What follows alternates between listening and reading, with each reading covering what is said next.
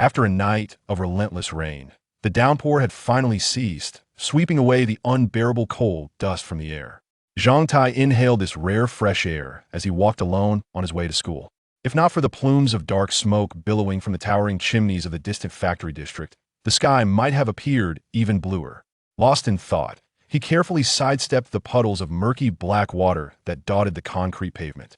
The proximity to the factory district left the water tainted with a coal-like odor. This city, while providing a semblance of security, also encased its inhabitants in limitations and a sense of congestion. Zhang Tai gazed into the distance, where the large chimneys jutted out against the washed blue sky, creating a stark contrast. His teacher had described those chimneys as symbols of human civilization, pillars that ensured the survival and proliferation of humanity. Yet, as he looked at the towering structures, he found himself unable to think deeply, for he was not feeling well. Last night marked the third time this week that he had faced a predicament. Due to the rain, his two remaining pairs of underwear were still wet, and with the commodity shortages of this era, he was left with only 4 pairs to his name, 2 old ones repurposed from his father's worn-out undershirts, and 2 others saved by his older brother. This morning, he had reluctantly donned a half-damp, half-dry pair to attend school. Worn and stiff, the coarse fabric of his underwear felt unbearably uncomfortable against his skin, and a cold draft sent a shiver through him, leaving his youthful body feeling lost and dejected. He had heard tales of time before the great cataclysm, when human society enjoyed extreme abundance. Underwear was sold by the dozen, not to mention various other commodities, including precious cigarettes, alcohol, meats, and eclectic goods readily available in shops and quaintly named supermarkets, overflowing with products. Back then, an ordinary man could exchange a day's labor for a considerable quantity of food, between 40 to 70 kilograms of rice or wheat, enough to sustain a single person for half a month or even a full month. Some claims suggested that humans had harnessed a mysterious energy called electricity to accomplish astonishing feats and created a myriad of powerful weapons, granting them dominion over the planet, a hubris that marked the last blissful years of humanity.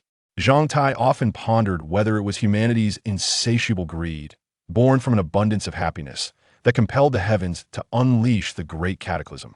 With the arrival of the God-Star, the divine powers out of sheer caprice had knocked humanity from its peak, plunging it back into the Stone Age and stripping it of countless marvels labeled as technology. Electricity, nuclear energy, explosives, and a multitude of miraculous weapons. According to the most widely accepted accounts, it was the mysterious particles within the rays from the God-Star that triggered a reversal of all material existence on this planet at the most microscopic level. The world, once akin to a pot of boiling water, was suddenly transformed, perhaps by a vengeful deity who, out of boredom, sprinkled in salt or chili powder, forever altering its essence. Perhaps the only stroke of luck amidst the calamity was that, while everything and every rule had changed after the cataclysm, iron remained as unyielding as ever, still capable of forging swords, armors, and equipping humanity's armies. The black coal continued to burn, providing light, heat, and energy. The combination of these two elements gave rise to everything vital for survival in this age: swords, armors, thermal energy, and steam engines. The journey from his home to school took over 40 minutes, passing through the impoverished districts of the western part of Black Flame City and the barren fringes of its industrial zones before arriving at his school. The city was named after the nearby Black Flame mountain range, which, according to legends, had been one of the longest mountain ranges on the continent of Quan before the Great Cataclysm. Back in that era, humans had crafted machines capable of soaring through the skies faster than sound. Nevertheless, traversing the entire length of the Black Flame mountain range still required several months of travel. Black Flame City, in reality, was located near only a minor southern spur of the mountain range. Yet even this small chain stretched over 20,000 kilometers of distance few from this era would ever comprehend in a lifetime. In the time of the Great Cataclysm, the tumultuous geological upheaval had ripped the vast continent of Quan into fragmented pieces, disappearing under the waves. Today, the remaining inhabitants could scarcely envision the grandeur of the Black Flame Mountains or the majesty of the continent. Despite that, the world remained staggeringly vast for everyone. Even now, on the school maps, the regions over 800 kilometers west and north of Black Flame City remained uncharted, shrouded in a mysterious black void. No one knew what lay beyond. The area surrounding Black Flame City and the southern portion of the Black Flame Mountains occupies over 400 million square kilometers, inhabited by more than 9 billion people from various nations, city-states, and familial factions. This patch of land was but a slender strip on the overall map of the continent, bordered by imposing mountain ranges to the north and west, with the boundless ocean to the south and east. There, amidst the relative density of human population, was known as the Black Sun Corridor. Nearly a century had passed since the catastrophic events unfolded before humanity began to comprehend what had transpired. Following the Great Cataclysm, the surviving remnants of mankind gradually regained their vitality. Yet, as they resumed their footing, they were met with shocking revelations. They were no longer the sole rulers of this planet. The bizarre magical beasts and fearsome underground races that emerged post-cataclysm regarded humanity as a delectable delight and slaves to be wielded, rendering the world more perilous than ever. Human survival now faced unprecedented trials. This year marked the 889th year of the Iron Age since the Great Cataclysm. Survivors had multiplied and re-established their foothold on the continent of Quan. Fueled by the whirring of countless steam engines and the clang of ironwork, they reignited their ambitions to conquer the world and explore the entirety of the planet. Proof of this resurgence was seen in the relatively young establishment of Black Flame City, which had only been built in the past 40 years. Among the abundant nations and city-states in the southern Black Flame Mountain region, Black Flame City was a product of merchants and industrialists, a burgeoning industrial town that held a seat in the Andaman Confederation's council. Much like many emerging cities of the era derived from some type of resource, Black Flame City was founded atop extensive deposits of coal and minerals. The city's population of over 3 million heavily relied on the rich underground resources in its vicinity, governed by the Black Flame Coal and Steel Federation. Daily, steam-powered locomotives continuously transported coal, steel, weapons, armor, and various devices to and from the estate. Beneath the stoutest chimney rested the factory, where Zhang Tie's father worked a steel mill that operated around the clock. Since the day Zhang Tai was born, the factory's chimney had never ceased to belch forth thick black smoke. In this age, humanity's resolute determination to rise again was reflected in that unwavering plume. As usual, upon arriving at school, Zhang Tai found the school's military representative and discipline director, Captain Colin, standing at the gate like a sentry, glaring at each student entering the 7th National School of Black Flame City with his single copper-ringed eye. A formidable iron rod, reminiscent of a frighteningly robust toothpick, rattled in his broad palm, while each student dared not meet his partially scarred visage, hurrying past with heads bowed low. "Stop!" Captain Colin's thunderous bark suddenly halted the footsteps of a hapless student ahead of Zhang Tai. Upon hearing the captain's command, an air of anxiety swept through the crowd, and those relieved it wasn't their turn to be summoned quickly shuffled through the gates, silent prayers for the unlucky one escaping their lips. The unfortunate student turned pale, trembling as he stuttered, "See, Captain Colin."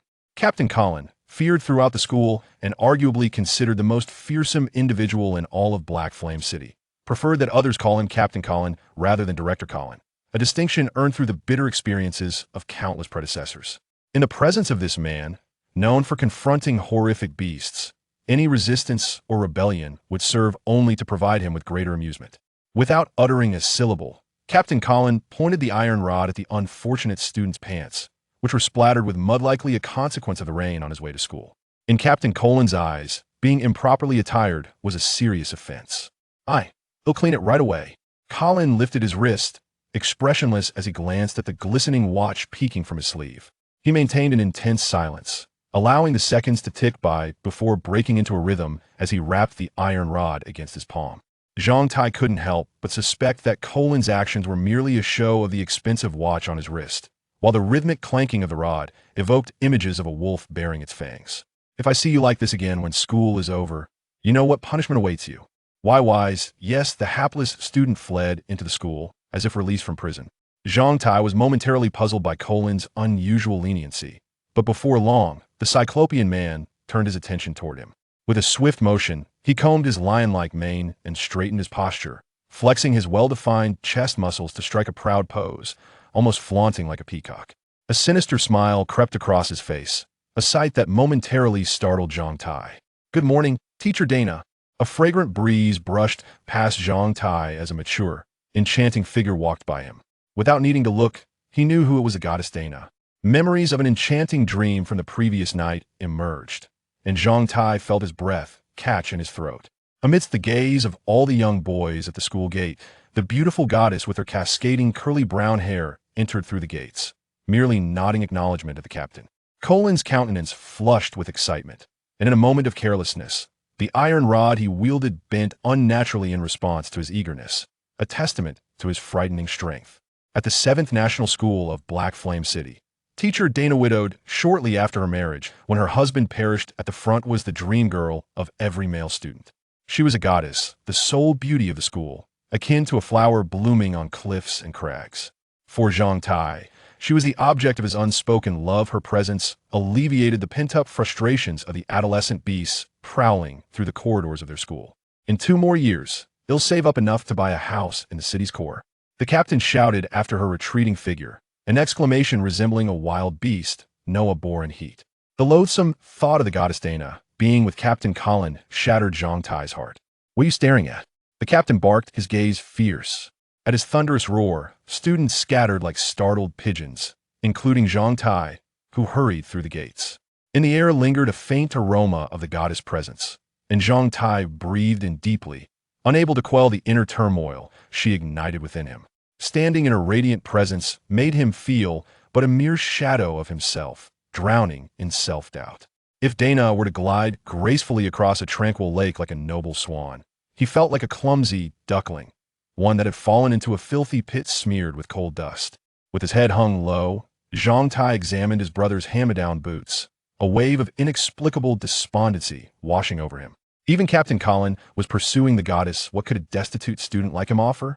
How many years until he could save enough to buy a house in a fortified city with impressive walls? 30 years? 40? The mere thought plunged him into despair. Yet the intoxicating, mature fragrance wafting through the air stirred a restless yearning within him. As he entered the school, eye-catching stone inscriptions greeted him, bold letters proclaiming, "Welcome to the Iron Age." Chapter 2. The National Male School. The 7th National School of Black Flame City is a quintessential boys' institution. As the name suggests, there are no girls within its walls. For the curriculum for boys and girls diverges significantly. It is said that to conserve resources and enhance educational efficacy, after 5 years of coeducational primary education, students are segregated by gender. In this male academy, all courses serve a singular purpose: survival. The aim is to equip every young individual entering the school with the means to amass the capital necessary for existence in this era swiftly and efficiently. Graduates of this institution do not possess conventional diplomas. The ability to endure in the world post-graduation is the ultimate testament to their education. Thus, every course offered and every lesson taught is intricately tied to the fundamental question of survival. While it is rumored that female schools present a more nurturing education, encompassing music, literature, culinary arts, fine arts, and dance, such subjects are foreign to the male institution. Here, apart from the essential subjects of language, law, and mathematics, each course imparts a skill vital for survival in this age, whether it be nurturing a seed into sustenance, utilizing available resources to craft basic survival tools, erecting rudimentary shelters, identifying and evading the dangers of the wild, concocting basic remedies from local flora, managing common ailments, wielding weapons for combat, or enhancing one's physical prowess. Upon the completion of the mandatory 8 years of education, the vast majority of students, over 99% of ordinary individuals, leave the school and step into society. If one applies oneself diligently, with minimal additional training, one can assume various roles: as a farmer, wielding a hoe, as a factory worker, or as a soldier in the army, more accurately, as cannon fodder or sustenance for the alien forces.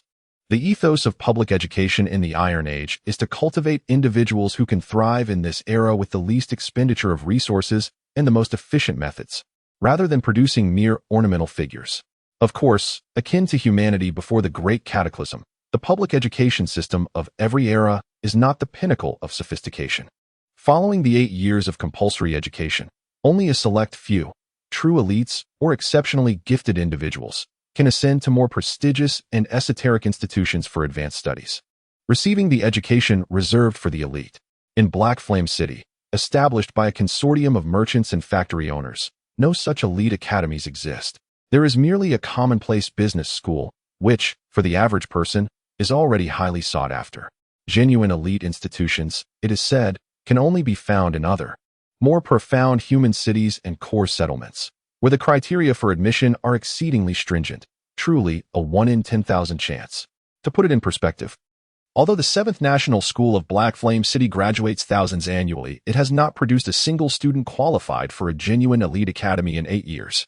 8 years ago, a prodigious student named Li Shizhen was selected by the Continental Alchemist Guild and whisked away upon graduation, becoming the pride of the school. His photograph has adorned the exhibition hall for 8 years, and during every school assembly, the principal tirelessly recounts his tale, much to the audience's chagrin. Alongside his portrait are 2 others, legendary figures who emerged from this very institution. In this era, higher education is unequivocally elite education. The vast enrollment figures of millions in higher learning institutions prior to the cataclysm now seem mythological.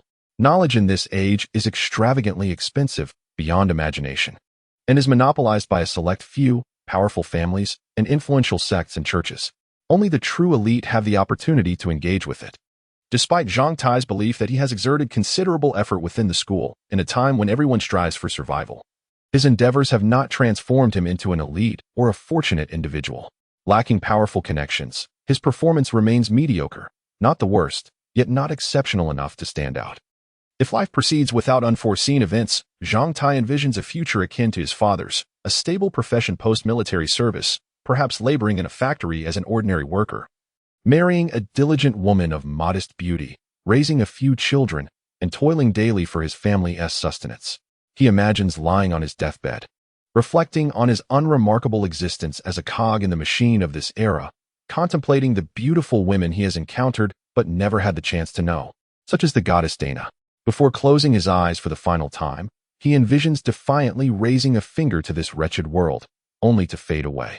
This thought sends a shiver down Zhang Tai's spine as he enters the classroom, a stark reminder of his resolve. His life must be long enough, with ample gold coins, and filled with encounters with beautiful women.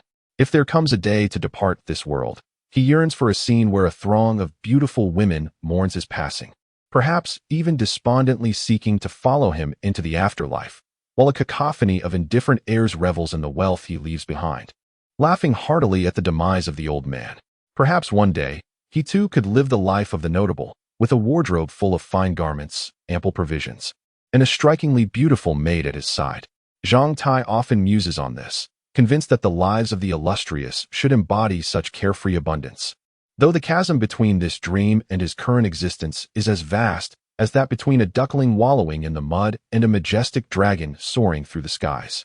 With roughly 10 minutes remaining before class begins, Zhang Tai approaches the workshop room, only to find several classmates positioned by the window, their heads craned outside while their hands engage in rather inappropriate activities.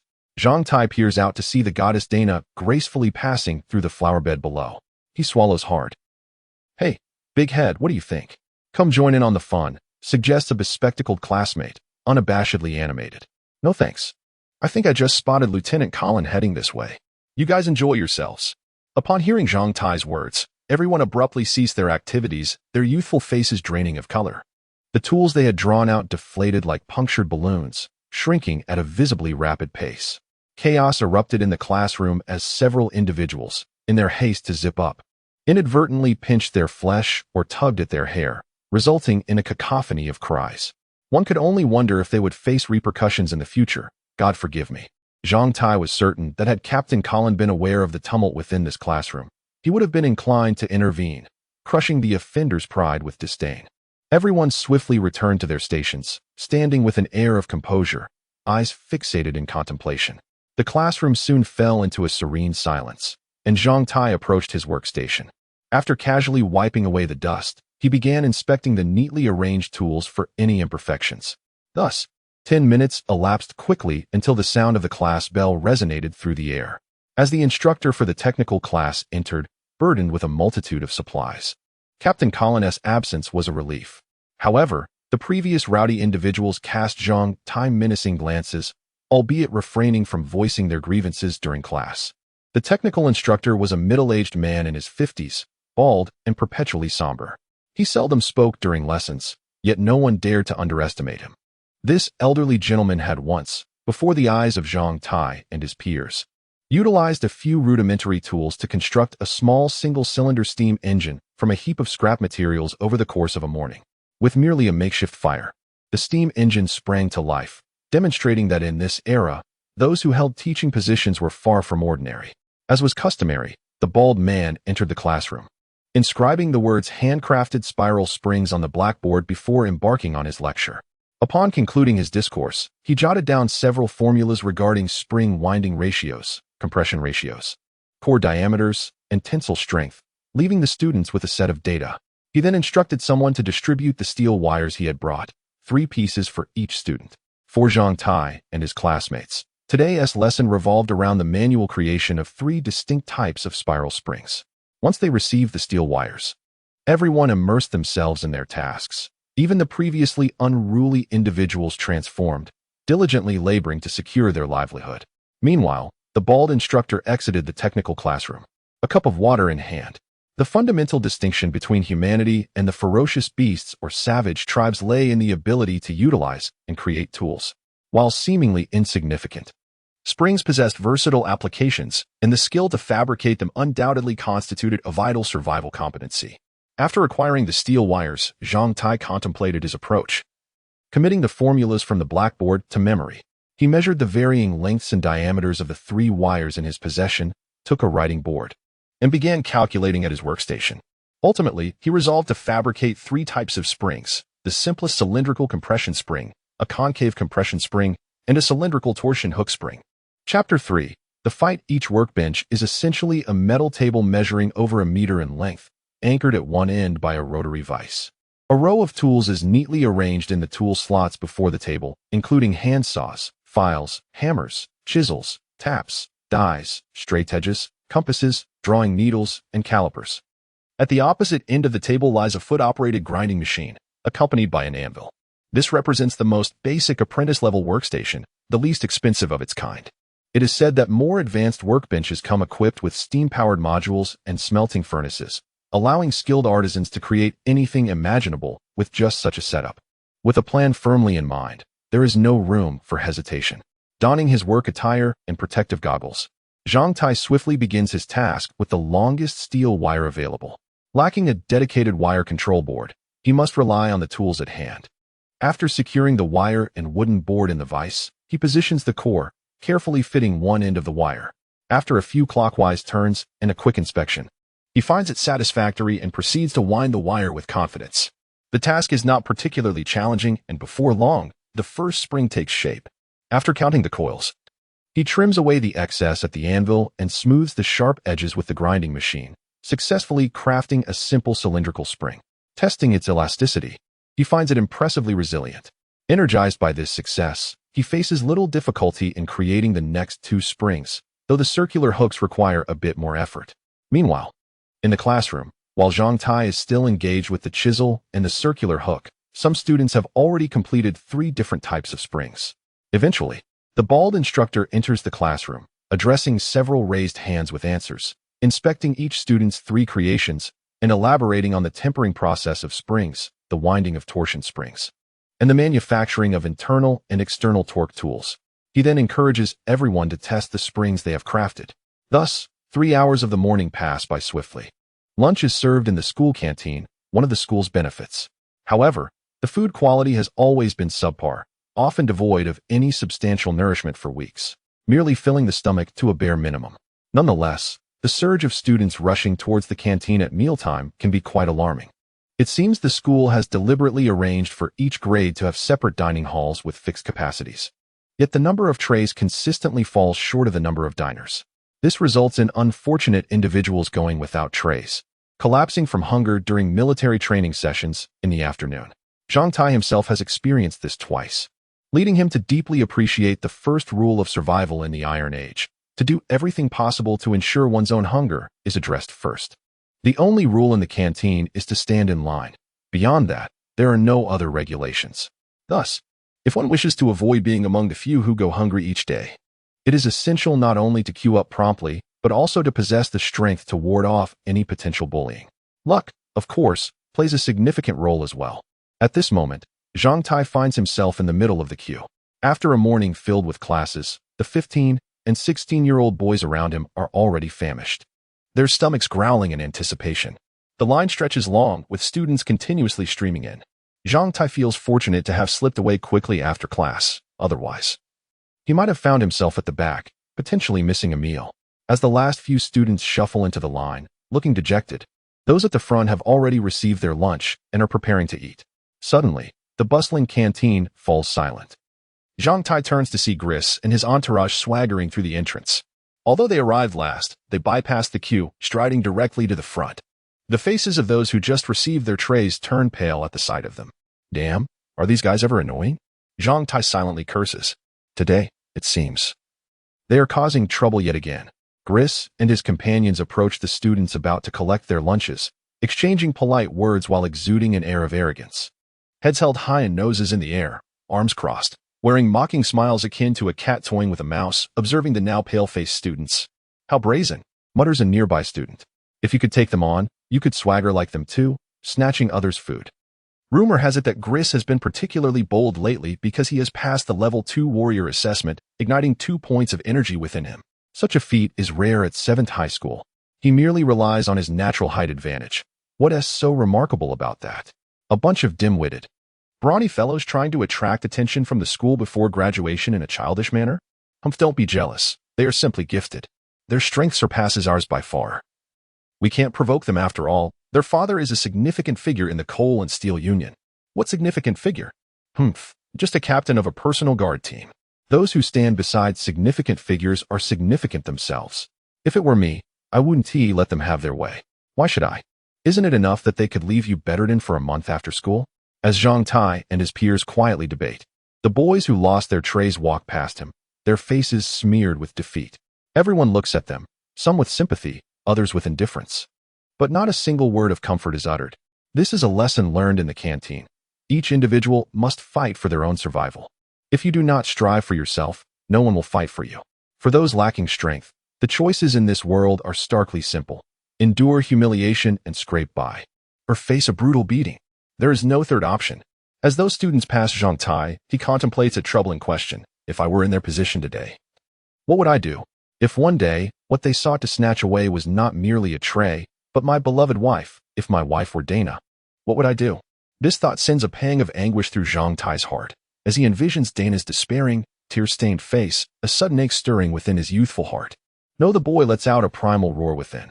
On the second floor of the canteen, the faculty dining area, a few pairs of eyes observe the unfolding scene below through the thick glass partition. Level 2 warriors are indeed a formidable presence for these young students. Gris alone could effortlessly handle more than 10 of them. At this age, Gris's physique and strength provide him with an overwhelming advantage. The small group of Gris consists of merely 4 individuals, while the queue below comprises at least several hundred. The school's earnest teachings have only been partially grasped by these young ones. They have learned to compete and strive for their own survival. Yet they have yet to comprehend the equally vital half concerning unity and cooperation. This delineates the distinction between humans and beasts. Even the weakest can triumph over formidable beasts when united. Perhaps, in due course, they will come to understand this truth. Though I suspect that realization may be elusive for some time. We shall wait and see if anyone below awakens first. Behind the glass partition, the cacophony of clinking cutlery and the sounds of food being chewed gradually rendered the voices indistinct, ultimately fading away. Zhang Tai consumed his modest lunch in a state devoid of flavor, then dutifully queued to wash his tray and utensils at the water station before returning them to the cafeteria. A sense of emptiness lingered within him, as the image of teacher Diana's despairing, tear-streaked face incessantly resurfaced in his mind. With his head bowed, he traversed the path, preoccupied with his own thoughts. When he inadvertently glanced down at his severely worn, patched leather shoes, his spirits plummeted further. Eventually, as he passed through the small grove adjacent to the school, Zhang Tai found himself encircled by several individuals. Were you quite pleased with yourself this morning? Before he could fully grasp the situation, a fist landed forcefully on his abdomen, nearly causing him to regurgitate his recently consumed lunch.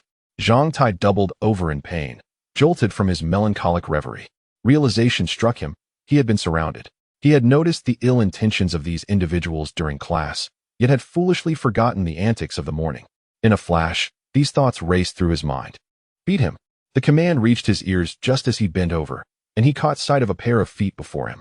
Without a moment's hesitation, he summoned his strength and grasped those feet, heaving with all his might. Amidst a gasp of surprise, he toppled the owner of the feet to the ground. Seizing the opportunity while the individual remained disoriented, he delivered a punch to their nose, sending them sprawling backward, before pouncing upon them in swift succession. Chapter 4. Scramble within the small grove of the school. Zhang Tai grappled with the individual on the ground for a brief moment. Just as he managed to secure a position atop the man and delivered a couple of punches, an immense force suddenly struck him from behind, sending Zhang Tai flying off the person he had been assaulting. Reacting instinctively, Zhang Tai rolled forward and adeptly sprung back to his feet. However, before he could fully regain his balance, two individuals lunged at him from either side. Zhang Tai aimed a kick at the one on his right, but the man deftly evaded the blow by turning his body and raising his leg, absorbing Zhang Tai's kick on his thigh, wincing in pain. At the same time, he seized Zhang Tai's right hand, while Zhang Tai's left hand was caught as well when he attempted to strike back. Just as he was about to struggle, a heavy kick landed squarely on his abdomen, instantly robbing Zhang Tai of his combat efficacy. The entire altercation concluded in under 30 seconds. In a situation where both sides possessed comparable strength, the outcome of a 1-against-6 confrontation, with one side entirely unprepared and the other lying in wait for a surprise attack, was predictable. Moreover, Zhang Tai, with his yellow skin and black hair, was markedly smaller than his assailants. At 15, he stood at 1.75 meters tall, while the shortest of his attackers was nearly the same height, and the tallest towered at over 1.8 meters, weighing approximately 1.5 times Zhang Tai and Apos' weight. This disparity was a product of their differing ancestries. Doubling over in a retch, Zhang Tai felt his arms seized and pulled upward by his aggressors, who were now surrounding him, each inhaling sharply and rubbing their bruised spots from Zhang Tai and Apos' earlier blows. The man Zhang Tai had just pummeled managed to rise, tasting blood in his mouth. Upon feeling the warm liquid, he quickly discovered his nose was bleeding and, consumed by rage, he took 2 large strides forward and landed a punch squarely on Zhang Tai and Apos' nose. Zhang Tai felt stars explode in his vision, his nose throbbing painfully as a salty liquid surged down his throat, inducing a fit of coughing. Damn it, Zhang Tai cursed inwardly. The debt was being collected far too swiftly. After the initial blow to his nose, a flurry of fists and feet mercilessly rained down upon Zhang Tai, delivering over 10 strikes in a matter of moments. Had he not been held up by his captors, Zhang Tai would have surely collapsed to the ground. Even in his current state, he could only gasp for breath, feeling as though he were a fish flung into the sand, suffocating under the weight of his attackers. Unable to even twitch a finger, one of the men attempted to land another blow on Zhang Tai and Apos' nose, but was suddenly halted by a firm grip on his arm. Enough, Doug. If you hit him again, you'll shatter his nasal bone and ruin his face. Things will get complicated. Another voice interjected. Yes. We agreed to just teach this kid a lesson today, each of us landing a few punches. We certainly don't want to kill him. Damn it. I pulled some hair too quickly while zipping up this morning, and it still hurts, remarked the individual restraining Zhang Tai and Apos' right arm. DeBeo. This guy doesn't and Apos' seemed formidable during practice, but if it were just the two of us, we might not have been able to subdue him, said the one who had greeted Zhang Tai earlier, a notorious lecher in their class, Bali, known for his ludicrous antics and a disgrace among the 7th grade male students, who had lost his virginity at 12 and boasted about it shamelessly. As Doug, with blood streaming from his nose, busied himself with makeshift bandaging, he raised his head in indignation, pointing to his injured nose. If it were you and Apos, do you understand my plight? Here we are, 6 against 1, and yet I'm the one suffering. Doug and Apos' voice was filled with discontent as he delivered a hefty blow to Zhang Tai and Apos' abdomen. The impact triggered a violent reaction from Zhang Tai and Apos' already tumultuous stomach, causing his recently consumed lunch to erupt forth like a fountain, splattering all over Doug.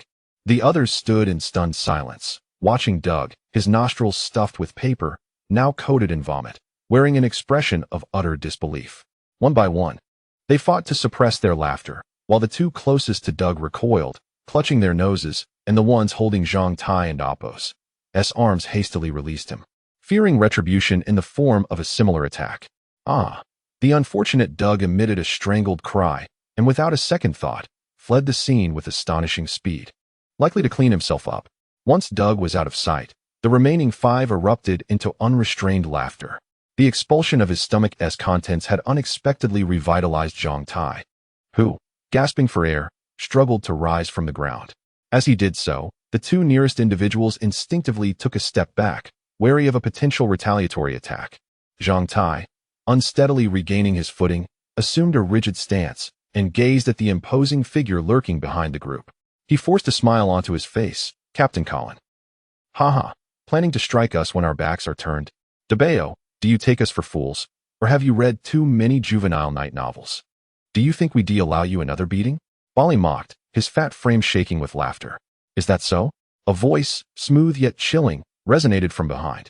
The moment it reached the five, they froze, their expressions shifting from arrogance to sheer terror, beads of sweat forming on their brows, their legs trembling uncontrollably. This instantaneous transformation left Zhang Tai in awe, marveling at how swiftly they could execute such a dramatic display. Hearing Captain Colin's voice, Zhang Tai maintained a facade of calmness, while his mind raced, calculating the unfolding scenario. From the depths of the grove emerged the most feared figure in Black Flame City. A one-eyed giant with arms crossed, exuding an air of superiority as he scrutinized the faces of the group. "CC Captain Colin." The five stammered, their tongues tripping over themselves. "What is going on here?" Captain Colin inquired, lifting his chin and directing his nostrils towards the group. We were just," Bali began, trembling as he attempted to respond, but was abruptly silenced by a harsh reprimand from Captain Colin. "Silence. Did I give you permission to speak?" Colin glared at them before turning to Zhang Tai, who appeared battered and bruised, and pointed a finger at him like a gavel. "Now, you tell me, what is happening here?" Upon hearing Captain Colin and Apos' inquiry directed at Zhang Tai, the countenance of the five individuals, including Bali, turned pale, nearly petrified by fear. Their eyes widened in terror as they gazed at Zhang Tai, their expressions rife with desperation and pleading. Should Zhang Tai divulge the sequence of events, Bali would wager his very integrity that Captain Colin, upon learning of his beloved goddess being so brazenly disrespected by a cadre of students, would render them incapable of ever disrespecting a woman again. In the unique educational framework of Haiyan City, it was permitted for several male students annually to suffer casualties without consequence. We are merely engaged in a wager, Zhang Tai decided inwardly. After all, if male students were not to engage in brawls, what merit would there be in their designation? He had certainly not shied away from physical confrontations over the years. Though he had endured some setbacks, they were not insurmountable. His father often imparted the wisdom that one should extend mercy whenever possible, albeit with a requisite cost. Wager? Captain Colin furrowed his brow slightly, observing the composed demeanor of Zhang Tai before redirecting his gaze towards the quintet of Bali. "You say you are wagering?" The five nodded vigorously, akin to famished chicks pecking for sustenance. "What are the terms of this wager?" Captain Colin scrutinized Zhang Tai, a look of skepticism on his face, as if to say he would not be easily deceived. "We have a bet. They conspired to beat me. Should they fail to compel me to concede, I, in turn, shall have the right to retaliate against them, claiming all the money they carry today as my prize. They have already lost, and I request Captain Colin as a witness." The five exchanged glances, some visibly relieved while others displayed expressions of discomfort, realizing that Zhang Tai was seizing this moment to reclaim his dignity. As he spoke, he tended to his own bleeding nose and approached them. Before Captain Colin and Apos' watchful eyes, he delivered a punch to one nose and a kick to another and Apos' abdomen, swiftly leaving them all bloodied and gasping for breath, yet none dared to retaliate. Once they regained their footing, Zhang Tai extended his hand before them, pinching his thumb and forefinger together in an unmistakable gesture. In that moment, as he demanded their monetary recompense after having bested them, Zhang Tai reveled in the sheer delight of such a life. Chapter 5. The Airplane Brotherhood under the vigilant gaze of Captain Colin. The five individuals had no choice but to extract their money one by one, blood flowing from their noses. The amounts ranged from a mere 5 copper coins to over 10. Zhang Tai, without hesitation, pocketed the coins. When it was the turn of the corpulent Bali, he trembled as he extracted 9 copper coins from his upper garment, placing them in Zhang Tai's palm, a grotesque and somewhat obsequious smile plastered on his face. "You've won." Zhang Tai regarded Bali in silence, yet the glint in his eyes hinted at brewing malice. He did not retract his outstretched hand. "Are you certain that this is all the money you possess? Remember, we agreed upon the total, everything, if you will." He emphasized the word total with conviction. After years of acquaintance, Zhang Tai was well aware that Bali, the rotund fellow, often flaunted wealth and frequently treated others to meals. It was implausible that he carried such a meager sum. Bali, caught in Zhang Tai and Apos' unwavering stare, felt the pressure as their gazes locked for several seconds, the tension palpable. Zhang Tai's confidence swelled, his posture straighter, and his mouth seemed poised to speak. The flesh on Bali's face quivered, his youthful acne losing its sheen. "Ah, I nearly forgot. I have a little more." As he spoke, Bali's hand delved into the left side of his garment, reluctantly producing 4 shimmering silver coins, which he closed his eyes to place in Zhang Tai's hand without a glance. Upon seeing the silver coins, Zhang Tai's mouth fell agape. This was a significant sum, 1 silver coin equating to 100 copper coins. Bali had indeed pilfered his father's money once more. While this fortune was substantial for Zhang Tai, Captain Colin regarded it with indifference.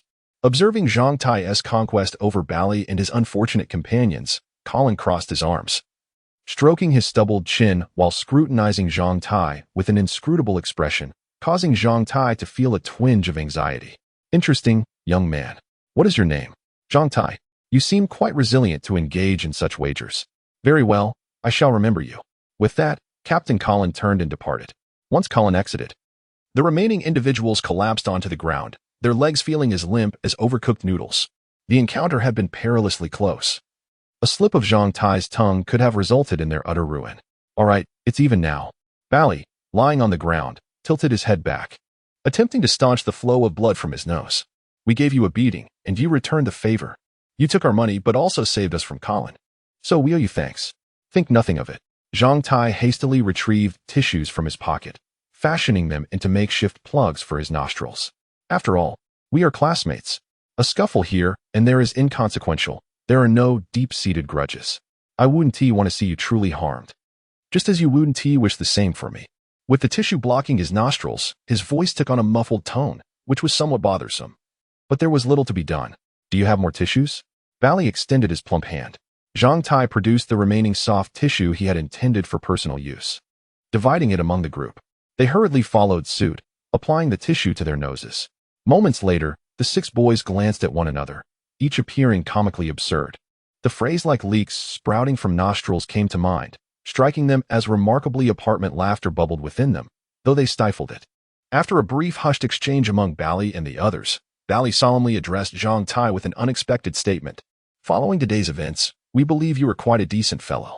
Therefore, we extend a formal invitation for you to join our organization. Please consider it." "Your organization?" Zhang Tai eyed Bali and his companion skeptically. This ragtag group, akin to himself, seemed hardly the stuff of organized camaraderie. Noticing Zhang Tai's doubtful gaze, Bali and his friends endeavored to present a formidable front.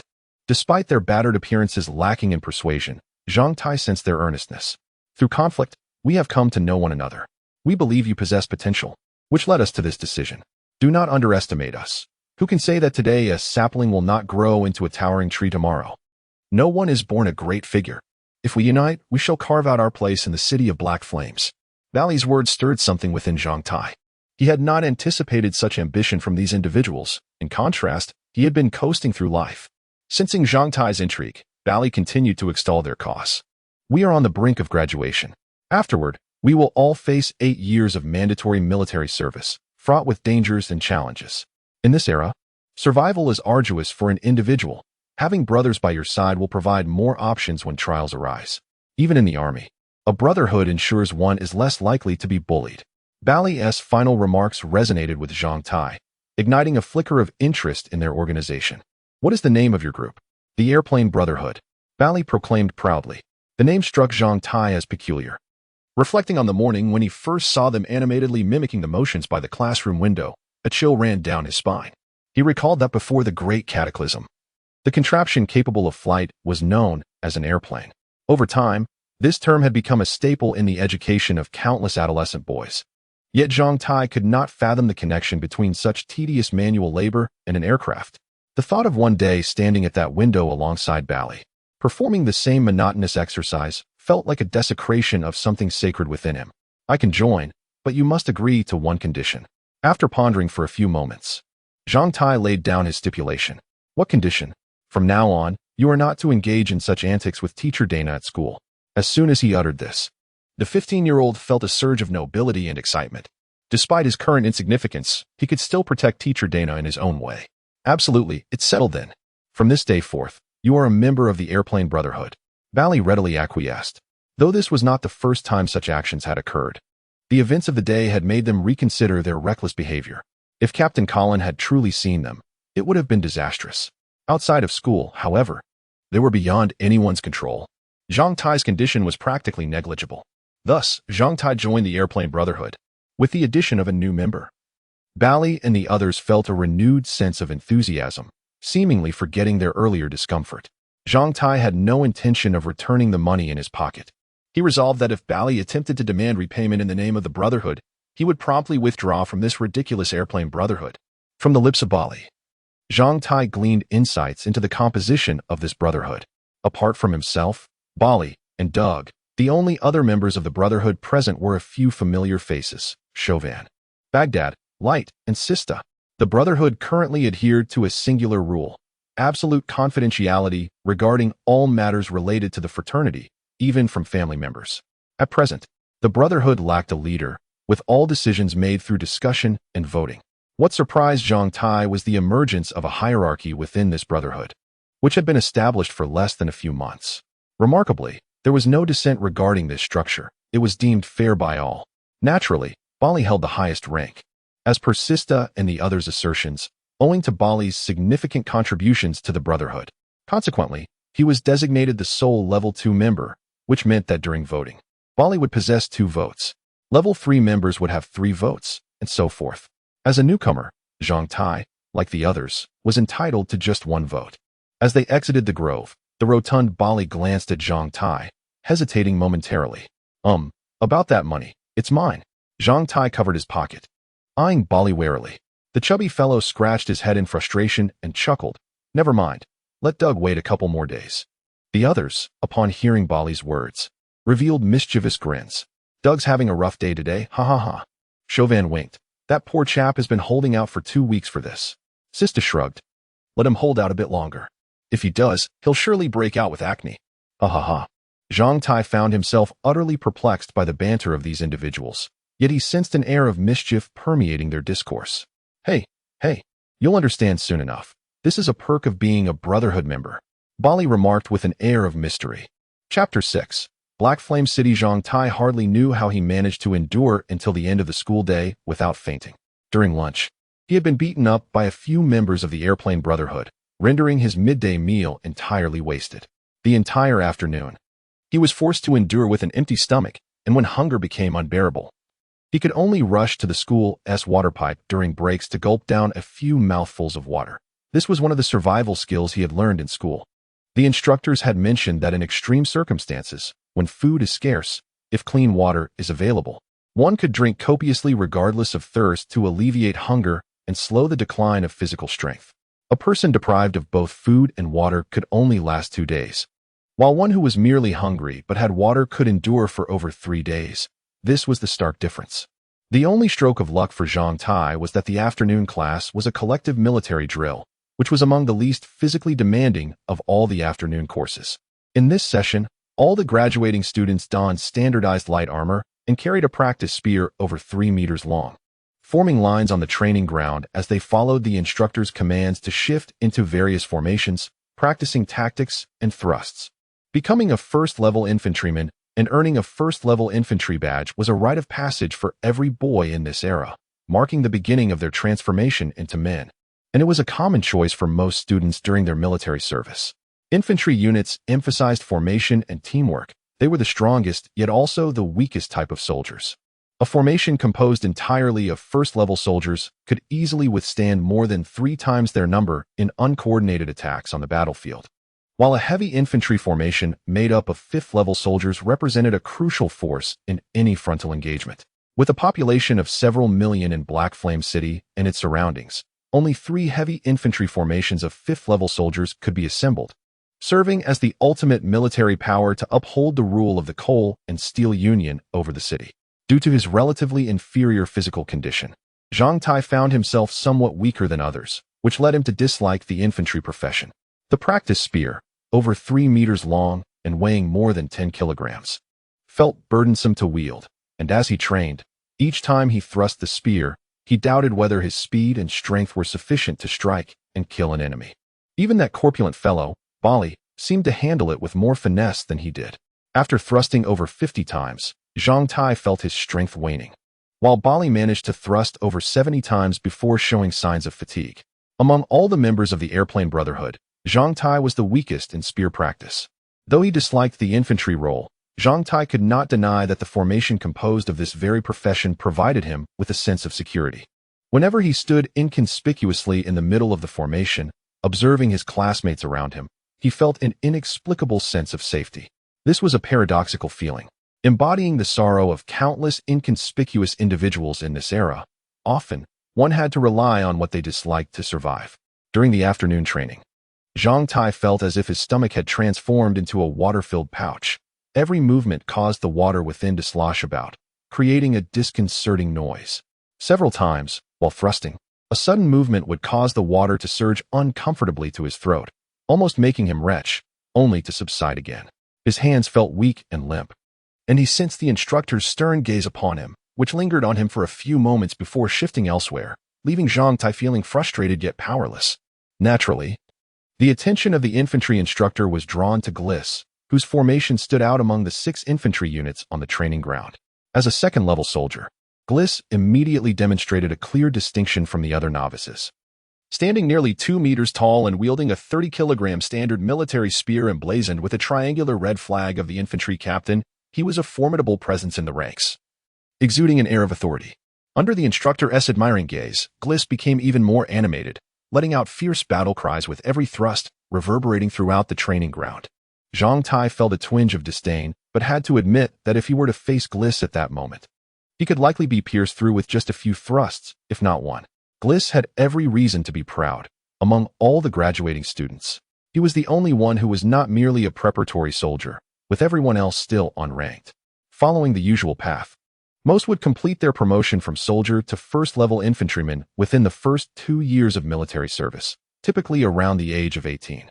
Over 8 years of service, more than 95% of ordinary individuals would retire at the ranks of 3rd to 4th level soldiers, with only a few reaching 5th level.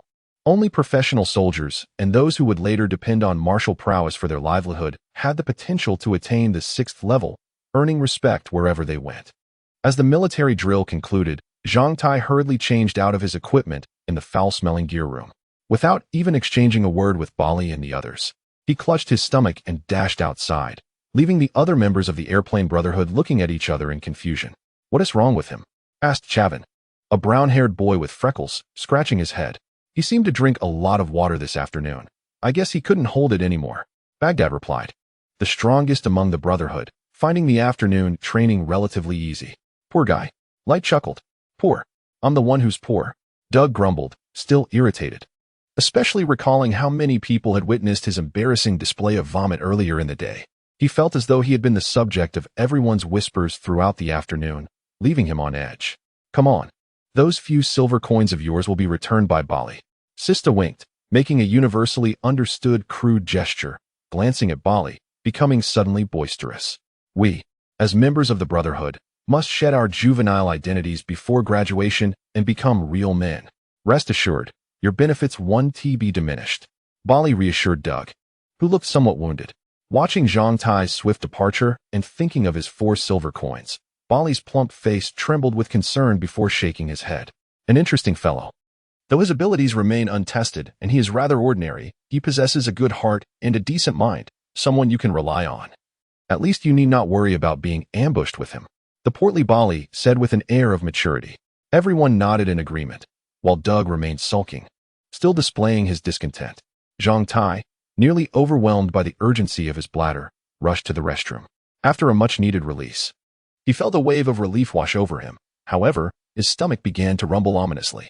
Exiting the lavatory, he hastily rinsed his hands under the water pipe and dashed towards the school gate, his pockets jingling with 4 silver coins and 34 copper ones. He realized that procuring something to eat was paramount, for he doubted his ability to endure the journey home without nourishment. Not far from the school, there was a bakery. Usually, Zhang Tai, who often found himself financially destitute, could only gaze longingly at the tantalizing pastries as he passed by. Today, however, feeling the reassuring weight of coins in his pocket, he finally summoned the courage to enter the establishment. After spending 10 copper coins on a humble piece of rye bread, he emerged, ravenously devouring his purchase. In that moment, he spotted Ms. Dana. Ms. Dana was as enchanting as ever, walking alongside Captain Colin and another male teacher, engaged in amiable conversation. Zhang Tai, with a large chunk of bread stuffed into his mouth, looked rather comical, his face contorted by the food. Upon seeing Ms. Dana, he froze, while Captain Colin and the other teacher seemed to ignore him, perhaps embarrassed to acknowledge a student in such a state. The trio passed by without a glance, and it wasn't until they had walked a considerable distance that Zhang Tai finally regained his composure. He quickly turned to catch a glimpse of his reflection in the elegant glass window of the bakery, one hand clutching a half-eaten piece of bread, the other chewing with an almost choking demeanor, mouth agape, head tilted awkwardly. His nose, still recovering from earlier exertion, bore remnants of tissue, while his eyes squinted into mere slits. The marks of a recent scuffle adorned his face, and crumbs of bread mixed with saliva lingered at the corners of his mouth, presenting an image that could only be described as foolish. Was this the visage that Ms. Dana had witnessed moments ago? The realization struck Zhang Tai with a wave of despair. It was no wonder she had not even spared him a glance, considering his pitiable appearance. He cast his gaze downward, where he noticed a pair of dilapidated old shoes grinning back at him in a grotesque manner. At 15, in the depths of his youthful despair, he felt utterly defeated, as though life held no further joy.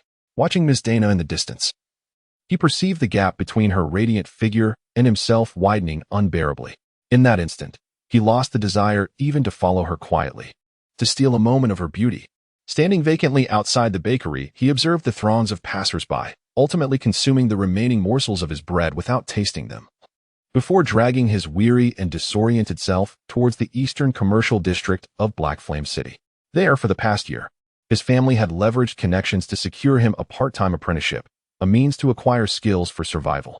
Each week, he was obligated to toil for 2 hours, a task he would need to fulfill before returning home. Chapter 7. The commercial district and grocery store as a city built by a commercial consortium like the Coal and Steel Federation. Haiyan City's commercial district naturally occupies the prime location far from the production areas and in a favorable wind position, the Upper East Side. The commercial district of Haiyan City thrives splendidly, with several commodity exchanges that intimidate the average person with their staggering trade volumes nestled within its vibrant streets. The city's abundant coal and steel production underpins its prosperity, with trains continuously ferrying these local specialties to the outside world from dawn till dusk, seemingly around the clock. Zhang Tai's small grocery store is situated somewhere within the bustling commercial district of Haiyan City. However, in stark contrast to the opulent facades of large trading companies, free trade entities, and exchanges, Zhang Tai's modest shop occupies a more obscure and commonplace location. Just under 300 meters away lies the Haiyan City train station, frequented by a diverse array of individuals. The store itself is adjacent to a flea market spontaneously formed by local residents and incoming pioneers, bustling with activity as people come and go. Yet, one can discern from their attire that the majority of these individuals are humble folk from the lower tiers of society. The reasons for their daily congregation here extend beyond mere physiological needs. They are also drawn by the age-old urban legends, tales of street vendors who, upon receiving an extraordinary item, suddenly ascended to fortune. Such myths sustain many ordinary individuals in this neighborhood year after year, and encourage waves of pioneers to embark resolutely into the unknown lands to the west and north of Haiyan City. Of course, should fortune and discernment favor one, it is indeed possible to unearth some treasures in this vibrant locale. Upon arriving at the grocery store, Zhang Tai found the corpulent owner, Tang Da, curled up in a lounge chair at the entrance, basking in the fading glow of the sunset. With half-closed eyes, he lazily observed the throngs of passers-by, only turning his head slightly to follow the fuller-figured or particularly attractive women who strolled by, his gaze lingering upon them for quite some time. As was customary, Zhang Tai's first task upon entering the store was to tidy up the premises, followed by organizing the merchandise on the counters. Afterward, he began to tally the accounts using an abacus. Having spent a year in this role, Zhang Tai considered his greatest achievement to be mastering the use of this peculiar mathematical tool, a skill not taught in school. He surmised that this ability would prove beneficial in his future endeavors. His father had long been contemplating securing a bookkeeping position at the coal exchange in Haiyan City, though that would have to wait until Zhang Tai completed his military service. For ordinary citizens, merely securing a job in the city after serving in the military was already a significant accomplishment, as long as it provided enough sustenance. Just as he finished the accounts, a customer entered the store. Tangda remained reclined in his chair, yet Zhang Tai promptly closed the account book and greeted the newcomer. "How may I assist you?" he inquired. The new customer, a man in his 40s clad in the work uniform of a dock worker from the Haiyan City train station, emanated a faint scent of coal dust. Judging by the time, it was likely that the factories had just closed for the day, and he had stopped by on his way home. "I would like to see some white crystals," the man replied, as he began to browse the assortment of crystal boxes behind the counter. The selection was varied, but most consisted of ordinary first-grade crystals, with a few second-grade ones. Among them, white crystals were the most abundant, available in both natural and artificial forms. For crystals of the same size and quality, double-terminated ones were priced higher than single-terminated ones, and natural crystals were significantly more expensive than their artificial counterparts. While the latter appeared more aesthetically pleasing, they lacked the efficacy of the former. It was said that before the Great Cataclysm, crystals primarily served as decorative items, with their potential benefits for human cultivation remaining largely unknown until now, a fact even street vendors are aware of today. In this era, crystals have become strategic materials and sources of confidence for humanity's survival. "Is this all you have?" The man's face reflected a hint of disappointment, suggesting that the common offerings did not meet his expectations. Zhang Tai was taken aback. Even these ordinary first-grade crystals were not inexpensive for an average person. "We have finer selections available, albeit at a higher price. Would you like to take a look?" A smile spread across the man's face as he patted his waist pouch. Zhang Tai, sensing the man's interest, donned a pair of white gloves and retrieved a more exquisite box from a drawer behind the counter, placing it carefully on the counter before opening it in front of the man. Inside lay 4 white crystals, 2 double-terminated and 2 single-terminated, radiantly translucent with minimal impurities. However, what captured attention was the faint, sandy silhouette within each crystal, distinctly resembling a pyramid. Upon closer inspection, the pyramid within the largest and most pristine double-terminated crystal shimmered with an unexplainable brilliance, a testament to nature's artistry and the universe's energetic convergence. The primary benefit of the white pyramid crystal was its ability to facilitate swift entry into a meditative state, calming the mind, and enabling the user to harness the pyramid's power for accelerated absorption of cosmic energy, thereby unlocking their potential and vitality. Indeed, the man's gaze became fixated on the pyramid-shadowed crystals, reminiscent of Zhang Tai's own reaction upon first encountering them. These third-grade white crystals represented the pinnacle of what this modest grocery store could offer, each priced over 2 gold coins, an amount sufficient to sustain an ordinary 3-person household for 2 months. Each crystal beneath the box bore a price tag. The man, seeing the price, hesitated and tentatively pointed to a single terminated crystal, asking Zhang Tai, "Could this be a bit cheaper?" 218 silver. "This price is already quite reasonable. Our store has a fixed pricing policy. If I may inquire, is this purchase intended as a gift?" "Yes, my son turns 16 tomorrow, and I wish to surprise him. He is a prodigy." As he spoke, the man's face, still dusted with coal grime, illuminated with warmth and pride, instantly reminding Zhang Tai of his own father. "Very well, I can offer it for 215 silver, and I will include a gift box and 2 taels of crystal sand." "This is the best price we can provide," Zhang Tai earnestly stated, recognizing this as the store's bottom line. The dock worker, likely having heard of the grocery store's reputation through friends, accepted the offer without hesitation, knowing the price was fair within Haiyan City. Upon hearing about the gift box and crystal sand, he readily agreed.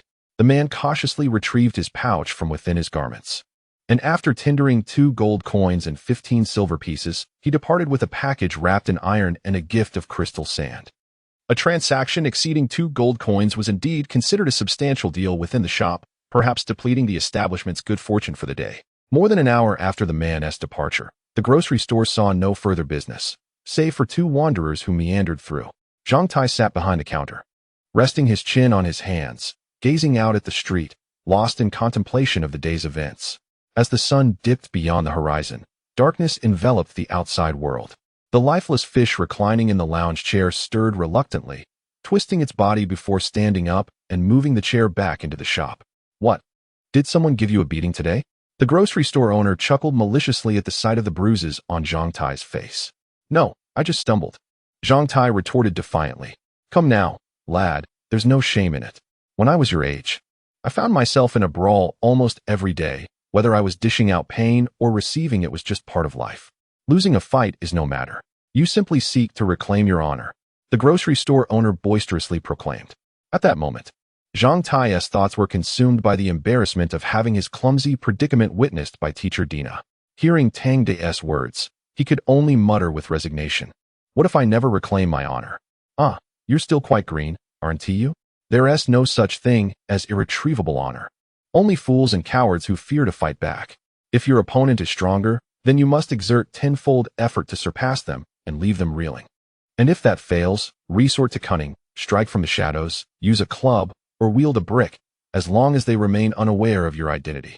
The grocery store owner spoke with a sly grin, gesturing animatedly. Zhang Tai, momentarily dumbfounded, appeared rather bewildered. Noticing his expression, the owner patted Zhang Tai's shoulder with vigor. You seem like a decent lad, so I'll impart some wisdom gleaned from decades of experience. When your fists fail you, use your wits. He pointed at Zhang Tai's head, proudly lifting his chin. Today's lesson is this: a soft tongue can break hard bones, and a wise mind surpasses any formidable weapon.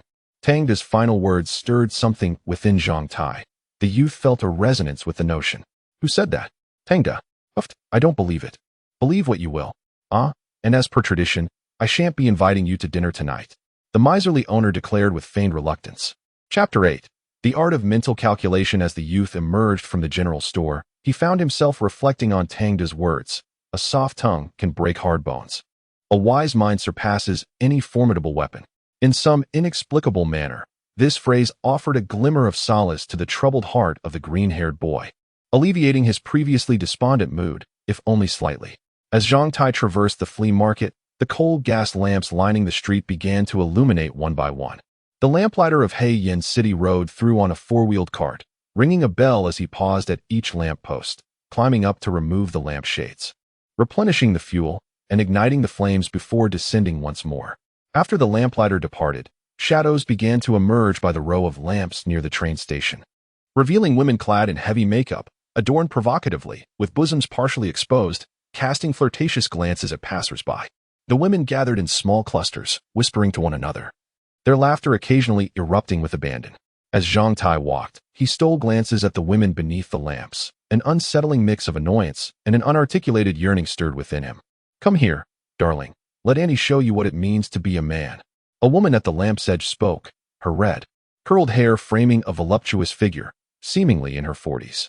With a slight lean forward, she allowed Zhang Tai a glimpse of her ample, fair cleavage, pressing her hands provocatively against her dress. A soft moan escaped her lips, and as she licked her finger before slowly sliding it into her mouth, Zhang Tai felt a surge of heat course through him, his body responding uncontrollably. Amidst the woman's raucous laughter, he fled in haste. The flea market beside the train station only truly came alive as night fell, a myriad of characters emerging from the shadows. It was not until he distanced himself nearly 100 meters from that frightening woman that Zhang Tai's racing heart began to settle, though a rebellious part of him remained unyielding. To stave off embarrassment, he feigned placing his hands in his pockets, pressing firmly against the unruly member concealed within.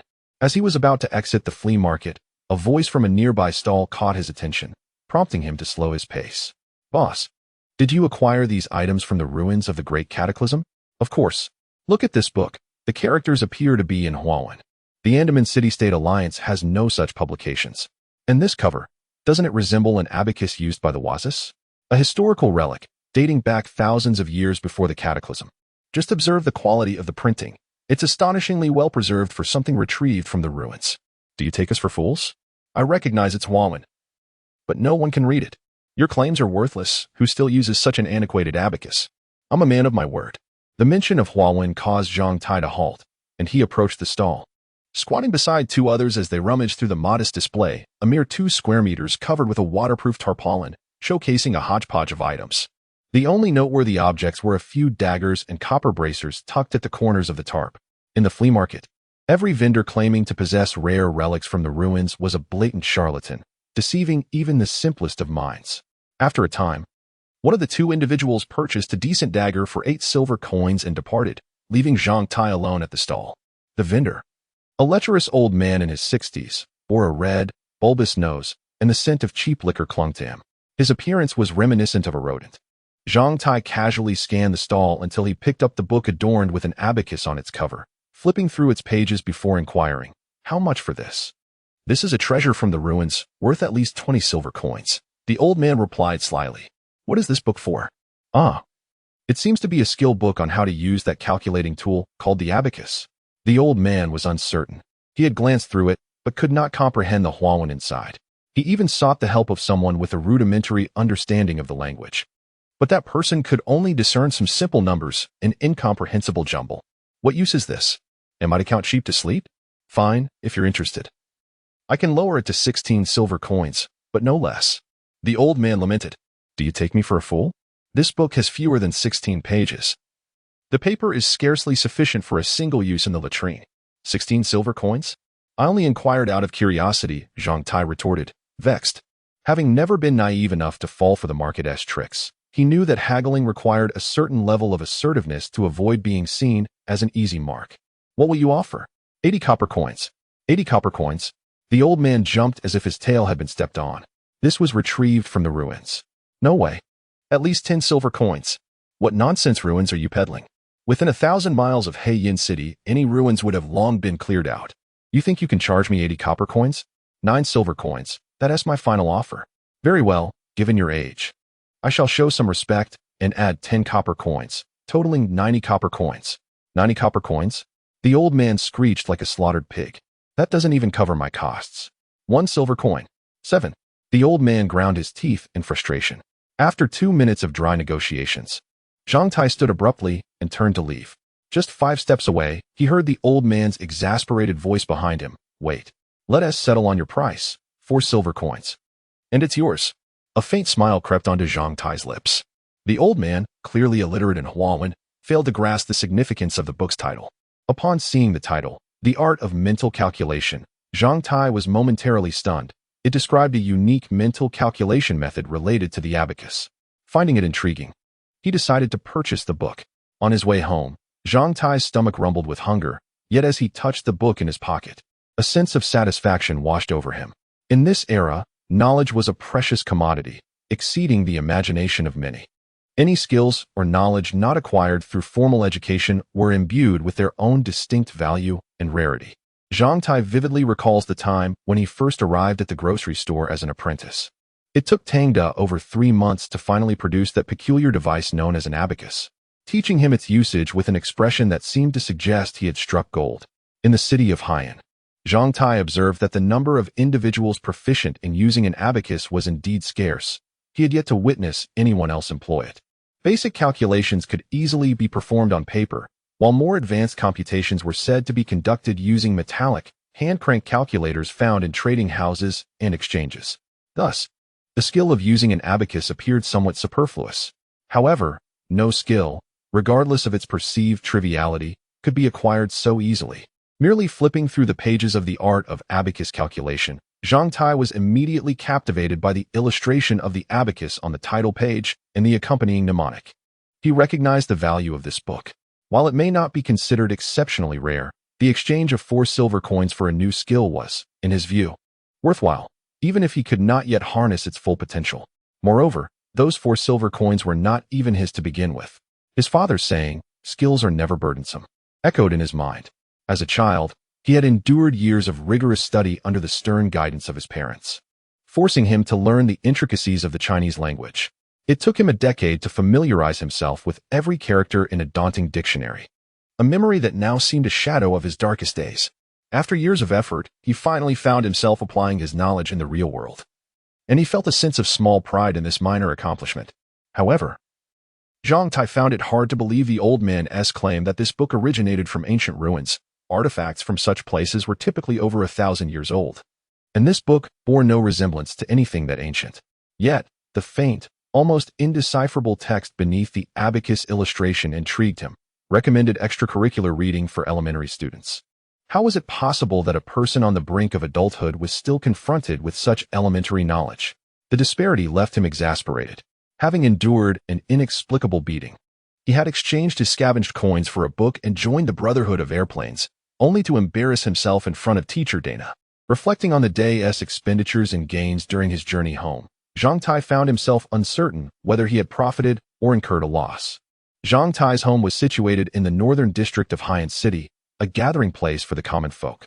If the upper east side of Haiyan served as the affluence garden, the northern district was a sanctuary for the diligent workers and modest citizens. Compared to the elegance of the upper east side, the streets of the northern district were unremarkable yet tidy, with decent public safety. The rows of sycamore trees lining the streets lent a touch of warmth to the neighborhood. After decades of hard work, his parents had managed to secure a modest two-story wooden house, occupying less than 100 square meters, complete with a small backyard. The ground floor housed a street-facing rice wine shop, where his father worked in a factory while his mother managed the business. The shop's performance was lukewarm, primarily supported by local residents and neighbors, yielding minimal profit to barely sustain the household. Upon returning home around 9 in the evening, Zhang Tai found his parents absent, likely at the church once more. The rice wine shop had closed, leaving dinner warming on the stove. Their evening meal was not lavish: a pot of mixed vegetables, a bowl of cured meat stewed with cloud beans, and a generous serving of white rice comprised the entirety of their dinner. The stewed meat contained chunks of pork, which Zhang Tai knew his parents had reserved for him, as they often claimed not to enjoy meat, selflessly saving it for his benefit. Consuming this meager dinner, Zhang Tai felt an inexplicable tightness in his throat, silently vowing that once he earned money, he would ensure his parents enjoyed sumptuous meals every day. After hastily finishing his meal and tidying up the kitchen, Zhang Tai trudged upstairs. Upon reaching the second floor, he noticed his brother's door was closed, yet rhythmic thumping and suppressed gasps could be heard from within. This was not the first occurrence. Zhang Tai was all too aware of what was transpiring. Treading lightly, he proceeded down the hallway. As he neared the end, he grasped a rope attached to the wall and gently pulled. A wooden plank at the end of the hallway slid down, revealing a staircase leading to the small attic above. Perhaps due to neglecting to oil the pulley for several days, the sound of the descending staircase was rather loud, creaking as it fell. As soon as the staircase dropped, the noises from his brother's room abruptly ceased for a few seconds, only to resume with even more fervor before Zhang Tai could ascend. He climbed the stairs, pulling the staircase back up behind him, restoring the wooden plank to its place. This quaint attic, with its triangular roof, was Zhang Tai's sanctuary. Given the limited space in their home and the rice wine shop occupying the ground floor, Zhang Tai had no choice but to reside in the attic. The small space, barely sufficient for a bed, a table, and a modest wardrobe, was cluttered with half of it filled with miscellaneous items. The furniture was secondhand, worn and peeling, remnants of his family's attempts to furnish their home without spending more than 2 silver coins. In a room less than 8 square meters, furnished with a few pieces of second-hand furniture, this was the entirety of 15-year-old Zhang Tai's existence in this world. Chapter 9. The attic cabin. The sole natural light source within the cabin emanated from a triangular window at the foot of a steel bed. Naturally, the windows in the attic were not particularly large. During the day, the illumination was somewhat sufficient, but as night fell, the cabin would become rather dim. Much like it was at that moment. Relying on the faint glimmer from outside and his familiarity with the cabin, Zhang Tai fumbled to ignite the oil lamp. To conserve fuel, he adjusted the flame to its minimal setting, resulting in merely a flickering light the size of a soybean dancing within the lampshade. Nonetheless, the cabin finally enjoyed a semblance of warmth and illumination. After lighting the lamp, Zhang Tai, still in his shoes, collapsed onto the bed, staring blankly at the pointed ceiling. In the dim light, he discerned what appeared to be a spider weaving a small web in one corner of the rafters. Observing the pitiful web, which seemed unlikely to ensnare any flying insects soon, along with the diligent spider, Zhang Tai was suddenly overwhelmed with a sense of shared plight. The sounds of the bed creaking from his brother's room downstairs grew clearer as Zhang Tai settled down, making it increasingly difficult for him to concentrate on his training. Bored, he lay in bed tossing and turning, his mind restless as if a cat were scratching away at his thoughts. Ultimately, he became so bored that he began to count the rhythmic creaks from below. Upon reaching over 700, the noises suddenly intensified, and then, moments later, everything fell silent. As the downstairs quieted, Zhang Tai exhaled a sigh of relief. Peace had finally returned. However, he soon discovered, to his dismay, that his right hand had unknowingly grasped his own unmanageable arousal, which at that moment felt particularly firm, an involuntary response that seemed to have engaged in a prolonged manual exertion. Had joining the airplane brotherhood somehow infected him with such a sordid inclination? Zhang Tai swiftly withdrew his hand, as if it had encountered a searing iron. taking a moment to catch his breath and calm himself. To others, this might not seem significant, but for Zhang Tai, it was different. His father had earnestly discussed this matter with him when he was 12, imparting the gravity of the situation. His father had explained that the physical constitution of the Hua people was inherently more diminutive compared to other races, lacking the physical advantages in strength, speed, and endurance, qualities that were crucial for warriors. In this era, such stark differences in physicality could often prove fatal, especially among low-tier warriors and those who had yet to become fighters. For Zhang Tai, his physique was considered well-developed among the Hua, but at school, he ranked only in the lower tiers in terms of height and strength. Within the Airplane Brotherhood, his stature barely matched that of his considerably larger peers, Barry and Shaven, whose physicality and strength clearly surpassed his own. The disparities in physical prowess between the Hua and other races were glaringly evident before one became a true warrior. Although higher-tier warriors could eventually transcend these innate limitations, in the early stages, such gaps were akin to insurmountable chasms. His father had sternly conveyed that in the city of Black Flame, as a member of the Hua, the key to bridging the physical gap with others and securing one's place in this era was to swiftly become a warrior and elevate one's rank. The higher the level, the less pronounced the disparity would be, paving the way for greater opportunities and survival potential. The crucial step to becoming a level 1 warrior and advancing in rank was to ignite the thought fire within the various luminous points in one's body, a rite of passage everyone must endure. In an age where strength reigned supreme, this was the essential measure of a person's worth. To ignite the thought fire within the luminous points, one's physical condition was paramount. The act of manual stimulation, once unleashed, inflicted invisible harm on a young man's body, depleting energy and vitality, thereby complicating the endeavor to ignite thought fire and weakening both body and spirit. This was an insidious form of chronic self-destruction. Thus, regardless of others, one must resolutely avoid such habits in the future. Among the Hua, there were clandestine legends warning that those who succumbed to such indulgences not only jeopardized their health, but also tarnished their fortunes, leading to misfortune in life. This was the final admonition from his father, which brought relief only when Zhang Tai solemnly vowed never to fall prey to such vices. Of course, his father had explained that incidents like the one from the previous night were merely natural phenomena resulting from youthful exuberance, inflicting minimal harm on the body. Reflecting on his father's counsel, Zhang Tai hastily retracted his hand, feeling a surge of relief. He had narrowly avoided a lapse in judgment. After a period of introspection, he rose from his bed and moved to the window, just in time to catch a glimpse of his brother departing their home with a woman. His brother had donned the uniform of the Black Flame City Guard, escorting the woman home, who appeared to be the daughter of the tailor from down the street. Sensing someone watching, Zhang Tai's brother turned back, smiling at Zhang Tai through the window and nodding slightly. Zhang Tai, feeling a mix of annoyance and camaraderie, responded by shaking his fist at his brother before watching the pair vanish into the dimly lit street. On the windowsill lay a small dish of crystal sand, within which rested an ordinary double-headed white crystal. The crystal was natural, its quality barely meeting the requirements for a low-tier 2-grade crystal. Placed in the sand, it would naturally accumulate energy, somewhat akin to a battery from before the Great Cataclysm, albeit more efficient. The 2-grade double-headed crystal paled in comparison to the 3-grade pyramid shadow crystal Zhang Tai had sold today, yet this was the most advanced cultivation material he currently possessed. Holding the crystal, Zhang Tai removed his shoes, disregarding the peculiar odor emanating from his feet, and assumed a meditative position on the bed. He placed one end of the double-headed crystal against his navel, closed his eyes, and began his cultivation. The process of cultivation was both simple and monotonous. He started by slowing his breath, elongating it, allowing his spirit and intention to descend with each inhalation, ultimately focusing on the luminous point at his navel.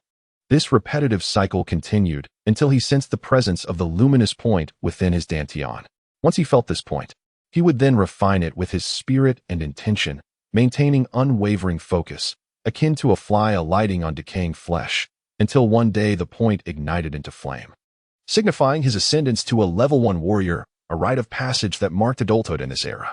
In this age, a man who could not even kindle the most fundamental thought fire within the luminous point was essentially equivalent to a cripple or a simpleton. This was the survival rule of the Black Iron Age. In Zhang Tai's perception, the luminous point located at the navel resembles gold concealed beneath a sandy surface. His state of tranquility is akin to a broom, sweeping away the sand to reveal the brilliance beneath. His intent serves as sandpaper, continuously rubbing and polishing this precious gold until, one day, it ignites like the friction of drilling would to create fire, marking a successful endeavor. The process of cultivation is a lesson imparted in school, commencing from elementary education, and it is a method of cultivation that can be learned without charge. According to the teachings of his instructors, the luminous point represents humanity's greatest secret, apart from the manifest luminous point at the navel, known as the Shingon. All other luminous points within the human body remain hidden and can only be sensed under specific conditions. To this day, no one can fully elucidate the total number of luminous points within the human body or their mysterious functions. The discovery and sensing of additional luminous points, as well as the acceleration of their cultivation, remain enigmatic questions that intrigue all, regardless of their background. The formidable sects, religious orders, temples, and legendary warriors are the custodians and beneficiaries of this secret. In Haiyan City, nearly 1/5 of the population may only ignite the luminous fire of their Shingon point once in their lifetime, perpetually revolving around this singular point. For an ordinary individual like Zhang Tai, entering a meditative state is a formidable challenge, achievable only through meticulous breath adjustment. After nearly half an hour, he finally perceives the Shingon luminous point at his navel. He begins to infuse his spirit and intention into this point, and in his awareness, his navel gradually warms. The Shingon point begins to manifest, and under the continuous refinement of his spirit and intent, it slowly brightens, transitioning from a faint glow to a radiant brilliance, ultimately becoming a minuscule existence that sparkles with a cerulean light. As the luminous point awakens, the crystal in his hand establishes a tenuous connection with it, transmitting an energy imperceptible in ordinary states. This energy gently flows into the luminous point, causing its blue radiance to solidify and brighten under the dual influence of his spirit and the crystal. The light emitted from the luminous point gradually illuminates the surrounding darkness. Akin to a solitary star in a pitch-black sky, though faint, it instills a sense of hope. Time is uncertain, but when Zhang Tai senses his spirit and intention beginning to deplete, rendering him incapable of continuing his polishing task, he awakens from his meditative state. Hours of daily practice yield little apparent progress. For him, tangible advancements only reveal themselves after weeks or months of accumulation. The most noticeable improvement is the color of the light emanating from the luminous point. Over the years, since commencing the cultivation of the Shingon point, Zhang Tai has journeyed through the spectrum from red to orange, yellow, green, and cyan, now reaching the cyan stage. Following this are blue and purple stages, with the ultimate goal of igniting the luminous fire. Based on experience, achieving the subsequent 2 stages will require at least another year and a half. This pace of cultivation is neither fast nor slow, aligning closely with that of the majority. Most individuals ignite the luminous fire of their Shingon point during their first year of military service after graduating from school, crossing one of life's most significant thresholds. Chapter 10. The perks of the airplane brotherhood. The week that followed unfolded with tranquility. Within the school, Zhang Tai gradually developed a deeper understanding of the other members of the airplane brotherhood. Whether it was a commitment to Zhang Tai or a genuine realization of the risks associated with inappropriate actions following the previous incident, the brotherhood refrained from any further misconduct. This brought a sense of relief to Zhang Tai. Although his strength remained feeble, he found great satisfaction in defending teacher Dana in this manner. At school, Gliss continued his brazen antics, regularly staging acts of bullying in the cafeteria. Yet, he had the credentials to back up his arrogance. During several assessments organized by the school the previous week, Gliss achieved remarkable scores, shattering long-standing records set by students throughout the school's history. His achievements left all the boys in despair, starkly illustrating the chasm between a secondary-level warrior and an ordinary novice. Regarding Gliss, Zhang Tai felt fortunate, as he had never been cut in line by him in the cafeteria. However, Gliss also instilled a profound pressure upon everyone, including Zhang Tai. Each day, Zhang Tai found himself pondering the question, what would he do if one day someone with a stronger fist sought to violate what he was determined to protect? Would he fight back, knowing he might not prevail, or simply stand by helplessly? This immense pressure fueled Zhang Tai's motivation, besides striving diligently in academics. He seized every opportunity at home to strengthen his abilities. For him, igniting the divine flame of the shrine even one day sooner in this era would grant him a measure of self-preservation. In truth, it was not only Zhang Tai All the boys in the graduating class of National 7th Middle School in Heian City began to exert themselves rigorously. This was their final semester at school, with the latter half entirely devoted to internships rather than traditional schooling. The surrounding mines, the city guards, and the farms beyond the city limits served as practical training grounds for all graduating students. While the city was relatively safe, internships in other areas could be life-threatening. Once outside the towering protective walls of Heian City, finding a safe haven became exceedingly difficult. Perilous mutated creatures and dark races lurking in the underground posed constant threats to life. Moreover, the infamous rumors of perverse individuals within the city defense forces who preyed upon inexperienced interns had circulated among students for many years. Without relentless effort, there is no life, was Captain Collins' motto, and it perfectly captured the essence of this era. Fire the weapon, exert force. Have you all skipped lunch? The instructor's shouts echoed across the training grounds in the afternoons. Even if you're wielding a glowing iron rod, the weapon must not slide forward when thrust. Lacking strength? You're weaker than women. Under the scorching sun, Zhang Tai practiced the monotonous, thrusting motions of the spear drenched in sweat. After 2 hours, the hollow steel weapon became heated, and blisters formed on his palms, bursting painfully. Gripping the sun-baked weapon felt akin to clutching a smoldering ember, each jab akin to a needle's prick. Yet, glancing at the stern expression of the instructor standing tall under the sun, Zhang Tai gritted his teeth, transforming his pain into a fierce battle cry, stepping forward, thrusting the weapon, tirelessly like a machine. In the eyes of all the students, far more motivating than the instructor was the daunting record of the most despised individual displayed on the pedestal behind him. This was a long-standing tradition. The strongest student from each graduating class had their statistics emblazoned in large red letters on the training ground for all to see. For some, it represented honor. For many others, it served as motivation, or more accurately, provocation. Gliss, 100-meter sprint, 10. 3 seconds. Bench press, 160 kilograms. Squat, 310 kilograms. Explosive punch force, right fist 510 kilograms. Left fist 340 kilograms.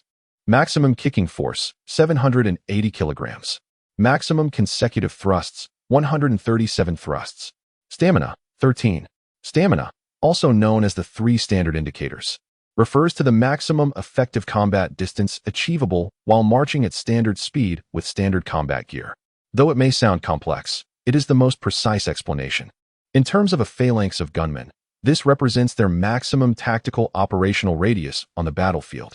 The maximum effective combat power refers to maintaining over half of one's maximum power after resting for 3 minutes post-march.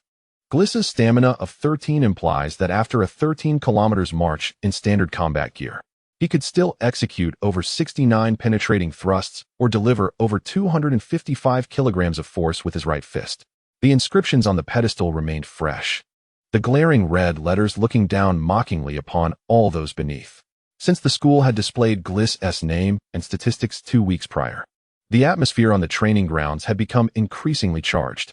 No one wished to falter in this moment. On the day Gliss's name appeared on the pedestal, the stern instructor addressed Zhang Tai and the others, stating, "On the battlefield, there are only the living and the dead. There are no good people or bad people." Zhang Tai understood this to mean that those who survived to return from battle were the good ones. After more than 2 hours of spear training, the final task was a 10 kilometers armed march. By the time they completed this last challenge, Zhang Tai's legs felt as soft as cotton. He found a patch of shade and collapsed, gasping for breath, unable to rise. All members of the Airplane Brotherhood were similarly exhausted, except for Doug and Baghdad. Baghdad was the strongest among them, ranking highly within the school. Just after the run, Gliss swaggered past Zhang Tai, flanked by his sycophants, disdainfully glancing at the majority of the now utterly fatigued group. Useless. Gliss's lips seemed to form that very word, and Zhang Tai could only grit his teeth in frustration.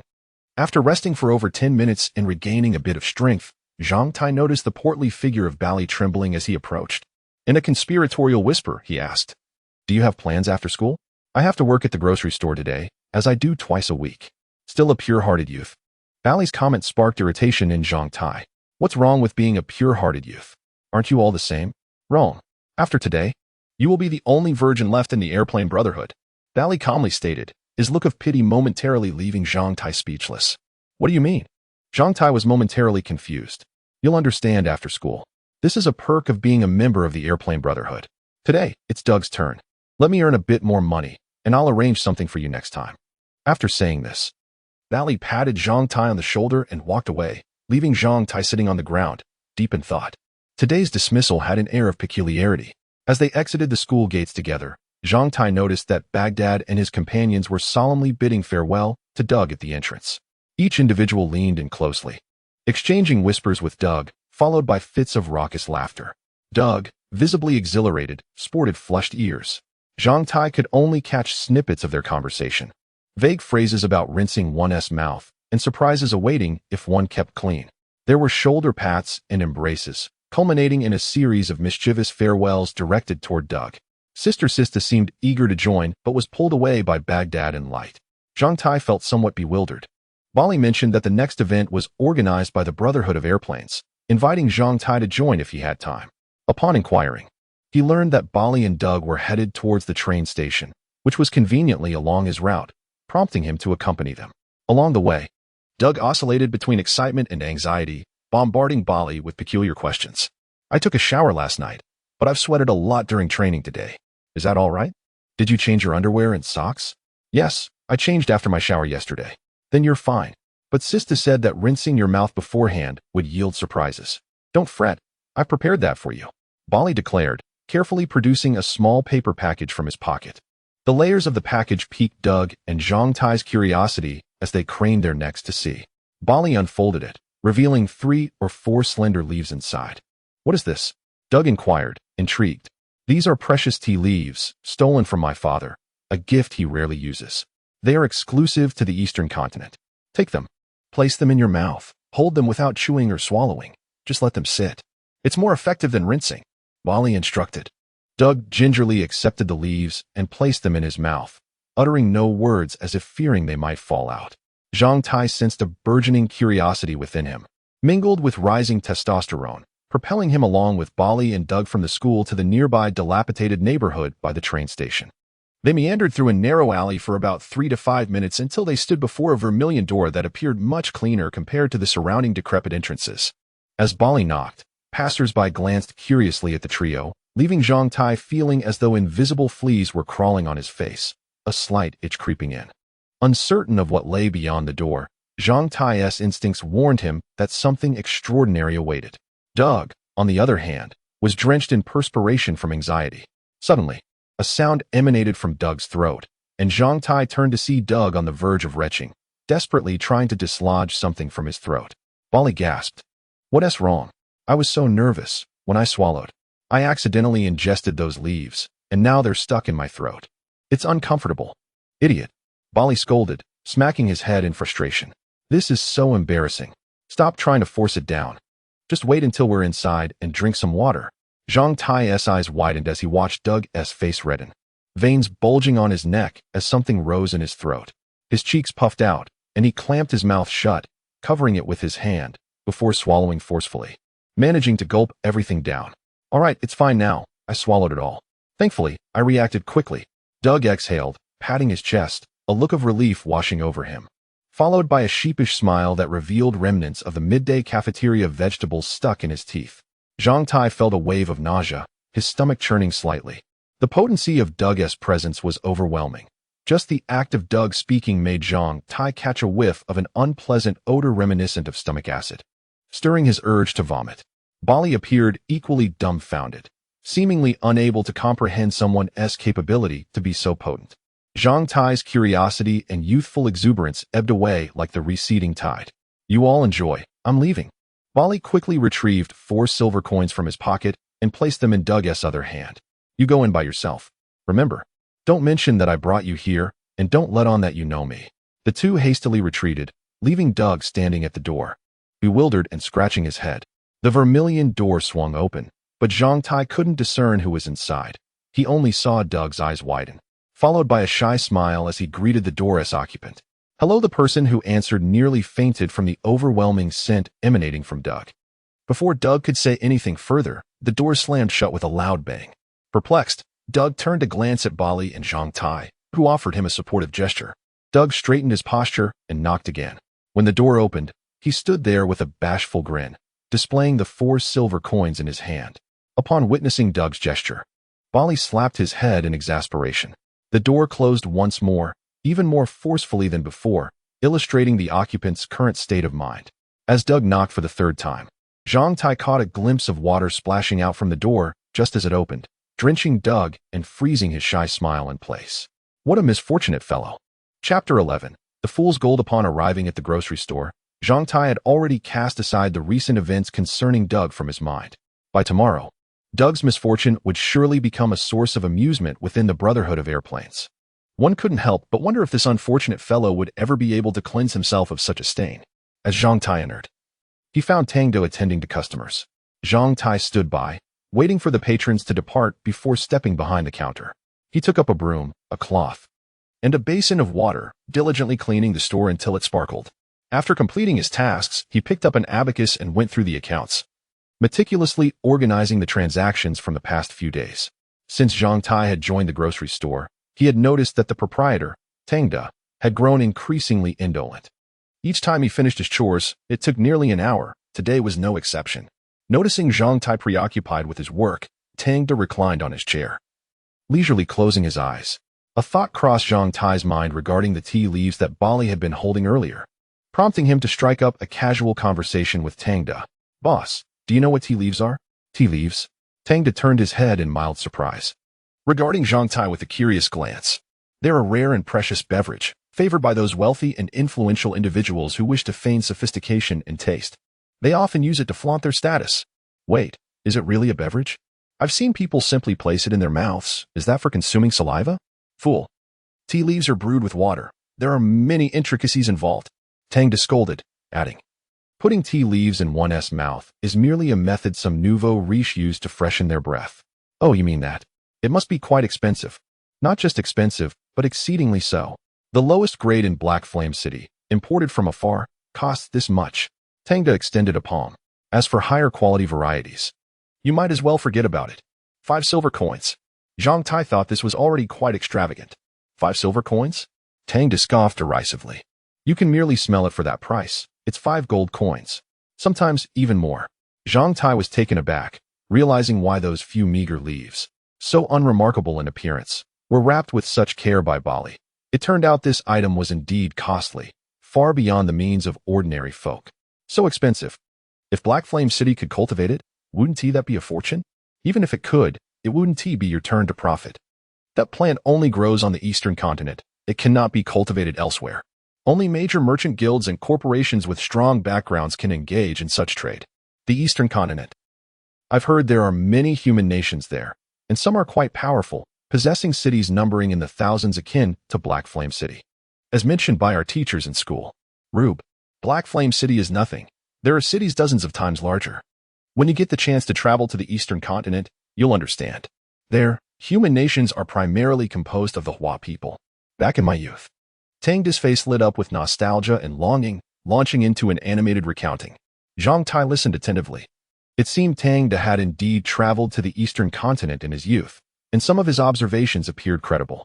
However, tales of formidable human warriors forging blood pacts with customs from that region, slaying those who sought to eradicate humanity, discovering invaluable relics alongside beautiful women in underground adventures, and witnessing enormous diamonds and gold nuggets, seemed like the trite fabrications of chivalric tales, which Zhang Tai filtered out automatically, while Tang Do rambled on about his exploits, particularly when he reached the part about a throng of beautiful women crying and professing their desire to marry him. 2 customers entered the shop. The newcomers, both in their 30s, bore the marks of hardship, scruffy beards, rugged leather boots, copper-buckled belts, studded half-armor, and swords at their waists, complemented by steel crossbow cases slung over their backs. They exuded the aura of pioneers. Over the past year at the grocery store, Zhang Tai's discerning eye had sharpened. Though these men were indeed pioneers, it was evident they were still relatively new to the trade, as suggested by the condition of their gear. New entrants often flaunted their equipment, attempting to showcase their status as pioneers. Good day, gentlemen. How may I assist you? Zhang Tai inquired with professional politeness. The 2 men first scrutinized Zhang Tai, then glanced around the store, silently exchanging nods. The taller of the 2 approached, lowering his voice as he asked, "Is the boss in? We wish to discuss a business proposition with him." Such customers were not uncommon. Tangda's grocery store not only sold items, but also bought them. Observing the cautious demeanor of the two pioneers, who sought to speak directly with the owner, Tangda rose from his chair, rubbing his hands together and bending slightly as he approached. I am the boss. This shop is my domain. The two pioneers exchanged glances, assessing Tangda, then subtly nodded in agreement. Do you buy items here? Indeed. As long as it holds value, I will purchase anything. If what you have is too precious for my humble shop, I can refer you to a suitable avenue. If you are satisfied, I will require a 5 commission. Tangda's seasoned demeanor immediately instilled confidence in the two pioneers. After cautiously glancing outside to ensure no one was paying attention to the small shop, one of the pioneers stepped aside to shield the entrance, while the other produced a fist-sized piece of metallic ore from his satchel and placed it on the counter. The ore gleamed with a golden hue, resembling gold, and appeared quite valuable and imposing. Zhang Tai had initially anticipated that the two men would present something remarkable to broaden his horizons, yet he was taken aback to find that they offered such an item. Surprised, Zhang Tai opened his mouth but said nothing, merely shaking his head. This is it. Tangda inhaled sharply, an expression of discomfort crossing his face. Yes, this is it. One of the pioneers spoke earnestly. Name your price. If it is reasonable, we brothers can establish a long-term partnership with you. 5 kilograms for a copper coin. Tangda declared. What? Say that again. I must have misheard. Both pioneers stared wide-eyed, indignation evident on their faces. Say it 1,000 times. It remains unchanged. 5 kilograms for a copper coin. Tangda replied leisurely, unconcerned by the deepening hue of their faces. As one of the men placed his hand on the hilt of his sword in agitation. You must think this is gold, or given its color and luster? Upon hearing this, the two pioneers hesitated, then nodded slightly. The one with his hand on the sword's hilt relaxed his grip a fraction. Indeed, some gold ores do resemble this, but regrettably, this is not gold ore, it is pyrite, and 5 kilograms for a copper coin is a fair price. Pyrite. One pioneer lifted the dazzling piece of ore, seemingly unable to believe that this was all they had worked so hard to obtain, deeming it inferior even to scrap metal. The other, more suspicious, regarded Tangda with doubt. Noticing their skepticism, Tangda chose not to elaborate further, instead directing Zhang Tai. Bring out a sample of pyrite from our shop. Zhang Tai turned around and rummaged through a corner of the grocery store, retrieving a dusty, tattered bag, which he placed directly on the ground, revealing its contents. As he emptied the bag, which contained over 10 kilograms of material, it became evident that it was identical to the piece of ore displayed on the counter. The two prospectors crouched down, each comparing a couple of worthless pyrite pieces with the one they held, their expressions shifting through a spectrum of colors, ultimately deflating like a punctured balloon. 100 kilometers southwest of Black Flame City, in the Red Highlands, there lies a canyon from which this material was likely sourced. Indeed, it bears a striking resemblance to gold, or, previously, some prospectors had mistakenly believed it to be gold, resulting in their embarrassment. There is no need for concern, for in the realm of prospecting, one may encounter all manner of peculiarities. None of us are omniscient. With the location revealed, Tangda's words utterly shattered the last glimmer of hope in the hearts of the two prospectors. They stood up, dispirited, thanked Tangda absent-mindedly, and left the store, their pride bruised. As they reached the entrance, one of the prospectors remembered he still clutched the piece of pyrite he had thought a treasure. With a furious exclamation, he hurled the pyrite onto the street. Fool's gold, indeed, as the moniker suggests, and once again, two fools had fallen prey to its allure. Watching them depart, Tangda shook his head in bemusement before reclining once more in his chair. In the following hours, several customers visited the grocery store, and over 10 silver coins worth of goods were sold. When Tangda announced, as usual, I shall not keep you for dinner tonight, Zhang Tai understood it was time for him to depart. As he left the grocery store, he pondered what Dag and Barley were up to. The sky began to darken, and the lamplighter, jingling his bell, commenced illuminating the streets. After walking barely 10 steps, Zhang Tai suddenly halted, noticing something glimmering faintly in the corner of the wall, illuminated by the newly lit street lamp. It was the piece of pyrite discarded by those two fools, now shattered and rolled into the corner of the street. It lay in 2 halves. Zhang Tai took a couple of steps forward. Oh, wait, there seemed to be something within that pyrite. It had glimmered just moments ago, its hue differing from that of the pyrite under the lamplight. Intrigued, Zhang Tai approached, turned his back, and feigned the act of squatting to adjust his belongings. Ensuring no one was watching, He quietly collected the 2 pieces of pyrite from the roadside and pocketed them. Something indeed resided within the pyrite, and Zhang Tai's heart raced with excitement. Chapter 12. The mysterious object. As Zhang Tai made his way home, his heart raced with a mix of anxiety and excitement. His right hand remained tightly clenched within his pocket, as if to ensure that the precious object he had discovered would not escape his grasp. In that fleeting moment when he had picked it up, he had glimpsed a fragment of broken pyrite, and nestled within its cracked surface was a perfectly formed object, slightly smaller than an egg, adorned with intricate patterns. Had it not been for the forceful impact that shattered the pyrite, no one would have ever unveiled the hidden treasure it concealed. This object was evidently not a product of natural formation, making Zhang Tai ponder the immense geological time required for pyrite to develop, surely millions of years. What could possibly lie within this ancient pyrite from eons past? A non-natural artifact, with such exquisite designs. The weight of these thoughts made his heart skip a beat. On his journey home, Zhang Tai initially maintained a steady pace, but as he drew closer to his destination, he could no longer contain his exhilaration. His steps quickened, eventually breaking into a run, all the while keeping one hand firmly in his pocket, clutching the pyrite tightly, fearful of losing it. Perhaps due to his anxiety, he noticed that the temperature of the pyrite seemed to rise, growing increasingly warm to the touch. Upon arriving home, Zhang Tai found his mother busy in the kitchen, steaming rice. Hearing his hurried footsteps, she called out without turning, "I've saved you some food. It's still warm. Eat slowly." "Mom, I've already eaten outside," he replied. And without pausing for a meal, he dashed upstairs. With his brother absent, the house felt unusually tranquil. He descended into his cozy attic nook, secured the staircase, locked the door, turned on the light, and drew the curtains and insulated wooden panels. Alone in the confined space, free from the gaze of others, he finally allowed himself to collapse onto the bed, gasping for breath. As he caught his breath, Zhang Tai eagerly retrieved the half of the pyrite from his pocket, placing it under the light for a closer examination. The moment he did, he found himself captivated. Encased within the pyrite was an object resembling a smaller, oval-shaped crystal egg. Its surface was etched with intricate and beautiful designs, subtly forming the shape of an archway.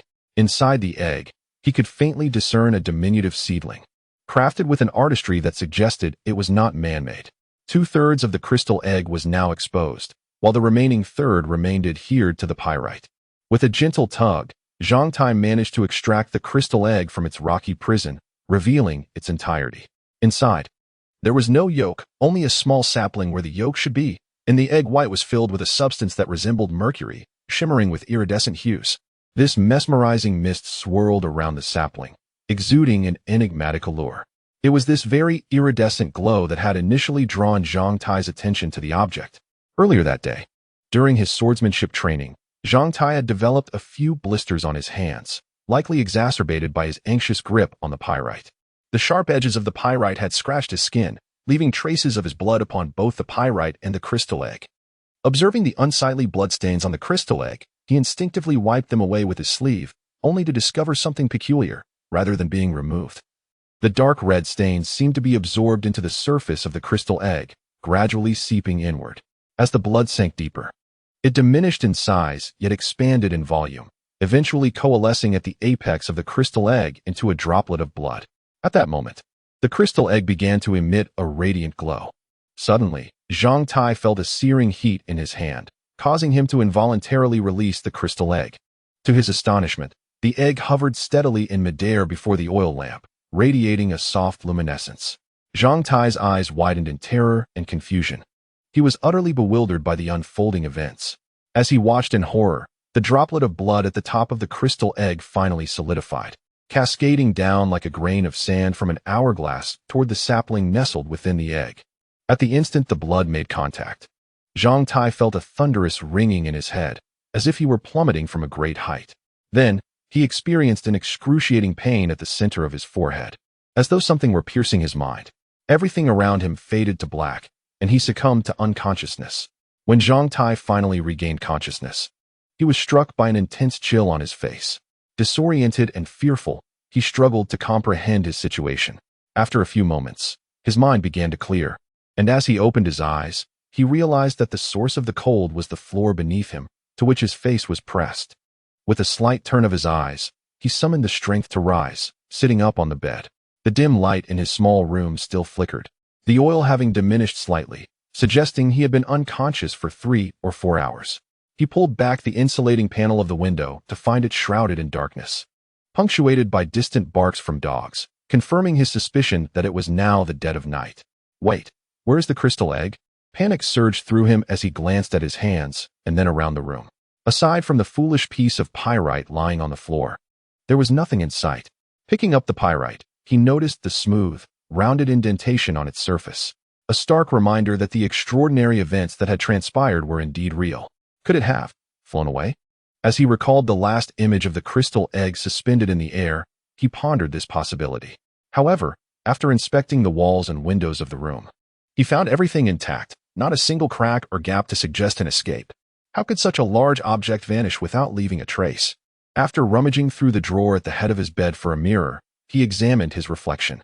Aside from a slight pallor, there were no marks on his forehead. Sitting in silence on the bed, he remained lost in thought until his stomach growled loudly, reminding him that he had yet to eat dinner. Suddenly, he realized with a start that he felt an unprecedented hunger, a sensation so intense that he felt he could consume an entire cow if it were placed before him. For now, it was best to set aside the mystery of the crystal egg and focus on finding something to satisfy his ravenous appetite. Otherwise, the prospect of starvation would render everything else meaningless. Avoiding any undue noise, Zhang Tai stealthily descended the small staircase from the attic, lantern in hand, and crept into the kitchen in search of sustenance. Fortunately, the previous evening's meal had featured boiled sweet potatoes, a dish that remains delectable even when cold. There remained a generous platter of these sweet potatoes, numbering 7 or 8. Without much thought, Zhang Tai devoured them ravenously, only to be struck with astonishment at the sheer volume he had consumed. Surely, this bounty must weigh over a pound. Typically, even when famished, he would only manage to eat half that amount. What had come over him today? Strangely enough, despite the considerable intake, he felt only half satiated, and soon thirst overtook him. He drank 2 large scoops of water and polished off 3 bowls of homemade rice wine before his stomach finally warmed, enveloping him in a sensation of unparalleled comfort. After a hasty wash with the lantern, he quietly returned to his cozy nook, shedding his garments and lying upon his bed. Yet, sleep eluded him. After tossing and turning, he resolved to practice his cultivation instead. He settled into a meditative posture, harmonizing his breath for a moment. Just as he was about to close his eyes and envision the abacus as instructed by the Zhu Xi ancient swan, a sudden realization struck him. Something had appeared in his consciousness, a novel presence. As he focused his spirit and attention on this newfound entity, it rapidly crystallized within his mind. Upon recognition, tears nearly streamed down his face. The entity was none other than the ancient yet resplendent archway he had glimpsed on the surface of the crystal egg. The archway floated serenely within the depths of his consciousness, and as Zhang Tai directed his focus toward it, it swiftly expanded and sharpened in clarity. It seemed he could enter. An indistinct voice echoed within him, urging him onward, and without fully understanding why, he uttered the command, "Enter." At merely 15 years of age, the naive youth remained unaware that this simple declaration would irrevocably alter the trajectory of his life, sealing his fate from that moment forth. Chapter 13. The Fortress of Black Iron. In a state of haziness, Zhang Tai sensed a sudden disorientation in his surroundings, akin to emerging from a tunnel while traveling by train. The temperature around him seemed to shift, enveloping him in warmth, and the air he inhaled felt remarkably fresh, reminiscent of the scent found in a park after rainfall. With curiosity piqued, Zhang Tai opened his eyes, and his mouth fell agape in astonishment, remaining so until a droplet of saliva broke the spell and jolted him back to reality. Before him unfolded an expansive, square plot of land, far larger than the entirety of the 7th National School of Black Flame City. Standing at the center, Zhang Tai estimated that each side of this land stretched over 700 meters, giving it an extraordinarily vacant appearance. The terrain was barren, save for a solitary, small tree, about the height of a person, standing not far from him. The surroundings were desolate, and this lone tree was the only elevation amidst an otherwise flat expanse. Intrigued, Zhang Tai scrutinized the small tree. Its branches were lush and verdant, with each leaf shimmering as if imbued with a unique radiance. To Zhang Tai's astonishment, the leaves exhibited a plethora of shapes and colors, with no 2 leaves resembling one another, creating an oddly enchanting spectacle. Despite the peculiarity, the diversity of the leaves exuded a sense of inexplicable harmony, as if their differences contributed to an overall perfection. The tree's material was neither wood nor metal, leaving Zhang Tai perplexed about its true nature. Above and around this space, wisps of prismatic mist danced and morphed into various forms. Observing these ever-changing shapes for just a moment instilled in him a refreshing tranquility. The peculiar tree and the vibrant mist he had glimpsed earlier within a crystal egg now appeared vividly before him. Was he dreaming? Glancing at his attire, he noted that he was still dressed in his sleepwear, merely a pair of shorts, and his seated position had not changed. It was as if he had been abruptly transported to this place. To confirm his consciousness, Zhang Tai pinched himself, realizing he was indeed awake. Barefoot, he stood from his spot, which was only 10 paces from the radiant tree. He circled the tree twice, feeling an inexplicable warmth, as though he shared a blood bond with this unusual specimen. Feeling as though he was losing his mind over such a connection, Zhang Tai continued to circle the tree, yet could discern no particular significance. The tree's uniqueness intrigued him further, prompting him to explore this strange locale.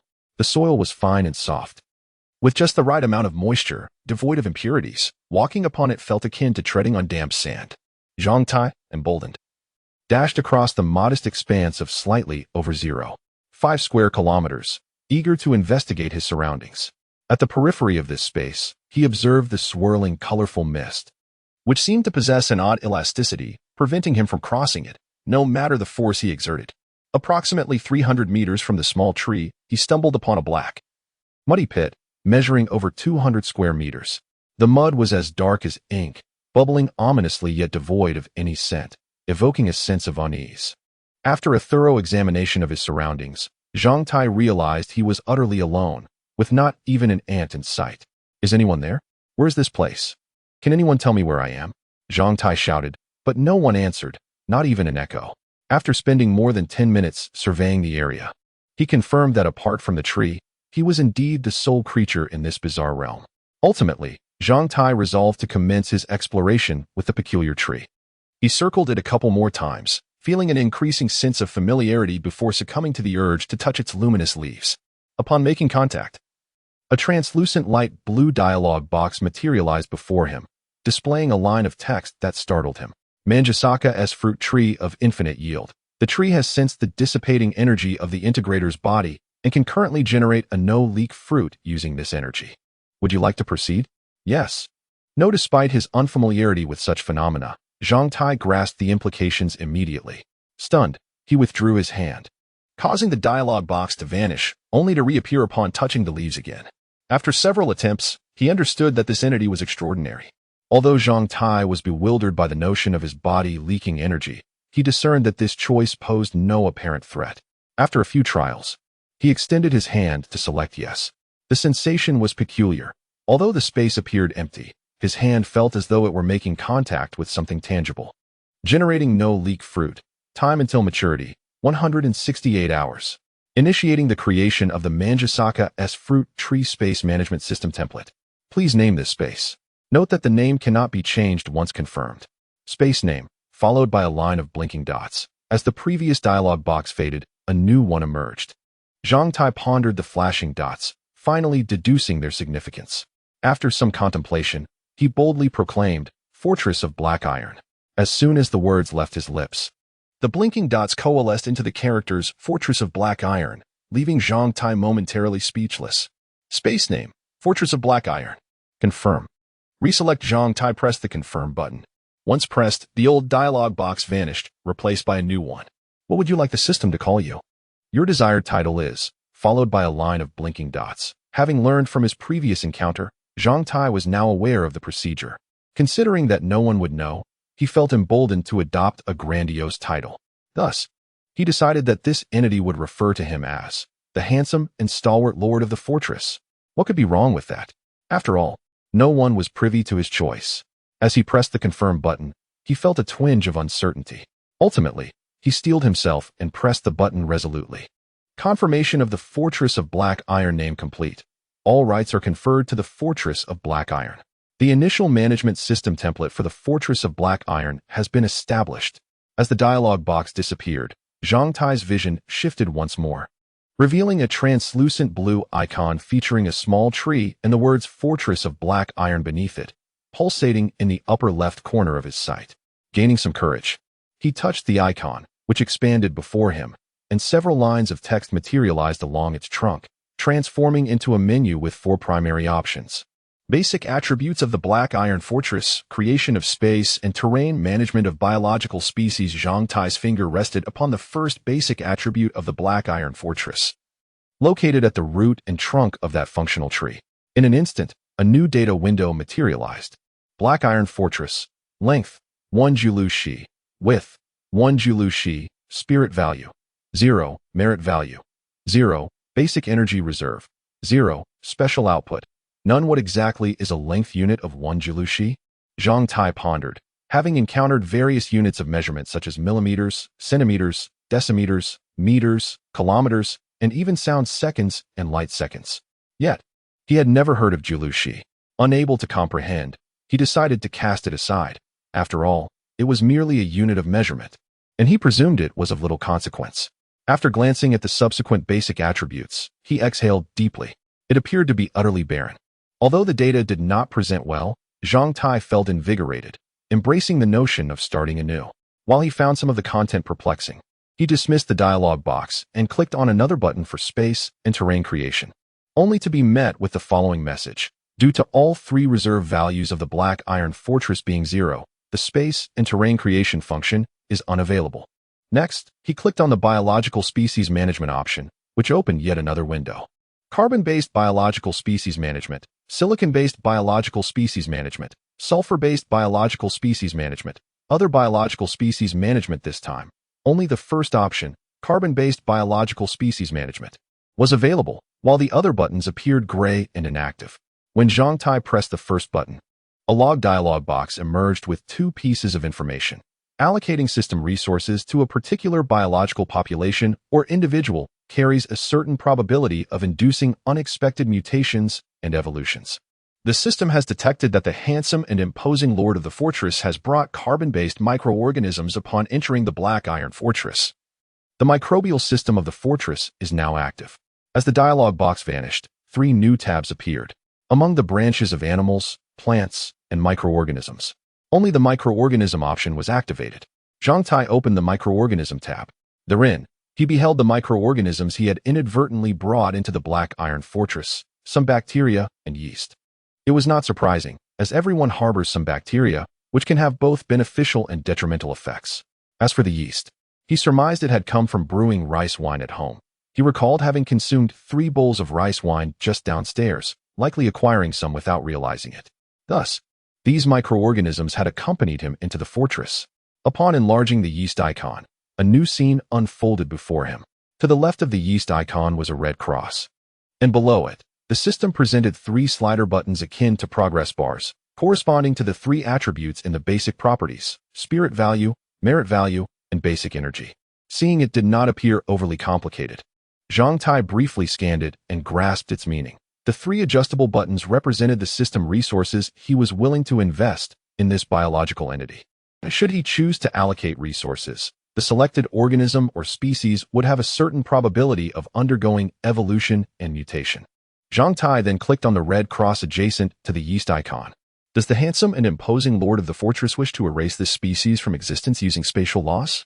Please be advised, once erased, it cannot be revived. Yes. Cancel.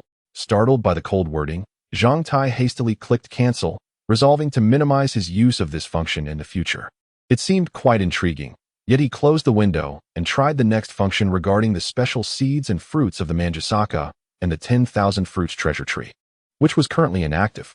The Black Iron Fortress appeared to be brimming with countless mysteries. Just as Zhang Tai prepared to delve deeper, a system prompt dialog box materialized before him. The system detects that the handsome and imposing Lord of the Fortress is nearing exhaustion, with bodily functions falling into a negative state. Due to the system's spirit value being 0, it cannot provide a conducive recovery environment. It is advised that the Lord of the Fortress exit the Black Iron Fortress and return once energy levels are restored. At the same time, the special door within his sea of consciousness emitted a faint pulse, indicating that to exit, he merely needed to focus on that door amidst the chaos and mentally utter the command to return. Prompted by this reminder, Zhang Tai suddenly realized how fatigued he had become. The day's events, filled with emotional highs and lows, had drained his energy. yawning widely. He contemplated suppressing the urge to continue exploring. Locking his focus on the door in his mind, he silently declared his intention to return. In an instant, he experienced the familiar sensation of traversing a tunnel, and before he knew it, he found himself standing on his bed in his small room, the surrounding scenery transforming entirely. Everything that had just transpired felt as though it had never existed. He had returned from whence he came. It was akin to a photographer pulling a string on a backdrop during a family portrait session, changing the scenery entirely. How utterly astonishing. Before Zhang Tai could further contemplate the bewildering events that had just unfolded, a wave of drowsiness overcame him, and he fell into a deep slumber. Chapter 14 attributes the following day. When Zhang Tai awakened in his bed, he was immediately struck by two significant regrets.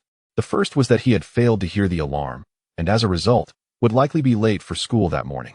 The second regret was that he had forgotten to extinguish the oil lamp in his small room, which had burned throughout the night, wasting precious oil, an expense he could ill afford. In a flurry of activity, Zhang Tai hurriedly extinguished the lamp and hastily dressed. As he descended the stairs, he paused, retracing his steps to dispose of two remnants of iron pyrite into a nondescript box in the storage area beside his room, before racing down the stairs. By this time, his father had already left for work, leaving only his mother at home. The rice porridge, prepared with care, simmered in the pot. Hearing Zhang Tai rushing down to wash up, his mother emerged from the rice wine shop, retrieving the breakfast from the pot, while chiding him about staying up too late the previous night and reminding him to take better care of his health. She also informed him that she had washed the underwear he had hidden away in his drawer. Next time, just toss it into the laundry basin when you're in a hurry. As Zhang Tai gargled, he choked on the water upon hearing his mother's last comment, coughing for some time to regain his composure. Whether it was from choking or sheer embarrassment, his face flushed crimson, and he couldn't help but exclaim, "Mom, I've told you over 300 times that I can handle my own laundry. Please stop rummaging through my things." The underwear bore traces from a nocturnal emission the night before, which he had hastily hidden in the drawer, forgetting to wash it upon his return home. Preoccupied with thoughts of that mysterious object, the mere thought of his mother discovering this secret while washing his underwear left him feeling utterly humiliated. "I know our Guogua has grown up. Your mother has raised you since childhood. What hasn't she seen?" His mother's nonchalant tone made Zhang Tai realize that his protestations were likely in vain. He must be more cautious. If anyone outside learned that he still relied on his mother to wash his underwear, it would be a source of great shame. Silent, Zhang Tai gulped down his porridge without even taking a moment to wipe his mouth before darting out the door. As he ran, he could still hear his mother's reminders behind him. "Don't run on a full stomach, slow down." On his way, Zhang Tai, for the first time, spent 2 copper coins to ride the tram a few stops, eager to reach school swiftly. However, upon finally arriving, he was met with the sound of the second bell, signaling the end of the morning's second period. Miss Diana's class had concluded. This week was the even week of May, and the first 2 periods on Fridays were dedicated to Miss Diana's lessons, while the odd weeks featured biology. This realization plunged Zhang Tai into despair, blaming himself for oversleeping. Upon reaching the lecture hall, he found it empty of Miss Diana, with only the raucous sounds of the graduating class pouring out, rushing eagerly toward the restroom. Typically, during Miss Diana's class, these students would rather endure discomfort than leave her sight. "Miss Diana is becoming more beautiful by the day. I dreamt about her again last night. I observed for 2 hours, and her figure seems to have become more voluptuous. Her curvaceous backside is utterly alluring, exuding the essence of a mature woman. I wonder what it feels like to touch. I held it in for 2 hours. It was unbearable. Miss Diana really knows how to torment us." As a group of students passed by Zhang Tai, the conversation swirled around such topics, while the actual content of Miss Diana's biology lesson went unnoticed. Eventually, several members of the Airplane Brotherhood approached him. Zhang Tai recognized them, and they recognized him. He saw the overweight Bali wink at him, while Doug appeared anxious, which left Zhang Tai bemused. "Late today?" Bali patted Zhang Tai on the shoulder. "Yeah, I overslept a bit," Zhang Tai admitted, scratching his head in embarrassment. Hey, don't overexert yourself at night. If you expend too much energy, it's no wonder you oversleep." Sista's words were as glaring as the acne on his face, emphasizing the word energy as though he feared others wouldn't catch on. "You look a bit pale today. Could it be that Sista hit the nail on the head? Having experienced the perks of the Airplane Brotherhood, you must have had a tough time falling asleep last night." Light interjected with a smirk. "What did Miss Diana teach today?" Ignoring the two, Zhang Tai turned to Shaven, the one member of the Brotherhood who took diligent notes during Miss Diana's lessons, often earning ridicule from others. A simple treatment for rot and the living habits of cannibalistic spiders. If you're interested, I can lend you my notes. Sure, let me see them later. Quit stalling. Hurry up, Baghdad urged from the side. Thus, the group followed the crowd toward the restroom, but Doug noticeably lagged behind, eventually pulling Zhang Tai aside once the others were out of sight. Let us make amends. Doug's opening remark sent a chill down Zhang Tai's spine. Seeing Zhang Tai's expression, Doug realized his misstep. Oh, I meant let us reconcile. Reconcile? Zhang Tai looked at Doug in confusion, unsure what he meant. Promise you one tea, tell Bali and the others about what happened yesterday, and I'll overlook the incident when you threw up on me. You know, quite a few people witnessed that, and now some have started calling me slime monster. Doug's demeanor shifted from awkwardness to indignation. Finally, Zhang Tai understood why Doug had been cold and unresponsive to him all week. What a petty individual. If anyone dared to call him slime monster in front of Miss Diana, he would ensure they received a beating so severe that even their mother wouldn't recognize them. All right, we'll reconcile. I won't mention yesterday's incident. Zhang Tai conceded, feeling magnanimous since it cost him nothing. But how should I respond when Sista and the others ask? Just say I went in and took 3 hours to come out. Bali and I have already agreed on that. Okay, so you took 3 hours, and when you emerged, the woman personally escorted you to the door, kissing you goodbye and asking you to visit her again. Good buddy, Doug exclaimed, slapping Zhang Tai's shoulder, looking as though he had found a kindred spirit. Zhang Tai could only retreat once more. The next class was woodworking, and for the following 2 hours, the students in Zhang Tai's class utilized a two-person saw in the school's workshop, sawing wood until their hands were sore. Finally hearing the bell signaling the end of class, the afternoon class consisted of physical training and testing, as is customary. Such sessions typically herald the moment for Gris to shine. This week, Gris once again surpassed his previous records from a week ago in both squats and maximum consecutive piercing strikes, achieving remarkable feats of 320 kilograms and 139 strikes, respectively. Even the instructor marveled at Gris, declaring him a natural-born warrior, in stark contrast to the illustrious Gris. The majority of the Airplane Brotherhood's members displayed performances as unremarkable as the airports that once facilitated flights prior to the legendary cataclysm. The only exception was Baghdad, who, during the afternoon's 100-meter speed test, remarkably broke into the top 20 fastest students in the entire grade with a time of 10.8 seconds, marking the sole highlight for the Airplane Brotherhood. As for others, such as Zhang Tai, he did not even record a time, as the instructor only noted the top 3 results from each group of 20, leaving the rest unacknowledged. Zhang Tai consistently finished outside the top 10 in his 100-meter sprints, with his best being a 9th-place finish. The 3rd place in his group clocked in at 11.2 seconds, and Zhang Tai estimated his own time to be around 11.6 seconds, a result devoid of any honor among his graduating class. As for the overweight bully, his time of 13.7 seconds in the 100 meters placed him at the bottom of the class, yet he showed no shame whatsoever.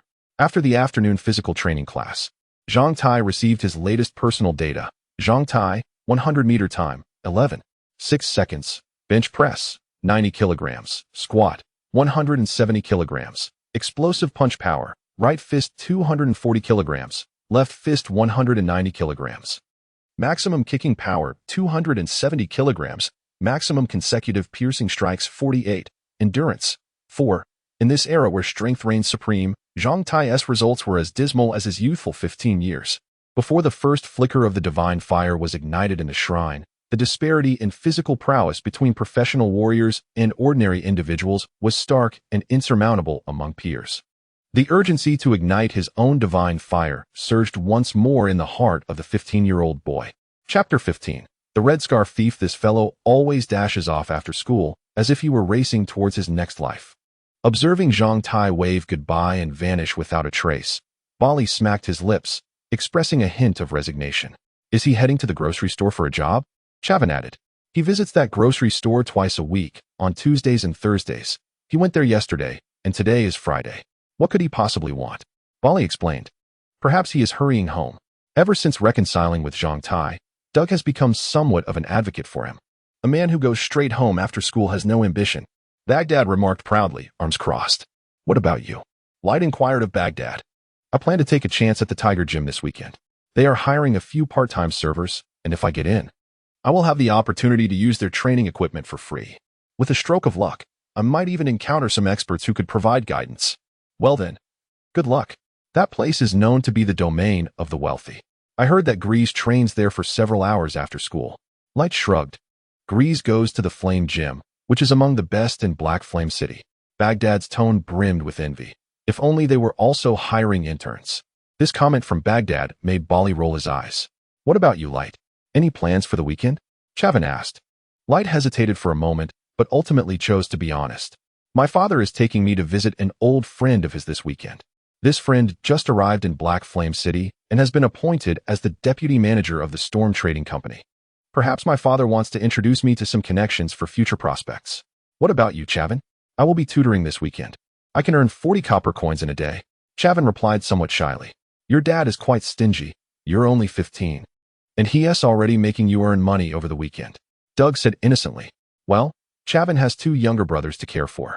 The responsibilities of being the older sibling are not light. Indeed. So, Zista, what are your weekend plans? Haha. I've saved a bit of money this month and can treat myself to a little relaxation this weekend.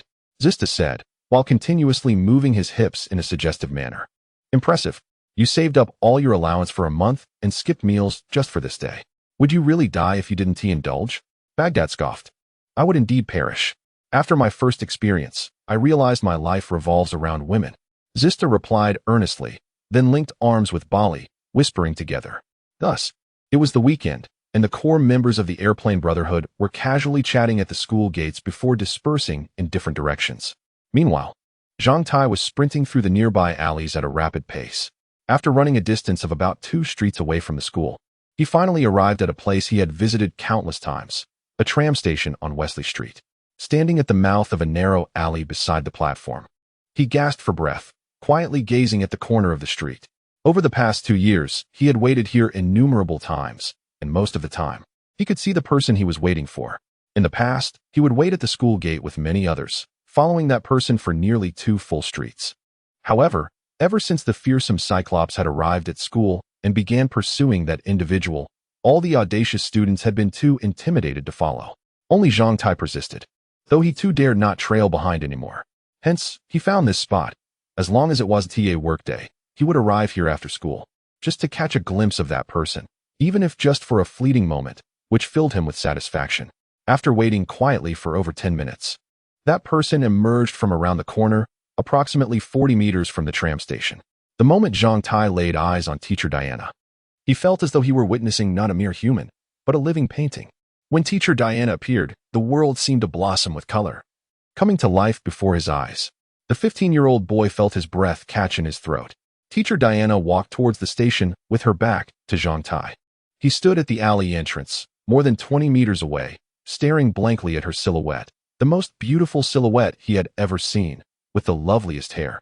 The most exquisite figure, dressed in the most beautiful attire, revealing the most charming glimpse of her calf, complemented by those enticing black high heels. Zhang Tai thought Teacher Diana was the very embodiment of a goddess. Her hair must smell delightful, just like the fragrance she exuded. Gazing at her gorgeous locks, Zhang Tai pondered, imagining what it might feel like to touch them, as he slipped into a daydream. On the platform, a few passengers were initially engaged in loud discussions, but upon Teacher Diana's arrival, Zhang Tai noticed their voices dwindled. 2 gentlemen who had been seated, engrossed in their newspapers, subtly straightened their postures, while one fellow turned his head, adjusting his hair in the reflection of an advertisement board beside the station. Zhang Tai secretly wished that the tram Teacher Diana was waiting for would never arrive, allowing him to continue watching her in silence. However, just 5 minutes later, the tram slowly approached the platform, gliding in from a distance. All trams in Black Flame City resembled smaller trains, with narrower tracks, smaller engines, lower power steam units, reduced speeds, and lower carrying capacities, making them more suitable for city use. As the tram came to a stop, it slowed down, releasing a plume of steam from the braking valve at the rear. The conductor stood at the door, half leaning out, ringing a bell and calling out to remind passengers to purchase tickets. The crowd at the station began to board. Only after Teacher Diana stepped onto the tram, which then leisurely departed, did Zhang Tai reluctantly withdraw his gaze. With a sense of indescribable emotion, he turned to make his way home. Since it was the weekend, Zhang Tai's brother, Zhang Yang, was also returning. As per tradition, every Friday marked the family's cherished reunion dinner, making Friday's meal particularly sumptuous. His mother had prepared a pot of cloud beans with the remaining bit of cured meat from home. As Zhang Tai approached his house, the familiar aroma of the savory broth wafted through the air. Upon seeing the bubbling, creamy white soup simmering in a clay pot on the small stove, his appetite instantly surged. He grabbed a spoon from the pot, blew on it a few times despite it still being hot, and took a hearty sip. A flavor that could only be described as pure happiness slid into his mouth. "Little glutton, if you're hungry, serve yourself a bowl to tide you over." His mother approached, affectionately ruffling Zhang Tai's hair, just as she had done for over a decade. Zhang Tai swallowed, saying, "No, I'm not hungry. I'll wait for Dad and my brother to come back together. Our little Guogua has grown up," his mother said while tying on an apron. "Your father has to work overtime today, so he will likely be home a bit later. You keep an eye on the shop while I prepare dinner." "All right." Half an hour later, Zhang Tai's father returned home, greeted Zhang Tai, and then joined the bustling activity in the kitchen. After another 20 minutes, just as Zhang Tai had settled by the table, believing that Zhang Yang would not return, Zhang Yang walked in. Standing at 188 meters tall, Zhang Yang possessed a robust physique, with long arms and a face somewhat resembling Zhang Tai's, though his eyes and eyebrows were more elongated, exuding an elusive vitality. He was dressed in the dark uniform of the Black Flame City Guard, with a yellow leather belt adorned with a copper buckle at his waist, from which hung a standard long sword. His rank was sergeant, and as a squad leader within the Black Flame City Guard, he was just one step away from becoming an officer. Throughout his life, Zhang Yang had always been an idol for Zhang Tai. Upon returning home, Zhang Yang carried a backpack and, without a moment's hesitation, opened it to produce 2 items, thrusting them into Zhang Tai's hands. "Take these. Open them up. They will be sufficient for a meal for our family." It was canned beef. Zhang Tai's eyes lit up, and he could hardly contain his saliva, astonished that his brother had brought back such delightful provisions. "You sit there, I'll take care of it." Their mother, without allowing any objections, snatched the 2 cans from Zhang Tai's hands and, while fetching bowls and chopsticks for Zhang Yang, discreetly tucked one of the cans away into a kitchen cabinet, leaving only one open. The 3 men at the table exchanged smiles. Their mother had always been frugal, adept at stretching every coin to its fullest potential. The family had grown accustomed to this. "Brother, what other treasures do you have?"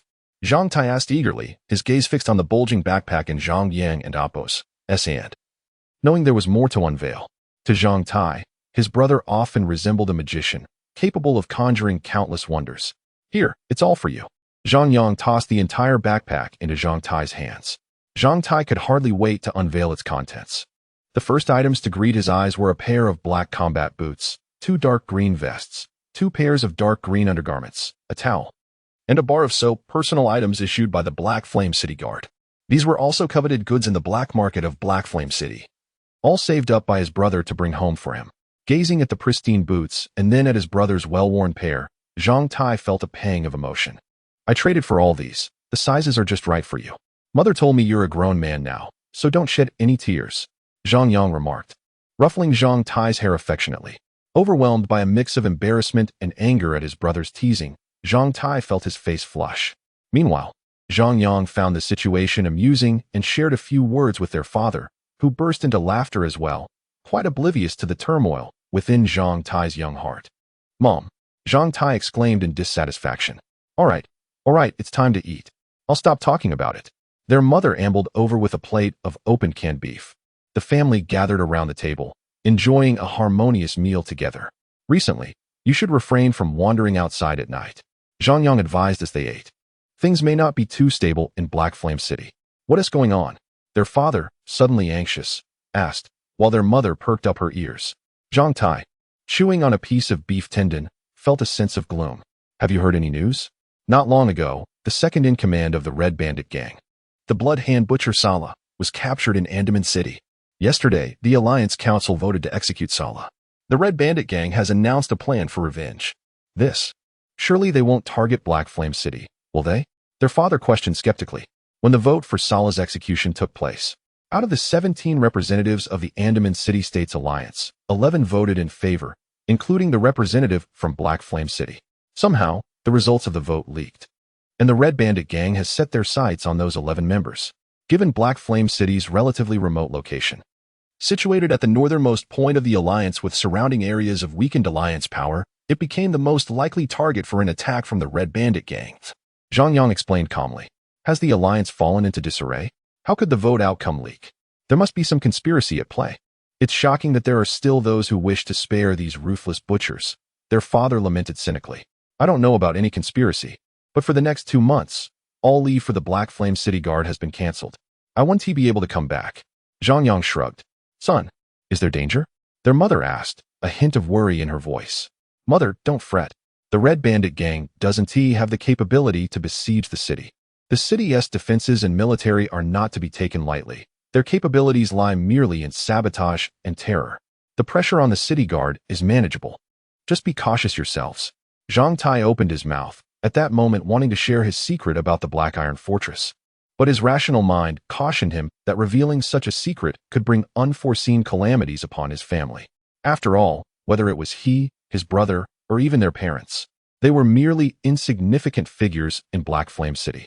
Zhang Tai had heard tales of small people acquiring treasures, but those individuals often met dismal fates. Perhaps it was best to keep this secret buried in his heart, sparing his family from needless worry. After dinner, his brother departed. Their father planned to visit a neighbor for a game of chess, which was his greatest passion, while their mother headed to the church. Once the door was secured, Zhang Tai found himself alone again. After washing the dishes, he retreated to his small room. Now was the time to delve once more into the mysteries of the Black Iron Fortress. Chapter 16. A return to the Fortress of Black Iron. To be candid, Zhang Tai occasionally felt a touch neurotic, much like in this moment. Although his home was devoid of occupants, prior to re-entering the Fortress of Black Iron, he meticulously inspected the small dwelling, ensuring that the windows and staircase were securely shut, creating an impenetrable seal. Only then did he prepare to re-enter the fortress. After all, such experiences were extraordinarily unique, and Zhang Tai harbored uncertainty about whether peculiar auditory or visual phenomena would accompany each entrance. The fortress had bestowed upon him not only astonishment and delight, but also the weight of the secret he bore. Thus it was prudent to exercise caution. After his thorough inspection, Zhang Tai felt an unsettling sense of having forgotten something essential. Pondering this, he slapped his forehead and muttered to himself, "How could I forget something so vital?" With that, he lowered the attic stairs once more, descended, and ventured into the yard adjacent to the kitchen. On one of the walls hung 2 strands of dried corn cobs. He plucked a single ear from the strands and, after a moment's thought, rummaged through a corner of the kitchen, retrieving 2 sprouted potatoes from a pocket. Only then did he ascend again, returning to the small room in the attic. In the utility room beside it, he located 2 pieces of pyrite left carelessly aside, found a piece of scrap rebar measuring over 1 meter long, and finally unearthed a dagger gifted to him by his brother from the drawer by his bedside. After securing these items on his person, Zhang Tai stood in the room, closed his eyes, and began to attune himself to the archway in his mind's eye. Perhaps due to prior use, this time the process of sensing the door was expedited. Scarcely had he closed his eyes and slowed his breathing when, within 20 seconds, the door materialized clearly in his mind. "Enter," Zhang Tai urged inwardly, and as he did, the light around him flickered slightly. Upon opening his eyes, he found himself standing in that strange realm. "Welcome, esteemed Lord of the Fortress, to the Fortress of Black Iron." The familiar system dialog box reappeared before him, only to vanish moments later. The phrase "esteemed Lord of the Fortress" was indeed splendid. Zhang Tai thought to himself, feeling a swell of pride, and hurriedly checked his gear. The rebar in his right hand remained, the dagger at his waist was intact. The potatoes and corn cob in his left hand were still there, and the 2 pieces of pyrite bulged from his pocket. If anyone were to witness Zhang Tai's peculiar appearance at that moment, they would surely assume he was unwell, oblivious to the fact that he was, in reality, overjoyed. Zhang Tai leapt from the ground, exclaiming in excitement, "This is fantastic. I can truly bring items from the outside world in." Even though he had yet to discover the fortress's other functionalities, this singular ability was enough to elate him for hours. The capacity to transport items into this space signified the acquisition of a secret personal repository that no one could detect. While its immediate applications were uncertain, he was confident it would prove invaluable in the future. Ecstatic, Zhang Tai spun in place several times before gradually calming himself and organizing his thoughts. With the first function of the fortress confirmed, it was time to experiment with its other capabilities. With this in mind, Zhang Tai tossed aside the rebar and potatoes. extracted the pyrite, and finally drew forth the dagger. Squatting down, he grasped the dried corn cob, methodically prying off the kernels one by one. With nearly 200 kernels on the cob, he filled half of his pocket before discarding the bare cob. Rising, he surveyed the surroundings. The space before him mirrored precisely the way it had appeared the previous day, adorned with swirling, colorful mist above, the peculiar little tree at its center, and the black, bubbling mire. Everything remained unchanged. After roaming the expanse of land, Zhang Tai selected a spot and forcefully drove the sharp end of the rebar into the ground beneath him. With a satisfying thud, about 20 centimeters of the rebar sank into the earth. "Oh, that seems a bit deep," he mused. Recalling his lessons from school where the teacher had suggested about 10 centimeters would suffice. Feeling a tad embarrassed, he withdrew the rebar and observed the soil's moisture content, which appeared adequate, boosting his confidence. He plunged the rebar back down, this time achieving a depth of merely 10 centimeters, half of his previous attempt. "That's better," he reassured himself, pulling the rebar from the earth, leaving a shallow hole in its wake. From his pocket, he produced a dried corn kernel, placed it in the hole, and covered it with soil, successfully planting his first seed. This straightforward method of corn cultivation filled Zhang Tai with joy. Having succeeded with the first, he continued diligently, puncturing the ground with the rebar to create another small hole, depositing a kernel, and covering it with earth, ensuring each hole was approximately 50 centimeters apart. Thus, the process repeated. Thud, a seed was planted. Thud, another seed was planted. Thud, yet another seed was planted. Thud, and so forth. In just over 10 minutes, Zhang Tai had sown all the corn kernels from his pocket, albeit in a haphazard manner, across 7 or 8 rows on a modest plot of land. With the corn planted, he pressed on, returning to where he had left his assorted items, extracting the dagger, and slicing the 2 sprouted potatoes into 5 or 6 pieces each. He then returned to the newly planted corn field and, beside it, dug small holes with the dagger, burying each potato piece in turn. With satisfaction, Zhang Tai stood, brushed the dirt from his hands, and chuckled to himself foolishly, marking the boundary of his corn and potato fields with the rebar as a sign. To the left lay the corn, to the right the potatoes. Whether they would thrive now rested in fate's hands. With the second task of his day within the fortress of black iron completed, Zhang Tai's spirits soared. He organized the items he had brought and approached the bubbling black mire, having come to realize that anything within this realm must possess some significance. The black mire undoubtedly held its own purpose. This time, as he neared the black mire, he approached much closer than during his previous exploration. He halted at the very edge, yet Zhang Tai was no fool.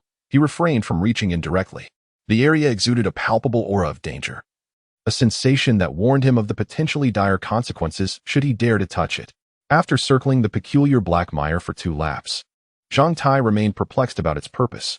Suddenly, an idea sparked in his mind, though he was uncertain of its validity and felt the need to verify it. He hurried back to the spot where he had discarded 2 pieces of pyrite, grasped them in his hand, and returned to the mire. Approximately 10 meters away, he flung 1 piece of pyrite into the black pool.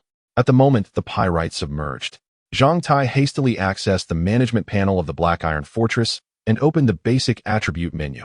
Black Iron Fortress, length, 1 cubit, width, 1 cubit, spiritual energy, 0, virtue value, 1, basic energy reserve, 0, special output, none virtue value, 1.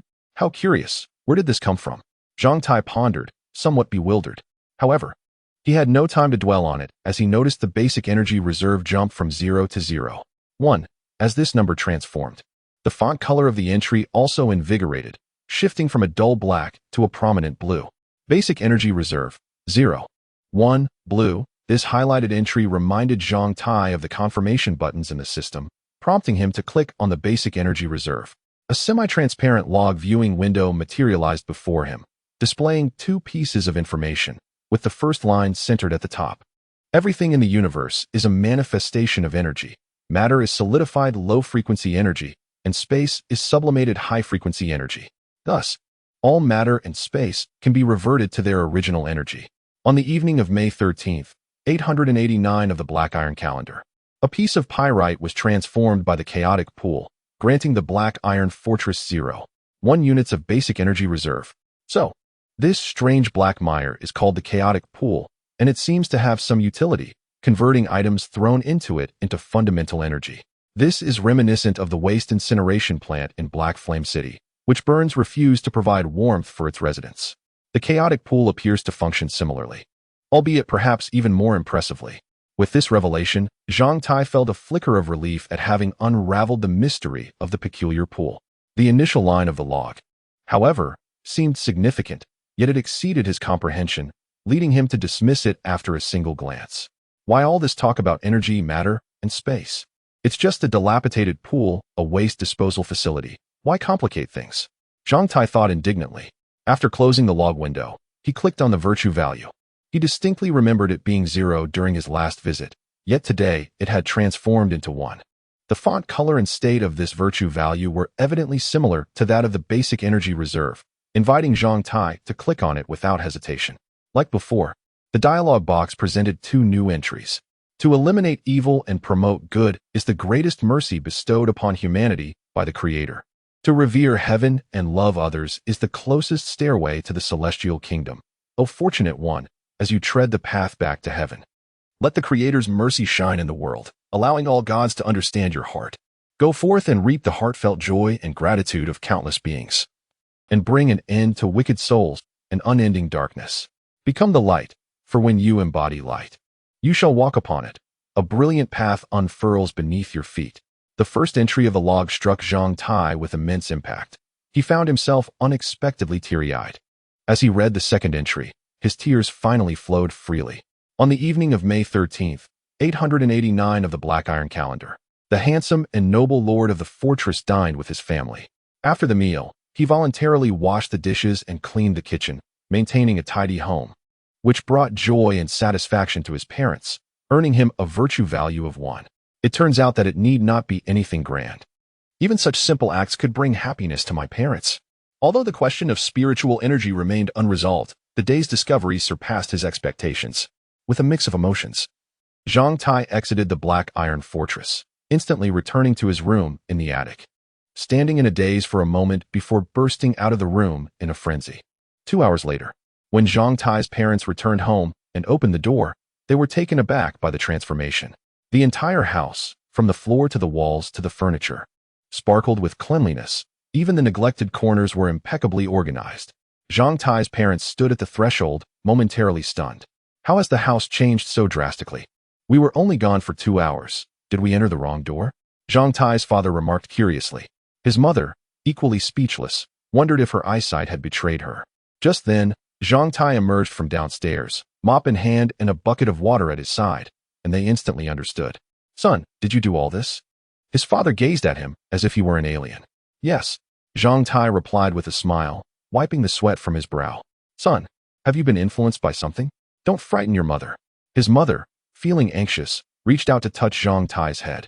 Though he occasionally helped with chores at home, he had never been this proactive and diligent before. Touched and embarrassed by his mother's words, Zhang Tai reassured them, Mom, Dad, I'm fine. I just wanted to surprise you tonight. Are you happy? A surprise from our son? Zhang Tai's parents exchanged glances, sighing in relief as smiles spread across their faces. In unison, they replied, We are. Zhang Tai beamed with satisfaction. That night, alone in his room, Zhang Tai once again entered the Black Iron Fortress and tossed the remaining piece of pyrite into the chaotic pool, erasing the last traces of the Black Iron Fortress from this world. He then opened the basic attribute panel once more. Black Iron Fortress, length, 1 cubit, width, 1 cubit, spiritual energy, 0, virtue value, 2, basic energy reserve, 0, 2, special output, none. Predictably, the basic energy reserve increased by another 0. 1. Upon clicking on the virtue value log, a new entry appeared. On the evening of May 13th, 889 of the Black Iron calendar, the handsome and noble lord of the fortress actively cleaned the house again, ensuring it remained tidy and orderly, bringing joy and satisfaction to his parents, thus earning another virtue value of 1. With a satisfied smile, Zhang Tai drifted into a deep sleep. Chapter 17. Early maturity. It is often said that children from impoverished families mature early, and this adage applies aptly to Zhang Tai. From his elementary school days, he began assisting his family with household chores. His father toiled diligently in a factory, while his mother, relying on her modest skills in rice wine brewing, engaged in small-scale commerce to supplement the family's income. For over a decade, They steadfastly raised Zhang Tai and his elder brother. In his youth, Zhang Tai was oblivious to the burdens borne by his parents. However, 2 years ago, one weekend at home, he observed his mother, having closed her shop for the evening, tirelessly mopping the floor. The sight of her figure, once slender and graceful, now appeared somewhat plump and weary, struck him profoundly. At that moment, an overwhelming sense of sorrow engulfed him, and he felt himself mature overnight, awakening to the responsibilities he bore as a man towards his family and parents. Since then, every weekend, while his peers frolicked outside, Zhang Tai remained at home, aiding his mother with chores. Gradually, he mastered her rice wine brewing technique, and a year ago, his creations became indistinguishable from hers, even fooling longtime customers into believing that half of the rice wine they consumed was the product of Zhang Tai's own hands. Curiously, last night he slept soundly, devoid of dreams. When he opened his eyes at 6 in the morning, the sky outside was still dark, with only a hint of dawn breaking in the east. Glancing at the clock on his bedside table, he noted that it was 6:15. Typically, young men his age cherished the luxury of sleeping in, and Zhang Tai could hardly recall rising before 7, except on rare occasions. He closed his eyes, attempting to drift back to sleep, but found himself wide awake. His mind clear and energy abundant, as fresh as a cabbage just pulled from the water. It was impossible to fall asleep again. Unlike the usual mornings when his mind was foggy upon waking, today his thoughts were as polished as a flawless crystal, devoid of any impurities. After a futile struggle to remain in bed, Zhang Tai resigned to the fact that sleep eluded him. He rolled out of bed, standing by the bedside clad only in his underwear, and playfully swayed his hips, unconcerned about how ridiculous he might appear. He spun clockwise and counterclockwise 60 times each, a habit instilled by his father, who advised that such movements would enhance a man's vitality. As Zhang Tai grew more aware of his own body, he found himself contemplating the benefits of these exercises, especially after inadvertently witnessing his elder brother engaged in a rather intimate activity. Despite still being a virgin, he understood the natural inclination of men to aspire towards greater prowess in that regard. After completing his exercises, Zhang Tai discovered that his underwear had formed a rather conspicuous tint, his member exhibiting a vigorous morning erection. He assessed its firmness, finding it as rigid as a wooden rod. With a sigh, he decided to endure this state, uncertain of when he might find an opportunity to utilize it for its intended purpose. Having finished his movements, he opened the small window in the attic, performed some stretches, and dressed. After washing up, he set about preparing breakfast for his family. Given their modest means, the morning meal consisted solely of thin rice porridge. He had soaked the rice the previous evening, and it had softened beautifully, each grain glistening and enticing. With the rice ready, the next task was to ignite the fire. The coal mines surrounding the city of Haiyan were abundant in resources, making coal exceptionally cheap. A small cartful of coal balls, made from discarded coal scraps, could be purchased for mere copper coins. While acquiring coal was easy, lighting the fire was a skill in itself. Fortunately, after years of practice, Zhang Tai had become adept at this task. He no longer required any kindling. Within 10 minutes, he could get the fire roaring. 10 minutes later, with the fire blazing in the stove, he washed the pot and began boiling water. Under the radiant flames, it wasn't long before the water reached a boil. Once the water was ready, he added the soaked rice, covered the pot, and checked the flame, smiling to himself as he realized the joy of wholeheartedly serving his family and bringing them happiness. The porridge would require at least another hour to cook, leaving Zhang Tai with ample time. He wandered around the kitchen, and after some contemplation, decided to retrieve several large clay jars from the rice wine shop. He fetched well water from the backyard and meticulously cleaned the jars, placing them under the eaves to cool. After nearly an hour of work, he noticed a slight sheen of sweat on his forehead. Just as he placed the final jar down, he turned to find his mother standing at the kitchen door, gazing at him with a mixture of surprise and affection. "Zhang Tai, what are you doing?" she inquired gently. "Oh, Mom. I woke up early and thought I would help out a bit," he replied. "Foolish boy, you're still growing. You must get your rest." His mother approached, tenderly wiping his brow before checking the pot. Upon seeing the bubbling porridge, she immediately gauged the time he had risen. "Go back to sleep for a little while longer. You've already accomplished most of the morning's tasks. Come down to eat when you wake up." "Mom, I truly am not tired," Zhang Tai protested. "Come now, tell me. Have you made any new friends lately? Are you short on money?" His mother leaned in, her tone both knowing and curious. "If you need money, just ask me. A man must be generous in front of a young lady, but don't be too stingy. I've saved a little pocket money, But you mustn't tell your father. Zhang Tai stared at his mother, bemused. What on earth are you talking about? In the end, despite his protests, Zhang Tai found himself playfully tugged by his ear and ushered back to his room, his mother insisting he catch up on sleep. At your age, rest is essential for growth. Watching her retreating figure, Zhang Tai felt a mix of gratitude and exasperation as he returned to his room, feigning a desire to nap. However, once back in his small abode, sleep was elusive. After a moment's thought, he resolved to close the windows tightly and, with a flicker of inspiration, ventured once more into the Black Iron Fortress. Having gained experience from his previous visits, he felt a deeper connection to the fortress. As he closed his eyes, the door to the Black Iron Fortress appeared in his mind, and as he locked his consciousness onto it, he silently intoned enter. Thus, he found himself within the Black Iron Fortress. Welcome, noble and handsome lord of the fortress, to the Black Iron Fortress. The same dialogue box appeared before Zhang Tai and then naturally vanished. It must be said that the moniker he had chosen for himself, albeit a tad cheesy, never failed to uplift his spirits whenever he beheld it. Handsome, imposing master, huh? Zhang Tai puffed out his chest and stood still, surveying his domain. To the naked eye, this territory appeared unchanged from the night before. There stood a peculiar little tree, a vast expanse of flat land, and the steel bar he had erected as a marker yesterday. Aside from these few elements, nothing else captured his attention.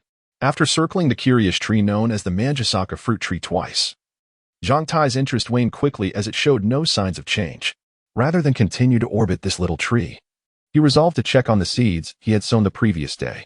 The thought of the corn seeds and the land invigorated him, prompting him to sprint to the plot he had marked. Kneeling down, he observed closely. In just one night, the corn seeds he had planted remained unresponsive. Zhang Tai was not perturbed. According to the agricultural knowledge he had acquired in school, corn seeds typically required about a week to germinate. It was still too early to expect results. Suddenly, he slapped his forehead. Recalling a crucial oversight from the previous night, he had been so excited while planting that he had forgotten to water the seeds. This was a rookie mistake. But it was not too late to rectify it. He could fetch 2 buckets of water in a while. Having examined the corn, he moved over to the potato patch, where the resilient tubers offered him a delightful surprise. The potatoes he had buried were slightly sprouted. He had deliberately placed the sprouting portions facing upward.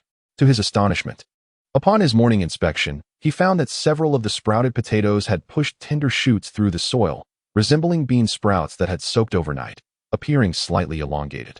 One potato, boasting the largest sprout, had even produced 2 tender buds the size of grains of rice. There was promise. Zhang Tai felt a surge of excitement. By heaven, with this piece of land, even if I could only cultivate potatoes, I need not fear starvation. This was the singular thought occupying his mind at that moment. After a spell of exhilaration, Zhang Tai opened the basic attributes panel of the Black Iron Fortress. Black Iron Fortress. Length, 1 cubic lush. Width, 1 cubic lush. Spirit value, 0. 3. Merit value, 3. Basic energy reserve, 0. 2. Special output, none. The merit value had increased by 1, as expected, but it was the number on the previously barren spirit value that suddenly captured Zhang Tai's attention. Chapter 18. This is my world. Curious about the concept of spiritual energy, Zhang Tai eagerly opened this option. Similar to the other 2 options he explored yesterday, the top of this section displayed a significant message regarding the spiritual energy of Black Iron Fortress, compared to the previous entries concerning merit points and basic energy. This information deepened Zhang Tai's understanding of the world considerably. Plants construct the bridge of dependence between the material realm and living beings. Spiritual energy is derived from the life potential released through the growth of plants in conjunction with matter. This is the foundation upon which all living beings rely for survival and evolution, embodying the law of harmonious coexistence between the universe and nature. The greater the abundance of spiritual energy, the faster plants can grow, and the more vibrant other beings become, advancing further along the path of evolution. Once again, this discourse on spiritual energy left Zhang Tai astounded. He read it repeatedly, over 10 times, until he finally grasped why everyone cherished the color green. Green represents plants, which signify the presence of spiritual energy, food, and water, the essentials for survival. The areas rich in greenery are also where living beings thrive and reproduce abundantly. Consider a desolate desert versus a lush forest. It is clear that the latter, teeming with resources and spiritual energy, or, as articulated earlier, greater life potential, is far more conducive to human existence and procreation. A tiny seed buried in the soil can transform into a towering tree after several years. Contemplating this transformation is indeed wondrous. Without soil, the seed remains merely a seed. With soil, its life form undergoes a remarkable metamorphosis. It is the union of the two that releases life potential. Plants convert the unseen substances and energies that cannot be directly utilized by humans and animals into visible food, fresh air, and that intangible spiritual energy, nurturing all living beings and creating a bridge between the material and the living. To Zhang Tai, the law of harmonious coexistence between the universe and nature is fundamentally a process of positive interaction among the material realm, plants, and all living beings. Plants continuously provide spiritual energy, while all beings must ensure that the process remains undisturbed and create a suitable environment for plants. He recalled a lesson from school where the teacher explained that the fall of humanity before the great cataclysm was fundamentally due to the relentless destruction of nature and universal laws. At that time, humanity was arrogantly blind, viewing everything in nature and the cosmos as mere resources to plunder rather than as their home and companions. People sought to take without giving back, leading to a myriad of grave issues. This is why, within the traditional educational system, the Great Cataclysm and the arrival of the Star of God are regarded as human disasters, while many extreme sects perceive them as the dawn of human rebirth, signifying the end of humanity's erroneous patterns and the beginning of a new existence. After contemplating the above, Zhang Tai turned his attention to the automatically generated subsequent message. On the evening of May 13, 889 of the Black Iron calendar, potato seeds began to sprout in Black Iron Fortress, slowly enhancing the fortress's spiritual energy value. Please take note, noble and handsome lord of the fortress. The growth rate of spiritual energy in Black Iron Fortress is directly proportional to the quantity, variety, and quality of plants within the space. The more plants, the higher the levels of those plants, and the wider the variety, the more diverse life potential they can provide, which will yield more spiritual energy over time. Upon reading this second entry in the spiritual energy log, Zhang Tai felt he had unraveled yet another secret of this mysterious space, elated by the realization that a few sprouting potatoes could generate 0.3 units of spiritual energy in one night for Black Iron Fortress. He pondered what other plants might yield. For instance, the purple-leaf paulownia trees lining the street outside his home must surely provide more spiritual energy than mere potatoes. This was a conclusion easily reached. However, discerning the differences between various tree species was beyond Zhang Tai's current knowledge, yet he dismissed this concern. He surveyed the empty expanse of space and mused that there were ample opportunities for experimentation. As long as something could grow, the details were inconsequential. With this thought, an array of peculiar ideas began to form in his mind, but realizing he was still within Black Iron Fortress, where many secrets awaited discovery, he set aside those whimsical notions for the time being. Closing the basic attributes of Black Iron Fortress, Zhang Tai casually clicked on another branch of the menu tree, opening the space and terrain creation function. The last time he attempted to access this feature, the system had informed him that the 3 major reserves were all at 0, rendering the function unusable. Now, curious about what surprises awaited him with the reserves no longer at 0, he eagerly anticipated the outcome. Indeed, surprises awaited. Upon opening the space and terrain creation button, 3 subordinate category menus appeared before Zhang Tai. Surface layer options, underground layer options, underwater layer options. Both the underground and underwater options were grayed out, indicating they were currently unavailable. Zhang Tai clicked on the surface layer option, and a 3-dimensional image, approximately 1 foot square, materialized before him. Upon closer inspection, he realized that this 3-dimensional image was a miniature representation of the entire Black Iron Fortress spatial map. The image was exquisitely detailed, even showcasing the steel rebar he had planted as a marker in the ground. Excitedly, Zhang Tai discovered that he could rotate this 3-dimensional image to facilitate his observation. When he attempted to turn it with his hands, the image indeed responded, presenting the map of Black Iron Fortress from a different angle. Overjoyed, he manipulated the image, examining his fortress from every spatial perspective. Furthermore, he found that any part of the 3-dimensional map could be enlarged or reduced. By spreading his hands apart on the map, it would expand, while bringing his hands together would cause it to shrink. Moving one hand in a particular direction would also adjust the map's perspective.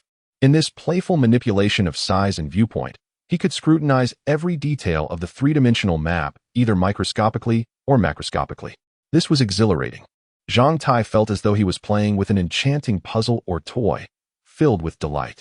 He spent over 10 minutes joyfully adjusting the three-dimensional map before finally pausing to delve into other details. Given that this was purportedly a feature for space and terrain creation, it surely held more significance than mere visual enjoyment. On the entire three-dimensional map, there were no additional functional buttons.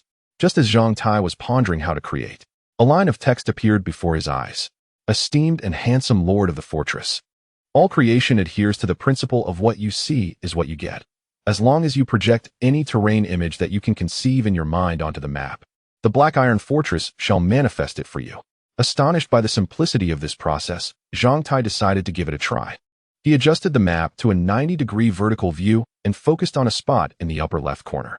He envisioned a pool of approximately 10 square meters. Gradually, a faint blue silhouette resembling the pool he imagined emerged in that area of the three-dimensional map. Although the image was somewhat hazy, its general shape mirrored Zhang Tai's conception. Imagining such a detail-intensive object was mentally taxing, and given Zhang Tai's current capabilities, he could not fully visualize every aspect of the pool. As he struggled to piece together the complete details in his mind, another message appeared before him. The completeness of the terrain details envisioned by the esteemed and handsome lord of the fortress is below 5. Shall the system activate the random natural creation principle to supplement the missing components?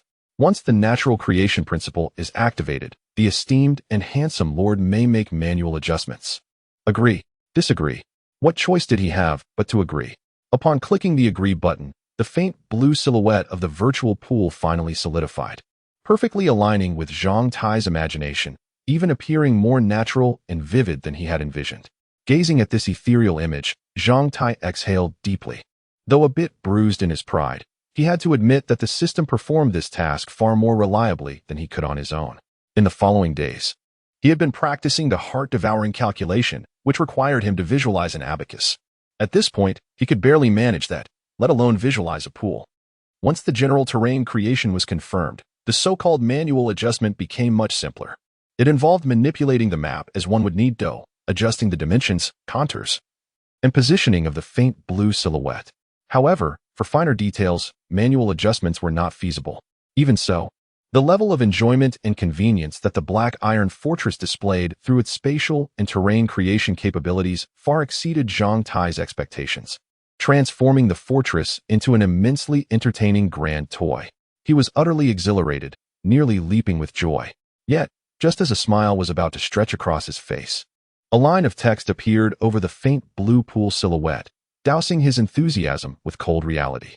Creating this terrain requires the following resources: basic energy reserve, 56, 879, spirit energy, 6, 878, virtue value, 912. Shall we create? Yes. No. The prospect of creation seemed absurd. As he glanced at the meager figures for basic energy reserve, spirit energy, and virtue value, Zhang Tai felt a pang of despair. Given his current pace, even completing all household chores in a day would yield merely 3 virtue points. To accumulate the required 912 virtue points, he would need to toil at home for 2 years. The spirit energy seemed more promising. The sprouting potatoes offered a glimmer of hope, suggesting that with some effort in planting, he could steadily increase that resource. However, the basic energy reserve was truly disheartening: 56, 879 units. It would take approximately 280 tons of iron pyrite to generate such energy by tossing it into the chaotic pool. The harsh reality dawned on Zhang Tai. The playful functionality of the Black Iron Fortress was not something he could afford to indulge in at present. The system adhered to a strict principle of equivalent exchange. Without sufficient resources, it would simply disregard him. Everything here required consumption and immense effort to obtain. There were no free lunches, not even for the esteemed and handsome lord of the fortress. This grand toy was not to be taken lightly. Resigned, he decided to explore what other functions might be most reliable for his current situation. Closing the spatial and terrain creation feature, Zhang Tai proceeded to open the biological and species management. Chapter 19. A new objective upon clicking the button for biological and species management. The log dialog box that had initially appeared was now transformed into a diminutive, visible icon. This led Zhang Tai to speculate that the dialog box was likely only presented during the first click, and unless he actively sought it thereafter, it would not reappear. Before him now was a subordinate functional tree for biological and species management, carbon-based biological and species management, green, activated state, silicon-based biological and species management, gray. Inactive state, sulfur-based biological and species management, gray, inactive state. Other biological and species management, gray, inactive state. Zhang Tai naturally clicked on carbon-based biological and species management. The other categories, pertaining to silicon and sulfur-based life forms, felt too distant from his existence. The concept of carbon-based life was easily grasped. It seemed that teacher Diana had briefly discussed it in school. The classification and understanding of carbon-based organisms had existed long before the Great Cataclysm, denoting life forms whose cellular structure was intrinsically linked to carbon, organic in nature. It appeared that all life on Earth, including plants, microorganisms, and even magical beasts, fell under this category, not to mention humans and other animals. The notions of silicon and sulfur-based life were entirely foreign to Zhang Tai, akin to mythical constructs, warranting no concern. Upon entering carbon-based biological and species management, he encountered the three branch options he had seen previously: microbial management, plant management, animal management. The animal management tab was grayed out, indicating its unavailability. Having already reviewed microbial management, Zhang Tai opted to explore the plant tab this time. With a click, a line of information materialized before him. On the evening of May 13th, 889 in the Black Iron calendar, the system detected the handsome and imposing lord of the fortress entering Black Iron Fortress with plant seeds, activating the plant system of Black Iron Fortress.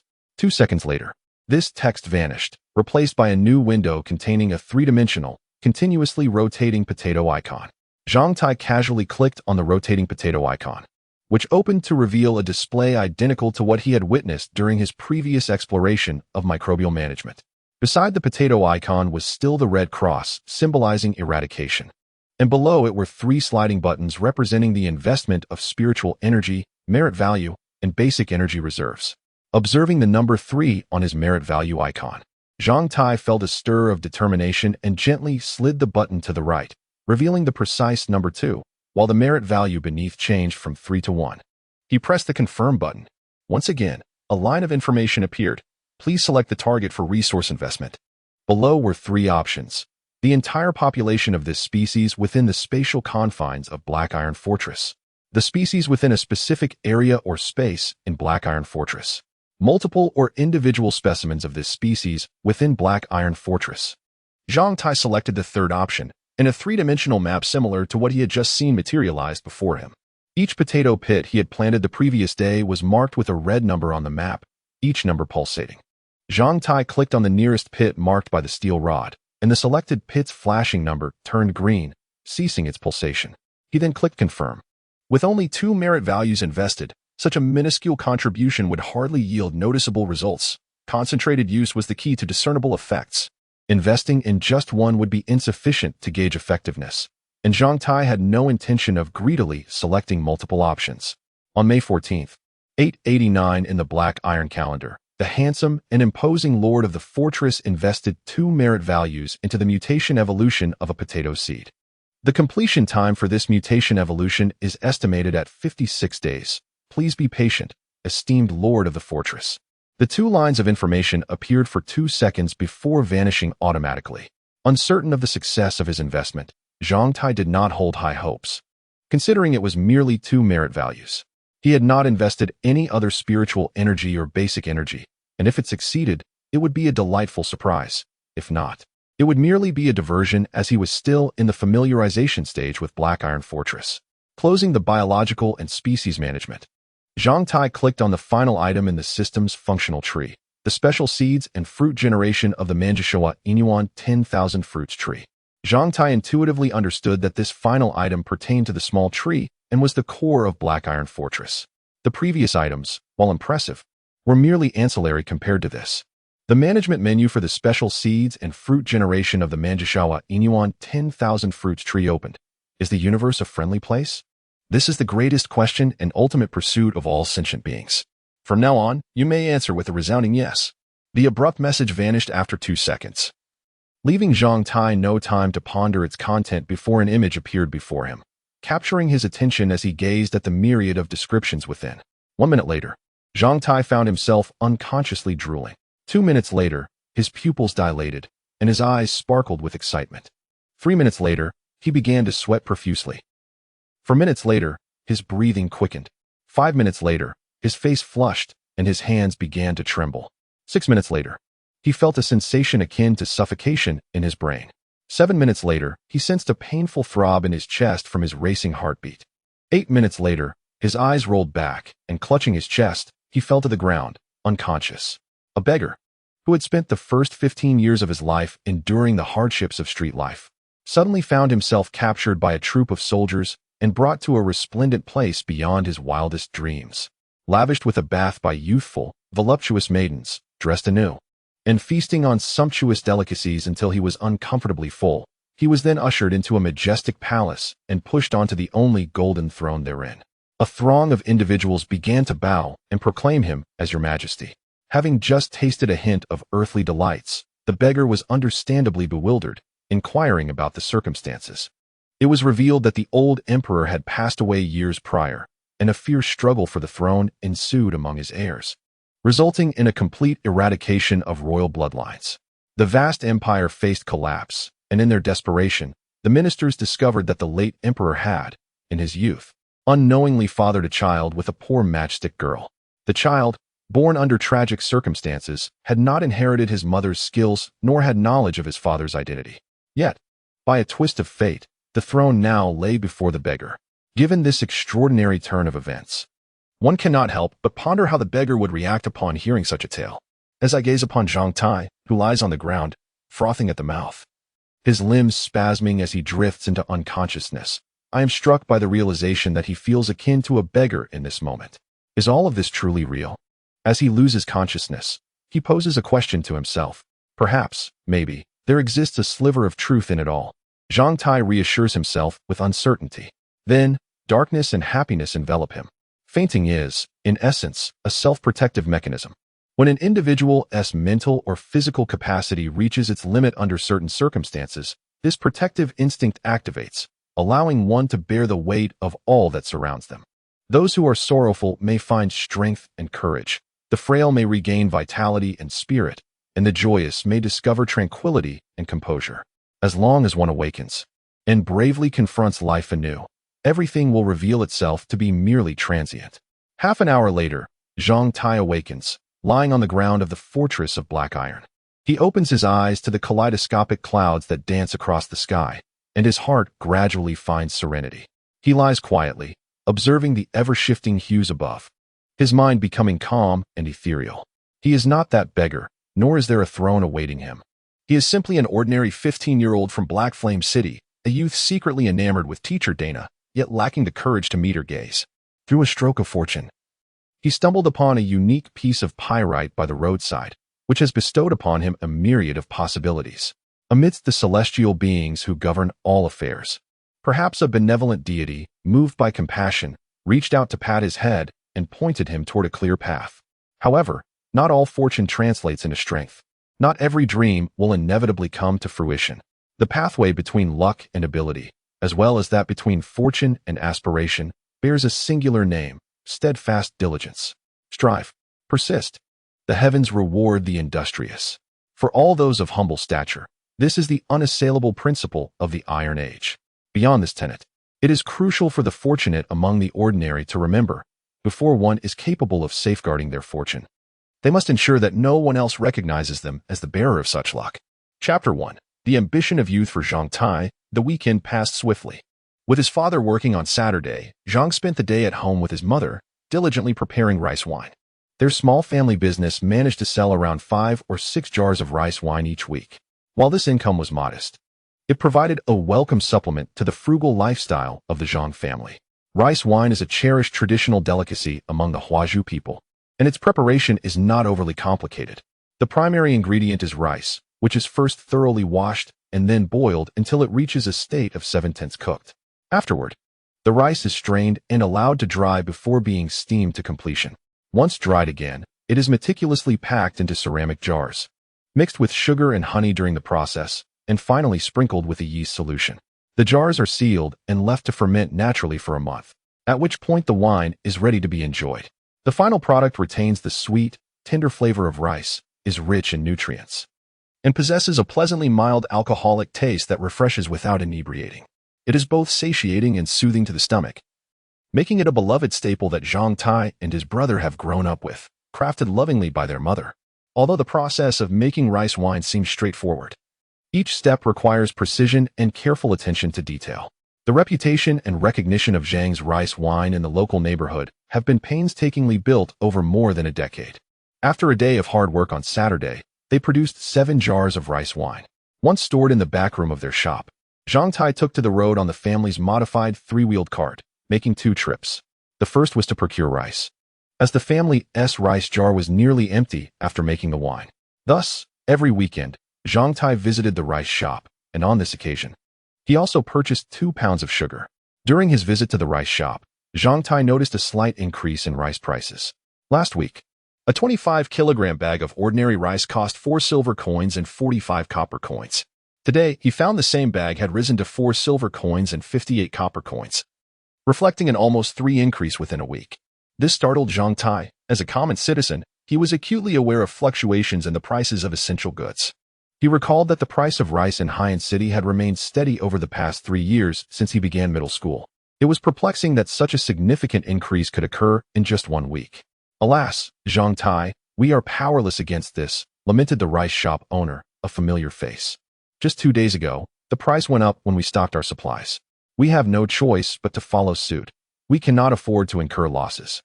The owner continued to express his frustrations regarding the rice prices. 70% of our rice in Haiyan City is sourced from outside. The farms and cultivation areas beyond the city cannot adequately sustain our food supply. What can we do? The prices are dictated by the large trading groups. Not only rice, but flour prices have risen as well. If you don't believe it, check elsewhere. The prices are similar, if not higher. Zhang Tai had developed a level of trust with the rice shop owner over the years and knew that prices across Haiyan City were generally consistent. A bag of rice would not vary more than a few copper coins from shop to shop. He purchased 3 bags of rice at the new price, totaling 75 kilograms, loading them onto his makeshift cart. This cart, a repurposed bicycle, was an eyesore and had limited capacity. The 3 bags of rice, along with Zhang Tai himself, nearly pushed it to its limits. As he loaded the rice, Zhang Tai meticulously inspected the seams and knots on the rice bags, ensuring there were no leaks or signs of tampering. He had learned over the years that some unscrupulous shopkeepers might employ tricks to shortchange customers or even adulterate the rice with sand. By carefully checking the stitching, one could often detect if a bag had been compromised. This wisdom was a product of his experiences as a child of modest means. After securing the rice, Zhang Tai purchased 2 pounds of sugar from a nearby general store. It was no surprise that sugar prices had also risen following the increase in rice prices, with coarse sugar now costing 1 silver coin per kilogram, up from 91 copper coins just a week prior. He noted that prices were consistent across neighboring shops, so he bought the sugar and hung the cloth bag on the handlebars of his cart before wobbling back home. Upon returning, he shared the news of the price hikes with his mother and handed her the remaining money, ensuring every copper coin was accounted for. Watching her take the money, he decided to give himself a small allowance of 10 copper coins, which elicited a bright smile from him. "Thank you, Mom. You're being especially generous today, usually. It's only 5 copper coins." His mother sighed, her brow furrowing. "With the prices of rice and sugar rising, I fear we will have to increase the price of our rice wine as well. Our profit margins are already thin, and if we don't raise prices, this business will be unsustainable. However, raising prices might cost us some loyal customers." Seeing his mother's worry, Zhang Tai, filled with determination, blurted out, "Mom, don't worry. I will ensure that you and Dad live a good life. I am no longer the same as before." His mother recognized that her little guagua had matured, and she smiled, affectionately ruffling his hair. Hearing the underlying meaning in her words, Zhang Tai felt a wave of embarrassment. "Mom, it's not what you think.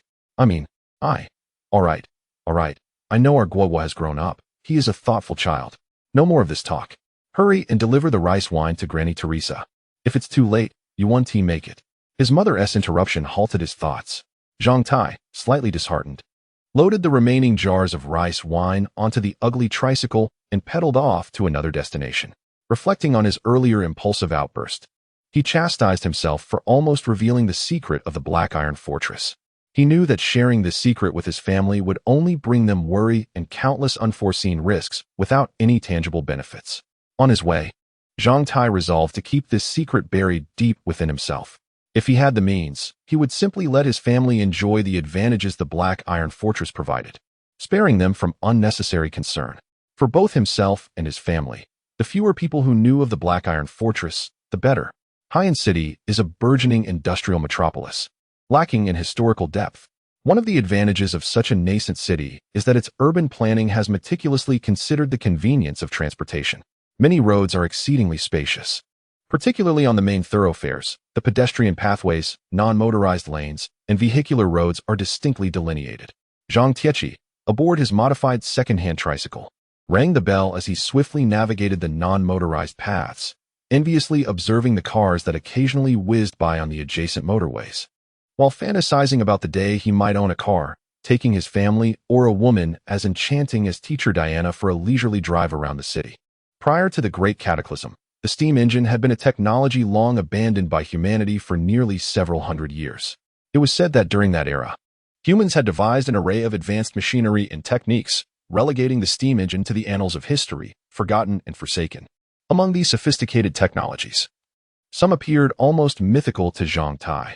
Machines capable of flight, vessels that could operate for centuries without refueling, methods for transporting individuals to the stars, devices enabling effortless communication across vast distances while allowing visual contact, and fearsome weapons capable of eradicating entire cities or even nations with the mere planting of a mushroom. The teachers expressed awe when discussing these marvels, while Zhang Tai listened, eyes aglow with wonder, finding the pre-cataclysmic human society utterly unimaginable. In the aftermath of the Great Cataclysm, humanity lost all its former splendor. In desperation, they unearthed the steam engine from the debris of history, reviving it from the simplest condensing steam vacuum pumps to the most intricate high-pressure steam turbines. These once antiquated relics began to regain their vitality, supporting humanity as they stood and began to run in this unprecedented era. Much like the automobiles equipped with compact, exquisite reciprocating two-stage steam engines that sped through the city. In Haiyan City, the common folk relied on their own feet and public transportation, while some wage earners might afford a bicycle. Zhang Tai's family, for instance, had modified an oddly shaped second-hand tricycle for the convenience of transporting goods. However, the true affluent, the wealthy elite, exclusively utilized automobiles, often costing over 1,000 gold coins each. For them, these vehicles transcended mere transportation, becoming symbols of status and power. Throughout the years in Haiyan City, the number of private cars has remained under 1,000. Those who could sit within were either exceptionally rich or noble. At least within Zhang Tai's school, he found no student or teacher who could afford such a luxury. Even for Captain Colin, the most formidable one-eyed dragon of Haiyan City, despite earning a salary significantly higher than that of ordinary citizens, purchasing a car would require an impossible sacrifice of 50 years without sustenance. From a young age, Zhang Tai's rudimentary education about machinery and tools had predominantly revolved around various steam engines. As a young man with an innate desire to conquer the world, 15-year-old Zhang Tai harbored two grand aspirations. One was Teacher Diana, and the other was a splendid private automobile. These two desires coalesced into the vision of a paradisiacal existence, driving daily with Teacher Diana, seeking a serene and picturesque locale to discuss the physiological mechanics of steam engines while also testing the shock resistance of the car's tires and seats. Lost in his unspoken ambitions, the youth pedaled fervently through the city on his tricycle. After 30 minutes, he finally arrived at the Teresa grandmother's secluded residence before 6 in the evening, delivering the goods he had transported. Chapter 2. The orphanage. Madame Teresa's orphanage is situated in a humble residential area near the western city wall of Black Iron City. Standing at the entrance of the orphanage, one can gaze upon the towering city wall, which rises over 30 meters high, alongside various military structures that cling closely to its base. The wall represents a source of confidence and security for the populace of Black Iron City. Thus, even though its imposing stature may seem somewhat oppressive and aesthetically unpleasing up close, no resident of the city would ever complain about the height of its fortifications, especially when the soaring prices of housing within the city drive the desire to reside within its protective embrace. The formidable wall instills a profound sense of safety. which is the primary reason for the escalating demand for urban living. As Zhang Tai observed the wall, he wondered whether his brother was currently stationed on guard. As a member of the city's watch, it was his brother's duty to protect the integrity of the wall. Zhang Tai was unaware of the daily routines and deployments of the city guards, and thus could not ascertain his brother's whereabouts at that moment. He felt no particular curiosity about it either, as matters concerning the movements and military operations of the guards were confidential. While such information might be casually discussed during idle chatter, probing too deeply into these matters could lead to complications and distress for both oneself and their family. As an ordinary individual, Zhang Tai typically adhered to his role, his curiosity kept firmly in check. However, after hearing about the Red Scarf Bandits from his brother the previous day, he remained vigilant, casting a few extra glances at the distant wall. Whether it was merely a psychological effect or not, he sensed a heightened atmosphere of tension among the soldiers stationed there. Retracting his gaze from the wall, Zhang Tai spotted Madame Teresa standing at the entrance of the orphanage, as she always did at this time each week, eagerly awaiting his arrival. A devout follower of the Grapist faith, Madame Teresa was garbed in a long green nun's robe adorned with white patterns symbolizing olive branches, the emblem of their spiritual beliefs. Her figure had softened with age, and her presence exuded a warm, neighborly aura.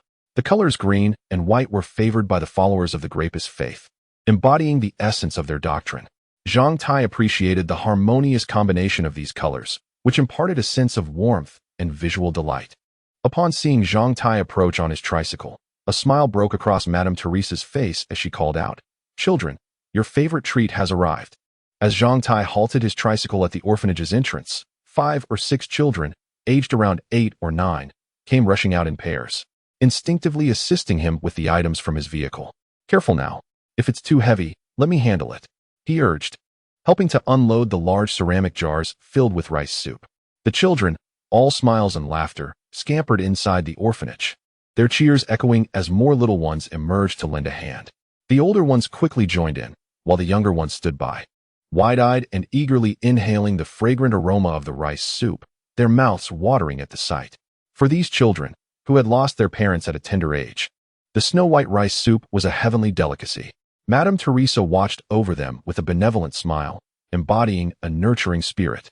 Each week, when Zhang Tai's family prepared rice brew, they would set aside a portion of the soup, a precious resource. Zhang Tai and his brother had grown up on this nourishing broth, which was often sought after by neighbors who had newborns but could not afford milk. The rice soup, rich in nutrients, was a treasure, though it could not be stored for long and would spoil within 2 days.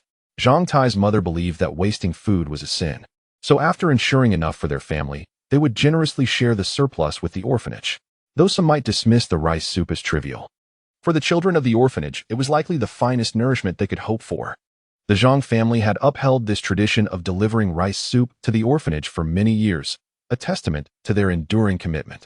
As Madame Teresa guided the children in transporting the ceramic jars, she approached Zhang Tai, enveloping him in a gentle embrace and bestowing a tender kiss upon his forehead.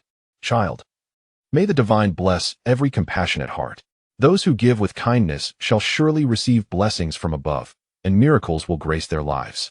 Though this sentiment had been shared with him countless times before, it struck Zhang Tai differently this time, evoking a wave of emotion within him. "Thank you, madam. I too believe that the divine protects the virtuous," he replied, a faint blush creeping across his cheeks. Madame Teresa's soft and ample form, which had once felt innocuous in his childhood, now made him feel a tad awkward as he grew older and began to grasp the nuances of gender relations. Even if he harbored no inappropriate thoughts about someone who could easily be his grandmother. After the children had successfully moved the 6 jars inside, they soon returned with clean jars, each capable of holding over 10 pounds of rice soup. Collectively, the 5 jars amounted to nearly 70 pounds, a generous boon for the resource-strapped orphanage. "By the way, Madame Teresa," Zhang Tai interjected, "I noticed that prices for grain and sugar have begun to rise at the market." During a lull while waiting for the children to load the clean jars onto his tricycle, he broached the subject of rising food prices, news that was disheartening for the orphanage. Upon hearing the details, a shadow of concern crossed Madame Teresa's face as she gazed into the distance, lost in thought.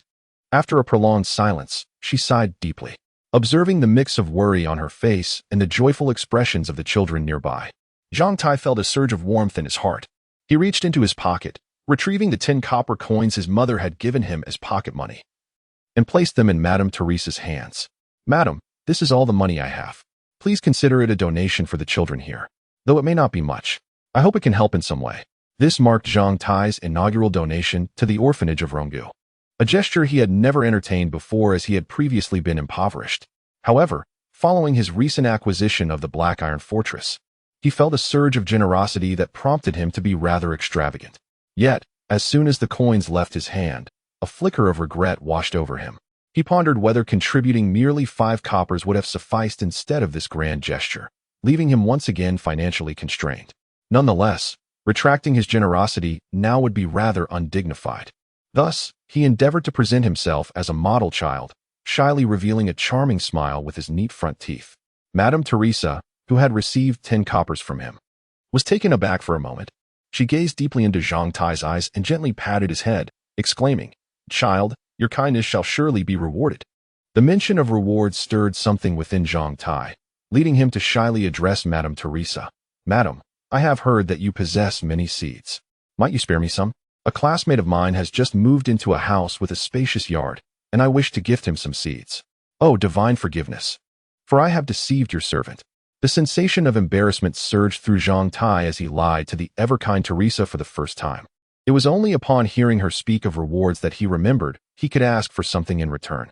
Yet, to Teresa, his slightly anxious demeanor only amplified his innocence and sincerity.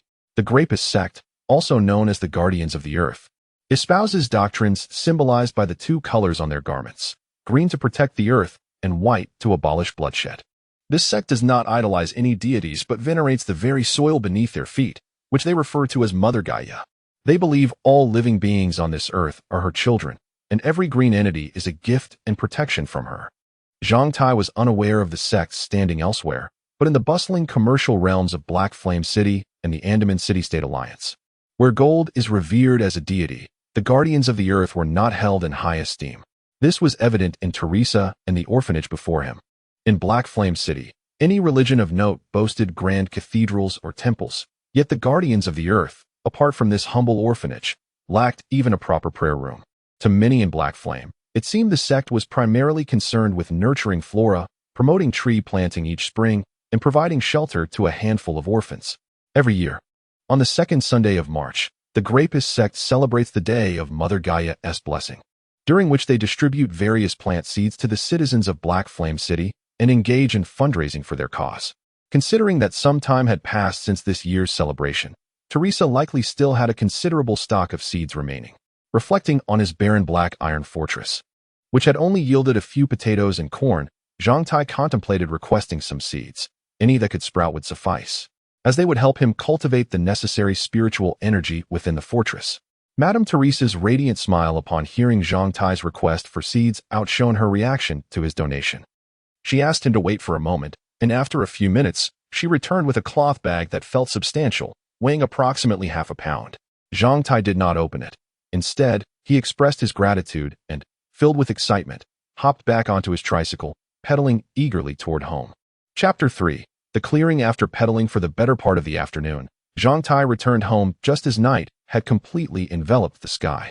During his ride back from Grandmother Teresa's, he could feel his legs growing weak, the speed of his tricycle diminishing significantly, and the journey home taking much longer than usual. Nevertheless, Zhang Tai felt an overwhelming sense of joy. Helping others truly engendered a profound happiness within him, especially when he beheld the innocent and pure smiles of the needy children upon seeing him. To speak candidly, Zhang Tai felt deeply fulfilled. Although the meager provisions he had delivered held little monetary value, some might even disregard them, he did not consider his actions or those of his family particularly noble or grand. The rice gruel he had offered was merely a gesture, one that pained him to waste, as his family could not store much. If it could be of some utility, particularly for a good cause, then so be it. This event may have been mundane, even trivial, yet Zhang Tai remained content and elated. The nightlife in Black Flame City was indeed vibrant. Come nightfall, certain establishments adorned with bright lights and revelry would spring to life.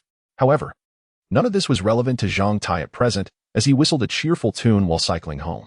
Upon his arrival, he discovered that the family shop had already closed for the evening, and the front door was locked. He unlocked the door and pushed it open, maneuvering the tricycle inside. Though the vehicle, modified by his father, appeared quite unappealing, It had the advantage of a detachable wheel and cargo frame, allowing it to occupy minimal space in their home. His parents had gone out again, likely to a friend's house for cards or perhaps to church. Their interests were rather limited.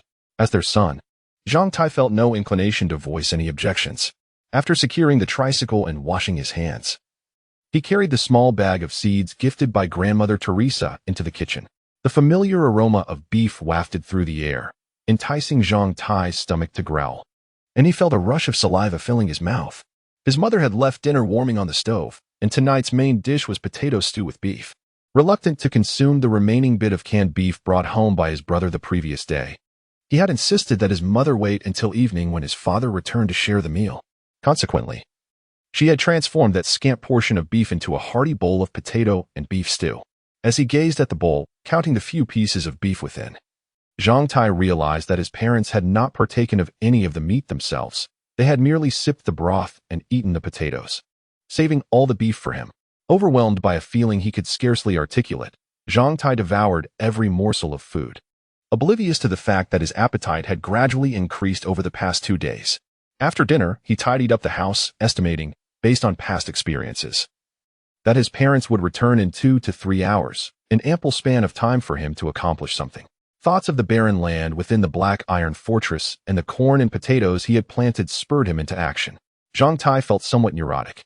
He distinctly remembered locking the door behind him, yet he still felt compelled to check it once more for reassurance. He chuckled to himself, wondering if this was akin to a small person discovering they had won the lottery, constantly fearing that their hiding place would be discovered. So be it. He was indeed a humble individual, and he had no qualms about being perceived as such. With renewed determination, Zhang Tai moved with purpose, retrieving 2 metal buckets from the backyard, and hurried to the well. With a splash, he filled both buckets with water, and after securing them, he raced to the narrow bathroom in the back of the house. This cramped space, measuring just over 2 or 3 square meters, was always kept impeccably clean. Half of it was occupied by a sturdy wooden bathing tub, a gift from his brother, who had sent money home while serving in the military. With a splash, Zhang Tai poured the contents of the 2 buckets into the tub, the water rising to just cover his feet. He repeated this process multiple times, filling the tub after several trips to the well. If his mother were present, she would surely prepare hot water for him to bathe, but Zhang Tai, determined to emulate his brother's masculinity, would insist on using cold water, enduring his mother's gentle scolding. However, tonight, he had no intention of bathing. He merely set the final 2 buckets beside the tub and returned to the kitchen, clutching the small bag of seeds from grandmother Teresa. Back in the bathroom, he closed the door securely, tucking the seeds under his arm while carrying a bucket in each hand. Taking a deep breath to steady his nerves, he closed his eyes, searching for that mysterious archway. This time, the process seemed a touch simpler. Through recent experiments, Zhang Tai had discovered that concentrating his awareness slightly inward from the center of his forehead allowed him to clearly visualize the archway. Indeed, it aligned perfectly with the entrance to the Black Iron Fortress. Uncertain of the mechanics behind this phenomenon, he dismissed such concerns. As long as it worked, who would expend energy dissecting it? With determination, he saw the archway, locked onto it, and stepped through. In an instant, clutching the 2 buckets and the bag of seeds, Zhang Tai vanished from the cramped bathroom. The air around him shifted, and upon opening his eyes, he found himself once again within the Black Iron Fortress. The expansive, barren land surrounded him, and there stood the striking Manjusaka flower, the fabled treasure tree at its center. Most delightfully, he heard the words that inflated his humble vanity. "Welcome, the illustrious lord of the fortress, to Black Iron Fortress." At these words, Zhang Tai felt invigorated. His stomach ceased its discomfort, his legs steadied, and his body felt rejuvenated. "I am the master of this domain," he exclaimed, his spirits soaring as he reveled in his inflated sense of self-worth. If he were outside, such a shout would surely attract the local constable. But here, within the fortress, even the echoes eluded him. Having never before expressed himself with such fervor, Zhang Tai felt a refreshing lightness wash over him, inexplicably soothing his heart. Thus, Zhang Tai resolved to shout once more, proclaiming, "I am the master of this world." Oh, a slight sense of relief washed over him. He continued, "I will ensure that my parents enjoy beef every day." Another wave of comfort enveloped him. "Teacher Dana, I love you." Yet another declaration followed. "I aspire to become a wealthy individual." Another exclamation escaped his lips. To all the voluptuous beauties out there, your dream lover stands before you. After a cacophony of cries, Zhang Tai felt a remarkable lightness in his heart, a refreshing sensation. He wondered if others had ever experienced such a release. Suddenly, he recognized that this might be a splendid method to vent his emotions and alleviate pressure. Having expelled his frustrations, Zhang Tai tossed the seeds he had clutched under his arm onto the ground and, carrying 2 buckets of water, made his way to the plots where he had sown corn and potatoes. Although he believed that the soil of the Black Iron Fortress was quite conducive to plant growth, and the moisture level seemed adequate, he still felt a nagging sense of incompleteness if he did not irrigate the seeds after planting. It seemed that rain was a rarity in this place, and he pondered whether the seeds might mold in the soil due to his negligence in the watering process. Upon reaching the plots where he had planted corn and potatoes, Zhang Tai set down 1 bucket and began to water the rows of corn that had yet to sprout. After emptying 1 bucket, he realized that less than a quarter of the area had been adequately watered. He fetched the 2nd bucket, managing to moisten just over half of the soil. With both buckets in hand, Zhang Tai closed his eyes, concentrating his awareness on the center of his forehead. He envisioned, locked on, exiting. In the next moment, Zhang Tai found himself once again in the cramped bathroom, his feet planted firmly in the same spot as before. He activated the drainage switch at the bottom of the bathtub, refilling both metal buckets with water. Zhang Tai stood still, closing his eyes once more, envisioning, locked on, entering. After repeating this process 5 times, he stood before the plots of corn and potatoes he had just watered, panting heavily, satisfaction coursing through him. Yet, a dull ache began to form in his mind, as if something had been drained from his consciousness. He had been so engrossed in watering that he had not noticed the fatigue setting in. Now, he attempted to refocus his attention on the center of his forehead and soon beheld the mystical archway. Unlike previous occasions, this archway appeared unstable and somewhat elusive. When Zhang Tai finally managed to grasp it with his mind and issued the command to exit, an unforeseen event transpired. Suddenly, he felt a profound heaviness in his head, a dizzying sensation akin to plummeting through a bottomless dark tunnel. His body lost balance, and he collapsed onto the ground. After a moment, Zhang Tai, pale-faced, opened his eyes and regained his composure. What happened? Why is this occurring? A wave of inexplicable anxiety washed over him. The text that materialized before him elucidated his confusion. System has detected that the handsome and imposing lord of the fortress has severely depleted his mental energy. It is advised that the illustrious lord of the fortress take a brief respite or meditate within the Black Iron Fortress before departing. System prompt. Frequent entries and exits from the Black Iron Fortress within a short time frame significantly deplete mental energy. When mental energy is insufficient, please refrain from frequent entries and exits from the Black Iron Fortress unless absolutely necessary, to avoid damage to mental faculties. Chapter 4. The struggling lord of the fortress. After a considerable effort, Zhang Tai realized that entering and exiting the Black Iron Fortress still required a ticket. Sitting on the ground, he couldn't help but let out a bitter laugh. The sensation of his mind being suddenly drained and his body collapsing into a dark passage had been utterly terrifying. For a few seconds, he had doubted whether he would die right there. If this was the feeling of mental exhaustion, he would rather die than experience it again. Now, as he regained consciousness, he noticed that only a few minutes had passed, yet he was drenched in cold sweat and felt somewhat weak. It was clear that this mental fatigue was no trivial matter. Shaking his head vigorously, he still felt the lingering heaviness of being consumed by darkness. Something was definitely amiss. Although his mind was a bit uncomfortable, it didn't prevent Zhang Tai from contemplating various issues. He considered that his repeated trips to fetch water for the plants might be an exceedingly impractical method for the Black Iron Fortress. This fortress was clearly not ordinary.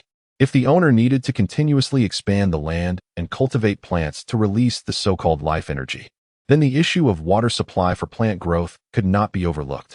It wouldn't allow the owner to resort to such a cumbersome method for irrigation. Even if the soil were incredibly fertile and required no irrigation, could one truly expect all plants to thrive without any water? Moreover, what about the basic energy reserves? The chaotic pool? Wasn't the waste treatment facility supposed to continually receive materials to convert into basic energy? In seeking to obtain basic energy reserves, did he really have to act as a porter, endlessly toiling back and forth? The thought of the fortress's functions consuming tens of thousands, or even hundreds of thousands of basic energy reserves at a time left Zhang Tai exasperated. This could not be right. If this were the case, what kind of lord would he be? Would he not be more akin to a porter at a train station?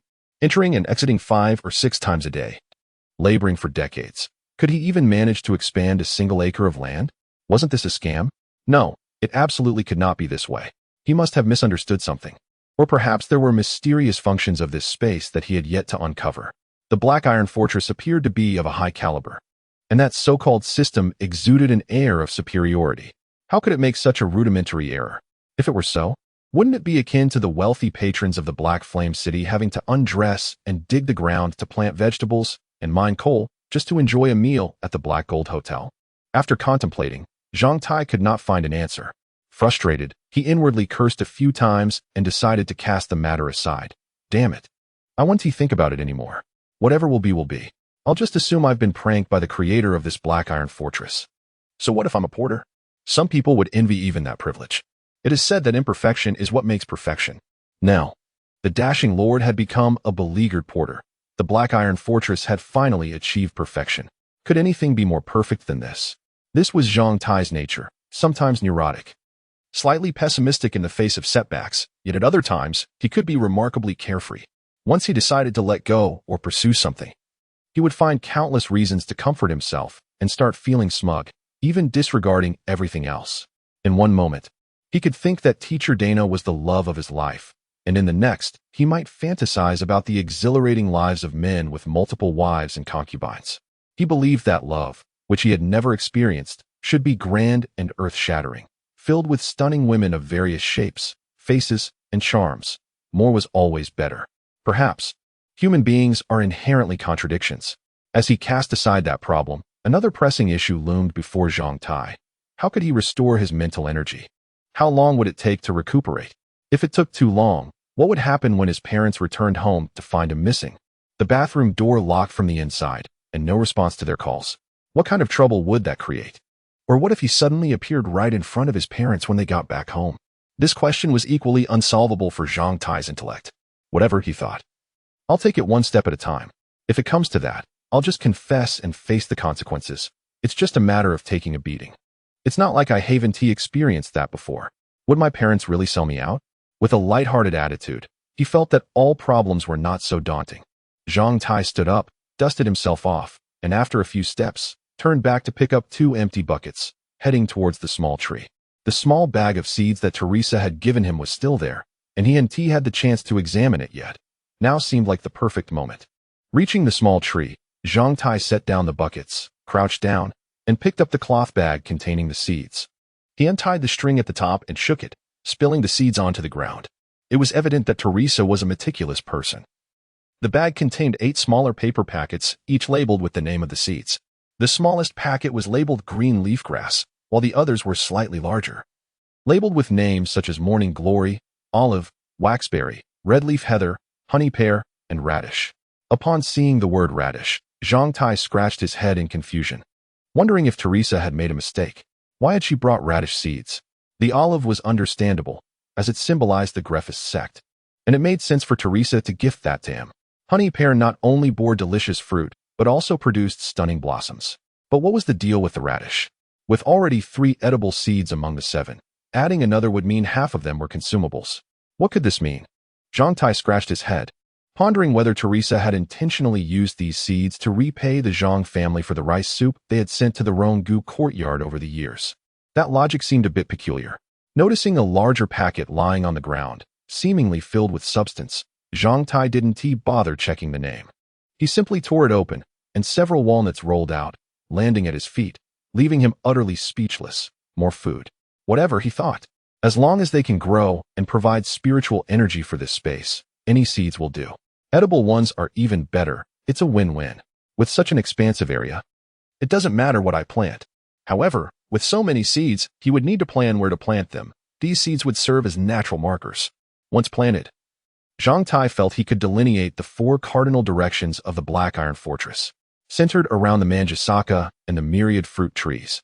And taking the default perspective from the last time I opened the map of the Black Iron Fortress as a standard, the northern section of the map is adorned with olive trees, while the southern part hosts the vibrant red-leaved photinia. To the west, honey pears flourish, and to the east, walnuts thrive. As for the remaining flora, green leaf grass, morning glories, and water wax, These can be casually scattered in the cardinal directions, allowing them to grow as they will.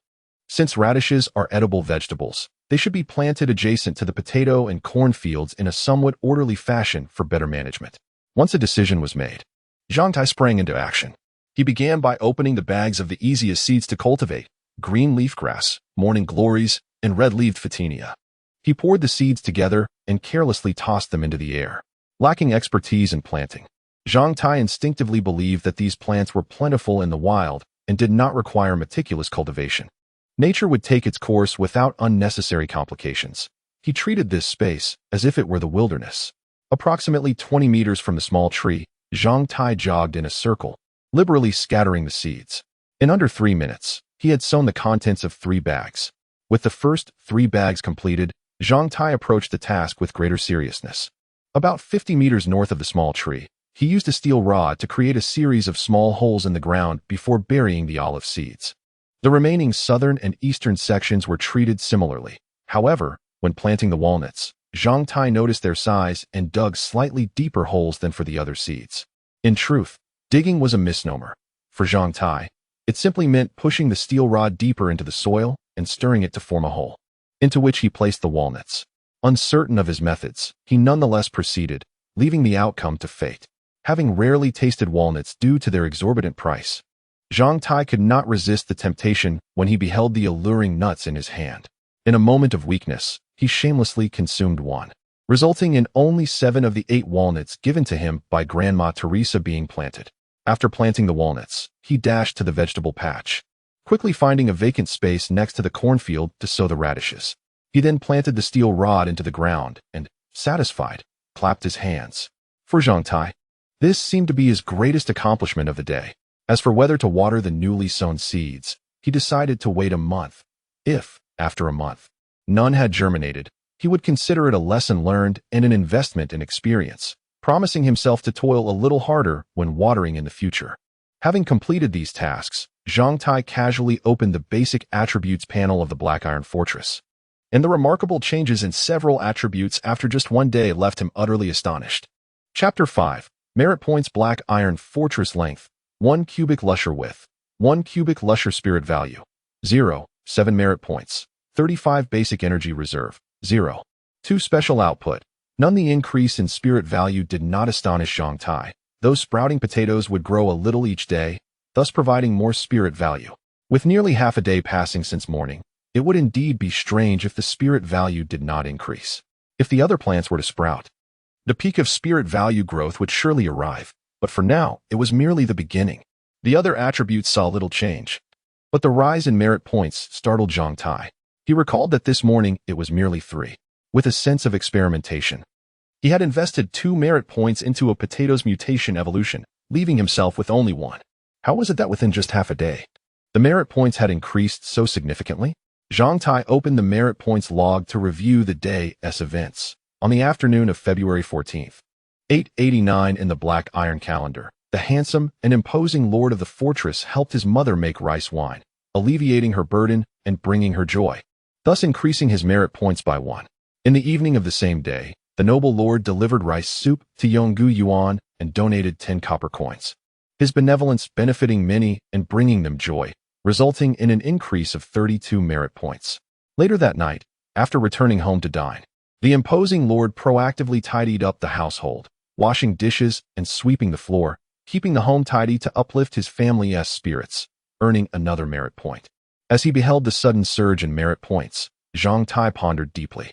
Redirecting his gaze to the insightful words at the pinnacle of the merit points section, to eradicate evil and promote good is the greatest benevolence bestowed upon mankind by the Creator. To revere heaven and cherish humanity is the nearest ladder to the celestial kingdom. O fortunate one, as you ascend to the heavenly realms, let the Creator's benevolence be manifest in the world, so that all the gods may comprehend your heart. Go forth and gather the sincerest joy and gratitude from the myriad beings, and put an end to malevolent souls and boundless darkness.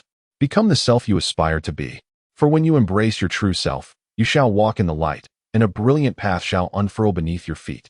Though many aspects remained unclear, Zhang Tai was greatly inspired by this passage, and the significant increase in merit points deepened his understanding of how to acquire them. While he currently lacked the ability to eliminate evil, he mused that promoting good could simply involve performing small acts of kindness within his capacity, regardless of scale. As long as his actions brought joy and happiness to others, it seemed that all deeds, great or small, could yield merit points. A smile spread across his face as he thought of the fruits the little tree might provide. If Black Iron Fortress were to take human form before him at that moment, he would dearly wish to plant a fervent kiss upon her. After sowing the seeds, Zhang Tai once more examined the fundamental attributes of Black Iron Fortress, filled with vigor.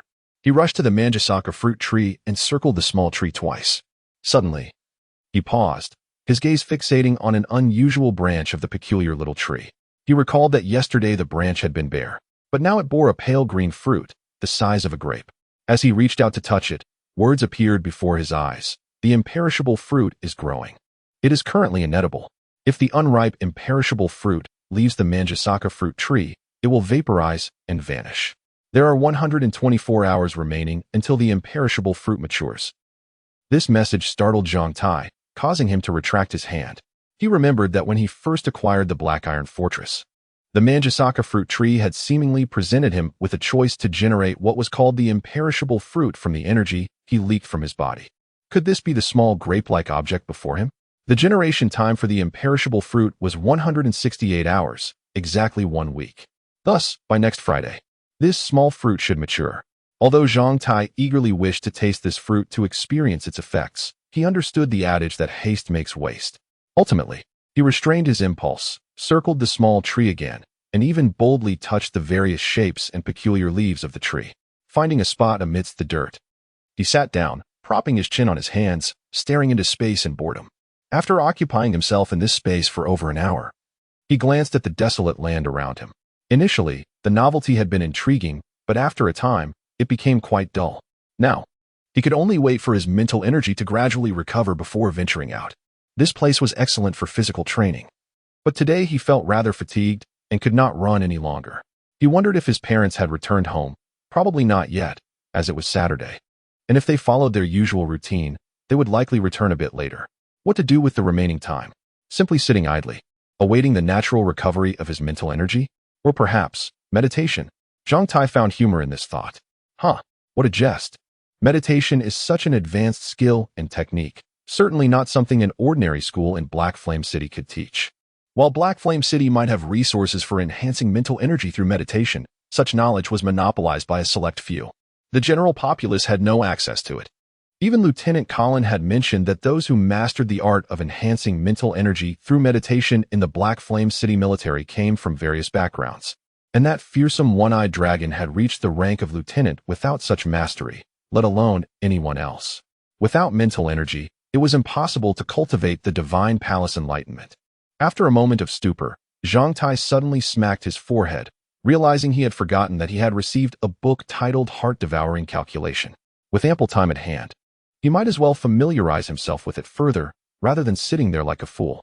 Resolving to act, he quickly recalled the contents of Heart-Devouring Calculation, which he had diligently reviewed over the past few days, understanding it thoroughly and nearly able to recite it verbatim. Sitting cross-legged, he placed his hands naturally on his legs, his eyes slightly closed. Before long, his mind began to settle. Strangely, this time, he found himself entering a meditative state much faster than usual. Once his mind was settled, Zhang Tai began to visualize an abacus in his mind, following the methods and incantations taught in Heart-Devouring Calculation. This was the most critical and essential step. The entire foundation of the mental calculation was built upon the abacus he visualized. When one could stably envision an abacus in their mind, rapid mental calculations could follow. If one were to explain the principle of heart-devouring calculation in a single sentence, it would be, using consciousness to replace hands, calculating on the abacus within one's mind. It was that simple. The only aspect that puzzled Zhang Tai was the book's insistence that the abacus visualized in his mind must be golden, radiating a brilliant glow. The reason for this requirement was not explained in the book, leaving Zhang Tai perplexed. He did not wish to delve into it further, merely accepting that it must be so. According to the requirements of Zhuxin Shuan, from the simplest to the most complex, Zhang Tai first envisioned a rectangular abacus frame in his mind, followed by a horizontal beam within the frame, and then 3 vertical rods. These 3 vertical rods represent the capacity to perform addition, subtraction, multiplication, and division within 3 digits, which is the minimum requirement of Zhuxin Shensuan. Once the 3 vertical rods were visualized and the entire image stabilized, he began to envision the upper bead of the first rod, followed by the 4 lower beads. Then the upper and lower beads of the second rod, and so forth. On his first attempt, as soon as Zhang Tai had visualized the upper bead of the first rod, the entire image in his mind collapsed. The same happened on his second attempt. On the third attempt, he successfully visualized the first lower bead of the first rod. On the fourth attempt, he completed the second lower bead of the first rod. After countless failures, Zhang Tai's mind, having witnessed the disintegration of that meager 3-rod abacus 4 times, finally succeeded in visualizing it and achieving stability in his mind. What is 125 plus 579? With a flicker of thought, several addition formulas danced upon the abacus, and the beads in his mind moved as if by an unseen hand, ultimately forming a readable number, 704, and 18 times 39. Again, he applied several formulas. 702. What about 987 minus 789? More formulas were applied. 198. Zhang Tai burst into hearty laughter, reveling in the delight, and he continued to test various calculations, performing all operations with 3-digit numbers. The beads on the abacus in his mind moved slightly faster, and after a few more attempts, what is 56 times 29? Again, he applied several formulas, and the golden abacus in his mind trembled, finally shattering into fragments, disappearing from Zhang Tai's consciousness. Upon opening his eyes, he realized that the result of this mental calculation had surpassed the calculation range of the envisioned 3-rod abacus, akin to a pressure cooker bursting from excessive pressure. He reconfirmed the value of the 4 silver coins and was astonished to find that he had indeed stumbled upon a windfall. Oh no, what time is it? He thought. If his parents returned home to find him missing, it would surely cause them great distress.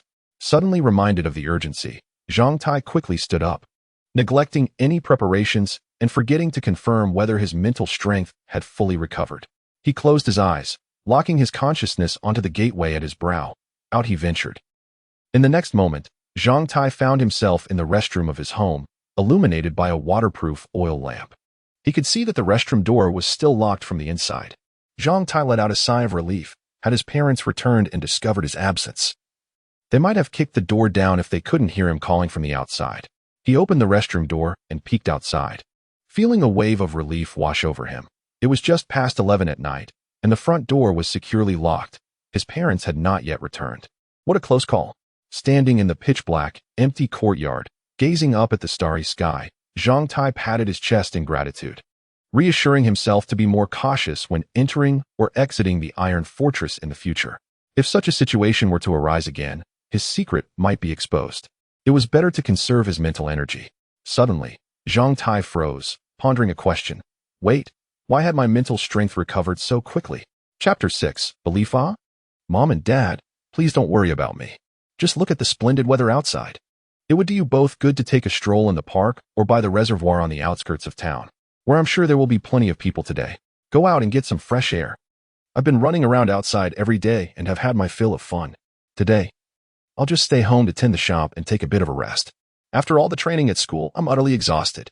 After lunch, Zhang Tai quickly tidied up the house before ushering his parents out the door. His father worked 6 days a week, laboring in the factory, where even a breath was tinged with dust. His mother had it even worse, confined to the small space of their rice wine shop, where turning around could be a hassle. Therefore, every weekend, to prevent his parents from feeling too disheartened, Zhang Tai would find ways to encourage them to step outside for some fresh air while he stayed home to watch over the shop. Seeing their son's thoughtful demeanor brought joy to his parents. However, as they left, his mother couldn't help but remind him, remember, don't raise the price of the rice wine just yet. If any regular customers come by, be sure to inform them about the potential price increase if the cost of rice and ingredients doesn't decrease by next week. They are our loyal customers. We wouldn't want them to think we're greedy and offend them. I know, Mom. You've mentioned it more than 30 times. Do you think I'm that thoughtless? Zhang Tai protested, feeling a bit wronged. At 15, he felt it was rather demeaning to be treated like a child. Not more than 30 times, at most 5. His mother feigned anger, glaring at him and pretending to grab his ear. Zhang Tai quickly dodged, sticking out his tongue at her before dashing into the rice wine shop, calling out loudly, freshly brewed rice wine from the Zhang family. Sweet, fragrant, and delicious. Strengthens men and beautifies women. Don't miss out. Only 6 copper coins a bowl, generous servings. His father chuckled and shook his head at the antics of his son. As he watched his parents disappear hand in hand down the street, Zhang Tai absent-mindedly stroked his newly sprouted chin. He was perplexed. Despite being married for decades, his parents always held hands when they went out together, giving off the impression of a young couple in love rather than longtime spouses. It struck him as oddly delightful. Is this what love looks like? Zhang Tai was uncertain. His life experience was insufficient to grasp the depth of such feelings. Yet, observing his parents filled him with a peculiar sense of happiness. Once they left, Zhang Tai sat idly in the rice wine shop, swatting flies with a feather duster. The sweet aroma of the rice wine was particularly enticing to flies, especially as the weather warmed. In a few months, when summer arrived, he would have to hang bamboo curtains outside the shop to keep the incessant buzzing pests at bay. However, doing so would obscure the carefully arranged displays on the counter, inevitably leading to a decline in business, an annual occurrence without exception. In the afternoon, the sun shone brightly over the street, and the birds that had remained silent throughout winter seemed to emerge from their nests, chirping joyfully. The dappled shadows of the sycamore leaves cast a mosaic of light across the bustling street. Outside the Zhang family's rice wine shop, a sign written by his father the night before hung prominently, announcing that due to recent increases in grain and raw material prices, the shop would likely raise its prices the following week, requesting understanding from both new and loyal customers. His dear father, if it were that fellow Tangda, he would have raised the prices the very first day the rice prices went up, without waiting a week. After sitting in the shop for half an hour, having made a few small sales, selling about 7 or 8 bowls of rice wine, Zhang Tai placed the scattered coins into the drawer and submerged the used bowls and spoons in the wash bucket. As the sun climbed higher, he found himself growing tired of swatting flies. At his age, spending a weekend alone in the shop was quite unbearable. The more he felt this boredom, the more he admired his mother, who had sat there for 20 years without complaint. In moments of tedium, people often seek tasks to occupy themselves. Zhang Tai decided to practice the bead mind calculation. This skill has various levels, the most basic being the visualization of an abacus in one's mind, akin to what Zhang Tai had practiced the previous night, where he closed his eyes and spent considerable time imagining the abacus before calculating mentally. The second level allowed him to visualize the abacus almost instantaneously without closing his eyes. The third level was when the image of the abacus became almost ethereal. Upon seeing any calculation, answers would naturally arise in his mind.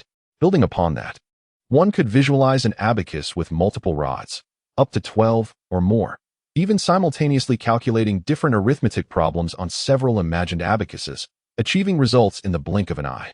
This was the pinnacle of bead mind calculation. Once mastered, one could be deemed a human supercomputer. Zhang Tai harbored doubts about whether anyone could truly reach such heights as described in the book. However, the thought of the elementary school recommendations in the book made him feel disheartened. What kind of school was so remarkable? Zhang Tai even began to suspect the old man selling the book might be telling the truth. This bead mind calculation might indeed have originated from relics of the pre-catastrophe era, when strange and wondrous things abounded.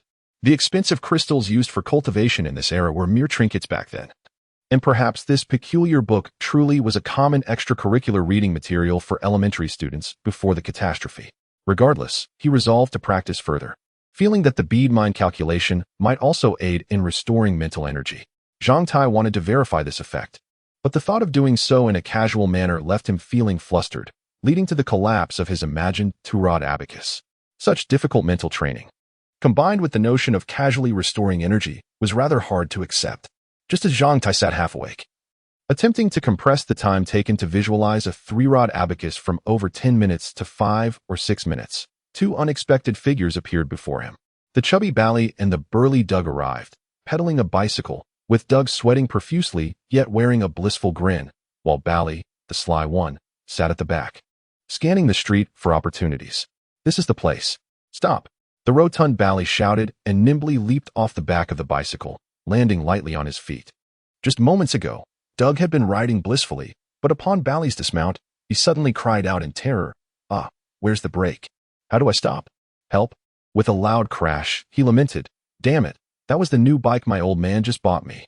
Bally, equally distressed, echoed his sentiments. Zhang Tai, helpless, pressed his palm against his forehead, closing his eyes in agony. 2 minutes later, Doug and Bally, grinning while rubbing their backsides, stood in front of Zhang Tie's small shop. Observing Doug, who was salivating at the scent of rice wine, and Bally's mischievous grin, Zhang Tai cursed under his breath. He retrieved 2 sets of bowls and spoons from beneath the counter, then opened a ceramic jar, ladling a bowl of rice wine for each of the 2 rascals, slamming them down before them. The duo immediately beamed with delight, offering no pleasantries, and voraciously devoured their bowls in moments. Watching Doug swirl his tongue around the bowl, Zhang Tai felt an urge to smack him on the head. Could you be any more disgusting? Those bowls need to be sterilized with boiling water. Once the 2 had finished, their faces adorned with pleased smiles, Zhang Tai swiftly reclaimed their bowls and spoons. With a stern expression, he declared, "That was on the house. But now it's 6 copper coins per bowl. Do you still want more?" Doug immediately cast a pleading glance at Bally, who, patting his waist, deposited a copper coin onto the table, exclaiming, "Delicious. Let us have another bowl each." Zhang Tai, unpretentious, swept the coins into the drawer and served them each another helping. As another bowl vanished into Doug's reluctant gaze, Zhang Tai collected the utensils and placed them into a basin. When Doug again looked to Bally for help, he found Bally ignoring him, turning instead to converse with Zhang Tai. "Ahem, what do you call that? Rice wine." "Yes, rice wine. What is up? Hee hee. Visiting is a cherished tradition among our flying brothers." Bally chuckled. "All right, let us get to the point. I'm busy, you know, making tens of thousands every second. Have you heard of the Red Scarf Bandits?" Upon hearing this, Zhang Tai appeared somewhat surprised. "I've heard of them. What's the matter?" Bally glanced around, lowered his voice, and relayed the hushed rumors he'd overheard from his brother. "I only learned about it last night and came to inform everyone. There aren't many who know yet. But be cautious in the coming days. Don't wander out at night and avoid leaving the city without reason. The Red Scarf Bandits are ruthless killers. Isn't there a saying in your Hua clan? When the city gates catch fire, there will be a few unfortunate fish in the moat. I don't want anyone from our flying brothers to be that unfortunate fish. Is that why you came today? Of course. Do you think I enjoy walking under the scorching sun with Doug? I still need to inform Charvin and Sista afterward. Well, I hope I haven't disrupted your busy schedule." Observing Bally's face, Zhang Tai felt a slight warmth in his heart. "Thanks, brother. Then treat us to another bowl." Bally pleaded with a grin. Zhang Tai extended his hand, gesturing in a way they all understood. Ha. I'm off. There's another stop to make." Bally urged Doug to hurry onto the bike. Doug pushed the bicycle a few steps, turned back to Zhang Tai, hesitating. Bally interjected, "Learn to ride well. It's great for impressing the ladies. Don't worry, I won't tell anyone. Your riding skills are impressive." Zhang Tai gave a thumbs up. Doug, satisfied, nodded and pedaled off with Bally. Zhang Tai hadn't anticipated the news of the Red Scarf Bandits would spread so swiftly. Within just 2 days, anxiety swept through Heiyan City. Why dwell on such matters?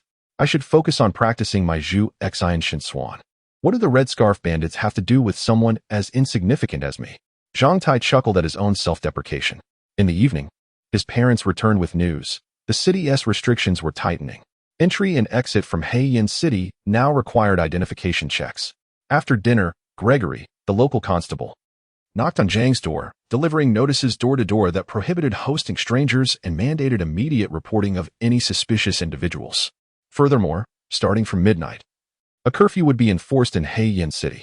Less than half a day after Bally's departure, the news of the Red Scarf Bandits had thoroughly circulated, stirring an unsettling atmosphere. Yet, none of this concerned Zhang Tai. After the constable left, and he completed his evening routine, he retreated to his small room, entering the Black Iron Fortress. After disposing of a bag of rubbish collected from cleaning the house and cooking, Zhang Tai clapped his hands and opened the basic attributes panel of the fortress. Gazing contentedly at its latest statistics, Black Iron Fortress, length, 1 cubic lush width, 1 cubic lush spiritual energy, 1, 8 merit value, 43 basic energy reserve, 0. 5 special output. None having watched his parents enjoy a day out while he manned the shop, he accumulated 5 merit points. With additional points for cleaning and cooking, he amassed a total of 8 merit points today.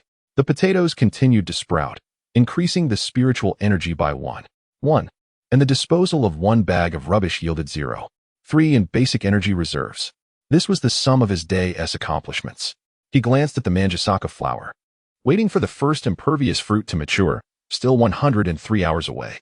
Feeling wide awake, Zhang Tai took the sun-dried crystal and sat cross-legged within the black iron fortress, beginning his meditation on the divine palace of clarity. From his experiences in the fortress, he discovered that observing the colorful mist swirling within was inexplicably calming, facilitating a smooth transition into a meditative state. As it was his first time practicing the divine palace of clarity within the black iron fortress, Zhang Tai quickly settled into focus. Coordinating his breathing, the combined influence of the crystal and his mental power illuminated the azure glow of his divine palace of clarity. Only by continuously enhancing his strength could he hope to survive in this era, and apart from diligent effort. There were no shortcuts. This was the belief Zhang Tai had adhered to for the past 15 years. Even with the Black Iron Fortress, this remained unchanged. Chapter 7. The Red Scarf Bandits. Amidst the storm once again, a night devoid of dreams passed by, and as the clock struck a little past 6 in the morning, I awoke promptly. Upon rising, my mind felt as clear as crystal, and I was brimming with energy, invigorated as if I had soaked overnight like a fresh cabbage.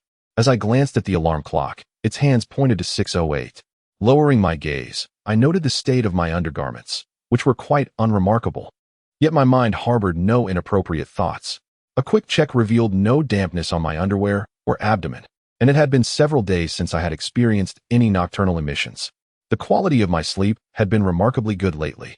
I recalled that after finishing my training in the Black Iron Fortress and relieving myself, I had simply collapsed into sleep, and now here I was, refreshed and alert. Such occurrences had previously been sporadic, but now they had continued for 4 consecutive days, prompting me to ponder the reason. It seemed that this change began the night I merged with the Black Iron Fortress. However, the thought of delving into that fortress lost its appeal. To me, the only thing I comprehended was that the land within was real and capable of sprouting potatoes, while everything else surpassed my understanding. I quickly rose, dressed, and after completing my morning routine, I ignited the stove in the kitchen. I placed several washed sweet potatoes into the steamer, preparing breakfast for my parents. Selecting a raw sweet potato for myself, I stepped outside, departing nearly an hour earlier than my usual school time. The sky remained dim as I consumed my sweet potato breakfast on the way. I found myself running along the familiar path to school, yet everything felt different, vibrant and refreshing. Even the sweet potatoes seemed tastier than usual. I resolved to experiment with growing sweet potatoes in the Black Iron Fortress in the coming days, as cultivating such things was not particularly complicated. When one's mood shifts, so does one's perception of the world. As I jogged to school, the sun began to rise fully, and the school gates had just opened. Although I was not the very first to arrive, I was among the earliest. The vast campus was nearly empty, and the graduation building stood silent, devoid of students. Upon entering my classroom, I felt a twinge of guilt as I quietly closed the door behind me. After a weekend of solitude, the classroom floor remained relatively clean, but layers of dust had inevitably settled on the desks and chairs. I retrieved a piece of dried burlap from the windowsill and, glancing around to ensure no one was present, I boldly began to wipe down the furniture. I was not merely cleaning my own desk and chair, but rather those of all my classmates. The dust that had gathered on the desks was not difficult to remove. A quick wipe with the cloth and a couple of flaps by the window rendered them spotless. This was typically the first chore every student undertook upon entering the classroom.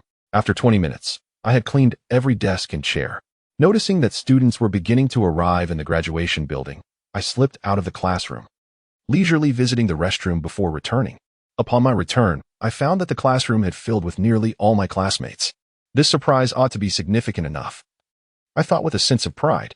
The students buzzed with excitement, curious about how the desks had been cleaned. "Hey, big head, you're here," greeted the chubby classmate, Bali, as he approached me. "Have you noticed something different about the classroom today?" "What is different?" I maintained an air of calm, though inwardly I reveled in my secret, eagerly awaiting compliments. "Someone cleaned all our desks and chairs," Bali exclaimed with laughter. My smile froze in place as I glared at him, wishing to punch the smug grin off his face. "Did you brush your teeth this morning? Your breath reeks," I retorted, pushing him away and sulking back to my seat. Bali, perplexed, sniffed his own hand. "No, I brush every day." Hearing the surrounding chatter only heightened my annoyance. Who could it be? Who would do something so trivial for a surprise? One student mused. "Yeah, it can't possibly be someone from our class." Another chimed in. "Let us not be so harsh. It might be a younger student trying to impress us. I bet someone is secretly in love with me and this is their way of confessing." Another joked. "How could they clean all the desks? Are they in love with all of us? Watch out, Everyone's dignity is at stake. You lot are insufferable. If it weren't for the merit points, I wouldn't care if you all dropped dead. I fumed silently, resolving to check the merit points upon returning to the Black Iron Fortress. If they were less than 2, I would never engage in such foolishness again. This minor commotion faded into the background as the first class of the morning commenced. The initial 2 periods on Monday were dedicated to survival class, a subject encompassing a myriad of topics, often taught by various instructors who shared their unique perspectives on survival. Once, a teacher even devoted 2 hours to discussing dating techniques, claiming it was an essential skill for perpetuating the species, an important survival lesson that had left the class in a fervor for an entire week. Survival class was a favorite among the students, as the atmosphere was relaxed, more akin to exchanging survival experiences with seniors than a traditional lecture. Today, the teacher responsible for the class finally entered the room. At the sight of the fearsome one-eyed instructor, the previously lively ambience instantly froze. Every student straightened in their seats, not daring to breathe. The presence of Captain Colin alone was enough to subdue the restless crowd. Standing calmly at the front of the class, his piercing gaze swept over us like an arrow for a full 30 seconds, silence reigning. The tension in the air was palpable, and even I, curious about his intentions, felt a sense of trepidation. Once the classroom was quiet enough to hear a pin drop, Captain Colin finally spoke. You have all heard about the Red Scarf Bandits. I shall not repeat the details. Today, I will impart a vital survival skill related to them. Imagine you encounter a member of the Red Scarf Bandits outside the school, standing before you as I am now. What would you do? Do not rush to answer. Take 2 minutes to contemplate. There will be rewards for correct answers and consequences for incorrect ones. As Captain Colin's words echoed through the room, a vibrant discussion erupted among the class. They speculated fervently about how they would react if confronted by a notorious bandit. Observing Captain Colin's imposing figure and the glimmer of anticipation in his singular eye, the students felt a surge of adrenaline. Faced with such a nefarious villain, the consensus was unmistakable. They would eliminate him. Yes, they would band together to vanquish him, to rid society of this menace. The classroom buzzed with fervent cries, some expressing hesitation, while opportunistic souls, inspired by the captain's approving smile in response to their fervor, joined the clamor, including the rotund and boisterous Barry. Zhang Tai keenly observed the reactions of his peers. Initially, only Doug and Baghdad from the Brotherhood were vocally advocating for the bandits' demise, while Barry kept his head down, scrutinizing Captain Colin's expression. The others were contemplative. But as the enthusiasm swelled, even the indecisive Chauvin found himself looking to Barry for guidance. Upon witnessing Barry's rallying cry, he too erupted into fervent support, while the hesitant Wright and Sista gradually shifted their stance, aligning themselves with Barry's fervor, causing the classroom to descend into chaos. Amidst the turmoil, Zhang Tai pondered Captain Colin's provocative question. Unlike his impassioned classmates, 2 thoughts occupied his mind. Why would the typically fierce and formidable Captain Colin pose such a question during survival training? And, in a hypothetical encounter with a bandit, what would his own actions be? While many succumbed to the mob mentality, Zhang Tai had long been taught to introspect deeply when making choices. His mother had instilled in him the belief that each person's life is shaped by a series of choices made under varying circumstances, forming the essence of one's existence. Life, he learned, is a journey of self-examination. Unconcerned by the judgments of others, one must act in accordance with their conscience, free from guilt, thus living a life devoid of regret. Chapter 8. Conscience unburdened. What should one do when confronted by a bandit adorned in a red scarf? This was the question that plagued Zhang Tai's mind. As others pondered the heavens, the earth, the passage of time, the currents of power, and the nature of humanity. Yet Zhang Tai chose to interrogate his own heart. A clear conscience begets a life unblemished. He silently reassured himself, as clarity began to dawn within him. The classroom buzzed with chaos, but the smile on Captain Colin's face grew increasingly evident. With a mere gesture, he silenced the room, all eyes fixated on the one-eyed captain, eager for his words. Very well, has everyone made their decision? Now please stand. A cacophony erupted as all students rose from their seats. Those who wished to confront the red-scarfed bandit. Step to my left. The students surged toward the left side of the room, and Zhang Tai, resolute in his decision, observed the throng of eager faces while the few remaining stationary surprised him. The corpulent Barty, who had been poised to join the others, suddenly turned pale, retreating his raised foot back to its original position. In stark contrast, Doug and Baghdad swiftly moved to the left, as did Light and Sista. When they noticed Barty's hesitance, They exchanged bewildered glances. Following Barty's lead was the ever-loyal Chavin, resulting in only 4 students, including Zhang Tai, remaining rooted in place. In such an atmosphere, even those who initially harbored different intentions were swept up in a fervor to join the fray. Barty, witnessing Zhang Tai's refusal to advance, regarded him with a mix of surprise and curiosity, as if searching for answers etched upon Zhang Tai's visage. "Has everyone reached a decision?" Colin inquired, to which a chorus of nods affirmed the consensus.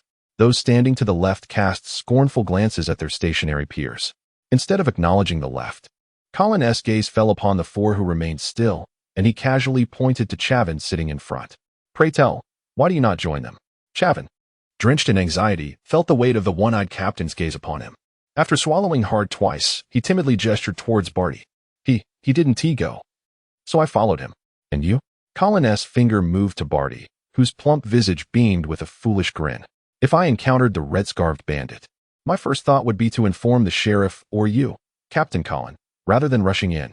For reasons unknown, Colin felt a wave of distaste wash over him at Barty's obsequious demeanor. He swiftly redirected his finger towards another student. "And you?" The student hesitated. "If they manage to defeat the bandit, I need to claim the glory. If they fail, my involvement would serve no purpose." "Are you implying that upon encountering the red-scarfed bandit, you would choose to flee?" Colin emphasized the word flee, his countenance darkening, radiating an aura of authority. Under Colin's oppressive glare, the student felt as though he were facing a grave indictment, gradually succumbing to unease. I. Uttering the words to flee in front of Colin required monumental courage, as he wrestled with the fear that the captain might lash out in anger. It was common knowledge that men of Colin's caliber held a particular disdain for cowards. Observing the student's speechlessness, a flicker of disappointment crossed Colin's eyes, and he shifted his attention to the last individual standing, Zhang Tai. "And you? Do you intend to run as well?" "Yes, I will flee," Zhang Tai replied without a trace of guilt. The moment those words escaped his lips, a wave of murmurs filled the left side, laced with derision. "Why?" They all rushed forward. "Why do you choose to turn and flee?" Colin pressed, his one-eyed gaze sharpening. "Do you not wish to join them in ridding the world of evil? Consider this. The bounty for each member of the Red Scarf Bandit is substantial." "They are merely seeking a futile death," Zhang Tai countered. "Given their current capabilities, even if they amassed in numbers, any solitary Red Scarf Bandit could easily dispatch them all in mere moments. I have heard that even the most ordinary of their ranks possess the prowess of 5th-tier warriors, each drenched in blood, seasoned in battle, forged by the fires of combat. A throng of individuals who have yet to reach even the 1st tier standing against foes of the 5th tier, they would be akin to unarmed sheep charging into slaughter." "What did you say, you coward?" A voice from the crowd erupted in outrage. "Indeed, cease your feeble excuses for cowardice. Even if we were to perish in battle, it would be far more honorable than your ignoble retreat." "Silence. Enough," Colin commanded, and the room fell silent. He fixed his gaze on Zhang Tai, posing a penetrating inquiry. "So, you fear death. Do you not find it disgraceful to turn and flee from an adversary? Are you not terrified of bearing the label of coward? To turn and flee in the face of a formidable foe, knowing full well the futility of resistance, does not strike me as shameful, nor do I consider it cowardice. If the opportunity arose, I would endeavor to escape with as many as possible." Zhang Tai met Colin's increasingly stern gaze unflinchingly. "The truly disgraceful ones are they." He gestured toward the left, inciting a wave of ire among them, as fists clenched in preparation for retribution after class. In a sudden surge of anger, Zhang Tai bellowed at the left side, "Shut your mouths, you imbeciles. You throw yourselves at the enemy, offering your lives without a thought for your parents and families. The enemy can extinguish your lives with a mere flick of the wrist, while your parents labored for decades to raise you. You may find fleeting glory in your self-proclaimed bravery, but you leave behind a legacy of prolonged anguish for your loved ones. Do you comprehend the agony of a parent losing their child? Do you grasp the devastation that would ensue upon hearing news of your demise? Have you witnessed your parents weeping for you?" The left fell into contemplative silence, each student reflecting on his words, while Zhang Tai continued his passionate tirade. "You are a bunch of muscle-bound fools. The true disgrace lies with you. If I were a red-scarfed bandit, I would relish facing such adversaries. Slaughtering you would be as effortless as dispatching pigs. In the face of a blade, a herd of swine may scatter in terror. Yet you line up, offering your necks for slaughter. Is there a more delightful foe than you? I have fled, as long as I draw breath. I can perpetually vex my adversaries, diverting their attention and time to contend with me. Should they grow complacent, I shall devise alternative means to eliminate them, by fire, by poison, or by luring them into perilous situations. I shall evolve, becoming an increasing source of irritation for them, rendering myself ever more formidable. Indeed, there may come a day when my strength surpasses theirs, and I could turn the tables, vanquishing them instead, by the time I am capable of dispatching my foes. The grass upon your graves will have grown ample enough to pasture cattle, you imbeciles, less worthy than a herd of swine. Damn these scoundrels. I perform acts of kindness in the morning, such as cleaning your seats, only to be met with your curses. If I do not seize the opportunity to retaliate, I might well suffer internal injuries from the indignation. Thus, I shall vocally chastise you in lieu of your parents, finding solace in my words. While Zhang Tai also experiences a sense of relief within. After an extended period of invective, the classroom fell into silence, save for the sound of Zhang Tai's heavy breathing. Did anyone in your family sacrifice themselves during their service? Captain Collins suddenly posed a question to Zhang Tai, breaking the prolonged silence. The query caught Zhang Tai off guard. He had not anticipated Captain Collins' sensitivity. It unearthed a torrent of memories within him. Ultimately, he lowered his gaze and confessed, I was supposed to have 2 brothers. Now I have but one. That scoundrel encountered the war between the Andaman Alliance and the Scots in his 2nd year of service. He was valiant, charging to the front lines regardless of the enemy he faced, leaving behind only a box of ashes and a medal of valor for his family. Having already endured the loss of one, Zhang Tai understood the anguish of losing a loved one, which is why his name bore the character for iron, a hope from his parents that his life would be as resilient as iron itself. This topic remained a perpetual taboo in the Zhang household. Zhang Tai had never met the brother who was no longer present. He had only witnessed his parents, on 2 occasions, silently weeping while holding a photograph. Their sorrow left an indelible mark on Zhang Tai's heart. Eventually, he learned that he had an older brother named Zhang Yang, a remarkable man who excelled in his service and was promoted to warrant officer in his 2nd year, only to face the same war.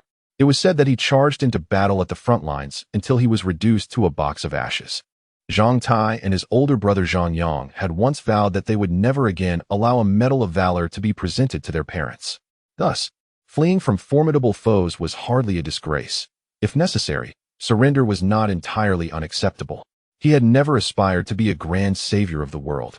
His life's goals were simply to bring joy to his parents, to those around him, and to the one he cherished. Beyond that, the affairs of the Red Scarf Thieves and Green Scarf Thieves held no relevance to him. Chapter 9.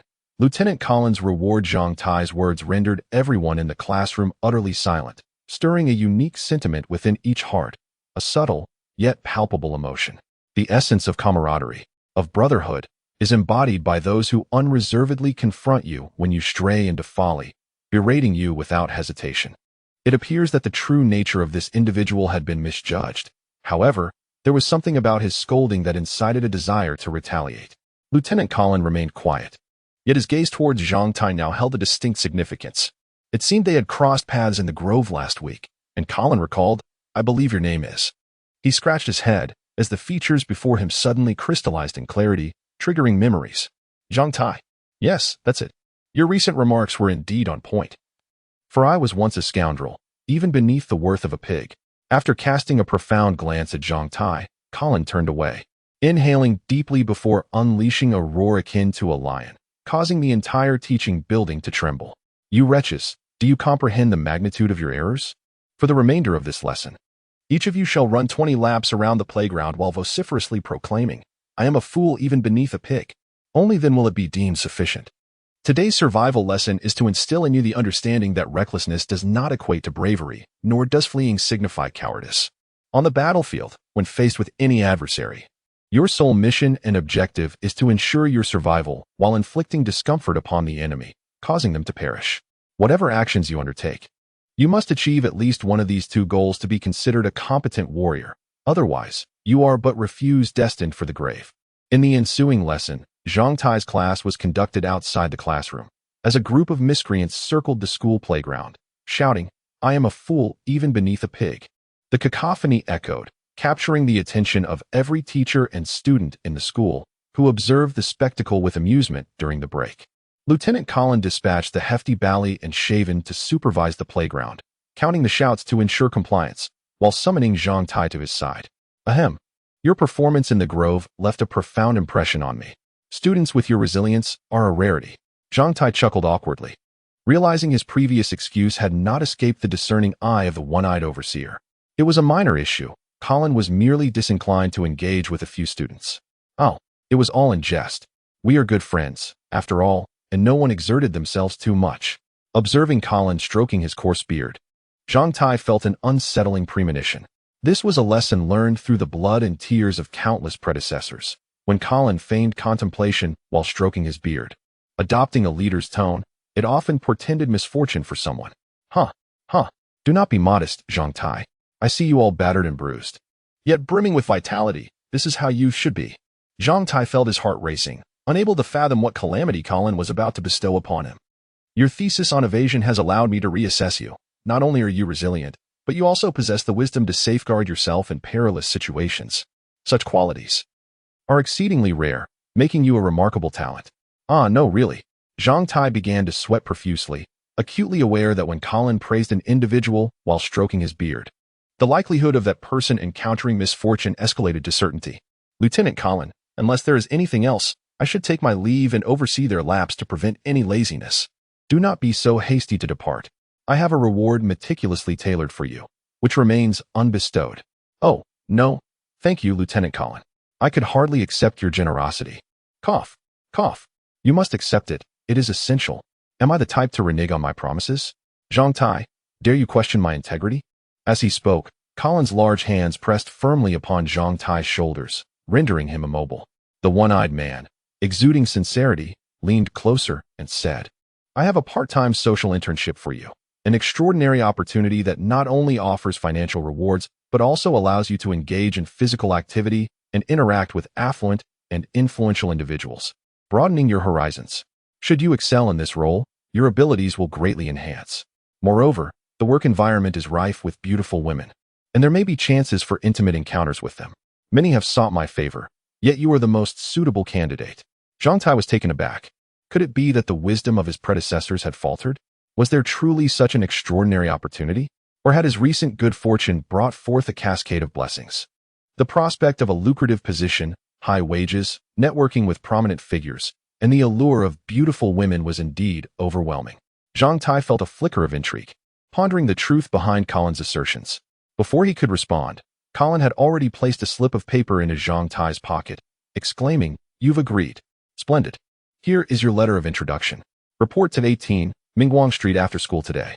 Present this letter, and arrangements will be made for you. Mingguang Street? Truly?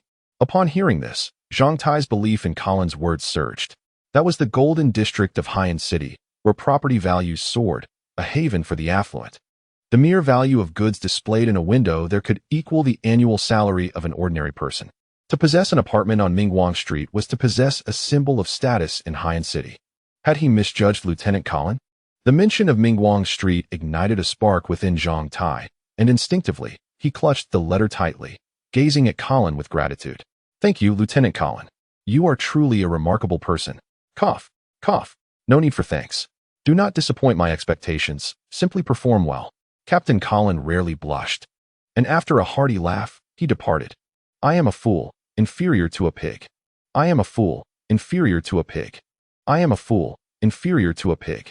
Observing the raucous individuals racing about the playground, Zhang Tai was suddenly enveloped by a sense of superiority. He retrieved the letter of introduction, flicking it with his finger, his heart brimming with anticipation for the after-school hours. Soon, I shall mingle on Mingguang Street, experiencing the allure of close contact with high society. Let the imbeciles envy me. At noon, Captain Colin fulfilled his promise of rewards for Zhang Tai and the portly Body, among others. While they were serving themselves in the cafeteria, an additional meat dish was added to their plates. As Zhang Tai and his companions savored the enticing braised pork, Doug and Baghdad eyed them in envy, saliva nearly pooling at their lips. Doug reached for Barty's plate with his spoon, only to receive a sharp jab from Barty's fork, eliciting a yelp that finally subdued him. Baghdad, exhibiting slightly more restraint, merely closed his eyes while chewing on potatoes, murmuring incessantly, This is braised pork, this is braised pork, which was utterly exasperating. Savin was positioned between Sista and Light, their gazes fixed hungrily on the delectable morsels on his plate.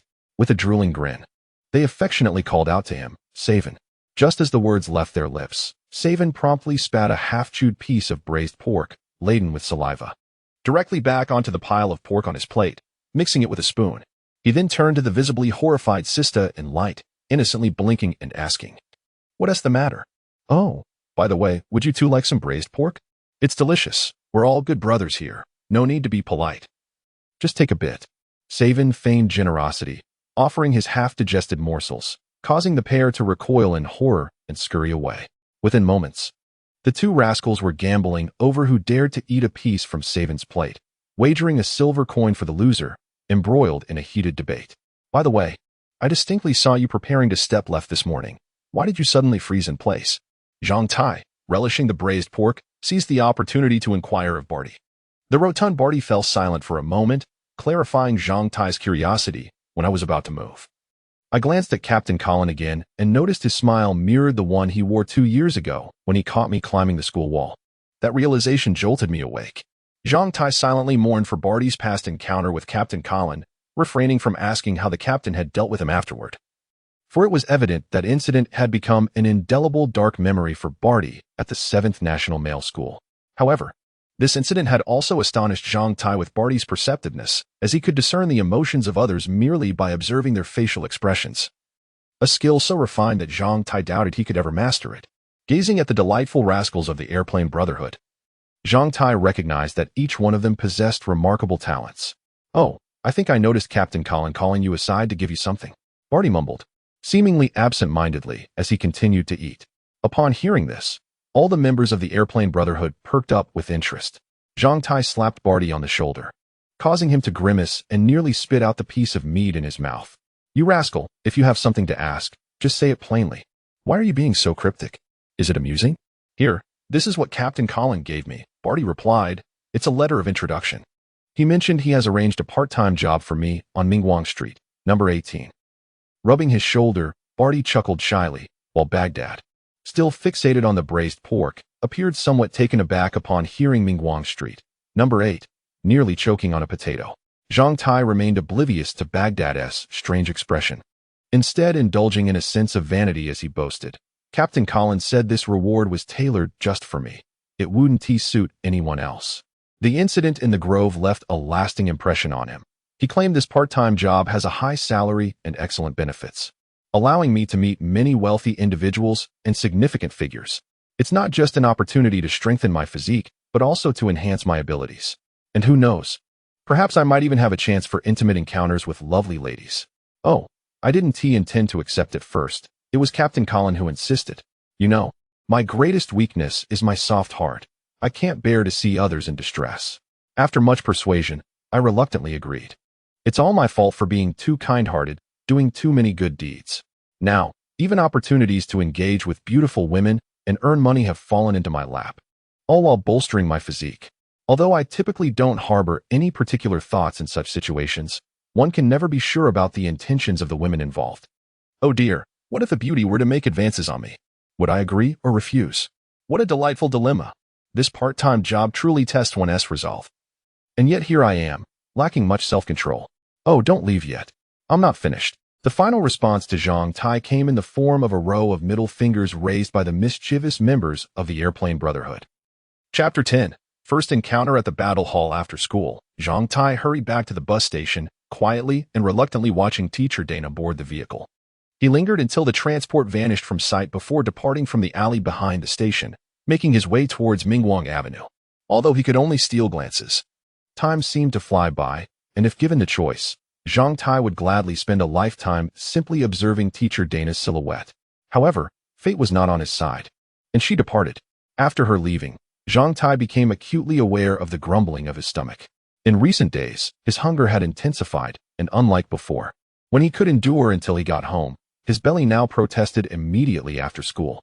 With a resigned murmur, he patted his now deflated stomach, recalling that he had relished braised pork for lunch. The thought of braised pork led him to remember the part-time job that Captain Colin had introduced to him. A transport vehicle to Mingguang Avenue awaited at the station, but the fare was 4 copper coins. Determined to earn the fare himself, Zhang Tai reassured himself that as a young man, his vigor was boundless. A little extra running wouldn't hurt. This was not Zhang Tai's first visit to Mingguang Avenue, but each time he came, he felt an inexplicable sense of inferiority and disconnection. The streets of Mingguang Avenue were lined with numerous shops, their windows displaying a dazzling array of goods. Just moments ago, while passing a shoe store, he couldn't resist pausing to admire a pair of leather shoes showcased in the window. The price left him stunned, 16 gold coins. He was struck dumb, as his father's earnings from a year of hard work, coupled with his mother's rice brewing, barely amounted to that sum. 16 gold coins equated to 600 silver coins or 160,000 copper coins, nearly 7 tons of grain.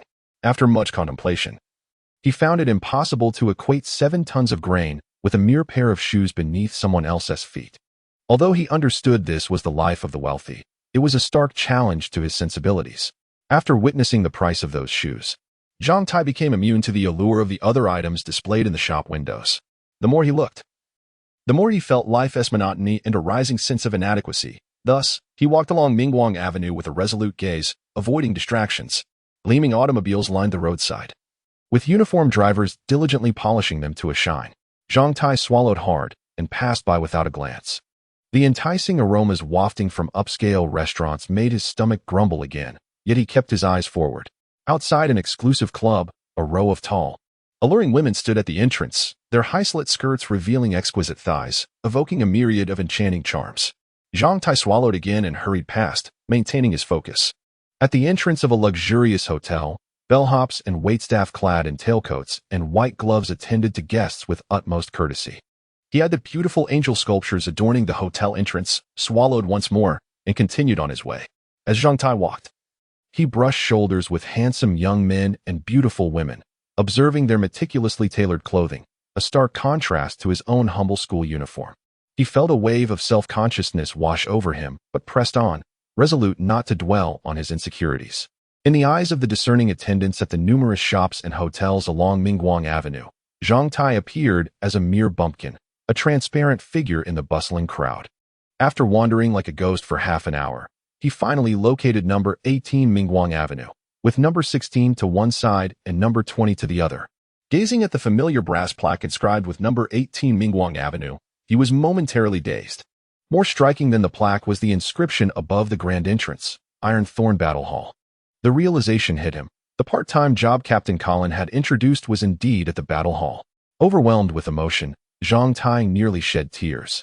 Recognizing that he had misjudged Colin, he was truly a good person. In this era, martial prowess was the greatest currency, and the battle hall was the ideal place to enhance one's fighting capabilities, at least in the city of Haiyan, that was the case. Taking a deep breath and straightening his posture, Zhang Tai felt the weight of the introduction letter in his pocket as he boldly approached the entrance of the Iron Thorn Battle Hall. Gold coins and beauties. Here I come. Zhang Tai's heart surged with anticipation. Stop. State your purpose. At the entrance stood 4 guards clad in full armor, their imposing presence intimidating. As Zhang Tai approached, one guard extended his arm, blocking his path. Facing the towering figure clad in polished steel armor, which reflected his distorted silhouette, Zhang Tai felt a sudden wave of apprehension. I'm here for the job interview, referred by Captain Colin. Do you have any proof of his introduction? Yes. Zhang Tai quickly produced the letter from Captain Colin. Only then did he notice the thorn emblem on the back of the envelope seemed to resonate with the surroundings. The guard examined the letter before returning it to Zhang Tai, instructing, "Hold on to this letter and don't wander off. Follow me." With the letter in hand, Zhang Tai followed the guard through the grand entrance of the Iron Thorn Battle Hall. Contrary to his expectations of entering a scene filled with burly men engaged in heated combat, he was greeted by a spacious lobby adorned with a fountain and a polished marble floor. The surroundings were pristine, devoid of any unnecessary decorations, no flowers or plants, creating a clean and efficient atmosphere. This bore some resemblance to the luxurious lobbies he had observed outside.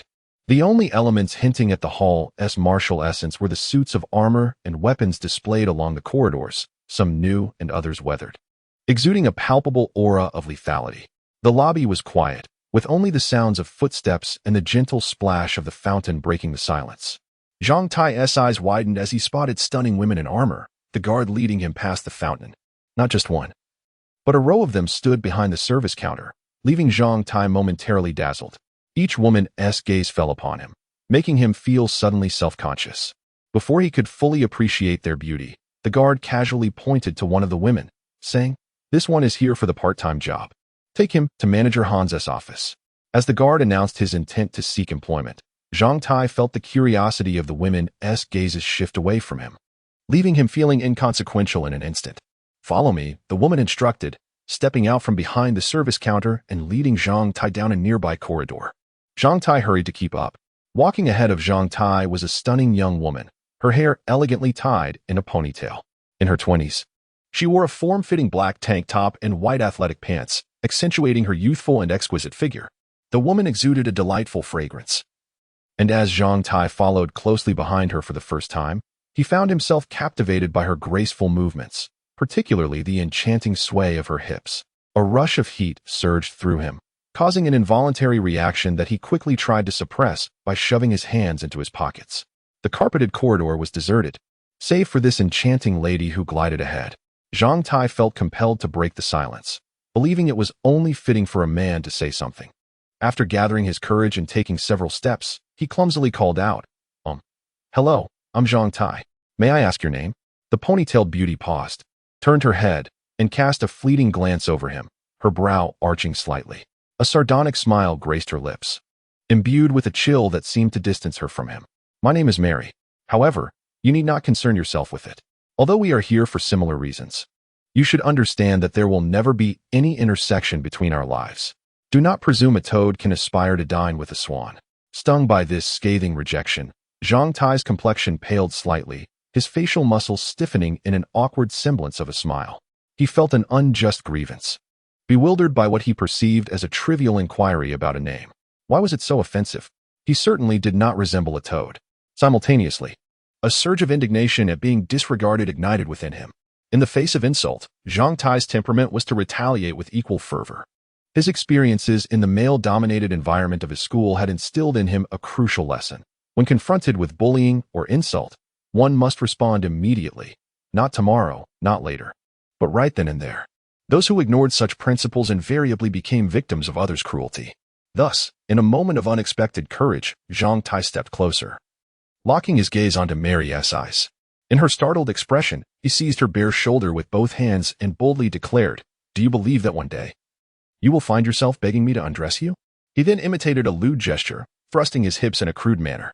To his dismay, as he released her, his earlier excitement manifested itself, creating an embarrassing tint in his pants that, through the fabric, made contact with Mary's abdomen. Caught off guard by the suddenness of his actions, Mary appeared momentarily stunned. She could hardly fathom that a penniless boy, encountering her for the first time in broad daylight, would dare to behave so indecently. Just before she could scream, Zhang Tai withdrew, returning his hand to his pocket, attempting to repress his arousal while adopting a defiant posture. "Lead the way, woman." At that moment, Zhang Tai's heart raced. He was astonished by his own audacity. He had just sexually harassed a stranger in a corridor, and the recollection of the sensations he had just experienced filled him with an odd thrill, causing him to feel invigorated. Mary's face flickered between shades of red and white, her anger palpable as she pointed a trembling finger at him. After a tense exchange of glances lasting several seconds, she huffed in fury and turned to lead the way in silence. Zhang Tai exhaled a sigh of relief. He had resolved that if she had screamed, he would have fled. The Iron Thorn training hall was vast, and they traversed the deep corridor for nearly a minute before Mary finally stopped before a door labeled Manager's Office. "This is Manager Han's office. I've brought you here. You may enter on your own," she stated, before strutting away with an air of disdain, as if she were a swan, deliberately avoiding any further interaction with Zhang Tai. He knocked on the door. "Come in." A man's voice called from within. For some inexplicable reason, upon hearing that voice, Zhang Tai was reminded of the miserly Tangda. As he opened the door, he was greeted by the sight of a corpulent man, resembling a mountain of flesh, seated behind an opulent mahogany desk in a lavishly decorated office. One was obscured by a crystal lens, and he was vigorously polishing the gleaming brass buttons of his coat with a piece of green velvet cloth. Zhang Tai's first impression of Manager Hans was that he was even more miserly than Tangda, who never treated anyone to dinner. Chapter 11. The first intimate encounter with high society when faced with a miserly individual who is absorbed in what he perceives to be an important task. It is prudent not to disturb him unless you can immediately present him with gold coins or some benefit. Instead, One must exhibit patience and await the completion of his endeavors. This was a lesson Zhang Tai had gleaned from Tangda. Thus, upon entering the office, Zhang Tai refrained from speaking, awkwardly positioning himself before Manager Hans's grand desk, quietly observing as the corpulent man meticulously polished the exquisite buttons of his coat. Simultaneously, Zhang Tai discreetly surveyed the opulent surroundings, which he had never before encountered in his 15 years of meager existence. His experiences in the grocery business had endowed him with a discerning eye, enabling him to identify the floor as being crafted from cedar wood. While the manager's desk appeared to be made from rare enamel, other furniture and cabinets seemed to be fashioned from even more precious money pomelo wood. In a corner of the office, he spotted a magnificent natural crystal, weighing over 5 kilograms, displayed in a basin of crystalline sand, a sight he had never witnessed before. Before the Great Cataclysm, crystals were merely ornamental. However, in the aftermath, their true significance and utility became widely recognized. In this era, it is common knowledge that any natural crystal weighing over 3 kilograms is referred to as a crystal generator, regardless of its placement. It has the capacity to purify and enhance the energy within a surrounding space of several dozen square meters, greatly benefiting one's health and cultivation. Some even contend that frequent exposure to such a crystal energy field can cleanse an individual of negative energies, ushering in good fortune. Zhang Tai estimated that a crystal generator of this size and quality would command a price of at least 40 gold coins. He marveled at the wealth surrounding him. Such a crystal, at least of grade 4, was absent from Tangda's shop and had become a standard strategic resource, no longer available in ordinary stores, but only in establishments with special licensing. In Heiyan City, the sales of crystals of this caliber were monopolized by the Coal and Steel Union's affiliated trading company. After Zhang Tai entered, Manager Hans continued to polish the buttons of his coat for a full 3 minutes before he finally sighed with satisfaction, removed his cloth and monocle, and directed his gaze towards Zhang Tai. What a well-mannered young lad, he praised, seemingly pleased that Zhang Tai had not interrupted his reverie. Now, let us see what brings you here. Due to his girth, Manager Hans's visage resembled a steamed bun that had been forcefully punched. With his features seemingly engulfed in layers of fat, compared to him, Tangda could be described as svelte. Zhang Tai approached, presenting the letter of introduction from Captain Colin with both hands, standing before the manager's desk with an expression of earnestness. I am a student among the 7th Male Nationals. And Captain Colin mentioned a promising part-time opportunity here. Ah, indeed, a splendid part-time position. Manager Hans chuckled as he glanced at the letter, his eyes narrowing as he appraised Zhang Tai. The hours are from 6 to 11 in the evening. How many days can you commit to this? Monday, Wednesday, and Friday evenings are suitable, Zhang Tai replied thoughtfully, noting that he needed to be at Tangda's on Tuesdays and Thursdays and assist his mother on weekends, leaving only those 3 evenings available. 3 days a week, though it is somewhat limited, that is acceptable. Manager Hans retrieved a document from his drawer and swiftly jotted something down. Speaking rapidly, the pay for this part-time work is settled weekly. When there is work, you will earn 70 copper coins per hour. With good performance, it can increase. You must arrive promptly at 6 on Mondays, Wednesdays, and Fridays. If you are even a minute late, the day's work is forfeit. Any expenses incurred are not reimbursed by the establishment. If customers offer tips, you may keep them without submission. Captain Colin should have informed you regarding the nature of the duties. As Zhang Tai was about to reiterate Colin's glowing promises, the office door suddenly swung open, and a hurried individual burst in without knocking. Manager, the guest in room 6 is growing impatient. What of Harry? Manager Hans erupted, rising from behind his desk in a sudden fury. Has tea shown up today? Have we offended our esteemed guests, these wealthy patrons? Do you wish for me to be tossed into the sewer? The contract expired yesterday. Harry has resigned. The newcomer replied with a grimace. I have already informed you. What shall we do now?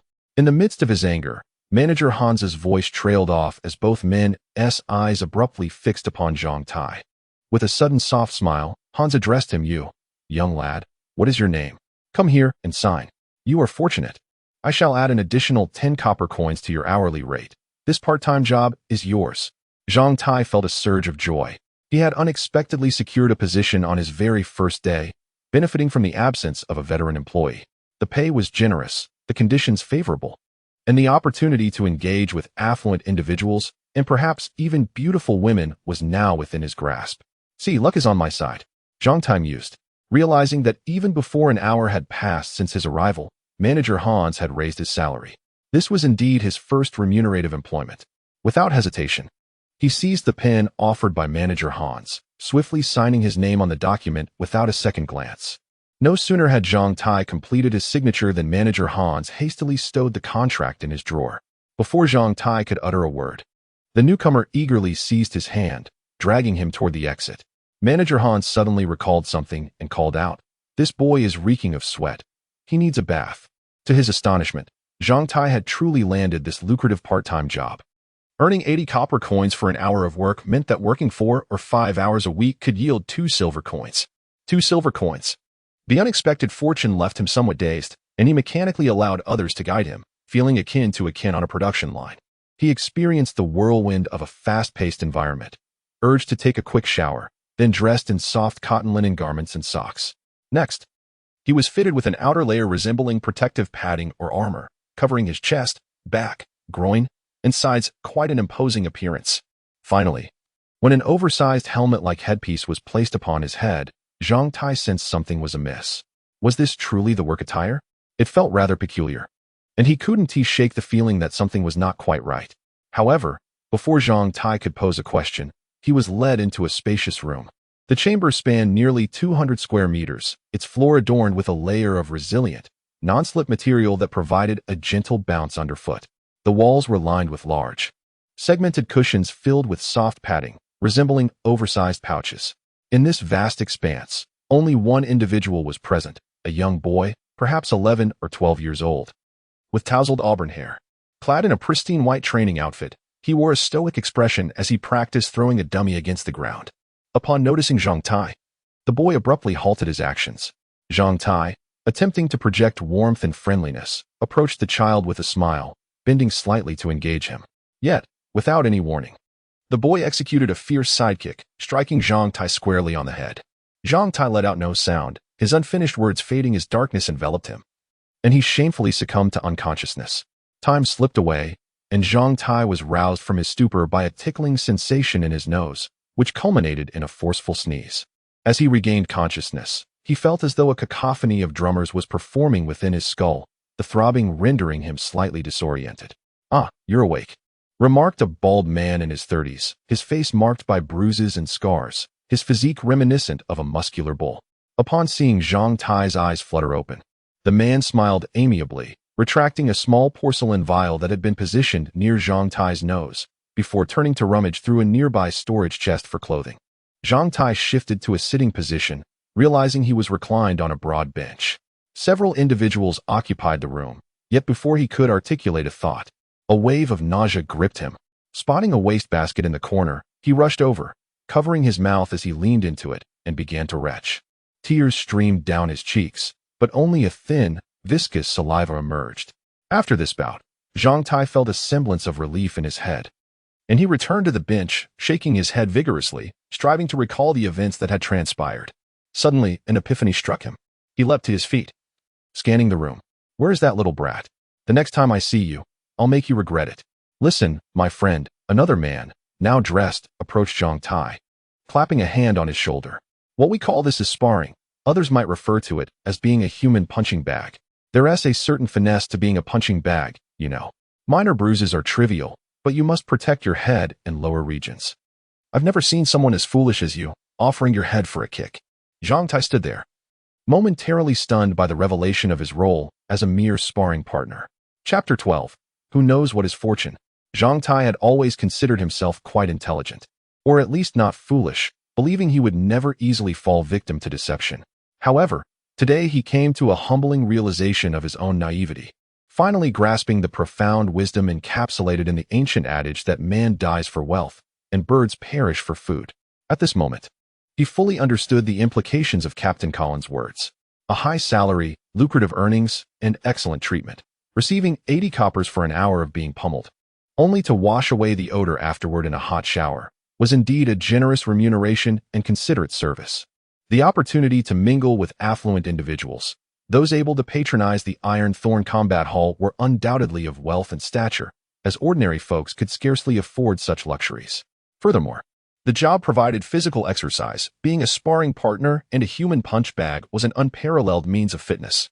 The workplace was filled with beautiful women. Indeed, There were many attendants like Mary, but alas, these women bore no relevance to him. When he attempted to engage one, he was met with such derision that it nearly crushed his spirit, leaving him feeling introverted and defeated. Reflecting on how he had inadvertently taken up such a demeaning part-time job, Zhang Tai felt a cloud of despair settle over his life once more. His gloom deepened upon discovering that his customers were merely 11 or 12-year-old children.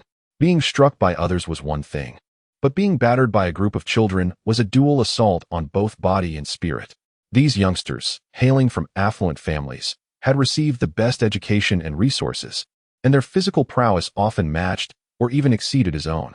To become a mere human punching bag for them seemed a disheartening prospect. Upon this sobering realization, Zhang Tai resolved to seek out Manager Hans to resign. Damn it, I'm done with this. If I can't confront it, then I'll simply evade it. However, when he approached Hans, who had just been wearing a friendly smile, the manager's demeanor shifted dramatically. With a stern expression, he shook the contract in his hand, the pages rustling ominously. The other hand, holding a lit cigar, nearly poked Zhang Tai in the forehead. Listen here, before you have completed 600 hours of part-time work. Should you wish to resign, you will need to compensate us for double the losses. Double the losses amounts to 1,200 hours at 80 coppers per hour. You can do the math. This is stipulated in the contract you signed. If you wish to retract your agreement, it will cost you 9 gold and 60 silver. Do you have such a sum? Zhang Tai's face turned pale as he stared at the contract, utterly speechless. It was merely a part-time job. He had signed without much thought, never anticipating such a pitfall hidden within. Realizing he could not possibly afford such a hefty sum, he was at a loss. Observing Zhang Tai's distress, Manager Hans softened his tone. This job isn't as dreadful as you imagine. You're new and unfamiliar with the situation. That's why you encountered a bit of trouble. You should learn from this experience. I'm not sure how that rascal Colin recommended you, but as a young man, heed my advice. Behind every challenge you deem difficult lies an opportunity for growth. Reflect on this statement. The issue before you is merely a few youngsters causing a ruckus. If you cannot handle them, what can you expect to achieve in the future? The world is far more complex than what you face today. Now, you had a rough start, and though you couldn't last a minute, I am a benevolent person. Consider it half an hour of work today. Now hurry home. There's a curfew in Black Flame City, and lingering too long may lead to trouble. As Zhang Tai exited Manager Hans's office, he pondered the manager's words. Behind every challenge you deem difficult lies an opportunity for growth. Could he truly not overcome such a minor hurdle, intimidated by a group of children? Was he to retreat in defeat and provide Mary, that scornful woman, with the satisfaction of laughing at him? No, absolutely not. They were merely children. He could certainly outmaneuver them. With this newfound resolve, Zhang Tai felt a wave of comfort wash over him. As he passed the service desk, he encountered Mary. Upon seeing Zhang Tai emerge, she exchanged a few words with some other women, who then regarded him with a dismissive gaze. He instantly sensed that his chances of charming the beautiful attendants had evaporated, for no woman would be attracted to a man who was held in contempt. He sighed inwardly. Did you hear? Someone said that young Master Gregory knocked you out with a single kick, and you couldn't last a minute on the field. What a pitiful man. Mary's words rekindled the fire within Zhang Tai. Sister Mary, remember our pact in this lifetime. He blew her a kiss, and, embracing a reckless attitude, performed the signature moves of the Sista dance, gyrating his hips with abandon, provoking an astonished silence from the other women. Mary's face flushed with indignation, while the others stared, dumbfounded, as if they could scarcely believe such audacity. Zhang Tai laughed heartily, bypassed the fountain, and strode out of the Iron Thorn Combat Hall. Standing beneath the grand entrance of the hall, gazing up at the starry sky, Zhang Tai clenched his fist and silently declared, I will not concede. Just as this thought crossed his mind, his stomach growled loudly, reminding him that he had yet to eat dinner. Resolute, he dashed off toward home. Meanwhile, in Manager Hans's office, Captain Collins stood by the window alongside Hans, observing Zhang Tai as he hurried home. As Hans drew the curtain, he murmured, Youth is a blessing. This lad doesn't seem as resilient as you suggested. Do you truly have faith in him? This boy possesses a sharp mind and can endure trials. This is his reward. Should he falter, it will be a lesson. He dared to extort from a classmate in front of the astute Captain Collin and had the audacity to rationalize his retreat. I shall grant him the opportunity to prove his mettle and discern whether he is a true man or merely a facade, replied the one-eyed manager with a measured tone. When Zhang Tai returned home, it was already 40 minutes later, with less than an hour remaining before the curfew in Black Rock City. He hastily polished off the remnants of his mother's cooking and tidied up the dishes just as his parents arrived home. "Why are you back so late?" his father inquired with curiosity. "Well, I performed admirably at school and the teacher introduced me to a part-time job. It offers a high salary, lucrative earnings, excellent treatment, and the chance to meet many influential figures. Plus, there are plenty of beautiful women at the workplace," Zhang Tai exclaimed, his face alight with excitement. "Is that true? Such a wonderful opportunity?" his father questioned skeptically. "Absolutely. I'll be working there on Monday, Wednesday, and Friday evenings, so you need not worry about me." "Where could such a remarkable part-time job possibly exist?" my mother inquired. "What about the Iron Thorn Battle Hall?" "Oh, Mom, you have no idea. The ladies there are incredibly warm-hearted. Today, as soon as I arrived, I encountered a sister who guided me. She even praised my ambition. We made a wager, betting that my desires will surely come to fruition." Zhang Tai, with a sheepish grin, attempted to ingratiate himself before his mother. "You, praised by a beauty for your ambition? Do you think your mother is easily deceived? I truly wonder about your self-awareness." His mother playfully tapped his forehead twice. "I swear, Mom, I wouldn't lie to you," Zhang Tai exclaimed, imitating a puppy panting with its tongue out. "So tell me, how did this girl praise your ambition?" "She said I possess lofty aspirations." Zhang Tai replied earnestly. "Lofty aspirations? A toad dreaming of eating swan meat, huh?" Upon hearing this, both parents assumed their son was jesting. Zhang Tai's father, unable to contain himself, spat out his drink, while his mother paused, then burst into laughter, playfully swatting Zhang Tai twice. "Your tongue is getting sharper by the day." After a light-hearted conversation with his parents, and thanks to Zhang Tai's antics, they believed he had merely found a regular part-time job as a server at the Iron Thorn Battle Hall, which would allow him to gain some worldly experience. Seeing him so cheerful, they offered no objections, and Zhang Tai cleverly concealed the truth about his role as a human punching bag. Had they known he was enduring such hardship, they would undoubtedly disapprove, and he was determined to uphold his pride. After washing up and yawning, Zhang Tai returned to his room, but instead of sleeping, he ventured to the Black Iron Fortress. A single day's absence had resulted in significant changes. The most notable transformation was in the spiritual energy value, which had surged as the sprouting potatoes grew taller, leading to an increase in the accumulated spiritual energy. Just 2 days prior, the spiritual energy value was 1.8, but today it had escalated to an impressive 3.7, more than doubling. The merit value had also risen by 4, from 43 to 47, attributed partly to serving his family and partly to helping his classmates clean their desks earlier that morning, earning him 3 merit points. On the morning of February 16th, 889 of the Black Iron calendar, the handsome and robust lord of the fortress performed a good deed at school, assisting classmates in cleaning their desks, creating a tidy environment that brought joy to an entire class, thus increasing his merit value by 4. Zhang Tai realized that although those around him were often sharp-tongued, they genuinely appreciated good deeds like cleaning desks. They merely feigned disdain. This incident deepened Zhang Tai's understanding of merit value. After reviewing the fundamental attributes of the Black Iron Fortress, Zhang Tai visited his designated plot, where the corn had yet to sprout. But the potato shoots had already grown an inch long, a remarkable transformation from their previous sprout-like appearance. No wonder the spiritual energy value had increased so significantly. Feeling somewhat reassured, Zhang Tai approached a small tree, eager to check how much longer until the first unblemished fruit would mature. Suddenly, a dialogue box appeared before him. On the evening of February 16th, 889 of the Black Iron calendar, the handsome and robust lord of the fortress faced an assault at the battle hall, one that exceeded his physical limits, causing him injury. The special fruit generation conditions of the Manjasaka due to the myriad fruit tree have been activated. Please take note. Esteemed lord, Zhang Tai was momentarily taken aback. After a moment's contemplation, he approached the Manjasaka and, upon touching it, a line of text appeared before him. The more one encounters setbacks, the stronger one becomes, as long as one bravely faces challenges. All pain and adversity will ultimately transform into sweet fruits. One's heart should remain steadfast and unyielding as the earth, while one's body should be tempered through countless trials like fine steel. The conditions for the iron body refining fruit have been fulfilled. Would you like to generate it? Yes. No. The iron body refining fruit. Zhang Tai was instantly left speechless. Chapter 13. Esoteric knowledge observing the smug expressions and mocking smiles of the members of the Airplane Brotherhood as they pointed at him after class. Zhang Tai immediately discerned that these rascals must have learned about his predicament of being a human punching bag. Although he was uncertain how they had come by this knowledge, his intuition, which seldom failed him, indicated that they were indeed aware. After 2 periods had just concluded, a throng of students surged towards the restroom and then lingered in the corridor, basking in the warm morning sunlight that bathed them in a comforting glow.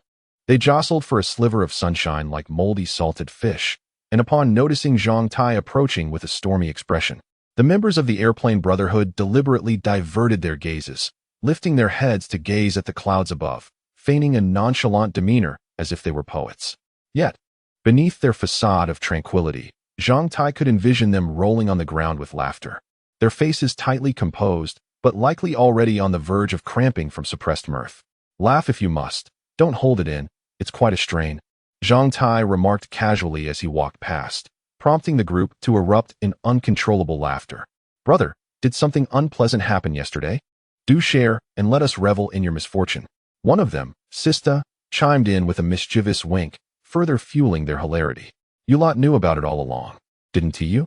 And kept it from me, leaving me on the brink of being pummeled yesterday. Zhang Tai feigned anger as he grabbed Sista by the collar. Sista quickly raised his hands in mock surrender. Who told you to be so conceited? Baghdad had already guessed it. We just couldn't bear to break the news to you given your inflated ego. Do you recall what you said yesterday? Sista began to mimic Zhang Tai's own words from the previous day. Oh dear, my greatest weakness is my soft heart. I cannot bear to see others in distress. After Captain Colin pleaded with me for ages, I reluctantly acquiesced. It's all my fault for being such a good person, too many good deeds. And look where it landed me. Now I'm stuck with this opportunity to engage with beautiful women and earn money while also getting a workout, as he reflected on the theatrical display he had put on in front of others yesterday. The group erupted in another fit of laughter. Zhang Tai felt a tinge of embarrassment, confirming the ancient wisdom of his heritage. One should never be too ostentatious. Beware of attracting lightning. A small act of bravado had indeed led to his downfall. He turned to Baghdad, who shrugged nonchalantly. Captain Collins served as a part-time coach at the Iron Thorn Combat Hall, frequently introducing their senior colleagues to work there as well.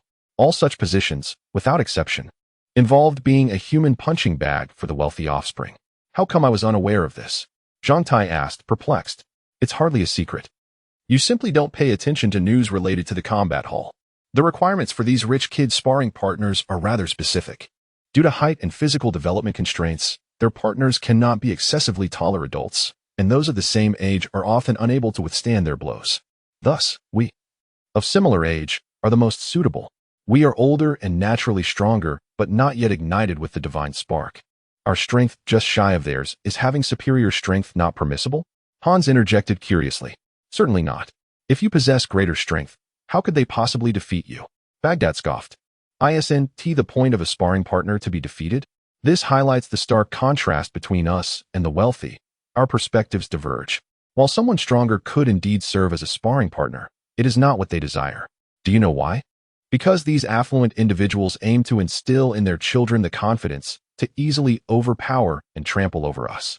Once this confidence and psychological advantage are established, their aura can dominate you, much like a natural enemy, bestowing upon them an inherent edge. Even if you eventually reach the same level, you will not be their equal.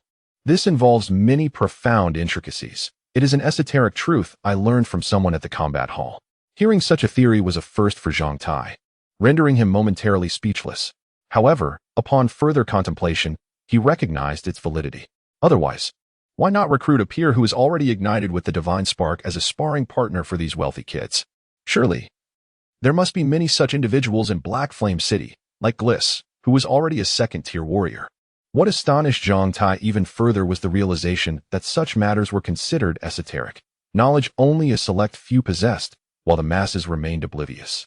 What was known to the public was termed universal, the unknown was esoteric. Acquiring such esoteric knowledge often came at a steep price, as most martial arts and skills fell under this category.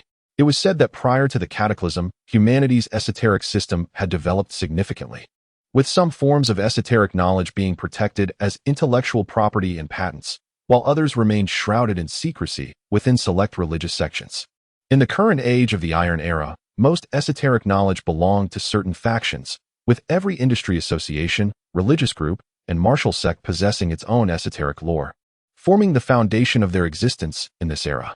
Although the abacus skills Zhang Tai learned seemed trivial, they too could be classified as a form of esoteric knowledge since this skill was prevalent only among his people. Tang De had once warned him that this skill must not be divulged to outsiders, as doing so could result in dire consequences. In this era, apart from resources, possessing a valuable piece of esoteric knowledge or skill could swiftly elevate one's status, leading to wealth and the establishment of one's own faction. However, it could also render one a target, and with a single misstep, one could find themselves dead. Esoteric knowledge and skills are intertwined with stark interests. Monopolizing knowledge and skills translates to monopolizing profits. This principle of esotericism seemed unchanging from the time before the cataclysm to the present.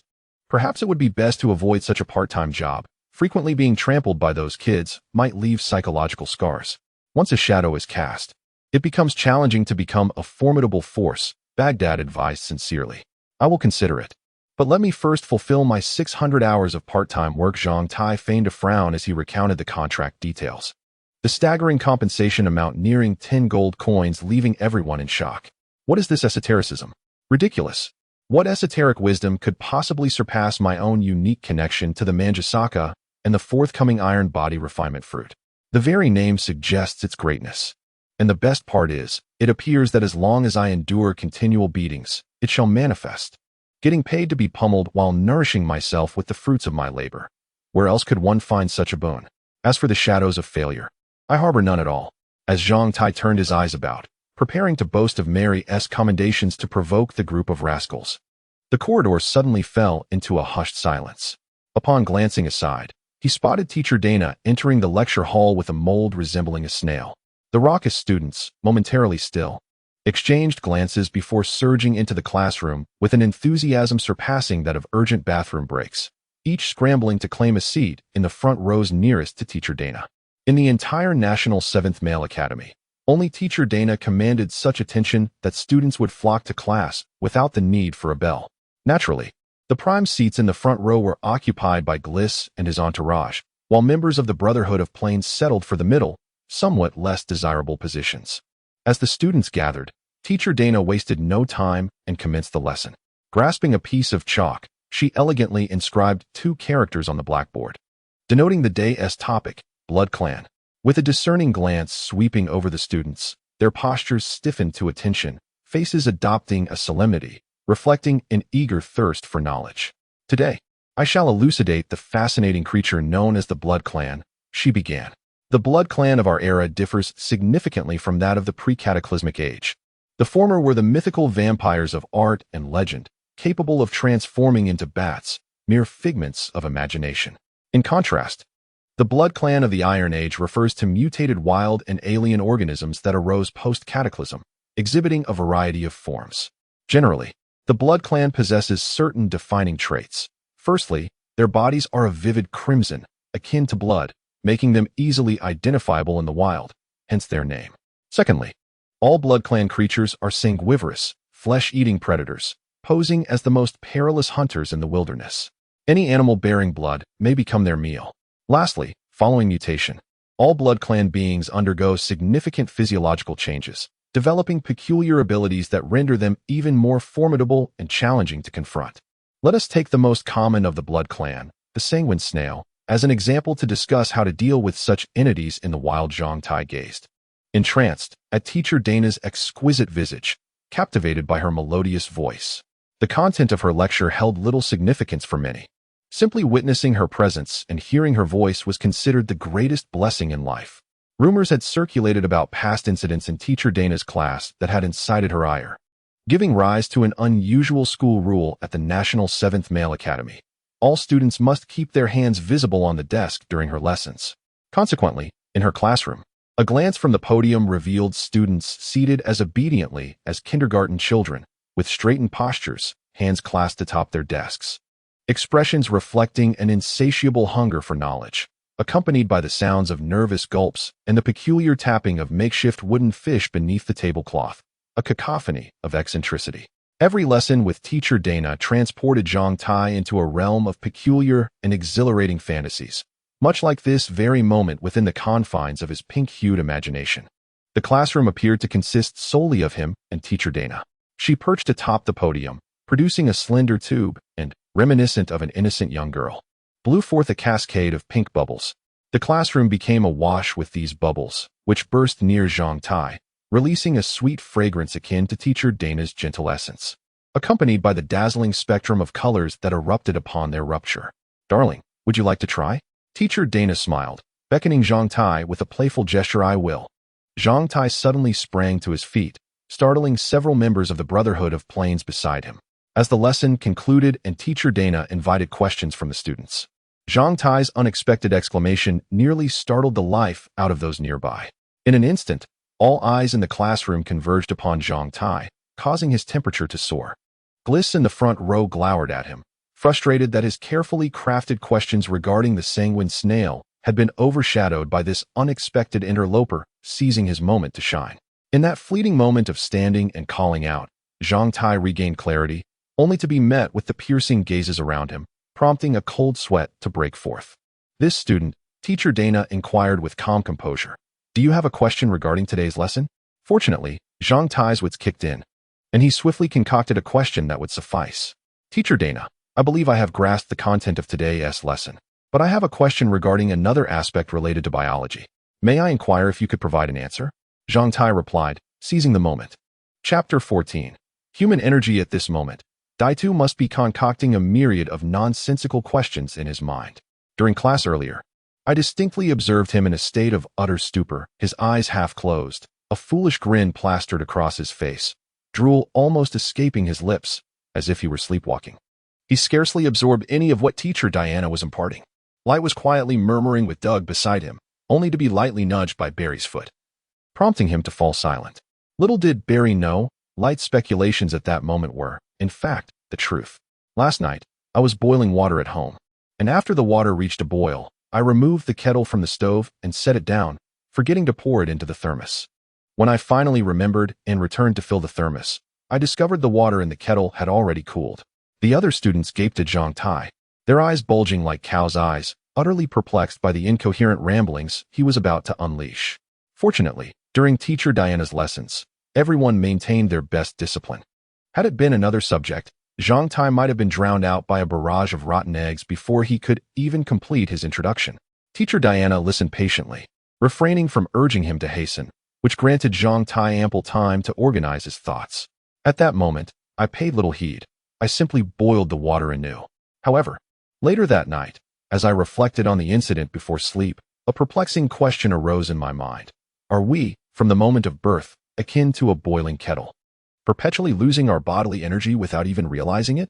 This question was refreshingly innovative and unexpectedly profound. Even Light and his companions were momentarily stirred by it. Astonished that Zhang Tai had inadvertently posed such a high-caliber inquiry, whether each individual is, indeed, that boiling kettle. This question sprang from the information Zhang Tai had encountered while generating without leaks, which he had never fully comprehended. Thus, seizing the opportunity today, he sought Teacher Diana's insights. This student possesses great insight, and his question is quite unique. This semester marks our final term at school, and originally, I had planned to discuss the matter of bodily energy later in the course. I am pleasantly surprised that this student has already uncovered it. So I will address this topic with you all ahead of schedule. Just as Teacher Diana was about to elaborate, the bell rang, signaling the end of class. She paused momentarily, waiting for the ringing to subside, then smiled apologetically, stating that we would conclude for now, and that the forthcoming class would be dedicated to thoroughly discussing this question. As the class dismissed, a handful of students exited the classroom, while a greater number lingered, hesitant to leave. The bolder ones sought various excuses to gravitate towards Teacher Diana, deliberately posing trivial questions related to the biology lesson she had just delivered, to which she patiently responded, seemingly oblivious to their ulterior motives. Gree and his three sycophants were particularly conspicuous at that moment, encircling Teacher Diana. Gree boisterously proclaimed something, punctuating his speech with exaggerated laughter to project an air of familiarity with her, feigning a congenial rapport. When Teacher Diana's attention waned, he would slyly cast a triumphant glance at the other students, wearing a smug expression. "Gree is a fool," Sista muttered quietly, remarking that if it weren't for his father's influence and better circumstances, he and Baghdad would be on equal footing, and Baghdad would undoubtedly have him licking his wounds by now, rather than allowing him to flaunt his superiority here. This sentiment resonated well with Baghdad, who, upon hearing it, snorted disdainfully, casting a fierce glare at Gree. Everyone in the Brotherhood of Airplanes knew that Gree represented the benchmark Baghdad aspired to surpass in life. Rumor had it that by the end of this semester, the final recommendation list would be determined. Gree sought to secure a coveted spot at the Alliance's Officer Training Academy, which necessitated a striking performance. While being a second-tier warrior might grant him some status within our school, it meant little outside. I heard that the minimum qualification for apprentices at the academy in the city of Black Flame was a third-tier warrior. Ultimately, Gree fell just short. A second-tier warrior's chances of entering the academy remained precarious. Light chimed in. Even if he can't make it, Gree is still quite impressive. Indeed, Shaven responded enviously. For an ordinary person, securing a place at the Alliance's Officer Training Academy is no small feat, yet it is far from the pinnacle. Our Andaman Alliance is merely a modest force struggling for survival in the corridor of the Blakesun race, not particularly renowned for martial prowess. The Academy, while relatively prestigious within the Alliance, pales in comparison to the true prodigies. Take our former senior, Li Shizhen. For instance, he was directly selected by an elder of the Alchemist Guild, becoming a secret apprentice and soaring to greatness. That is the real measure of excellence. A million times more formidable than Gree. Not to mention, even Gree's father would seem insignificant before such talent. Barry remarked, patting Shaven on the shoulder with an air of wisdom. I've heard alchemists make a fortune. Zhang Tai interjected, his interest piqued at the mention of lucrative professions, his mind instantly associating alchemy with wealth and gold coins. In the entire city of Black Flame, there are only 4 alchemists, 3 serving as advisors to the city's 3 major combat arenas, and 1 affiliated with the Coal and Steel Consortium. Would you say they don't earn a handsome income? Few professions surpass alchemy in profitability across the continent. How I wish to become an alchemist. Doug, the simple-minded giant, chimed in, a goofy expression adorning his face. As Doug spoke, silence enveloped the group, each turning to regard him intently, while he feigned an air of pride. After a prolonged moment, Barry finally patted Doug on the shoulder, exclaiming, Doug, I never realized how humorous you could be. The 10-minute intermission swiftly passed, and the last class of the morning commenced. The students settled into their seats, hands resting on their desks. With no preamble, Teacher Diana began sketching on the blackboard with chalk. Within minutes, an image resembling an ancient tree entwined with countless vines emerged. The students, puzzled, could not discern its significance. Once finished, Teacher Diana set down the chalk, clapped her hands, and turned to face them. In our previous class, a student inquired whether our bodies continuously lose energy at all times. I will begin addressing this question with a diagram of human anatomy, specifically illustrating the urinary tract and blood vessels near the bladder. The tree-like figure on the blackboard represents the urinary tract's location, while the vine-like structures intertwined upon it depict minute blood vessels. These vessels function akin to roots, extracting beneficial trace elements and energy from the body's urine, thereby preventing waste of these vital components. The advancement of anatomy provides us with a tool to explore the mysteries of our bodies, yet this tool's capabilities are inherently limited. For our bodies are the most intricate instruments in existence, and the many enigmas it harbors cannot be elucidated by mere dissection. In truth, despite the myriad complex systems and functions that our bodies possess to prevent the wastage of energy, we still incessantly squander a significant amount of it. Take urine as an example. As one might learn in survival courses, in dire circumstances of extreme cold, the ability to hold one's urine can extend survival by over 5 hours. Moreover, in situations where food and water are scarce, the capacity to reclaim and reconsume one's urine can prolong endurance by an additional 48 hours. The reason a single urination can be a matter of life and death lies in the immense bodily energy and beneficial substances contained within it, energies that ought to remain within the body but are inexplicably lost. Although our bodies have implemented numerous strategies to mitigate this loss, they only prove partially effective. A vast amount of energy continues to dissipate through various avenues. I'm aware that among certain groups, individuals regard their own urine as a potent elixir for health and longevity. For these individuals, the first act upon rising is to urinate, subsequently collecting and drinking their own urine, convinced that this practice can prevent the loss of energy and beneficial substances within their bodies. This notion may sound more chilling than any vampire tale, leaving the classroom's occupants in stunned silence, particularly as the topic of urine was broached by Professor Dana, whose peculiar enthusiasm nearly prompted an uproar among the students. "Professor Dana, do people really drink urine?" A student in the front row blurted out. "Indeed." Professor Dana responded with a serious demeanor, devoid of any embarrassment. To her, this seemed merely a scholarly discussion. These individuals consume only their first morning urine, believing in its capacity to sustain youth and health. Remarkably, this group is renowned for their longevity, and they even consider the urine of children and infants to be a potent medicine, convinced that it contains the purest life energy. The classroom buzzed with excitement. I employed the example of urine merely to illustrate how our bodies waste considerable energy daily, without justification. The exact amount of this squandered energy remains unknown, yet I am certain that if one could gather even a fraction of the energy wasted each day, it would amount to a monumental figure. Beyond urine, our bodies have other, even more significant avenues of energy loss. "What avenues?" inquired Professor Dana. "Night emissions and other forms of waste." Professor Dana's expression remained grave and composed, yet the mere utterance of these terms rendered the classroom eerily quiet. Students exchanged bewildered glances, some bowing their heads in embarrassment, unable to meet her gaze. Zhang Tai observed the expressions of his peers, noting the fascination etched upon their faces. No one dared speak further. After surveying the room, Professor Dana resumed her discourse. "Each sperm, upon merging with an ovum, has the potential to create magnificent life. Within every sperm lies the promise of a miraculous being. Have you contemplated the significance behind this? Each sperm is imbued with tremendous life energy. A mature woman produces only one ovum each month, while a mature man generates hundreds of millions of sperm daily, hundreds of millions of miraculous lives. Do you comprehend the sheer magnitude of the life energy contained within these sperm? You do not know, and neither do I. However, I am aware that in ancient Eastern traditions, practitioners known as chi cultivators revered the energy produced by their bodies as a treasure capable of elevating their existence and vitality. Aside from procreation, they refrained from allowing their sperm to escape their bodies in vain. Moreover, there exists another form of waste that few are aware of, the incessant stream of distracting thoughts that flood our minds, depleting vast reserves of mental energy.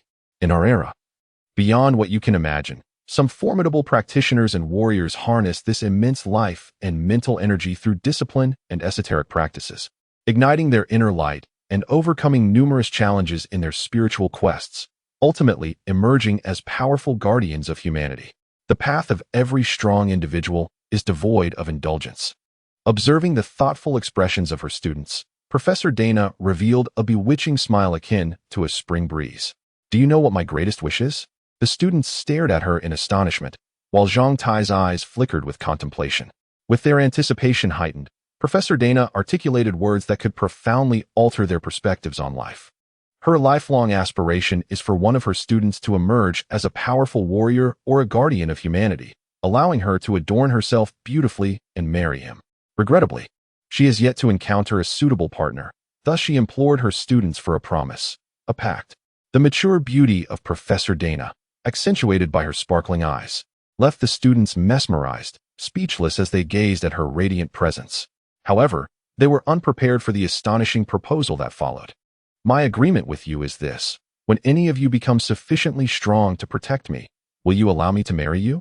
The echo of her words reverberated in their minds, leaving them in disbelief. The classroom erupted in a whirlwind of excitement. "Would you make such a promise with Professor Dana?" "Yes," they thundered in unison, nearly shattering the classroom windows. "Very well, our pact is established. You are now men. A woman's youth is precious. I cannot wait for you indefinitely. Therefore, the terms of this agreement are as follows. Whoever among you obtains the Blood Scorpion Warrior badge first before turning 20 will win my hand in marriage." Agreed. At that moment, the students were oblivious to the notion of love's deceptive promises, which can weave the most beautiful blessings and aspirations, serving as the greatest motivation and strength on their journeys of growth. As they gazed at Professor Dana, their eyes glistened with fervor, feeling an overwhelming rush of emotion. Zhang Tai, too, found himself losing composure, his mind echoing with a singular thought. Before turning 20, obtain the Blood Scorpion Warrior badge. Chapter 15. The Blood Scorpion Warrior. Throughout the afternoon, Zhang Tai, like the other youths, was engulfed in an inexplicable restlessness. Today's biology class with teacher Dana left an indelible mark on everyone's memory. Even in the afternoon, some remained in a daze. unable to comprehend that a youth as unfortunate as himself could forge such a pact with the seemingly unattainable Dana. Was there truly a glimmer of hope that she might one day become his? Even the slightest possibility was enough to ignite unprecedented morale among the youths in the training field, their spirits exuberant as if they had been infused with vitality, leaving the instructors astonished.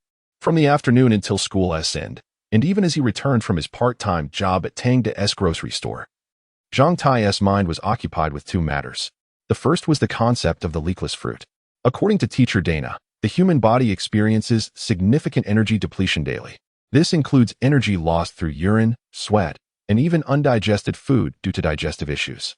The total amount of energy lost was immeasurable. After careful reflection, Zhang Tai realized that since last week, excluding today, he had not experienced nocturnal emissions for 5 days, a stark contrast to his usual occurrence of at least 3 during this span. If these 3 emissions represented the life energy capable of producing billions of tadpoles, then all that energy must have been converted into the vitality of the leakless fruit.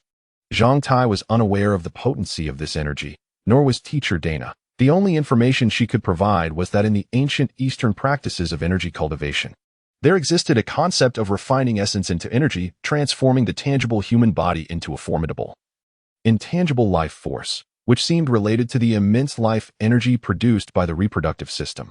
This was merely one source of the leakless fruit's energy.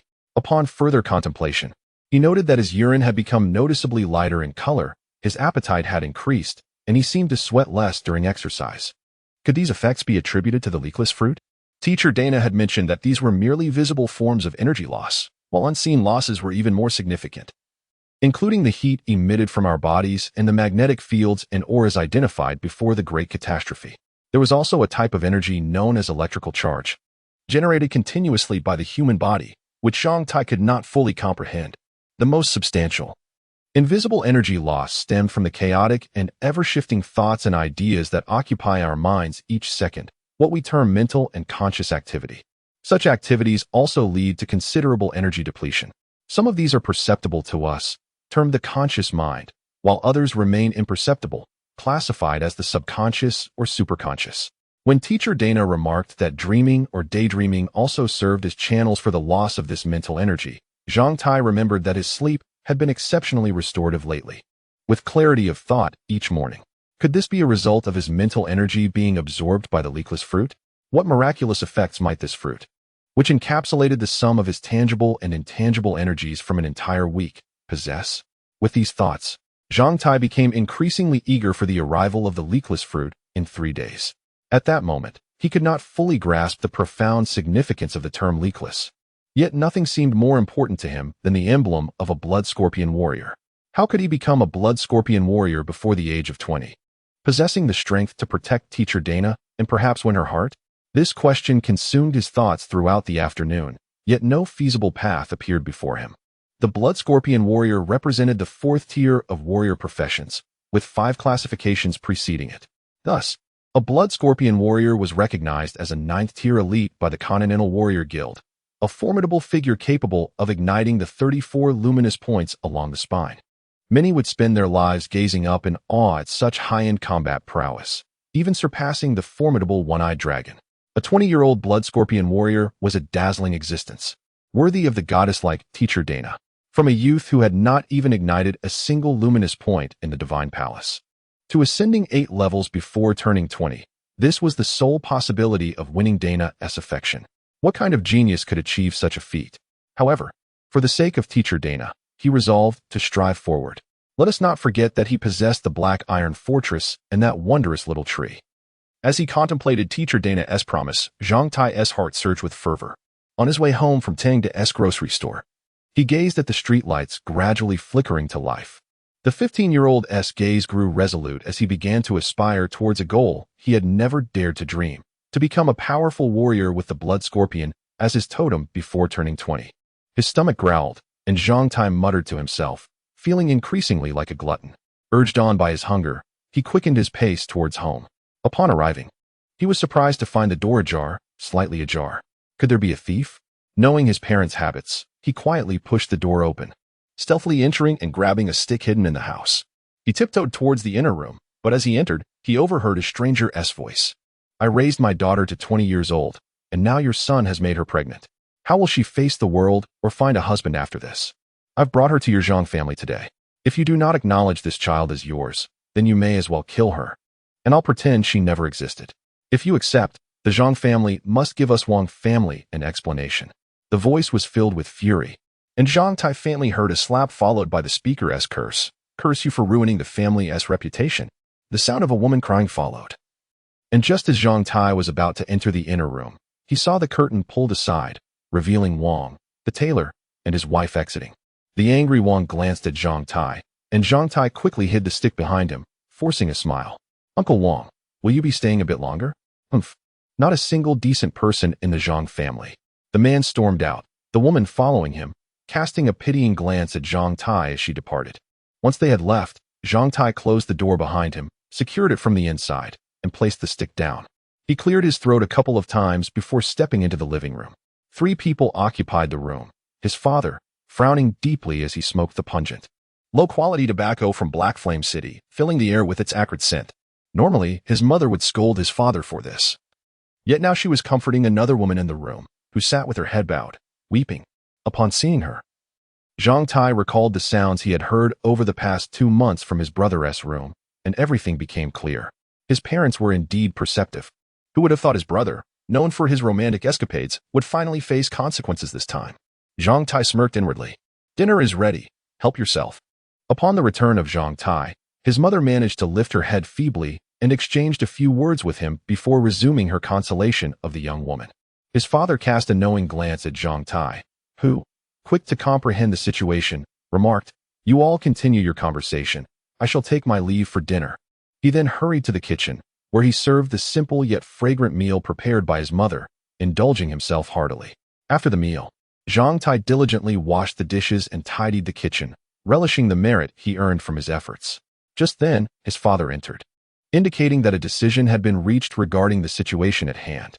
"Zhang Tai, come here. I need to discuss something with you," his father called. "What is it, Dad?"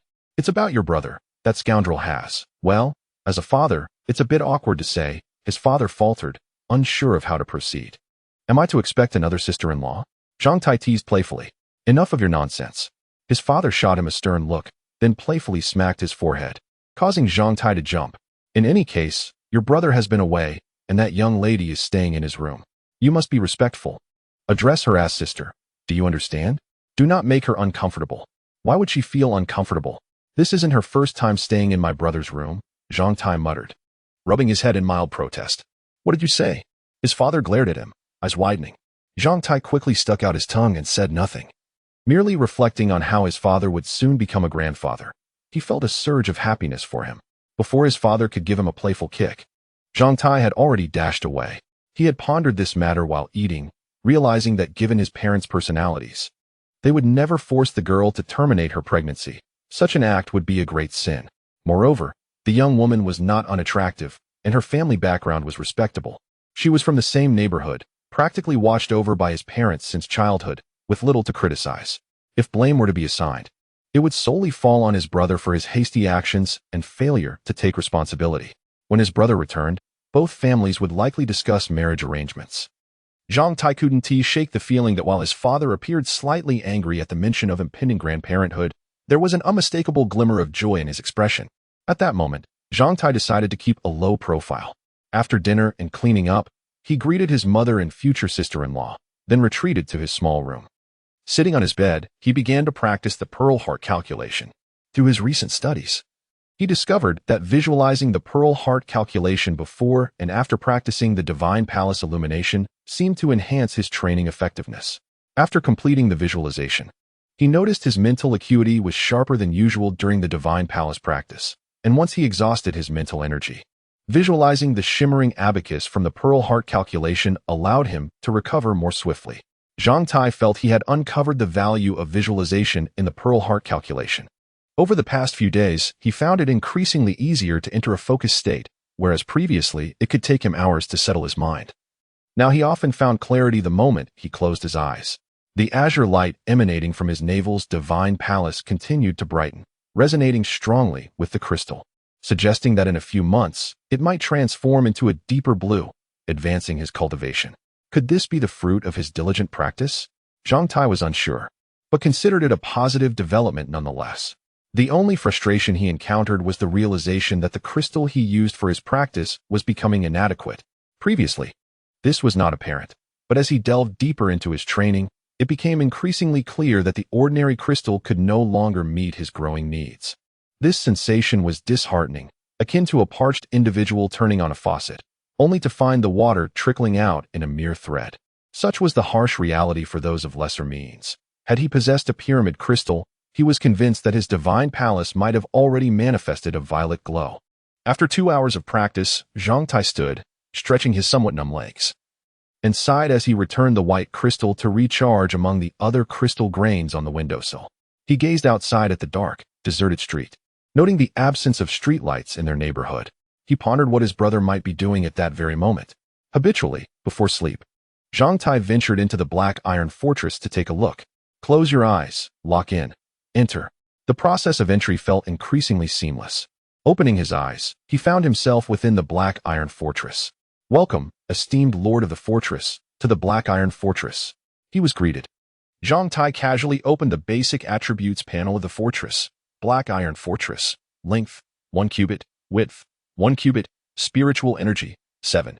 3. Merit value, 52. Basic energy reserve, 0. 5. Special output, none as expected. He had earned 5 merit points today, 2 at home and 3 at school. However, he was somewhat surprised by the increase in spiritual energy.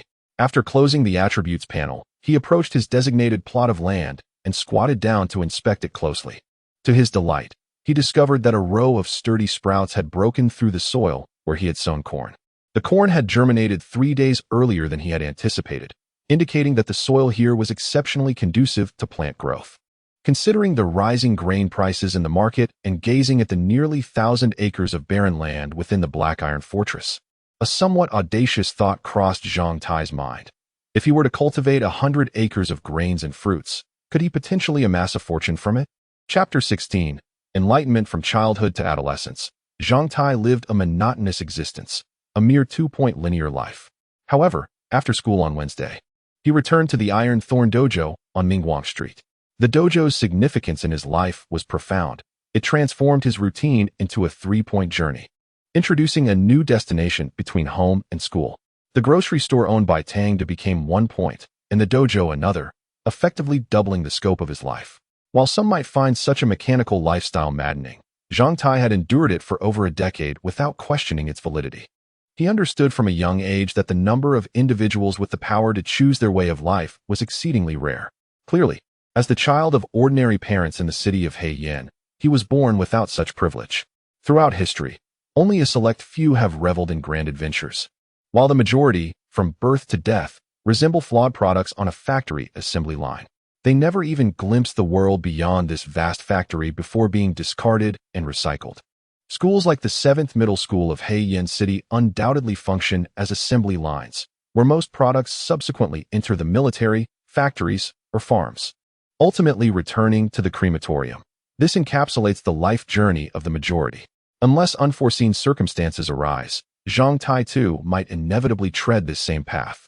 Recently, he found his mind clearer than ever, contemplating matters he had previously overlooked, refusing to become a shoddily crafted product on this assembly line.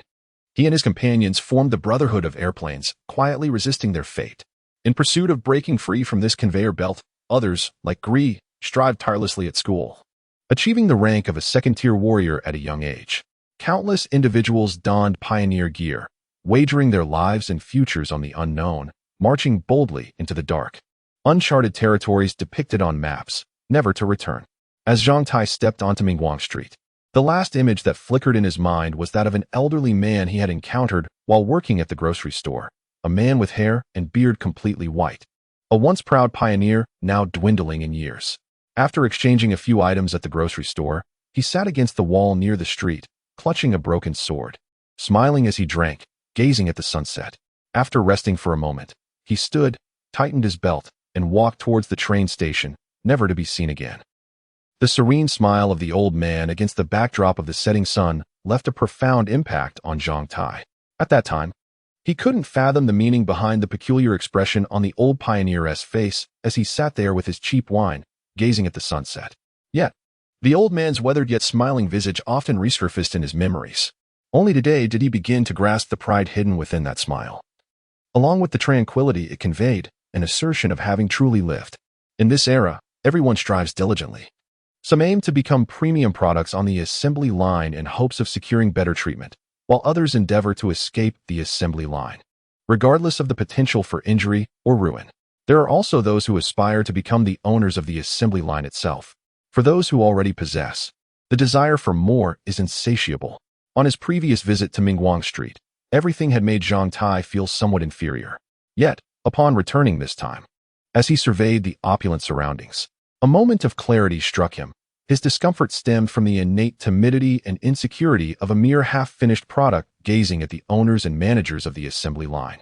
This was simply the city's rules of engagement, until he transcended the identity of an ordinary half-finished product in the eyes of others.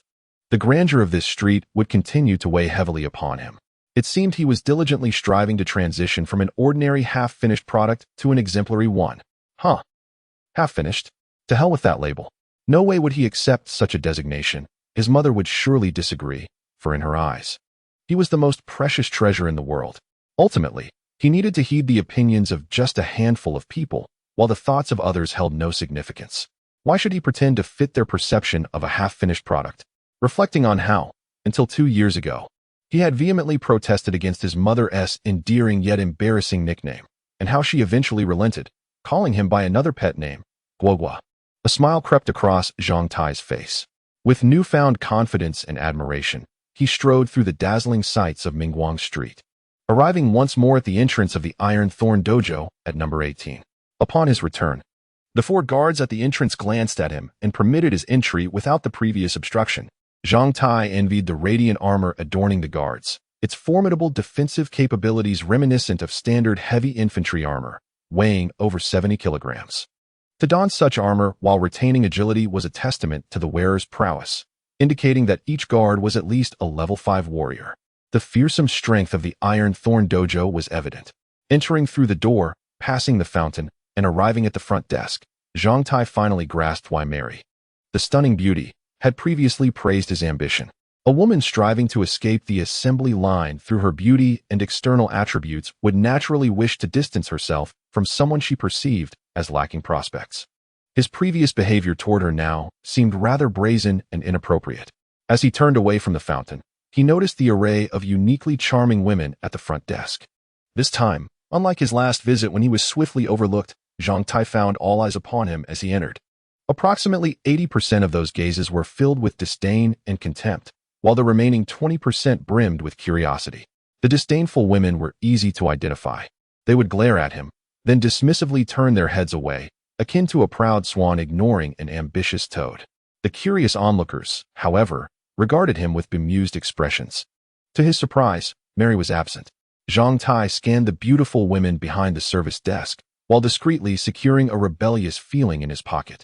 The women donned tight-fitting uniforms that accentuated their figures, featuring low-cut tops and loose-fitting athletic pants, a sight that could easily provoke a nosebleed. No one greeted him, and Zhang Tai refused to seek out awkwardness. He silently moved past the service desk, and after taking a few steps, he overheard whispers behind him. "He is just a kid. How could he possibly be as bad as you say? One must not judge by appearances." As the current crop of youngsters often possesses a cunning beyond their years, Mary remarked that this individual was utterly repugnant, even more so than the guests themselves. On his very first encounter, he attempted to assault her and brazenly displayed lewd gestures towards us. Is that truly the case? It seems unlikely. Has Ona been swayed? You shall find out if you dare to try. Subsequently, a chorus of women's laughter erupted. Alas, Zhang Tai realized that his reputation among these women had been irrevocably tarnished. Upon his second visit, there was no need to report to Manager Hans. He merely had to check in with Supervisor Beck. This Beck was the very individual Zhang Tai had encountered in Manager Hans's office previously.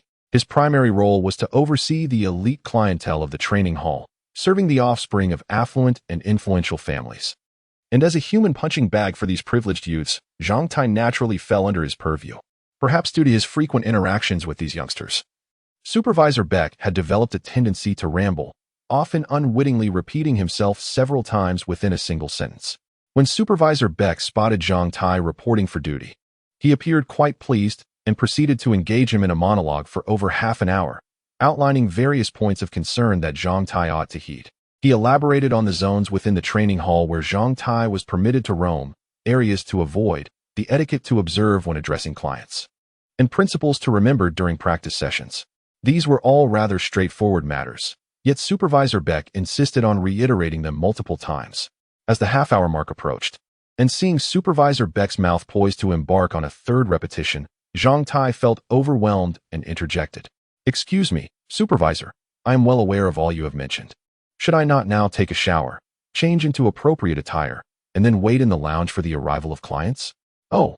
Supervisor Beck glanced up at the clock on the wall, then rummaged through his drawer and tossed a key emblazoned with a prominent label to Zhang Tai. "This is the key to your locker. You may store your personal belongings within. The training hall provides 2 sets of practice attire. Please don a new set each time you arrive. The used attire can be returned to the service desk for cleaning. You will receive a new pair of socks each week, courtesy of the training hall's benevolence. Do well, young man." Chapter 17. The fullness of despicability drawing upon his initial impressions from his previous visit, Zhang Tai returned to the changing room with the key in hand.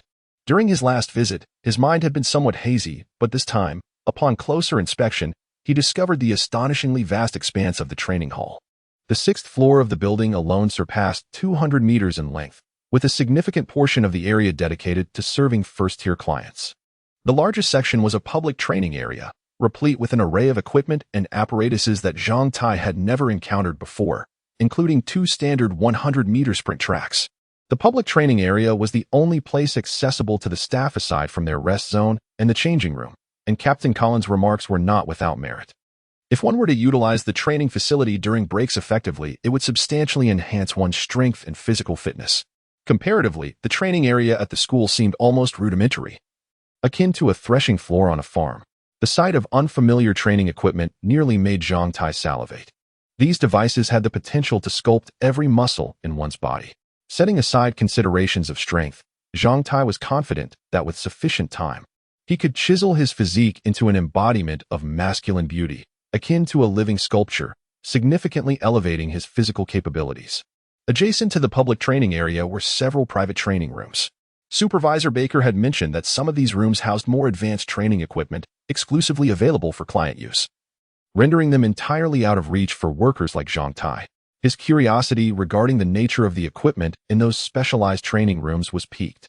Accessing the 6th floor required navigating a separate staircase and corridor designated for staff.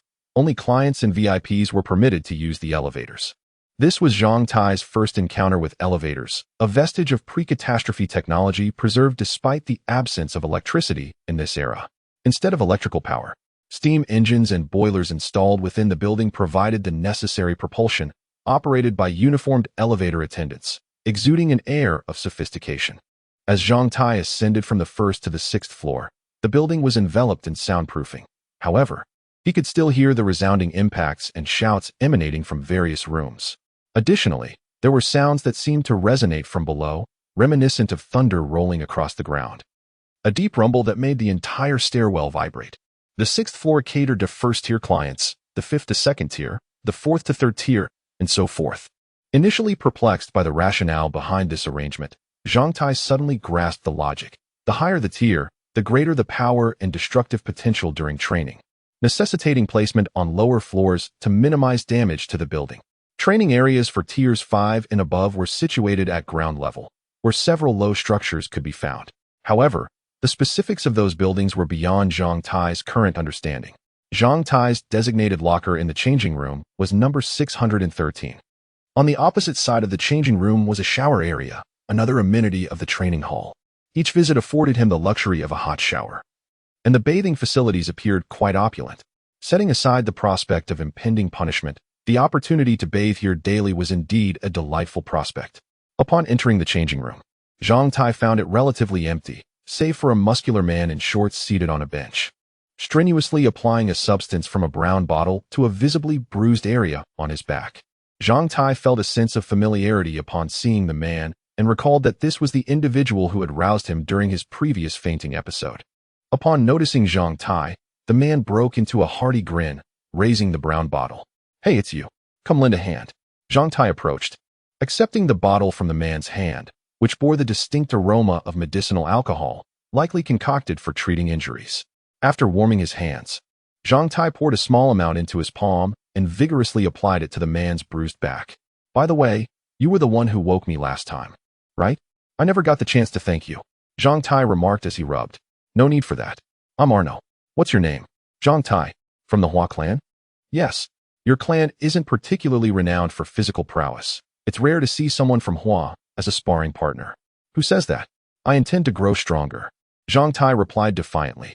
Ambitious lad, Arno muttered, and after a sufficient application of the ointment, Zhang Tai capped the bottle and returned it. Arno stood, seemingly preparing to dress, when suddenly he threw a punch. The force and speed of the blow were astonishing, leaving Zhang Tai no time to react. The gust from Arno's fist brushed against his face, sending a shiver down his spine. And as a fleeting thought crossed his mind, wondering if this punch might shatter his skull like a watermelon, Arno's fist halted less than an inch from Zhang Tai's face, causing him to pale in fright.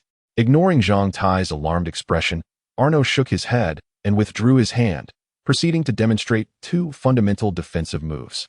As a sparring partner, the first essential action is to protect your head with your arms when bowing down. Never offer your head as a target. This should become your instinctive reaction.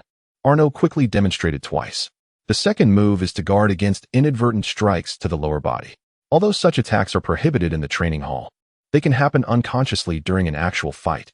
Therefore, your right foot. Arno tapped his sturdy right leg. Must never bear your entire weight. Otherwise, your reactions will be delayed. Like this. He swiftly lifted his right leg into a side stance, explaining that this way, any unintentional strikes to the lower body would impact the stronger muscles of the thigh and glutes, allowing the body to withstand the force. The third. Arno slightly hunched, demonstrating a posture that naturally curved his spine while tensing his muscles. The resulting arch from the bent spine and taut muscles would enable the back to absorb greater impacts without injuring bones or internal organs. This method effectively safeguarded the spine. If unavoidable strikes occurred, one should aim to redirect them to areas capable of withstanding greater force, such as the shoulders and chest. Understand, kid? Recovering from his initial shock, Zhang Tai nodded, surprised by Arno's genuine enthusiasm. Touched by the man's kindness and unsure of what to say, he merely smiled as Arno patted him on the shoulder. I'll be waiting for the day you grow stronger. With that, Arno donned his clothing and departed. Zhang Tai stood alone in the changing room, performing the series of movements that Arno had just demonstrated. After nodding slightly in approval, he opened his locker, which contained 2 sets of training attire, a clean towel, and a pair of fresh socks, an admirable level of preparation. Swiftly, Zhang Tai disrobed and hurried to the bathroom, indulging in a refreshing hot shower. Once he had donned a set of training clothes and socks, a staff member from the gym approached him, instructing him to get ready and wait in room 4. Adjacent to the changing room was a specialized equipment room. Upon entering, Zhang Tai was promptly attended to by 2 staff members who swiftly fitted him with a well-tailored set of protective gear. Kid, this time, try not to get knocked out and make us carry you back. One of the staff chuckled wickedly after securing the complex apparatus on him, giving 2 playful pats on Zhang Tai's back, signaling that he was ready to go. Do you think this kid will get knocked out again? One of them wagered. I bet he will within 10 minutes, 20 coins. I wager he'll be out in 5. All right, it's a bet. Hearing the 2 rascals behind him making light of his predicament, Zhang Tai clenched his jaw, resolutely determined to endure this time. Upon entering room 4, which had been arranged similarly to the previous occasion, Zhang Tai waited for no more than 3 minutes before the door swung open, and walked Mary, accompanied by a brat of about 12 or 13 years, whose nose was held high in arrogance. Noticing the sly smirk on Mary's face, Zhang Tai inwardly cursed. This woman was so petty.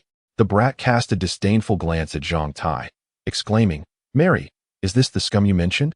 Indeed, that's him. Mary confirmed with a nod, her malicious intent clear. What if I knock him out? The brat taunted, eyeing Mary with a gluttonous gaze. Without uttering a word, Mary leaned slightly, seductively licking the boy's ear, whispering something that made him burst into a smug laugh. Zhang Tai regarded the pair coldly. Mary's provocative demeanor and the boy's arrogance ignited a fire within him, one he could not discern as anger or desire. I am Zhang Tai at your service, he stated mechanically, adhering to Shell's supervisor's instructions, while casting a frigid glance at Mary, who stood smugly on the sidelines. Through the thick visor of his protective helmet, Only Zhang Tai's dark eyes were visible, beneath which several vents were located. When he turned to look coldly at Mary, the triumphant expression on her face froze, as she sensed an inexplicable ferocity emanating from his helmet. If you're wise, you'll kneel and apologize to Mary, and then give yourself 10 slaps. I'll let you off lightly today, the brat declared boldly as he approached. Damn it, why are these spoiled brats so insufferable? Zhang Tai thought contemptuously, silently beckoning the boy with a dismissive gesture, as if summoning a pet. You're asking for it. The brat, infuriated, lunged at Zhang Tai with an unexpected ferocity for his age, delivering a brutal kick aimed at Zhang Tai's abdomen. Chapter 18. The mind creates its own reality. The kick was delivered with remarkable ferocity, yet Zhang Tai, having anticipated the move, evaded it with greater swiftness, deftly shifting his body aside, causing the child's foot to strike nothing but air. However, before Zhang Tai could revel in his success, the child's fist surged towards his chest. Curious to gauge the child's strength, Zhang Tai raised his arm to block the blow. The child's punch met Zhang Tai's armored forearm with a dull thud, reverberating through his body. A surge of power coursed through his arm, leaving it tingling, and he staggered back a step. Zhang Tai was inwardly astonished. He had not expected this child, 2 or 3 years his junior, to possess such vigor. The force behind that punch was nearly equivalent to his own full-strength strike. From this single exchange, Zhang Tai discerned that the child's prowess slightly surpassed his own, ranking just below Baghdad within the Brotherhood of the Airplane. Such capability would not intimidate Zhang Tai in a one-on-one confrontation, as he held a few years' advantage in age, along with height and weight. He was confident that, if it came to blows, he would not be reduced to a mere punching bag without the chance to retaliate. A contest of equal footing was certainly within reach. However, if he were to be merely a human sandbag, absorbing blows without the opportunity to strike back, determining the victor would be all too easy. Clad in thick protective gear, which mitigated the damage from his opponent while undeniably hampering his agility, Zhang Tai endured several exchanges. It was only after a moment's lapse in reaction that the child seized the opportunity, delivering a kick squarely to Zhang Tai's chest, propelling him forcefully to the ground. The impact left Zhang Tai dazed and breathless, and he took a considerable time to rise, panting heavily. Upon regaining his footing, he noticed Mary, that insufferable woman, tenderly wiping the child's sweat with a towel, showering him with kisses, while the child maintained an air of arrogance, sipping water and casting a disdainful glance in Zhang Tai's direction. I expected more from you. Turns out you're just a useless waste, unable to withstand a few blows. Zhang Tai felt a twinge of embarrassment at the thought of engaging in a verbal spat with such an arrogant child. Should he enlighten the brat that each blow he received contributed to the maturation of his iron physique? Was he to inform him that he was effectively working for him? Ah, what a delightful irony. Zhang Tai silently proclaimed his affection for the crimson spider lily, a symbol of fleeting beauty and the cycle of life. A sardonic smile crept across his face behind the mask. With a lighter heart, he dismissed the weight of this setback. Rising once more, he stretched his limbs and inhaled deeply. Aside from some lingering discomfort in his chest, he felt relatively unscathed and beckoned the child with a casual gesture. Come on, you coward. The flicker of anger vanished from the child's face as he dropped the water bottle and charged once more. Mere minutes later, Zhang Tai found himself hurled across the ground again by a sweeping kick, landing heavily and taking half a minute to rise once more. The child was now visibly winded. Come on, you coward. 20 minutes later, with the center door breached, the child seized the moment, unleashing a flurry of rapid punches to Zhang Tai's chest. One blow sent him stumbling back a step. After Zhang Tai had retreated 5 paces, the child roared and, before Zhang Tai could react, delivered a powerful elbow strike to his abdomen. The impact caused Zhang Tai to feel as though the blood vessels in his neck were throbbing, and stars danced before his eyes. His abdomen, though soft, did not propel him away. Instead, his left leg buckled as if he were walking on cotton, and he sank to one knee. Just as he knelt, a rush of air surged past his ears, and without a moment's thought, he instinctively executed a maneuver taught by Arno, lowering his head and shielding it with his arm. With a resounding thud, his arm absorbed the brunt of the fierce kick. Yet the force still traveled through his body, sending him sprawling to the ground, rolling several times before coming to a halt 2 meters away, motionless. The child, drenched in sweat, stood panting, his gaze fixed intently on the prostrate Zhang Tai. Such combat, whether for the offensive or defensive party, exacted a considerable toll on one's stamina. In the Iron Thorn Gym, it was rare for someone like Zhang Tai to serve solely as a punching bag. A sparring partner's role extended beyond simply taking hits. Often, they assisted members in refining their skills, which required not only absorbing blows, but also engaging in dialogue and sharing insights. The value of a seasoned sparring partner was akin to that of a master instructor. Identifying errors in an opponent's attacks, exposing weaknesses in their techniques, and addressing issues arising from psychological predispositions, thereby elevating their combat abilities. Such elite sparring partners often became the most esteemed figures within the gym. Zhang Tai, being new to this realm and at a lower tier, had yet to encounter these pinnacle figures. The adversary he faced today was a product of a woman's entanglements, and thus, the child fought with unrestrained fervor, making this encounter particularly arduous. Were it not for Zhang Tai's experience, others his age might have succumbed to despair after being repeatedly bested by a child.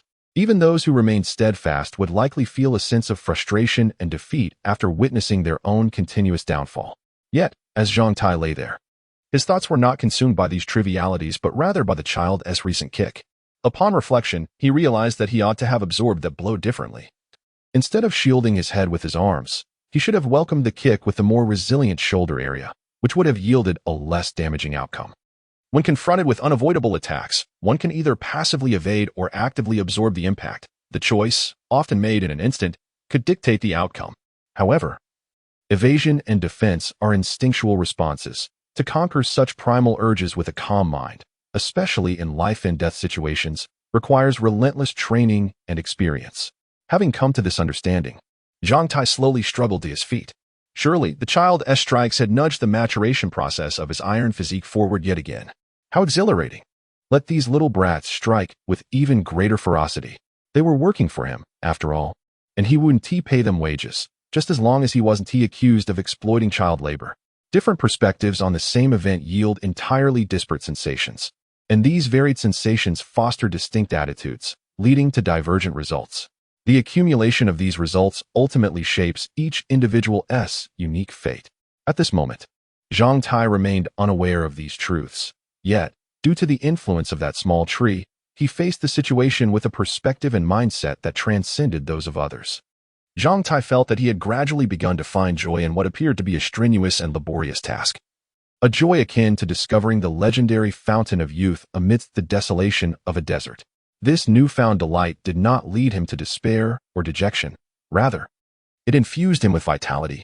As he slowly regained his strength, he rose to his feet, twisting his neck and body to acclimate himself, and playfully beckoned the small child with a finger. Carmen, despicable. Moments later, Zhang Tai was once again knocked down. Yet he stood up with an optimistic nonchalance. Carmen, despicable. Carmen, despicable. Outside the ring, witnessing Zhang Tai being repeatedly knocked down only to rise again, seemingly seeking further punishment, Mary gazed at him with a hint of fear that even she could not comprehend. In her eyes, his headgear grew increasingly menacing and formidable. After what felt like an endless number of attempts, as Zhang Tai struggled to rise once more, every muscle in his body ached unbearably, and he realized he could no longer stand. Thus, he sat on the ground, gasping for breath. The sweat drenched his clothes, clinging to his skin, while perspiration stung his eyes, blurring his vision. He attempted to wipe the sweat from his brow, but after futilely grasping at his headgear, he found it nearly impossible to raise his arms. A bottle of water rolled to his feet, and as he forced his eyes open, he noticed the small child, equally exhausted, slumped on the ground, his face pale and hair soaked with sweat, drinking deeply from a bottle. The derision in his gaze had transformed into an indescribable expression, while Mary, that wretched woman, knelt behind the child, assisting him with restorative massage, hardly sparing a glance for Zhang Tai. Unceremoniously, he seized the bottle that had rolled to him, opened it, and was about to take a sip when he remembered the headgear obscured his mouth, leaving only a few air holes. Not wanting to reveal his weakness, Zhang Tai coolly replaced the cap. The two of them, panting heavily, exchanged glances, and after a moment, the small child wobbled to his feet, regaining his arrogant demeanor. Remember my name? I am Bonetta, Andrew Bonetta. Next time, I will ensure you are left unable to rise and make you apologize to Mary. Too weary to engage in banter with such a child, Zhang Tai replied simply, I will be here waiting for you the day after tomorrow. As the child and Mary exited the room, Zhang Tai couldn't resist teasing once more, Sister Mary. Remember our promise in this lifetime. Mary's silhouette wavered, as if she might stumble. Could his words wield such power? Zhang Tai scratched his head in bewilderment, only to find his fingers brushed against the thick leather of the headgear. Damn it, who invented such a difficult contraption to remove? Chapter 1. An inescapable life. The aftermath of being pummeled at the Iron Thorn Combat Hall on Wednesday only began to manifest on Thursday morning.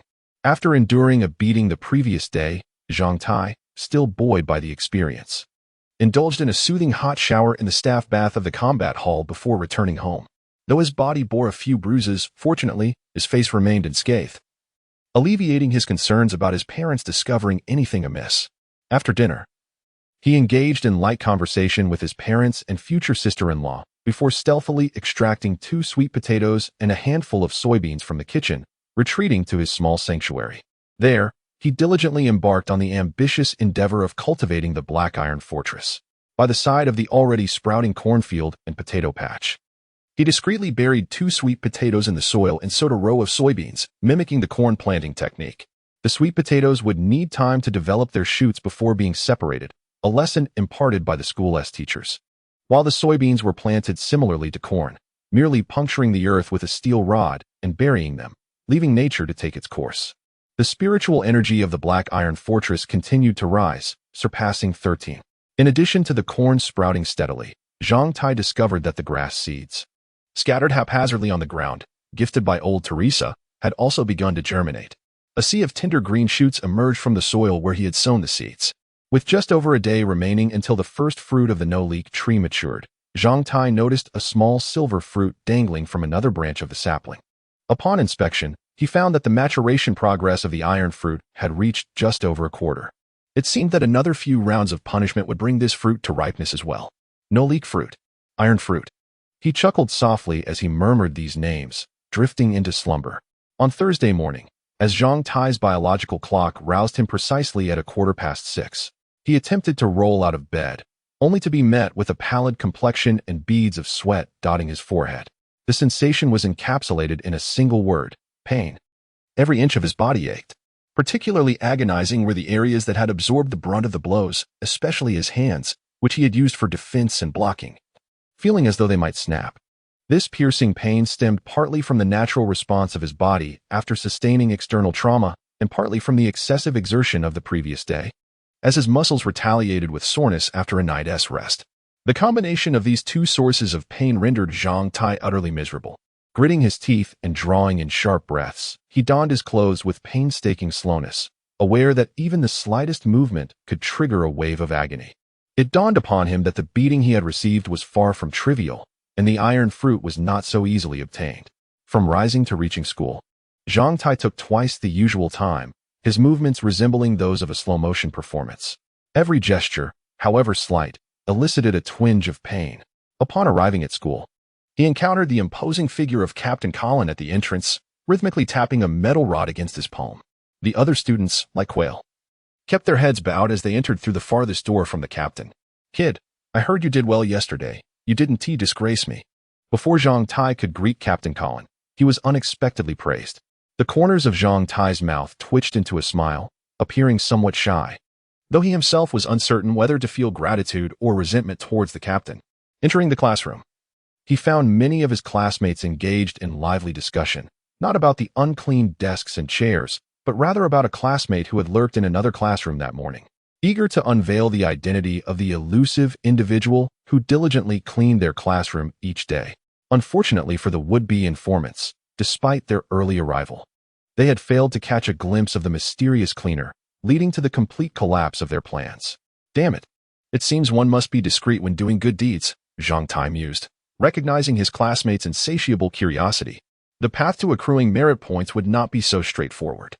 Perhaps feeling somewhat guilty for his clandestine gain at the Black Iron Fortress, Zhang Tai was reluctant to become the subject of gossip within the school and class.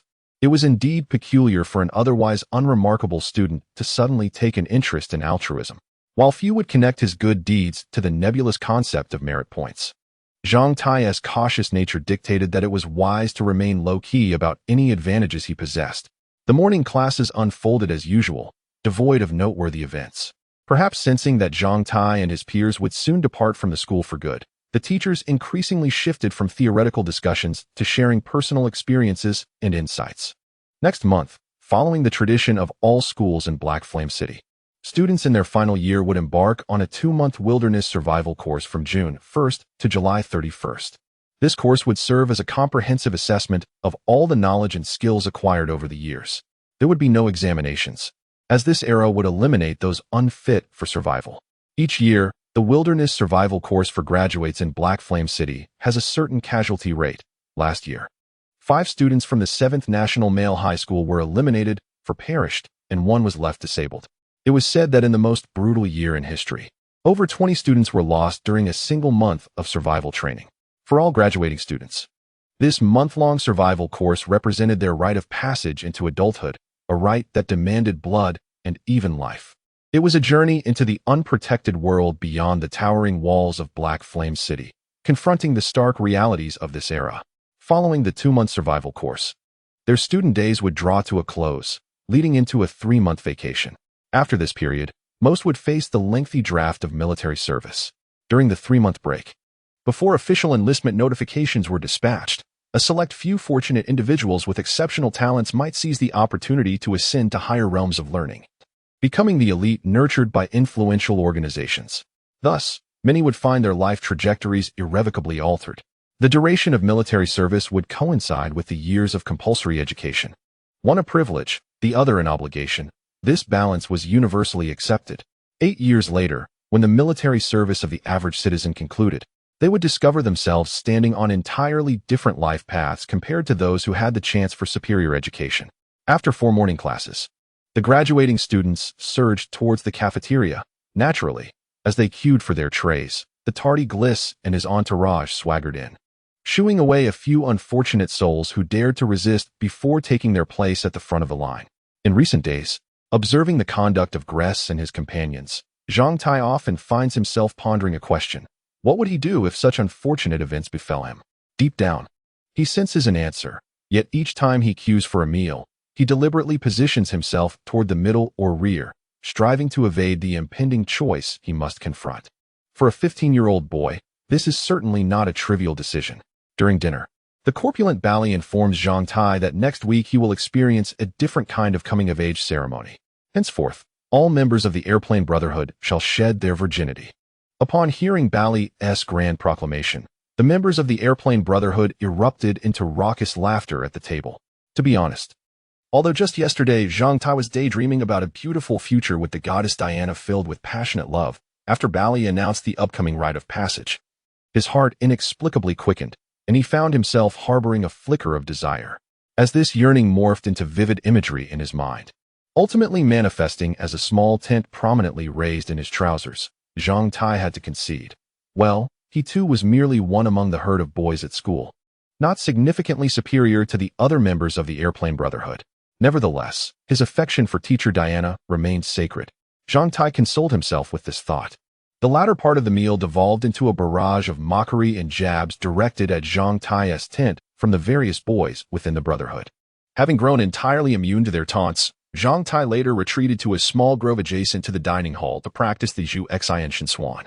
According to the requirements outlined in the book, the first step toward mastery involves the ability to visualize a 3-tiered abacus in an instant, enabling one to perform any basic arithmetic involving 3-digit numbers in mere moments. Currently, Zhang Tai still faced a considerable challenge in meeting these criteria. He had managed to condense the visualization of the abacus to within 15 seconds. Yet he still experienced a delay of over 4 seconds in calculating the results of 3-digit arithmetic. Reflecting on the book's cover, which bore the label of a supplementary reading for elementary students, Zhang Tai felt a pang of embarrassment. This seemed to be a skill expected of youngsters. And here he was, after so many days of effort, still at this level. How disheartening. Just as Zhang Tai wallowed in his shame, it seemed someone wished to amplify it. A lackey of Gress appeared before him, and as Zhang Tai wondered why this individual stood in his presence, the rather sullen fellow abruptly tossed a pile of trays at Zhang Tai's feet. Wash these trays and return them to the cafeteria, without sparing Zhang Tai a glance. The lackey turned and walked away, as if he had never considered that this unremarkable boy resting against a tree might refuse. Gazing at the disheveled trays at his feet, Zhang Tai scratched his head, feeling a sense of frustration.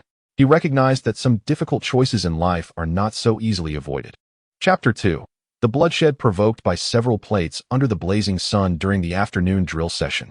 The students swiftly assembled into formation on the playground as the class bell rang, eagerly awaiting the commands of the instructor at the podium.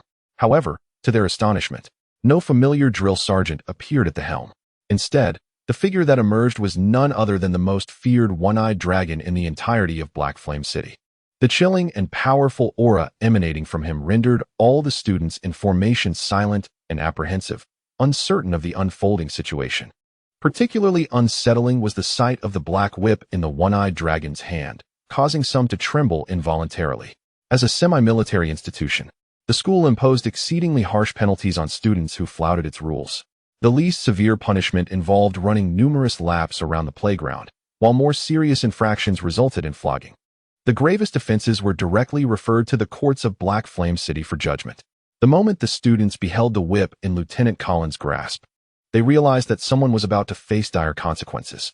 Over the course of their years at the school, every instance when the one-eyed dragon wielded a whip signaled impending doom for those who considered themselves above the rules, a law that had proven infallible time and again. Zhang Tai stood among the formation near the podium, observing the icy, unyielding expression etched upon the one-eyed dragon's face. He understood that the inevitable had finally arrived. Regret? Zhang Tai quietly questioned himself. To hell with it, was his resolute answer. Gri, Shalon, Ganel, Zhuhai? Lieutenant Collins' voice rang out, calling forth the notorious quartet of Gri. A wave of astonishment rippled through the onlookers, their shock palpable. Gri? Gri? It was indeed Gri and his companions. This promised to be quite the spectacle. Beside Zhang Tai, the corpulent and eager bully nudged him with his foot, exclaiming his excitement. Indeed, a performance was about to unfold. First theirs, then mine, Zhang Tai mused silently. As the four called upon by name stepped forward, their faces pale and filled with trepidation. Shalon, the one who had thrown the plate at Zhang Tai, was the last to emerge from their ranks. Seemingly aware of the gravity of the moment, Shalon turned to search the formation for something, his eyes brimming with a dangerous glint.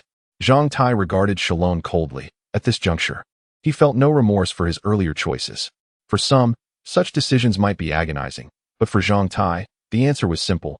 What choice would make my parents proud? That singular question had sufficed in guiding him. As the four of them stood before Lieutenant Collin, several enforcers promptly stripped the training armor from their bodies, exposing their bare torsos. The remaining spectators, who had harbored doubts, were now certain. Lieutenant Collin had come to deal with them. Lieutenant Collin, I demand to know the reason. Gri bellowed, veins bulging on his forehead as two enforcers held his arms. According to the school's regulations, every student must return their cleaned lunch tray to the cafeteria after lunch, with a punishment of 2 lashes for noncompliance.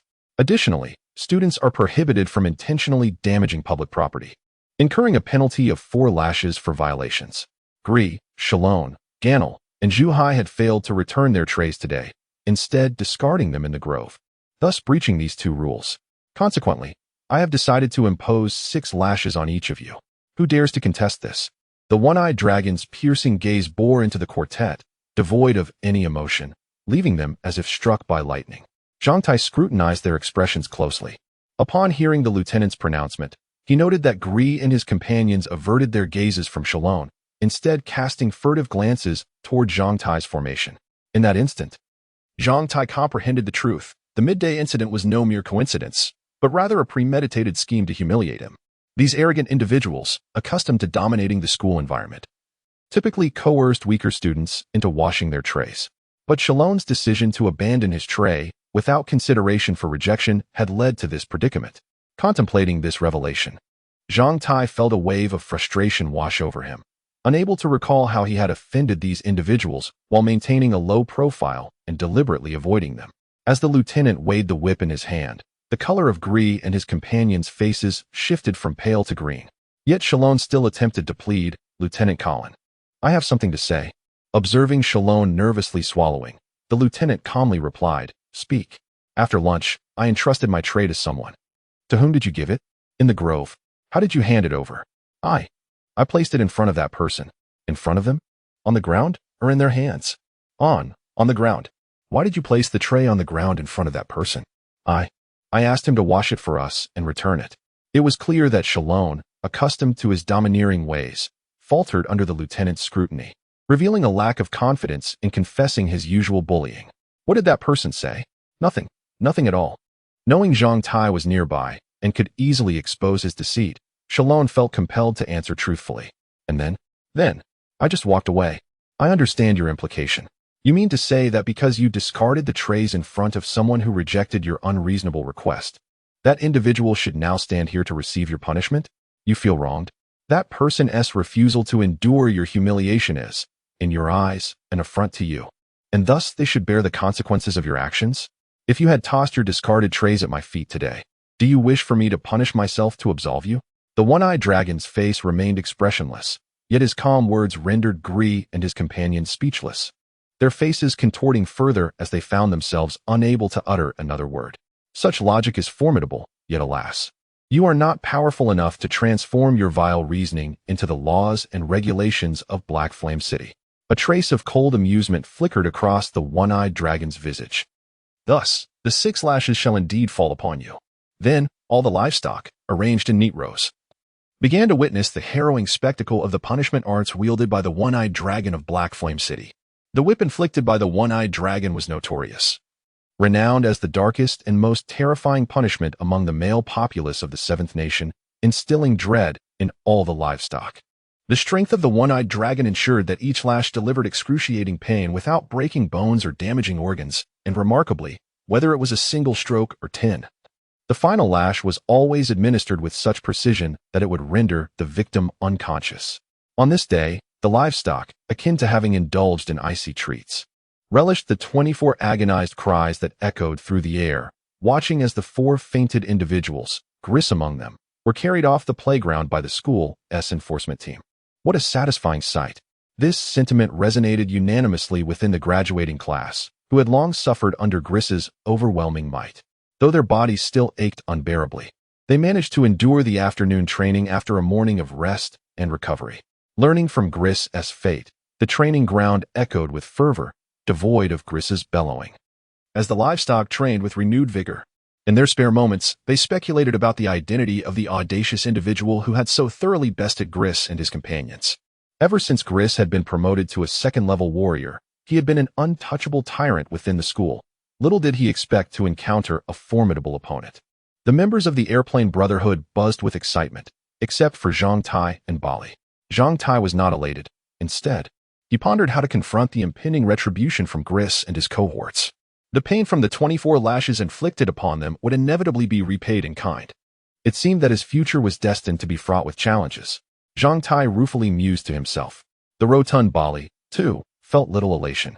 After hearing Shalon's remarks about the grove, his expression gradually turned grave. After lunch, he had been in the grove, and the members of the Airplane Brotherhood were well aware of this.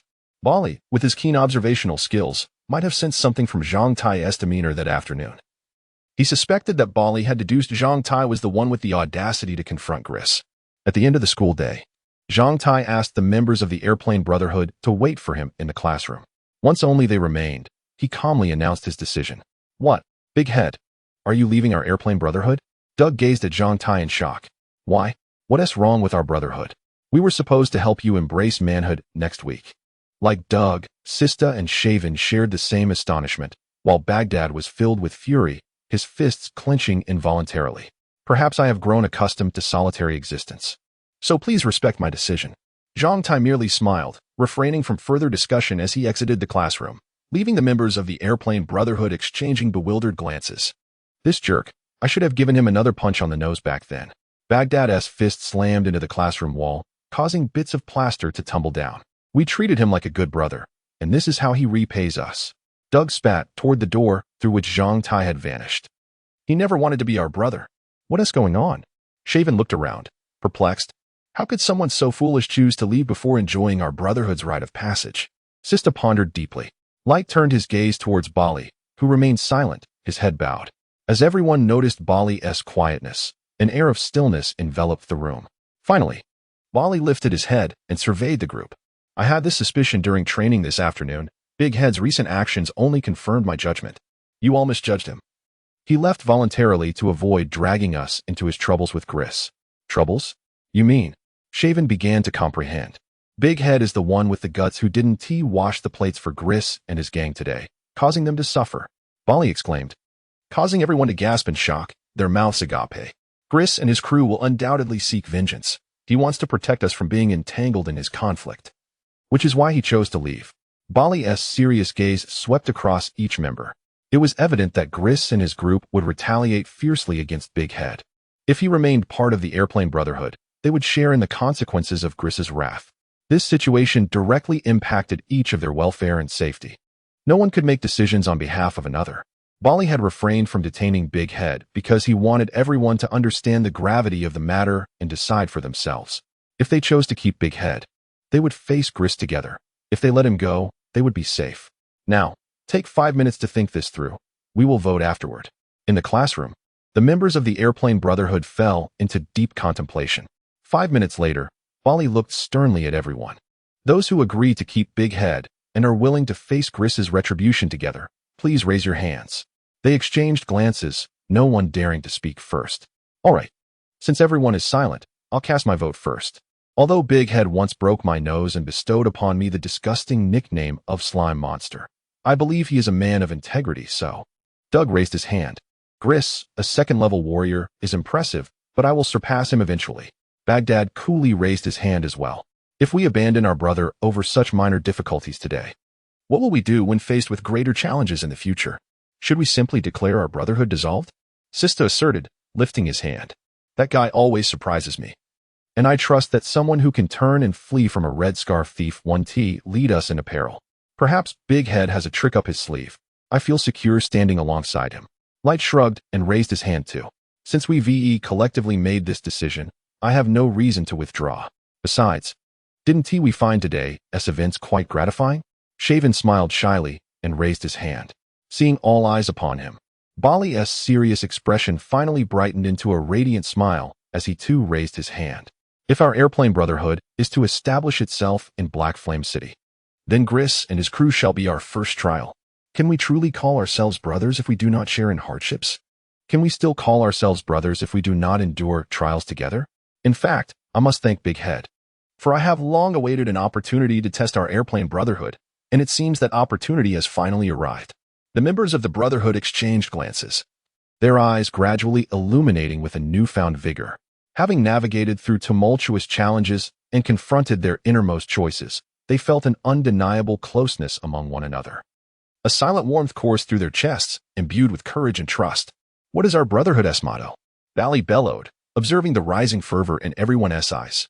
No cavities, Doug shouted, only to be met with disapproving glares, realizing that his jest had not landed well, causing him to shrink back. Once more, what is our Brotherhood's motto? Bali exclaimed once again. Whoever dares to challenge us, we shall unite against them. The group erupted in a cacophony of spirited cries. Chapter 3. Conspiracy and Rat Poison. Zhang Tai was oblivious to the events transpiring at the back of the classroom. By the time Bali and his companions initiated a show of hands for a vote, Zhang Tai had already exited the gates of the 7th National Male School. Life can sometimes be utterly absurd. One might be sitting quietly under a tree, minding their own business, only to find a few dirty dishes thrust before them, forcing a choice between the indignity of being a free dishwasher and the risk of a beating. Indeed, the sentiment expressed by the one-eyed dragon holds true. For some, the mere act of rejecting their insults feels like an affront to their dignity. If that is the case, then I shall indulge you, allowing you to insult me to your heart's content. What, do you think you can bite back at me? As Zhang Tai exited the school grounds, he fortuitously encountered the one-eyed dragon, who had just stepped out as well. At this moment, Zhang Tai could not feign ignorance, especially since it seemed they would share a significant portion of the journey. Captain Colin, are you heading to the training hall? Zhang Tai initiated a conversation, aware that Colin's part-time role as a coach at the Iron Thorn Training Hall was no secret. Upon seeing Zhang Tai, Captain Colin's impression of him had improved considerably, especially after witnessing Zhang Tai's audacious performance the previous day at the hall. He regarded Zhang Tai as a remarkable individual, a true man, which instilled a sense of appreciation in Colin, who prided himself on his discernment. Yes, I was just about to head to the hall. I heard you're juggling another job outside, something at a grocery store. Am I right? Colin had little interest in Zhang Tai's boldness, believing everyone should be accountable for their choices. Since this audacious fellow had dared to ensnare Gliss and his group so thoroughly, he must possess the courage to face the consequences. With so many students at the school, Captain Colin was not anyone's caretaker. Understanding Colin's temperament, Zhang Tai tactfully avoided mentioning the midday incident, instead engaging him in casual conversation. Yes, this job was introduced by family. I've been doing it for quite some time. How's work at the grocery store? The boss is great, and I've learned quite a bit. The two continued their leisurely dialogue as they walked further away. Not long after they had distanced themselves, Gliss and his companions emerged from the shadows of the trees beside the school gate. Their expressions dark and filled with resentment as they watched Zhang Tai and Captain Colin's retreating figures. What do we do now? I didn't expect that this kid would be so close to the one-eyed dragon. Their relationship seems rather significant, Charwan said, his face clouded with displeasure. The midday incident was merely Gliss's way of harboring resentment after Zhang Tai had interrupted his chance to shine in Ms. Dana's class, a grievance that had festered. With Zhang Tai recently gaining attention in class, Gliss sought to suppress him, as he believed there could only be one star at the 7th National Male School. And that star must be himself. Bully a hapless fool. To them, it seemed trivial. None had anticipated Zhang Tai would muster the courage to refuse. And in a moment of carelessness, they all experienced one of the darkest days of their lives that afternoon. Sharoni's words deepened the frowns on their faces, the fresh, stinging welts on their backs, serving as constant reminders of their humiliation and defeat. If we want to deal with this kid, Captain Colin will surely intervene. What happened at noon might have been a trap he set, knowing he had Colin backing him. In the future, handling this kid won't be as straightforward as dealing with others. Ganel expressed, a hint of anger in his voice. As long as we're outside the school and Captain Colin can't gather evidence against us, we have plenty of ways to handle this kid. Zuhair chuckled ominously. What do you have in mind? Charwan inquired, eyeing Zuhair. Zuhair glanced around cautiously. His demeanor hinted at something sinister, prompting the others to huddle closer behind the tree. He then shared his thoughts, ensuring their conversation remained concealed. If we proceed this way, the outcome will be beyond our control, Zuhair warned, casting a glance at Gliss, the de facto leader among them. Isn't that a bit excessive? I just want to find more opportunities to teach him a lesson. After all, we are all classmates. This could end in tragedy. Ganel stammered, clearly taken aback by Zuhair's malicious scheme. What is the matter, Ganel? Are you backing out? Charwan sneered, eyeing him with suspicion. Have your wounds healed so quickly? Ganel, you remain so naive. In this era, what value does the term classmate hold? Zuhair mocked. I meant, Ganel faltered, but before he could finish, Gliss seized him by the neck. The stark disparity in strength between Gliss, a two-tiered soldier, and an ordinary student became painfully evident as Ganel found his feet lifted from the ground, his face reddening with the strain of his struggles. Do you have anything else to say? Gliss grinned menacingly, tightening his grip. Ganel, gasping for breath, managed to shake his head twice before Gliss released him, causing him to collapse onto the ground, coughing violently.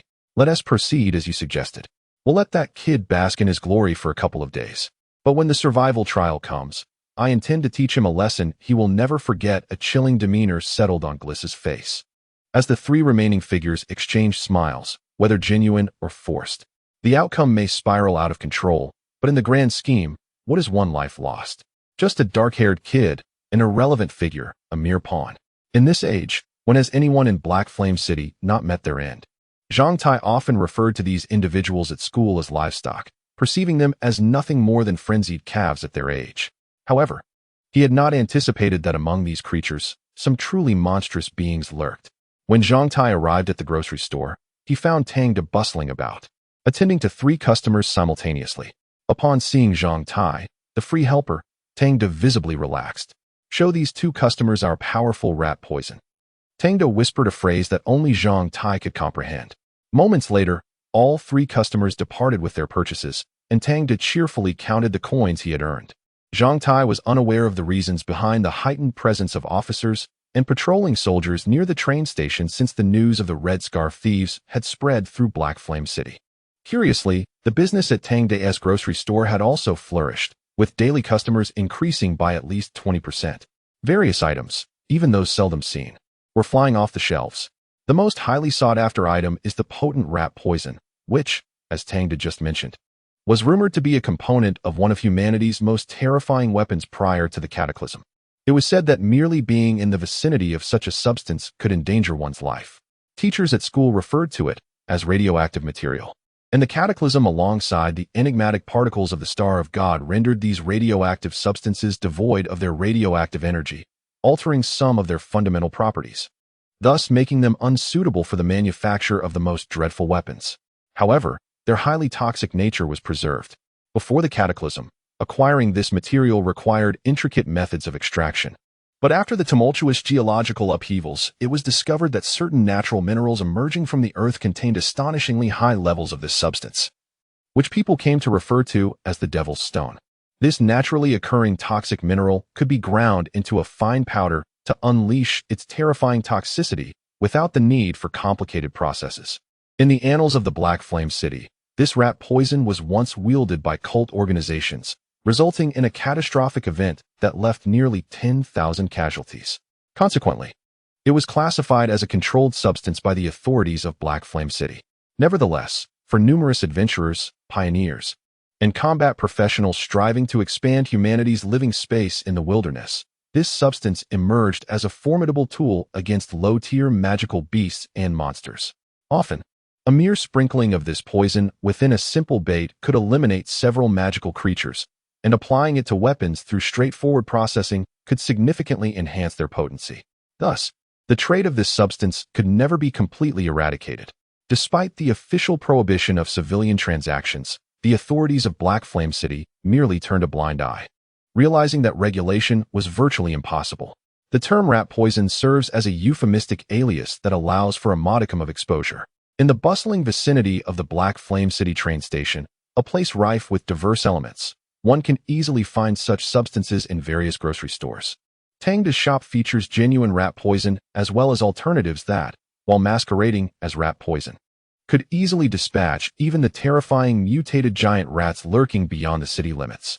This substance is colorless and tasteless, and unless one employs special means or possesses an innate strength exceeding level 10 with keen sensory perception and mental acuity, both ordinary individuals and magical beasts would remain oblivious to its presence. This is the terrifying aspect of this potent rat poison. Since the imposition of a curfew in Black Flame City due to the Red Scarf thieves, the sales of Tang De's potent rat poison have surged dramatically. Once priced at 75 silver coins per small vial, only 5 or 6 would sell in a month. Now, the price has escalated to over a gold coin, with 3 or 4 vials sold daily.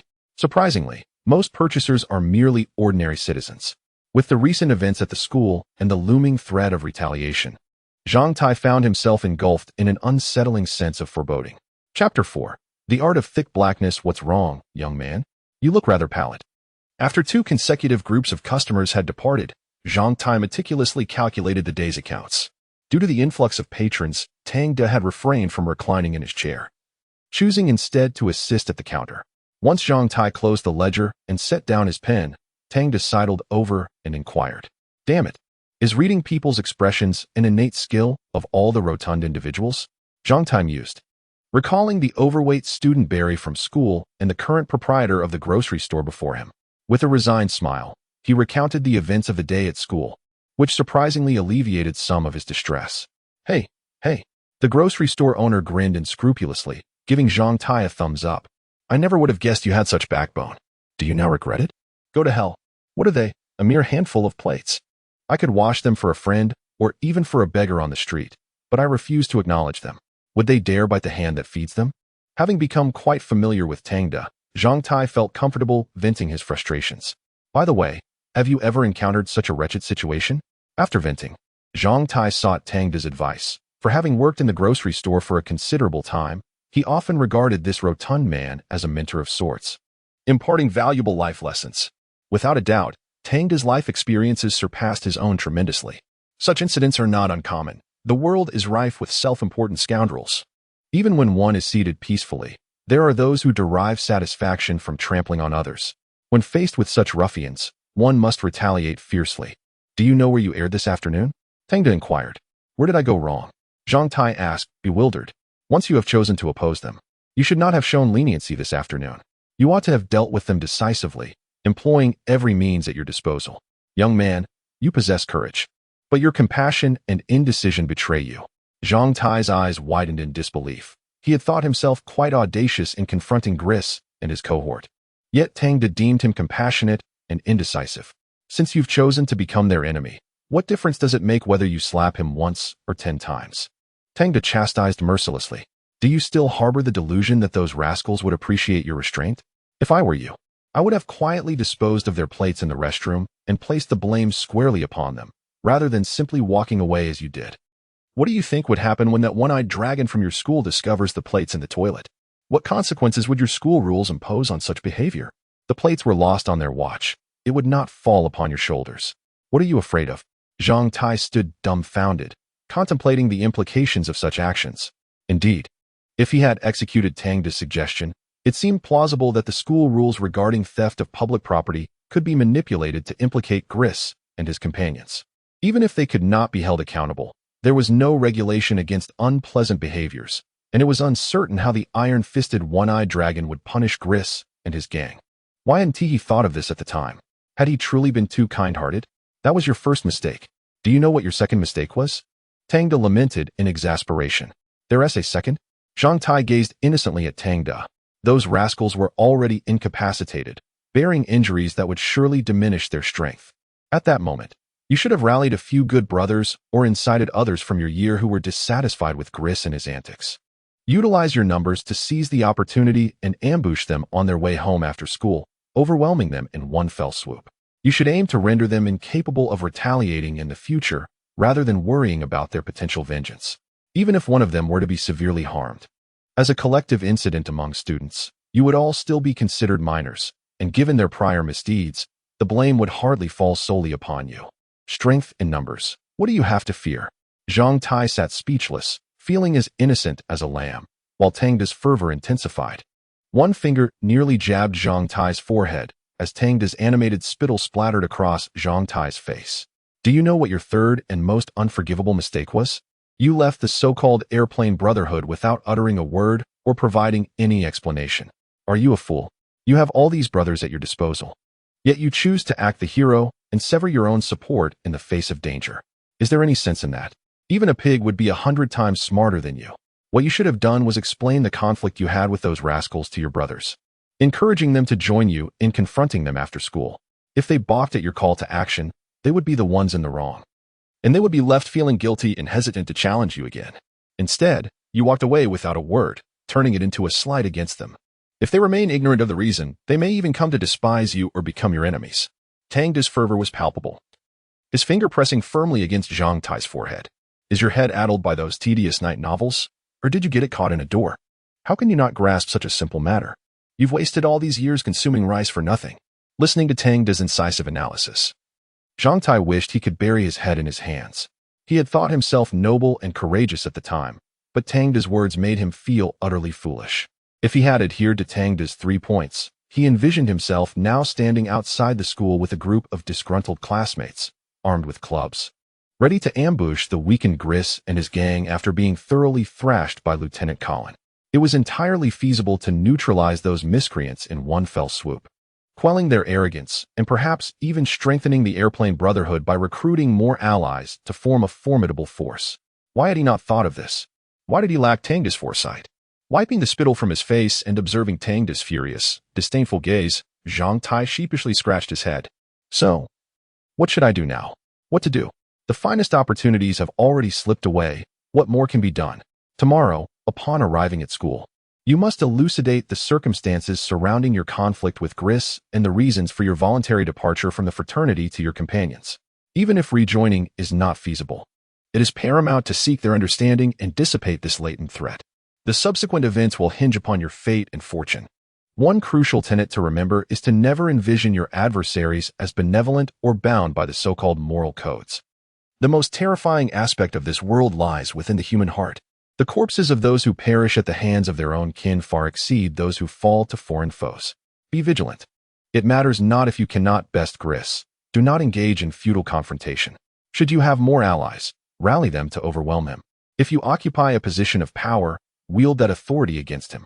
If your wealth surpasses his, utilize it to your advantage. Should your intellect be superior, outwit him. If you possess resilience, await your opportunity for a surprise attack. If you are audacious and shameless, employ cunning tactics to outmaneuver him. For instance, you might first kneel in apology, endure his punishment, Then integrate yourself into their ranks to earn his trust and favor, only to strike decisively at a critical moment. Reflect upon where you may outshine him, and exploit those advantages to outmaneuver him. If you find yourself lacking in all respects, then your only recourse may be to keep your distance. Such are the rules of this world. Do you comprehend, young one? Zhang Tie, seemingly rarely afforded the opportunity to impart wisdom, seized the moment with fervor, his words striking like a steam-powered crossbow mounted on the walls of Black Flame City, leaving Zhang Tie utterly battered. Zhang Tie, as if encountering this cunning shopkeeper for the first time, stared at Zhang Tie's aged face for an extended period, nearly incited to anger by the sight of this corpulent man before finally nodding vigorously, somewhat bashfully admitting, "I think I understand a bit. Ponder it well. What I have just conveyed comprises the essence of the Huazu's secret techniques, specifically devised to counter those scoundrels and shameless rascals," Zhang Tie remarked, though his exaggerated expressions diminished the gravity of his words. The thick and black art? It seems merely to involve a thick skin and a dark heart. Is this truly a secret technique? Zhang Tie harbored grave doubts regarding Zhang Tie's assertions, yet he could not dismiss the notion that there was a semblance of truth in them. Regardless, he resolved to confront whatever challenges lay ahead. At worst, he would merely be beaten by those few individuals. What could be more daunting than that? As he contemplated the imminent ripening of the first flawless fruit, Zhang Tie's heart began to blaze with fervor. Chapter 5. An unexpected collision, then I shan't keep you from your meal. As Zhang Tie uttered these words today, Zhang Tie could no longer contain his excitement. Without so much as a greeting, he darted out of Zhang Tie's grocery store like an arrow released from its bowstring. This troublesome lad. Observing Zhang Tie's impatience, Zhang Tie shook his head. The longer Zhang Tie lingered in the store, the more Zhang Tie sensed that something weighed heavily on his mind, rendering him somewhat distracted. Thus, he had decided to send Zhang Tie home early today. Little did he expect that Zhang Tie had been eagerly awaiting this very invitation. Before Zhang Tie could finish his sentence, Zhang Tie had bolted out the door, disappearing in the blink of an eye. Zhang Tie was now brimming with exhilaration, yearning to rush home and guard the small tree, eagerly watching as that flawless fruit ripened. His urgent anticipation seemed to alleviate the aches and pains that had previously enveloped him. His sole thought was to return home. The vicinity of the train station bustled with people, and due to the recent curfew imposed on Heiyan City after midnight, there was an even greater throng of individuals seizing the time to venture out before the restrictions took effect. The flea market and surrounding shops grew increasingly lively. In a bid to arrive home more swiftly, Zhang Tie opted for an alternative route, weaving through the crowded streets and alleys near the train station. These areas were known for their diverse populace and complex security, yet Zhang Tie, having traversed them for years, felt a sense of familiarity, as if he were treading a well-worn path. However, even the most familiar of routes can harbor unexpected encounters. At that very moment, as he reached the intersection of an alley, the dimly lit street, lacking sufficient streetlights, caught him unawares. Zhang Tie collided with a man who had just emerged from the adjacent alley, both parties seemingly oblivious to the impending encounter. The man staggered slightly, but Zhang Tie, propelled by his own momentum, was thrown to the ground, disoriented and dazed, unable to suppress a muffled groan. "Kid, are you seeking death?" Zhang Tai opened his eyes to find a tall, robust man in his 40s standing before him, clad in the attire of a common frontiersman. With his brownish-yellow hair and a face marked by excess flesh, he glared menacingly at Zhang Tai. Raising a foot, he prepared to stomp down on Zhang Tai with a ferocity that sent shivers down his spine. Already feeling achy and battered, Zhang Tai found himself utterly incapacitated by the collision.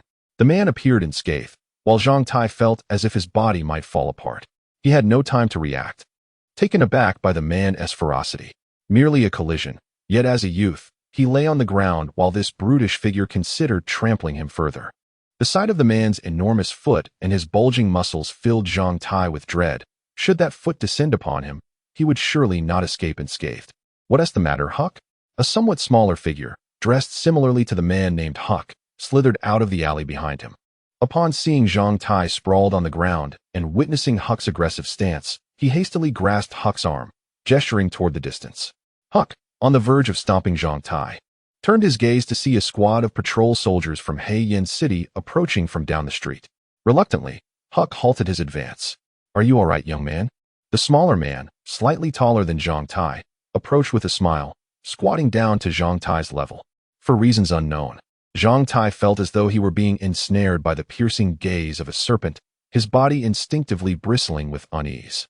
Moreover, the man exuded a faint, nauseating odor that only heightened Zhang Tai's discomfort. Recalling Huck's earlier raised foot, Zhang Tai hastily attempted to rise from the ground. Lying there was simply too perilous. I'm fine, really. I was running and didn't anticipate your sudden emergence from the alley. How careless of you. Did you fall hard? Allow me to help you up. And no, really. I'm fine. Upon seeing this unsettling figure extend his hands toward him, Zhang Tai resisted, struggling to sit up. Indeed, we must take care, the smaller man insisted with a disarming smile, seizing Zhang Tai's hands and attempting to pull him up. In that moment, Zhang Tai felt a tight grip on his wrists, and before he could protest, the man's hands swiftly traversed his body, as if a serpent were flicking its tongue.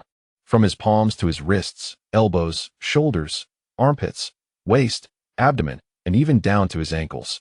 The man conducted a thorough search under the guise of helping Zhang Tai dust himself off. Zhang Tai, still in disbelief, barely registered the invasion before the smaller man subtly shook his head at Huck. Be cautious when walking at night.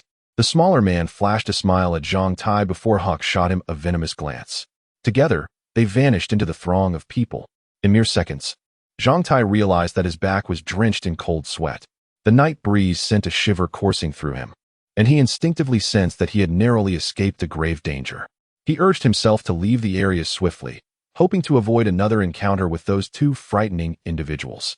As he took a few steps, his foot struck something on the ground. Momentarily taken aback, he bent down to retrieve it, and, under the moonlight, examined it closely. It was a small cloth bag, roughly the size of his palm, containing an object that did not feel like precious metal or money. He pulled the item from the bag and scrutinized it. A curious triangular wooden token, dark red in color, severed in half, devoid of any markings or inscriptions. It appeared to be nothing of particular value, merely crafted from ordinary red pine. Zhang Tai pondered discarding it, yet he noticed the token bore the wear of frequent handling. Its surface smooth from countless touches. If it were worthless, why would someone have taken such care to stow it away? An epiphany struck him. This token likely fell from Huck when they collided. A sly grin spread across his face as he tucked the inconspicuous wooden token back into the bag, placing it in his pocket before hastening homeward. Half an hour after Zhang Tai's departure, Huck and the Serpentine Man returned to the scene. Unlike their earlier demeanor, their faces were now pale, filled with an unspeakable dread. Carrying an oil lamp, they crouched down, meticulously scouring the ground inch by inch, yet still finding the elusive object they sought. What now? At this moment, the ferocity had vanished from Huck's face, replaced by a sense of apocalyptic unease. Snyder, shall we not directly seek them out? Have you lost your mind? The Serpentine Man named Snyder glared fiercely at Huck. You are well aware of the organization's principles and the methods employed by those individuals.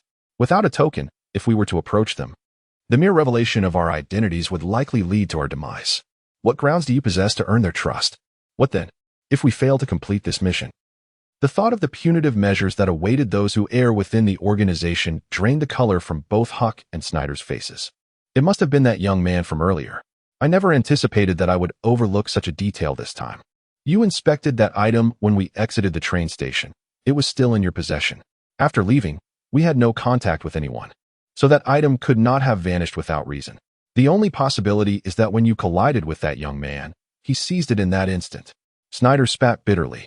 There can be no other explanation. But you checked that young man's belongings, and he had nothing. That lad must be an experienced thief. He likely discarded the item the moment he acquired it. It was too dark here earlier, and we failed to notice the ground beneath us. After we departed, he could have picked it up and slipped away. Snyder's deduction, aside from mistakenly thinking Zhang Tai was one of the seasoned pickpockets lurking near the station, was remarkably accurate. Now, they could only hope that the young man did not regard the item as worthless and discard it. Ideally, he would retain it until they found him. Otherwise. I shall surely annihilate his entire family and reduce that young man to a mere paste to serve as my scapegoat. Huck's jowls quivered with rage. What shall we do now? Shall we pursue that young man? No, we shall first apprehend a pickpocket and have them lead us to that young man. If he is indeed loitering near the train station, the other pickpockets are bound to recognize him. Very well, the vicinity of the Black Flame City train station had long been notorious for its rampant disorder. It was a haven for con artists, pickpockets, and thieves, few of whom were untainted by crime. Particularly, the pickpockets around the train station were notorious for their deceit. If they could cheat, they would. If not, they would steal. And if that too failed, they would resort to robbery. They deceived for wealth and lust, complicit with the local constables in all manner of nefarious deeds, from swindling to drugging and all sorts of underhanded tricks. In the eyes of the common folk, these individuals were deemed a blight upon Black Flame City. Yet, on this very night, due to a seemingly trivial matter, two harbingers of doom had finally come to confront them. Chapter 6. The virtue of patience. Zhang Tai was blissfully unaware that the two terrifying individuals had returned. By the time they were rummaging around on the ground, he had already made his way back home, with the prospect of an additional family member in the next 10 months. Zhang Tai's parents had chosen to remain at home in the evenings, resulting in a noticeable increase in the variety and abundance of meals. From the flavors, Zhang Tai could discern that some of the dishes had been prepared by his future sister-in-law, and to his surprise, her culinary skills were quite commendable. Upon returning home, Zhang Tai found only his mother and future sister-in-law present, as his father was absent. After finishing his meal, he was greeted by the sight of his father, drenched in sweat, struggling to carry a large ham. It dawned on him what his father had been up to. Together, they processed the hefty 20-kilogram ham. Hanging it in the kitchen, Zhang Tai inhaled deeply, savoring the long-missed aroma of cured meat, and jokingly remarked to his father, "Dad, you and Mom are quite biased, aren't you? You never bought me one of these when I craved it, but now that my sister-in-law has arrived, you splurge on her. Am I really less important than your future grandchild? Impudent child." His father retorted with a laugh, giving Zhang Tai a playful thump on the head. "If you have the guts, just wait until your mother finishes cooking, and then don't you dare eat." Chuckling, Zhang Tai thought to himself about a daring act he had accomplished at school that day, though he decided against sharing it, not wanting to worry his parents. Instead, he inquired, "Dad, how much did this ham cost?" 58 silver and 60 copper coins, nearing 60 silver. His father replied, a hint of pain in his tone. "It has never been this expensive before." Zhang Tai was taken aback. The price was nearly equivalent to his father's monthly salary. It was evident that his parents were truly making sacrifices for their future grandchild. Noticing his father lamenting over the cost, Zhang Tai leaned in and whispered, "You should also consider buying some fruits. Proper nutrition is essential for a healthy baby." "Indeed, your mother." His father suddenly realized he had fallen into Zhang Tai's verbal trap, and, in a playful fit of frustration, playfully swatted Zhang Tai on the head, causing him to dart around the house in laughter. After the arrival of his future sister-in-law, Zhang Tai noticed that his plans to accumulate virtue points at home had been thwarted. The house was impeccably clean and organized, leaving him no opportunity to sweep his way to virtue. With a resigned smile, he acknowledged that he would need to find a more discreet method for his pursuits. After dinner, his mother and sister-in-law sat together, busily sewing.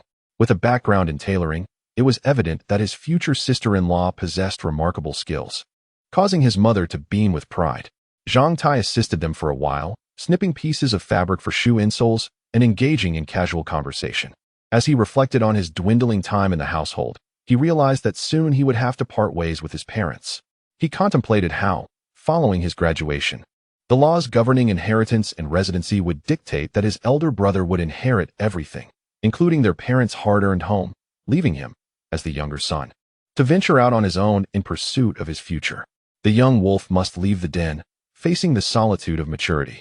The fledgling eagle must depart from its cliffside nest, spreading its wings to brave the storms. Even an ant, once it grows wings, must leave its anthill to seek a broader realm for its lineage.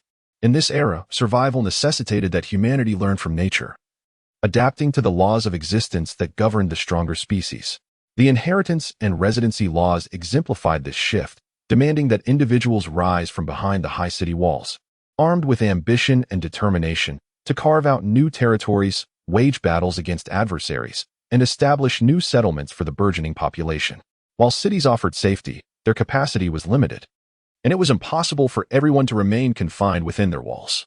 In families like Zhang Tai's, with only 2 sons, the moment the younger son completed his education and began military service, the laws would automatically come into effect, particularly now, with the addition of a future sister-in-law. The impending marriage of his elder brother made Zhang Tai's situation increasingly inconvenient at home, leaving him with less time to stay. For days, Zhang Tai had intentionally avoided confronting this issue, focusing instead on cherishing the time spent with his parents, sharing jokes and engaging in amusing antics to alleviate the sadness of their imminent separation. It seemed his parents were also deliberately sidestepping the topic, refraining from mentioning it. At school, as the final 2 months of the outdoor survival training approached, Zhang Tai was aware that other students, in similar circumstances, were already preparing their younger siblings for their journeys away from home. The fleeting moments spent with his family felt increasingly ephemeral. Before he knew it, the basket of fabric scraps in his hands was completely cut up, and the night had grown late. His mother showed signs of weariness, and after exchanging a few casual words, Zhang Tai fabricated an excuse, yawning as he washed up and retreated to his small room in the attic. Once inside his room, Zhang Tai retrieved the triangular wooden plaque he had found, examining it repeatedly. After thorough inspection, he confirmed that it was indeed made of red pine, devoid of any miraculous properties or secret compartments. Aside from the peculiar, lightning-like patterns etched into the wood, the plaque bore no extraordinary features. It could easily be mistaken for a child's toy. Recalling the unsettling encounter with the man named Hark and the serpentine figure who had touched him inappropriately, a shiver ran down Zhang Tai's spine. Damn it, those two perverts. Did they not have a decent childhood? At their age, still carrying such nonsense. He muttered, promptly placing the wooden plaque into a cloth bag and tossing it into a box of miscellaneous items, vowing never to think of it again. After discarding the plaque, Zhang Tai took a deep breath, closed his eyes, and sought the magical archway at the center of his forehead, locking onto it and mentally commanding, enter. Welcome, the magnificent lord of the fortress, to the Black Iron Keep. The sensation was exhilarating. Zhang Tai inhaled deeply, relishing the air within the fortress. Whether it was an illusion or a product of his imagination, he felt that each visit seemed to invigorate the place, even though only a few plants thrived within, and the spiritual energy was scarce. The vitality of the Black Iron Keep appeared to flourish with each arrival, and the air felt fresher than that of Haiyan City. As was his custom, Zhang Tai first assessed the fundamental attributes of the Black Iron Keep. Fortress of Black Iron. Length, 1 cubic lush. Width, 1 cubic lush. Spiritual energy value, 23. 5. Merit value, 56. Basic energy reserve, 0. 5. Special output, none. The fundamental data remains rather uninspired. The spiritual energy generated from plant growth continues to increase, and it seems to be accelerating with each passing day. However, today's merit earnings amounted to nothing. There were no gains from home or school. After closing the basic attributes window, Zhang Tai approached his plot of land to examine it closely. The potatoes were thriving, and the tender shoots of corn had all emerged from the soil. The sprouting potato vines had begun to branch out, with the longest reaching nearly 10 centimeters. Yet, the potatoes in the first pit, where he had invested 3 merit points for mutation and evolution, showed no signs of any special characteristics thus far. Zhang Tai speculated that the results of mutation and evolution might be linked to the growth cycle of the species. Given that only a week had passed, it seemed reasonable that no results had yet manifested. After inspecting his plot, Zhang Tai moved to the small tree nearby. He observed that the color of the fruit had shifted from a pale blue to a deep crimson, its size growing from that of a grape to that of an egg, resembling an egg in shape as well. The unblemished fruit was on the verge of ripening. Zhang Tai swallowed hard a few times, checking the time until maturity. Still 4 hours remained. He found himself fidgeting, attempting to calm his nerves as he squatted beside the small tree, his gaze fixed on the fruit. He remained there until his legs began to tingle, then stood up and circled the tree, unable to resist checking the ripening time again. Still 4 hours. When he felt the urge to check the ripening time for the last time, a sudden realization struck him. Zhang Tai, do you truly lack patience? A man who cannot even muster this small amount of patience, who loses composure at the slightest challenge, how can he ever be worthy of Teacher Diana? A blade of wheat completes its cycle in a year, while a diamond requires billions of years to be sculpted by nature. A bean sprout can grow in just 2 days in water, yet it is said that God took 10,000 years to create the king of trees, the olive tree. The fate of all blades of wheat ultimately turns to dust, and all bean sprouts meet their end as waste from humans and animals. Yet, diamonds transform into treasures, and olive trees become symbols of the sacred. This illustrates the stark contrast between patience and impatience. In my life, do I aspire to be like the wheat, the bean sprout, or the diamond in the olive tree? Chapter 7. Igniting the Divine Palace. Sometimes, the distinction between decay and immortality lies solely in the virtue of patience. With this thought, Zhang Tai's face displayed a resolute expression. Gradually, he retracted his hand, and as it fully withdrew, a victorious smile emerged on his countenance. Taking a deep breath and casting a glance at the small tree, Zhang Tai mentally locked onto the mystical archway before departing from the black iron fortress. Unbeknownst to him, this seemingly trivial decision regarding patience had elevated his state of mind to a new level. Upon returning to his humble abode, Zhang Tai paused for a moment before sitting on his bed to begin his meditative practice of the Pearl Heart Divine Calculation. After completing this, he retrieved the crystal he had charged with energy on the windowsill and began refining the Divine Palace's bright point. Just as his spiritual energy was on the verge of depletion, he revisited the visualization within the Pearl Heart Divine Calculation. He glanced at the clock, noting that over an hour remained. Resisting the urge to re-enter the black iron fortress, he succumbed to slumber. This sleep persisted until midnight, when Zhang Tai was awakened by the pressing need to relieve himself. As he emerged from a dreamless slumber, he caught a glimpse of the clock by the window. Realizing it was nearly 4 in the morning, over 2 hours had elapsed since the first unleaked fruit had reached maturity.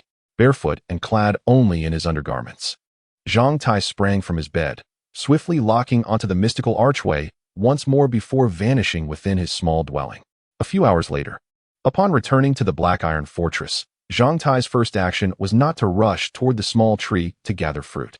Instead, he pulled down his shorts and, standing less than 10 meters away from the tree, turned his back to it and relieved himself. After experiencing a few delightful shivers, the pressure in his bladder subsided, and he felt a wave of relief wash over him. Pulling up his shorts, he approached the small tree. As he neared, a fragrant aroma struck his senses, a scent so invigorating that it sent a delightful shiver through his entire being. This aroma was unique, carrying hints of ripe fruit intertwined with a sandalwood essence, accompanied by an indescribable, mysterious quality that was utterly enchanting. Zhang Tai inhaled deeply several times, his gaze drawn irresistibly to the mature unleaked fruit exuding this delightful fragrance. At that moment, the unleaked fruit appeared transformed compared to just a few hours prior. It remained egg-sized, yet its color had deepened to a rich crimson, now radiating a lustrous sheen. The smooth surface of the fruit appeared almost translucent, and within its depths, it seemed to pulse with a dim golden light. Unable to resist, Zhang Tai swallowed hard and found his feet moving toward the fruit. Extending his hand to grasp the now ripened, unleaked fruit, an ethereal, semi-transparent dialogue box materialized before him, outlining essential points of caution. Observing it slowly fade away, Zhang Tai's chest heaved as he inhaled deeply, his resolve solidifying. Without hesitation, he plucked the fruit from its branch as if harvesting a peach, bringing it to his nose for a final sniff before inspecting it closely. Finally, tilting his head back, he opened his mouth wide and swallowed the fruit whole.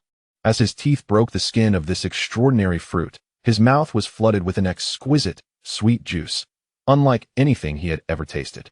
It was utterly delicious, causing every pore in his body to feel as if it were joyfully opening. With a slurp, he devoured the first mouthful of juice, the fruit diminishing significantly in size. Another bite followed, and in mere moments, he had consumed it entirely. In terms of texture, the unleaked fruit resembled a ripe tomato, yet in taste and flavor, Zhang Tai vowed he had never encountered a fruit so delectable. Having just finished the fruit, Zhang Tai extended his tongue to savor the remnants on his lips, contemplating the profound changes this fruit might bring him.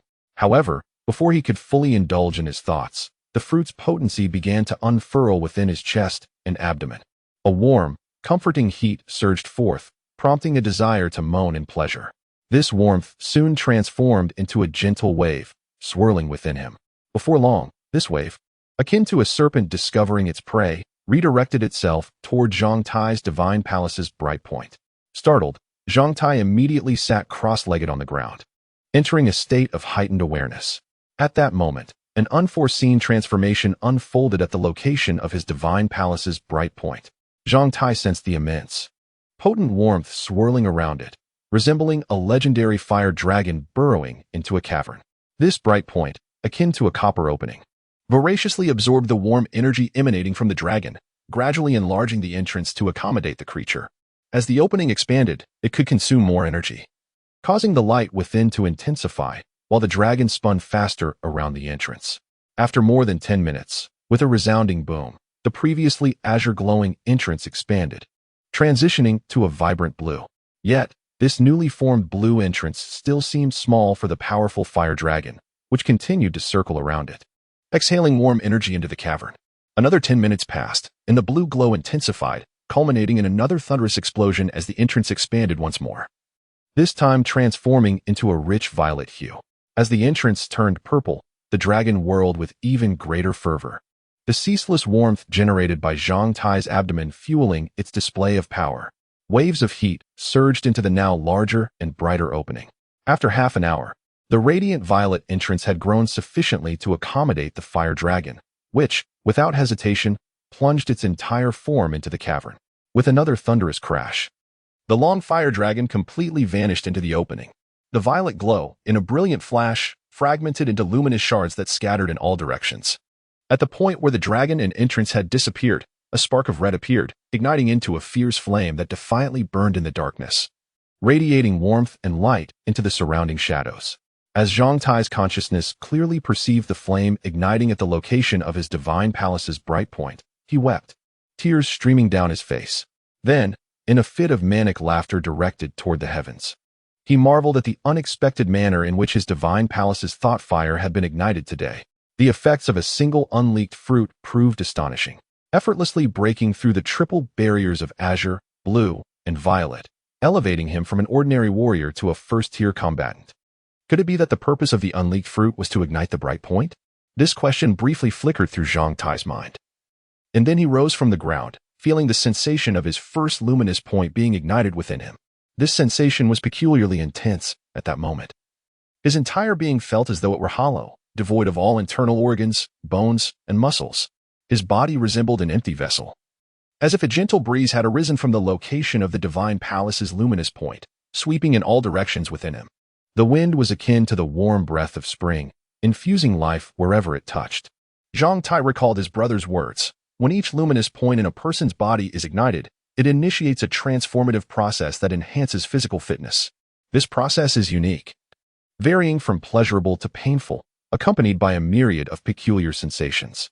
The comfort derived from some ignited luminous points can be more exhilarating than the ecstasy of love, while the pain from others rivals the agony of childbirth, truly illustrating the metamorphosis from caterpillar to butterfly. The warm breeze from the divine palace continued to blow for approximately 7 or 8 minutes before it ceased, after which Zhang Tai's entire body erupted with a cacophony of sounds, crackling for over a minute before calming. This was the process known as bone adjustment, the first experience shared by all upon the ignition of the divine palace's luminous point. Zhang Tai found immense pleasure in this experience. It felt as though an invisible hand of creation was orchestrating him. With a mere flick, he sensed his bones aligning as if he were a newly manufactured machine, expertly fine-tuned by a master craftsman. Upon completion of this process, his skeletal structure seemed to achieve an unprecedented state of harmony, filling him with strength and an unparalleled sense of coordination, overwhelming him with joy that compelled him to cry out. In this era, it is at this moment that one truly embarks on the path of cultivation. Teacher Dana, I have arrived. I have ignited the luminous point of the divine palace. Ah! Zhang Tai shouted towards the heavens. Chapter 8.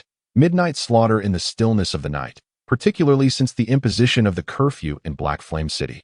The town, akin to a weary giant after a long day's toil, succumbs to slumber past the stroke of midnight, much like birds serenading the daylight and serpents scuttling in the dark. The nocturnal hours of Black Flame City possess an allure far surpassing that of the day for certain individuals.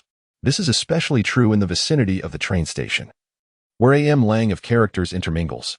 After midnight, many venture into the streets, though those unfortunate enough to cross paths with the patrolling city guards or constables face dire consequences: a beating, a spell of hard labor at the Gransburg prison, and the potential to become the subject of jest among the local rogues. For seasoned vagabonds accustomed to the tumult of life, such repercussions are hardly daunting. Many share this sentiment, which explains the lively atmosphere at a bar named the Venomous Serpent, nestled in a narrow alley near the train station, brimming with a distinct frontier spirit. An earnest young man like Zhang Tai remains oblivious to the rich tapestry of nightlife that Black Flame City offers. After wandering near the train station for most of the night, newcomers Hark and Snyder finally stumble upon the Venomous Serpent. It is only after the curfew that they dare to push open the bar's double doors and step inside. The bar, though modest in size, reaches its zenith of activity past midnight, hosting over 30 patrons, predominantly clad in the attire of pioneers. Some engage in raucous conversation, laughing heartily while fondling the weary bosoms of aged courtesans beside them, while others converse in hushed tones within the shadows cast by the dim lighting. Occasionally, one might observe two individuals seated at a table, their hands concealed beneath voluminous sleeves, gesturing discreetly to one another. Those satisfied with the exchange nod ever so slightly, while discontented parties shake their heads, retracting their hands if a deal cannot be struck. This method of clandestine negotiation, devoid of spoken words, is a hallmark of the pioneers, allowing for high levels of secrecy regarding the nature and value of their transactions.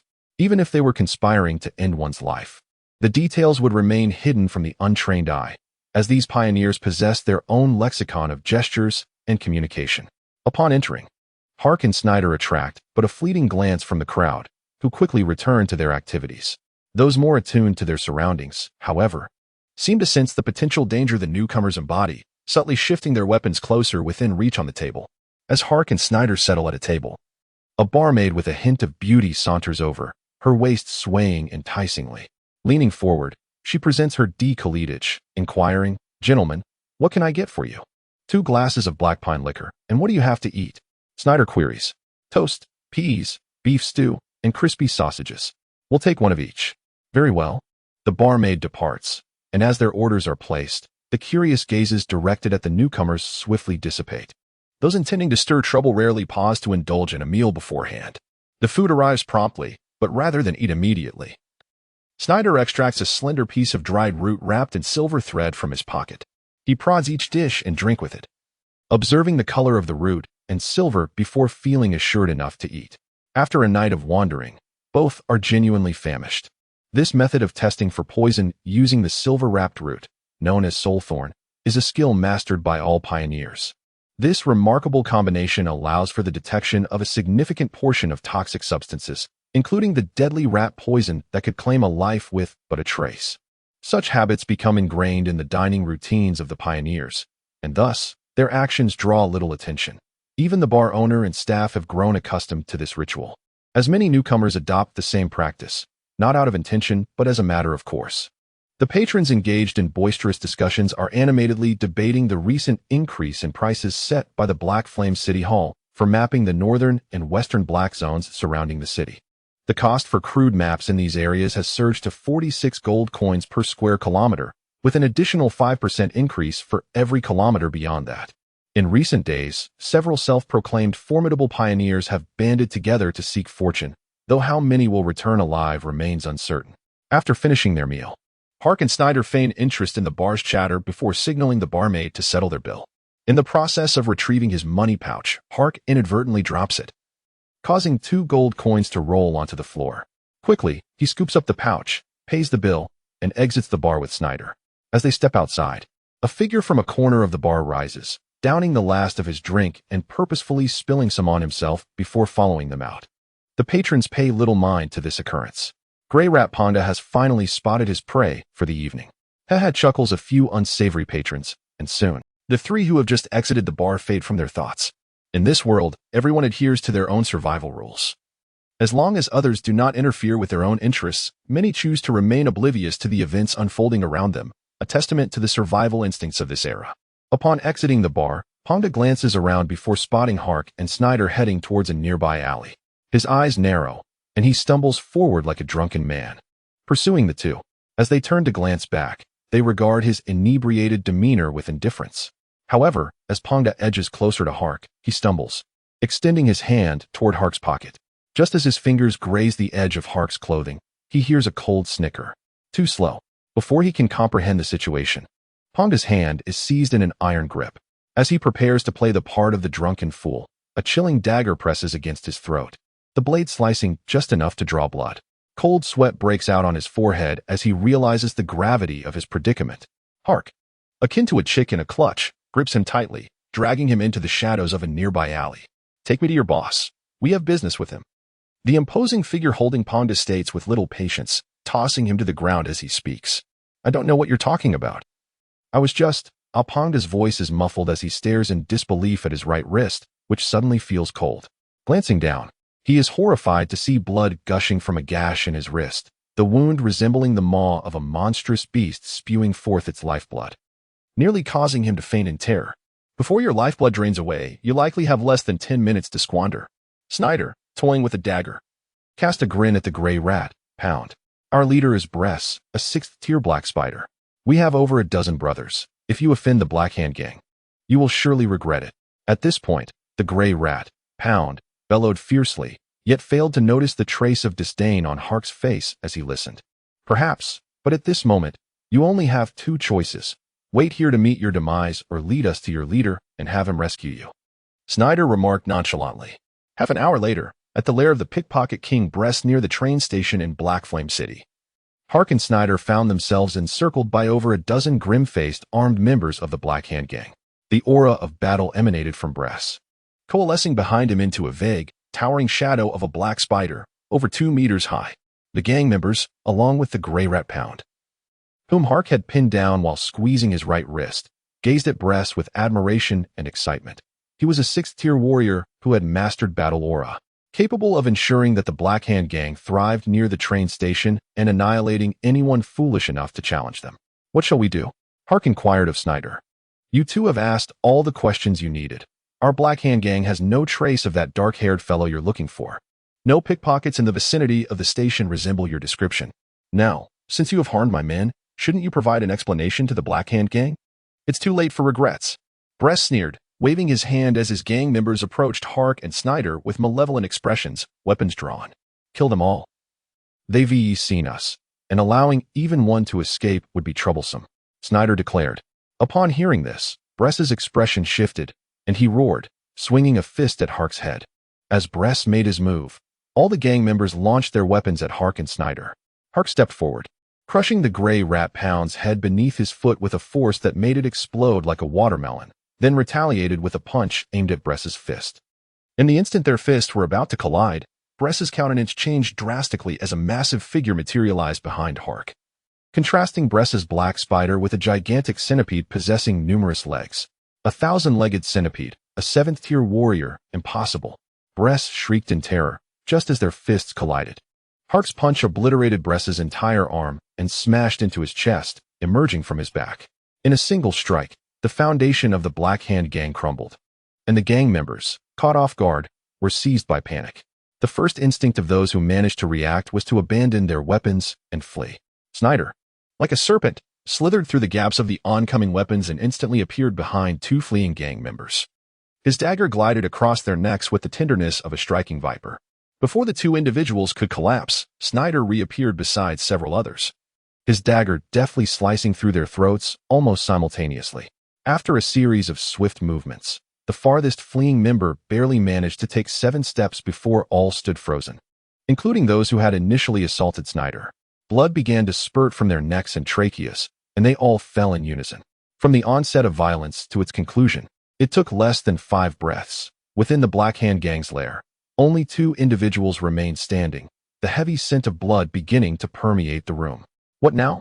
Hark, having just slaughtered a multitude, inquired of Snyder as if it were a trivial matter.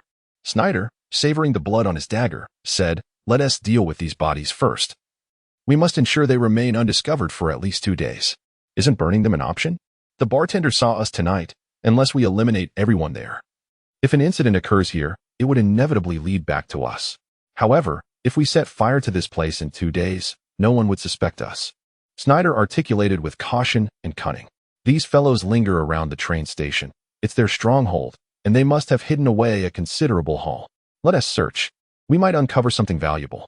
That dark-haired lad wouldn't dare roam the streets near the train station at night, unless he knows the area well. We shall linger here for a few days, and upon spotting him, we'll seize the opportunity to capture him. And if we cannot locate him? If we fail to find him within a week, we shall flee, escaping the Andaman Union, evading the Blakenson's corridors, as far as we can. We must not allow the leaders to find us, or our fates will be dire. Snyder murmured. Agreed. An hour later, Hark and Snyder departed from the Black Hand Gang's lair, locking the door behind them to create the illusion of an empty abode. They believed that under the shadow of the Black Hand Gang's reputation, no one would dare to investigate what lay within. Moreover, in 2 days, a fire would completely obliterate any trace of the gang, leaving no evidence behind. In the minds of ordinary folk, who would ever suspect that the Black Hand Gang had already been eradicated 2 days prior to the inferno? The Black Hand Gang, What are they, really? As Hark left their lair, he spat contemptuously at the ground. As the Black Hand gang met its demise, Zhang Tai ignited the sacred palace's illumination, unwittingly drawn into a grand crisis by an inconspicuous wooden sign. In that moment, Zhang Tai felt a surge of hope enveloping his life. His youth seemed no longer marred by despair. Chapter 9. We are brothers for a long time. Zhang Tai felt as though he was suffocating under the weight of this era. No matter how hard he tried, he felt akin to a fragile leaf swept away by a turbulent current, utterly incapable of directing the course of his own life. A profound sense of helplessness enveloped him regarding everything in this age. He was powerless to win the affection of teacher Diana, powerless to alleviate his parents' sorrow. At times, his mind would conjure terrifying scenarios involving those closest to him, in which he remained equally powerless, struggling in vain, unable even to cry out. On this particular night, Zhang Tai enjoyed an exceptionally deep and peaceful slumber, perhaps the most restful he had experienced since gaining awareness. The luminous fruit had ignited a spark of clarity within him, kindling a newfound hope for life. It dawned on him that he could indeed become valuable. He had already achieved the status of a first-class warrior. This realization filled him with a profound sense of tranquility, soothing the restless heart that had troubled him for over a decade. Shortly after 6 o'clock, his biological clock roused him once more. As he awoke, Zhang Tai gazed at the pointed roof of the attic, feeling an unprecedented vitality coursing through him. Perhaps it was the result of the luminous fruit. Despite having felt sore all over the previous day, he awoke this morning feeling significantly better. Aside from a couple of lingering aches, his body felt remarkably restored. I am now a first-class warrior, Zhang Tai proclaimed to the mirror, which responded with a radiant smile that instantly filled his heart with warmth. He practiced a few punches and kicks in the small room, sensing an increase in his strength, a delightful feeling indeed. He hastily dressed, washed up, and prepared breakfast for his family. By the time his mother arose, he had already earned a merit point. After finishing his porridge, he rushed to his mother, planting a kiss on her cheek, and exclaimed, "Mom, I'm off to school," before darting out, leaving her momentarily stunned, wondering why her son was in such high spirits that day. The improvement in his physical condition following the consumption of the luminous fruit manifested as he sprinted from home to school, a journey that typically took around 40 minutes, which he completed in just over 10, though he still felt a bit fatigued. It was a far cry from the exhaustion that would have rendered him lifeless in the past. Upon arriving at school, Zhang Tai was indeed among the earliest students. He checked the classroom to ensure no lurking troublemakers were present, then wiped down the desks, earning 3 merit points for his efforts. After a brief trip to the restroom and a leisurely stroll around the playground and nearby grove, he returned to class humming a tune. Sure enough, upon discovering that the desks had been cleaned, his classmates began to chatter excitedly, almost transforming the event into a supernatural occurrence. Listening to their speculations prompted Zhang Tai to ponder the future of earning merit points. He realized that this stealthy approach was no longer viable and that he needed to devise a more transparent solution, promoting good and punishing evil, honoring heaven and cherishing humanity, and earning the gratitude of millions. As he contemplated the guidelines regarding merit points, a flicker of inspiration began to emerge, though he struggled to grasp it fully. Just then, Bali arrived. Upon seeing Bali, Zhang Tai felt a twinge of regret about his actions the previous day, recalling Tangda's words that a more resolute approach would have led to a different outcome. Before Zhang Tai could greet the portly boy, Bali's eyes lit up with a smile as he approached and whispered in Zhang Tai's ear, "After class, the Brotherhood of Plains has something to discuss with you." Following Bali, other members of the Brotherhood, Baghdad, Doug, Sista, Shaven, and Light, arrived, and to Zhang Tai's surprise, they greeted him with unexpected friendliness, flashing toothy grins that left him feeling suspicious. Glancing down to check if his zipper was undone, teacher Diana entered. One of the raucous boys shouted, prompting everyone, including Zhang Tai, to rush to the window and gaze at her graceful figure as she walked below. In the eyes of his classmates, teacher Diana's splendid form was the most beautiful sight in the world. Every window in the building was packed with students as she passed by, and the air was thick with the sound of swallowed breaths. The first class on natural history commenced amidst this atmosphere. Natural history was the most relaxed subject at school, with the teacher rambling on about various knowledge and significant historical events from before the Great Catastrophe to the many mysterious legends of the Iron Age. Any topic could be discussed, and while some of his classmates dozed off during the lesson, Zhang Tai absorbed every word eagerly. That day, the teacher recounted humanity's ventures into space before the Great Catastrophe, detailing how humans launched a machine faster than sound to explore the 2 moons orbiting the continent of Canang. Although the discoveries were significant, the rulers of that time had kept the details hidden, leaving future generations in the dark. Zhang Tai listened, captivated, as if entranced by a myth created by mankind, wondering if it were truly possible for humans to send metal machines to the moon. When the bell rang, Bali shot Zhang Tai a knowing glance. Together with Bali and the other members of the Brotherhood, he exited the classroom and made their way to a secluded corner of the garden outside. "Big head, we brought you down here to discuss something serious," Bali said, his expression grave. Zhang Tai felt a pang of confusion. Was this group planning to confront him? "What is it?"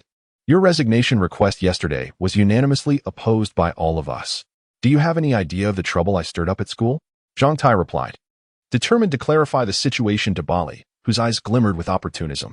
"It was just a few troublemakers like Greece, right?" Baghdad said coolly, crossing his arms. "They were the ones who acted disrespectfully. If they dare provoke our Brotherhood, we will stand our ground." "Exactly," Doug added, placing a reassuring hand on Zhang Tai's shoulder. "Don't worry, brother. With us by your side, you have nothing to fear. We're proud to have someone as courageous as you in our ranks." "Do Greece and his gang think they can outnumber us?" Sista chimed in, also resting a hand on Zhang Tai's shoulder. "If need be, we'll make sure they regret it," he added, while another hand joined the growing support on Zhang Tai's shoulder. "Facing a beating together isn't a big deal." Shawan shrugged and placed his hand on Zhang Tai's shoulder. "This is the essence of our Brotherhood." Barry chuckled mischievously, resting his hand upon Zhang Tai as well. "Next week, I intend to guide you into manhood. It is time to relish the benefits of our fraternity. How could you possibly leave now?" One by one, the hands of the brothers found their way to Zhang Tai's shoulder. Initially, it was a subconscious gesture meant to encourage him, but eventually, the attention shifted to Baghdad, who remained aloof on the sidelines. Realizing he was somewhat out of place, Baghdad extended his hand and placed it on Zhang Tai's shoulder. Thus, the scene transformed into one where Zhang Tai stood at the center, surrounded by 6 members of the Brotherhood, each resting a hand on him. The atmosphere took on an inexplicable ceremonial quality, and the young men felt a profound sanctity in this moment, their hearts racing in unison. These fools who only know how to play around. Zhang Tai suddenly felt a twinge of emotion at the tip of his nose. At that moment, he was filled with an invigorating strength, not derived from divine intervention, but from the pulsating heart within him. In that instant, the world seemed devoid of fear. To hell with Chris. When they returned to the classroom, the 7 brothers sensed a transformation within themselves, though they could not articulate what had changed. Each felt a newfound sense of strength and fearlessness, a deep-seated power that instilled a sense of reliance within them, an enigmatic feeling indeed. Even the portly Barry was smiling, acutely aware of the difference in their brotherhood following the recent experience. It was a remarkable sensation. The 7 had once appeared as disparate components bound together. Yet now Barry felt as though those components had been activated, spontaneously forming a more formidable unit, bringing a sense of reassurance. Barry stroked his chin, reflecting on the moment they had placed their hands on Zhang Tai's shoulder. The more he pondered, the more he regarded it as a sacred ritual of brotherhood. In the future, when newcomers joined, perhaps this ritual could serve as a test of their worthiness. Chapter 10. The Sequence of the Divine. Today, I present to you the final lesson of my career, as I prepare to retire after this class. As the second biology lesson commenced, the teacher's opening words enveloped the classroom in an immediate and profound silence. Even Zhang Tai was taken aback to discover that today marked the teacher's last lecture. Since his arrival at 7th High School, he had grown accustomed to the elderly man, whose hair had turned completely gray, arriving quietly for class and departing just as silently. He never imagined that one day this venerable figure would bid farewell from the podium. The teacher's announcement jolted even those still drowsy in the classroom, awakening them to the gravity of the moment. A voice from the front row echoed the collective sentiment. "Teacher, are you truly leaving?" "I am of sufficient age, and I have served Black Flame City long enough. It is time for me to retire," the old man replied with a gentle smile. "I understand your concerns. As long as the walls of Black Flame City remain unbreached by foreign invaders, my pension should suffice for a comfortable retirement. However, the enduring strength of those walls relies on you, not on me. Therefore, the quality of my retirement life rests in your hands. For this reason, during our final biology lesson, I shall share with you the wisdom and experiences of my life." Addressing the most pressing question, what does the path of a powerful guardian of humanity entail? His final words invigorated the students, each sitting taller, their eyes alight with newfound respect for the suddenly venerable figure before them. The teacher remained silent for a moment, then retrieved a small, ordinary snail shell and 2 pine cones from his pocket, passing them to the front row for inspection. Within a minute, these commonplace objects had circulated throughout the classroom. Yet they appeared unremarkable. Zhang Tai held the items, turning them over in his hands for several seconds, unable to discern any significance. "Have you noticed anything special about this snail shell and these pine cones?" the teacher inquired. The students shook their heads. "Do you understand that the secret to a human warrior's ascension lies hidden within these ordinary items? You all know that by igniting the luminous points within one's body, one can enhance their strength. But what standards dictate the classification of a warrior's power? Why are some ranked at level 5, others at level 6, 7, 10, or even higher? Who establishes these ranks for our warriors? Is it merely the whim of certain influential figures in the warrior guild?" Zhang Tai was taken aback. He had previously believed these standards were indeed set by those in power. Is it not so? Certainly not. Who possesses the authority to create such standards that compel millions of warriors to comply? Then who is responsible for establishing these standards? The creators of these standards are not human. They are divine, or rather, they are the grand laws of the universe. The classroom erupted in astonishment, murmurs filling the air. These standards are not tailored for humanity, but are instead cosmic laws applicable to all existence. The snail shell and the pine cones I just shared with you embody these principles, though you may not have recognized them. The teacher, standing at the podium, then sketched 2 diagrams on the blackboard, one resembling a spiral curve akin to a snail shell, and the other displaying intersecting lines reminiscent of a pine cone. After completing the drawings, he turned back to face the class. "How many luminous points must a first-tier warrior ignite?" 1. Igniting the divine palace's luminous point is sufficient. The students responded. The teacher then drew a square at the center of the spiral curve, allowing the spiral to pass through the square's diagonals. And for the second tier? Still 1. Igniting the tail vertebra's luminous point is enough. The teacher expanded the diagram, drawing another square of equal dimensions. For the third tier, ignite 2 luminous points in the vertebrae. This time, the square's dimensions were doubled. And for the fourth tier, 3. Fifth tier, 5. Sixth tier, 8. As the teacher continued, the spiral curve on the blackboard became enveloped in increasingly larger squares, each corresponding to the escalating number of luminous points. By the time he inquired about the 10th tier, none in the class could provide an answer.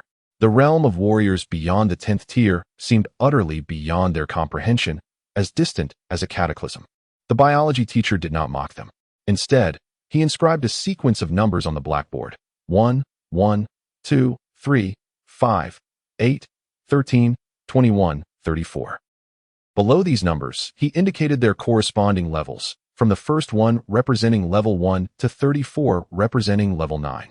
Turning to the students, he asked, "Do you not recognize a pattern among these numbers representing the ignited luminous points?" After a moment of contemplation, one student exclaimed, "Teacher, each number is the sum of the 2 preceding ones." "And what else?"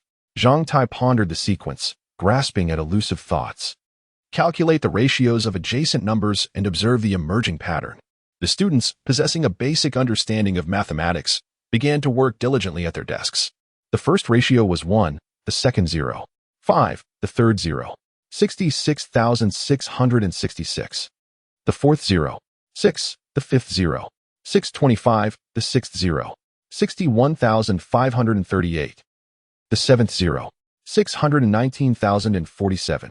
The eighth 0, 617,647.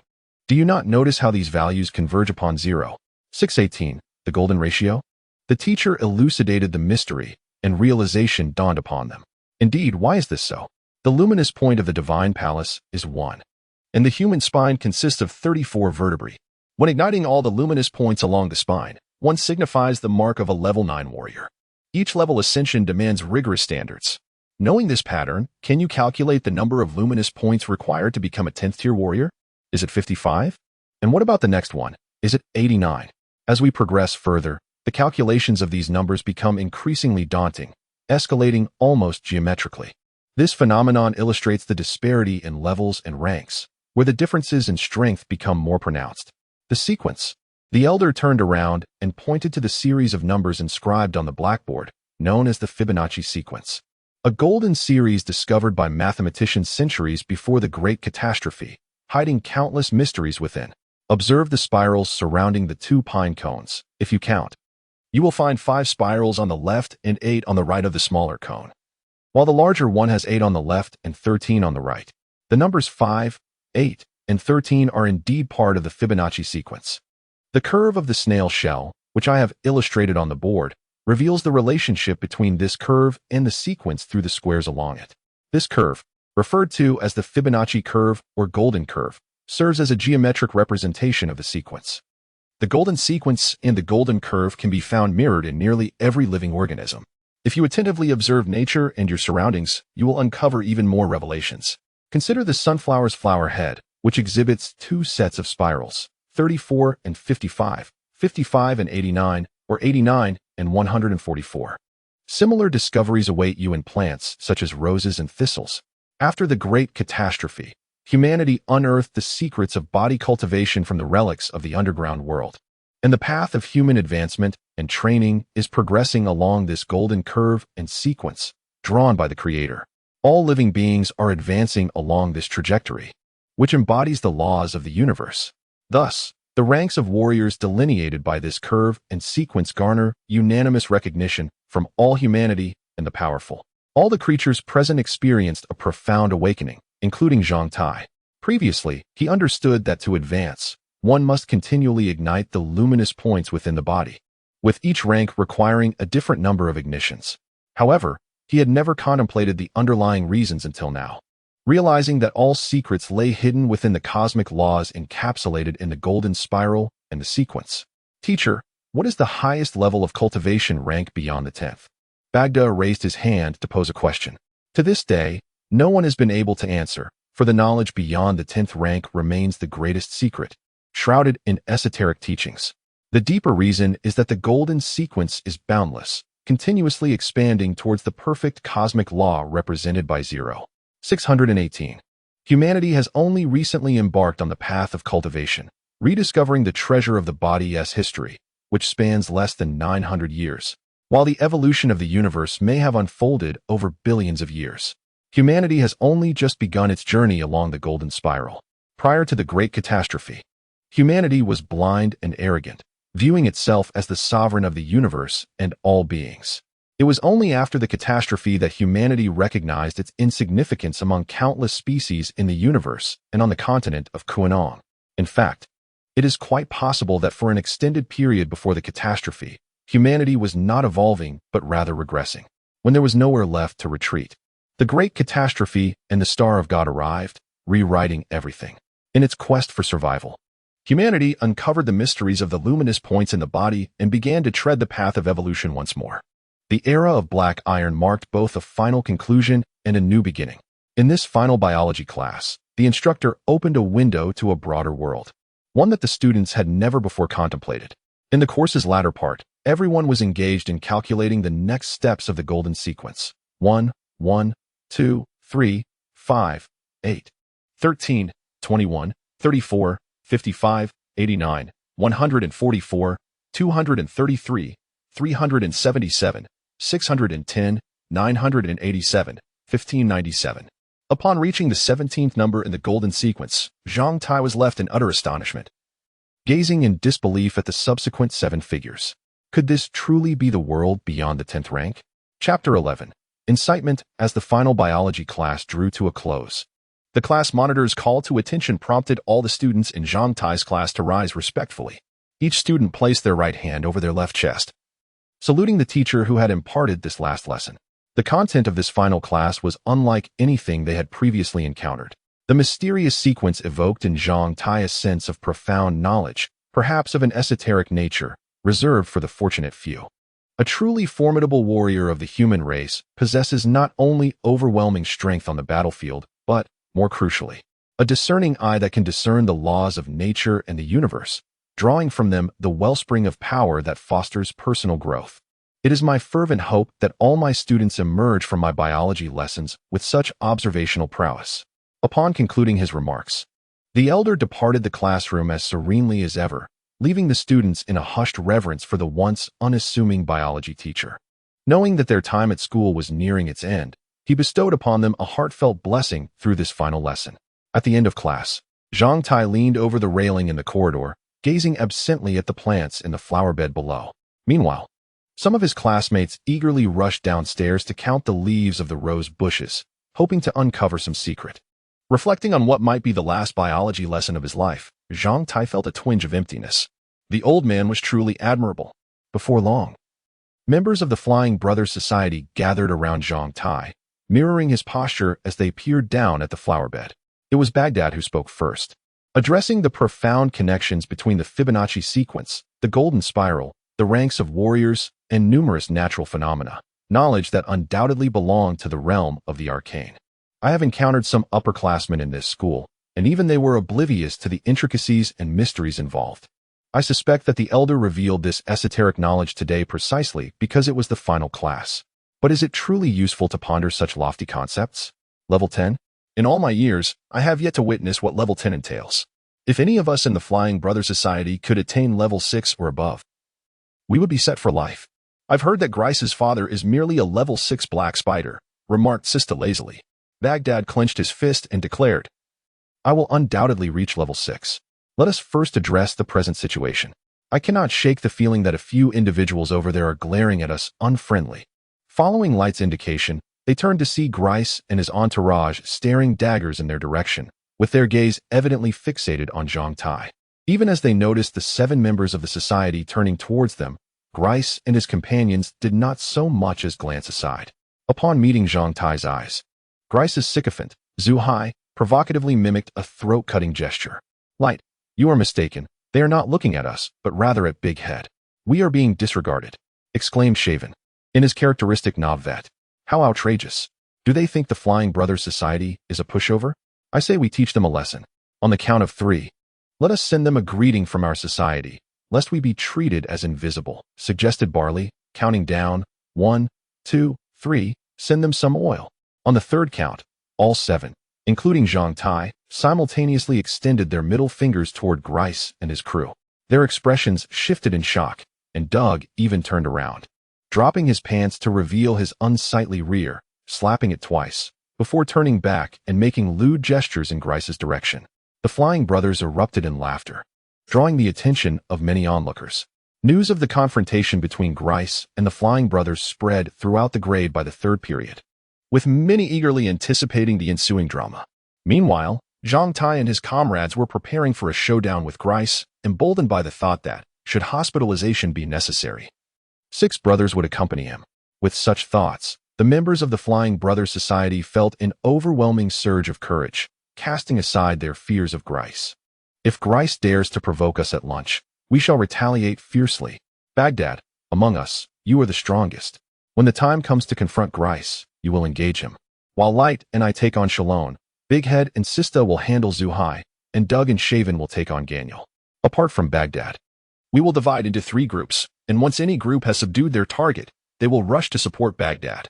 If we can take down Grice's 3 lackeys, it will be 7 against 1. We shall exchange blows. Today, we will claim our due from Grice for daring to bully our brother. As the 3rd period ended, the Flying Brothers convened in the classroom to strategize, led by the rotund Barley, and all agreed without dissent. Zhang Tai originally intended to confront Grice himself, convinced he had reached the status of a level 1 warrior. After last night's awakening of the divine points, he sensed he might have surpassed Baghdad. However, observing Baghdad's fervent determination, Zhang Tai swallowed back his words. There was no way to articulate the sudden ignition of his divine points, and even 100 voices would fail to clarify his predicament. In the 4th class, Zhang Tai found little interest in the teacher's lecture. Instead, he settled into a tranquil state, focusing his awareness on his lower abdomen, quietly savoring the warm, comforting sensation ignited by the luminous point of thought within him. This comfort radiated slowly, in waves, transmitting a powerful vibrational energy throughout his muscles and bones.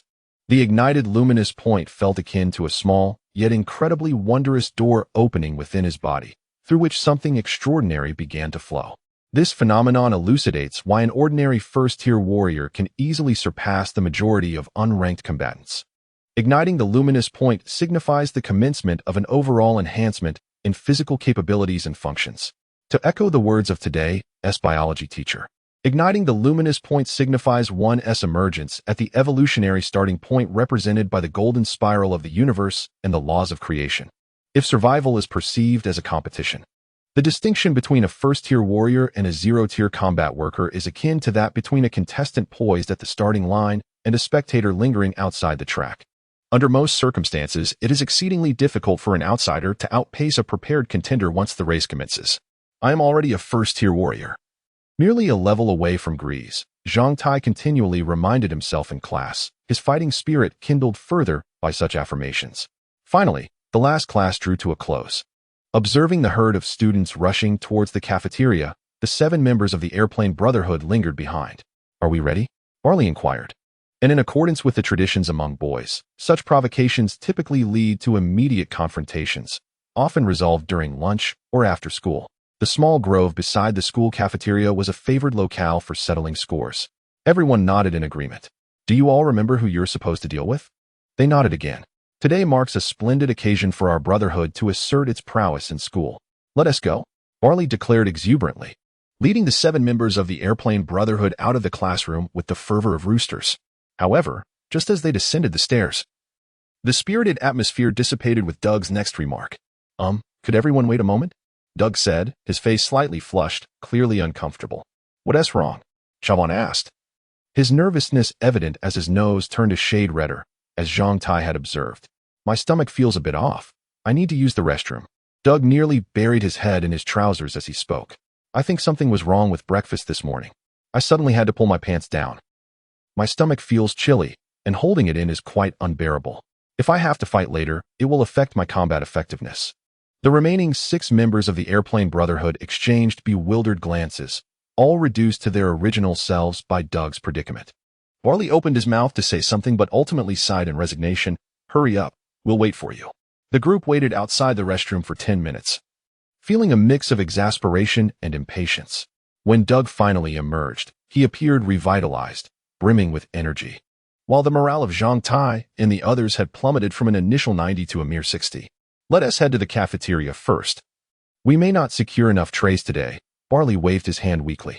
Upon arriving at the cafeteria, they were met with an unexpected scene.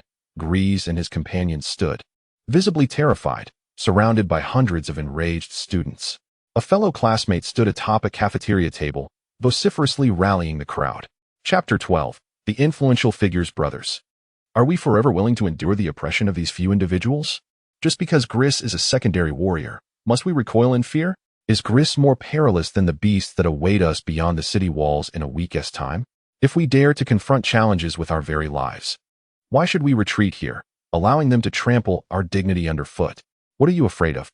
The man standing upon the table spat as he spoke, his gestures igniting the passions of those in the cafeteria, rousing the spirits of those who had been victimized by these bullies. Will you stand up? Those who refuse to be bullied? They are but 4, while we number at least 400. Why should we fear them? Why should we be oppressed by them? As long as we unite, can they truly overpower us? Can these 4 withstand a single charge from us?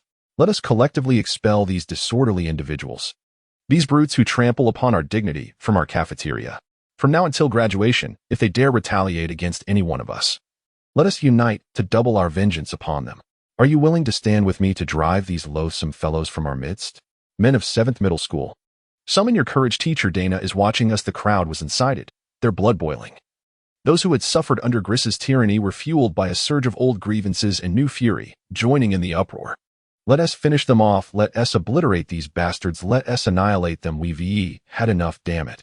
The fervor in the cafeteria surged as all present moved closer to confront Gris and his companions. Zhang Tai exchanged glances with Bali, who softly uttered the words, "Let us finish them off together." Zhang Tai pondered for a moment, then nodded.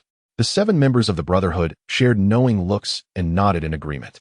As he observed the student rallying the crowd from atop the table, Zhang Tai suddenly comprehended the meaning behind Tang Da's phrase about a soft tongue being able to break hard bones.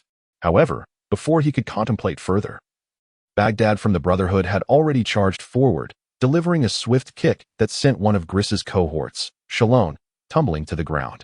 This act ignited a powder keg of emotions in the cafeteria, and upon witnessing the first act of violence, hundreds surged forward in a collective roar, plunging into chaos as they charged toward Gris. Zhang Tai caught a fleeting glimpse of that once inconspicuous student standing atop the table, a strange smile flitting across his face, which, combined with the earlier rallying cry invoking teacher Dana, left Zhang Tai feeling inexplicably uneasy. It became evident that a secondary warrior, when timid, could swiftly be overwhelmed by a horde of untrained novices employing sheer numbers. Given Griss's strength, had he been able to engage freely, the cost to subdue his quartet would have been significant. Yet, Griss was no fool, while he might dare to confront someone after school. Inflicting severe injuries or disabilities upon a large group of students amid their collective wrath would only invite severe repercussions. Such matters were beyond even his father's influence.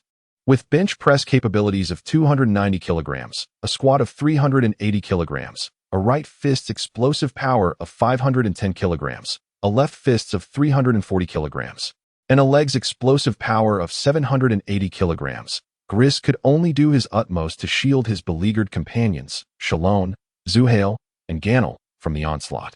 Yet, amidst a flurry of arms and legs striking from all directions, Griss and his cohorts found themselves in disarray, with all but Griss suffering cries of pain. Just a moment behind Baghdad, the other 6 members of the Brotherhood found themselves unable to join the fray, forced to watch from a distance as chaos erupted around Griss. Ultimately, after sustaining several blows to his face and abdomen, Griss could no longer endure. With a furious roar, he executed a defensive charge, clearing a path through the throng. Seizing Shalon from the mob, and retreating with his beleaguered companions from the cafeteria, we drove Griss away. We have triumphed. The crowd erupted in cheers, witnessing Griss, for the first time, flee before the might of their collective strength, stripped of his former authority. This Friday, as the semester drew to a close, a once-unknown student named Berwick emerged as a prominent figure within 7th Middle School, eclipsing Griss entirely. During the afternoon physical tests, Berwick's sudden display of strength, ignited by a newfound prowess akin to that of a first-level warrior, astonished all, marking him as the second student in the graduating class to attain warrior status, following Griss. Although Griss still held superior metrics and physical capabilities in combat, it was clear to all that his glory had become a relic of the past. In the preceding 2 days, first suffering humiliation at the hands of Captain Colin for violating school rules, and now being forced to flee in disgrace, Griss had become the school's pariah and a subject of ridicule. Previously, on Friday afternoons, students had gazed in awe at Griss's performances on the field, marveling at his ability to shatter records.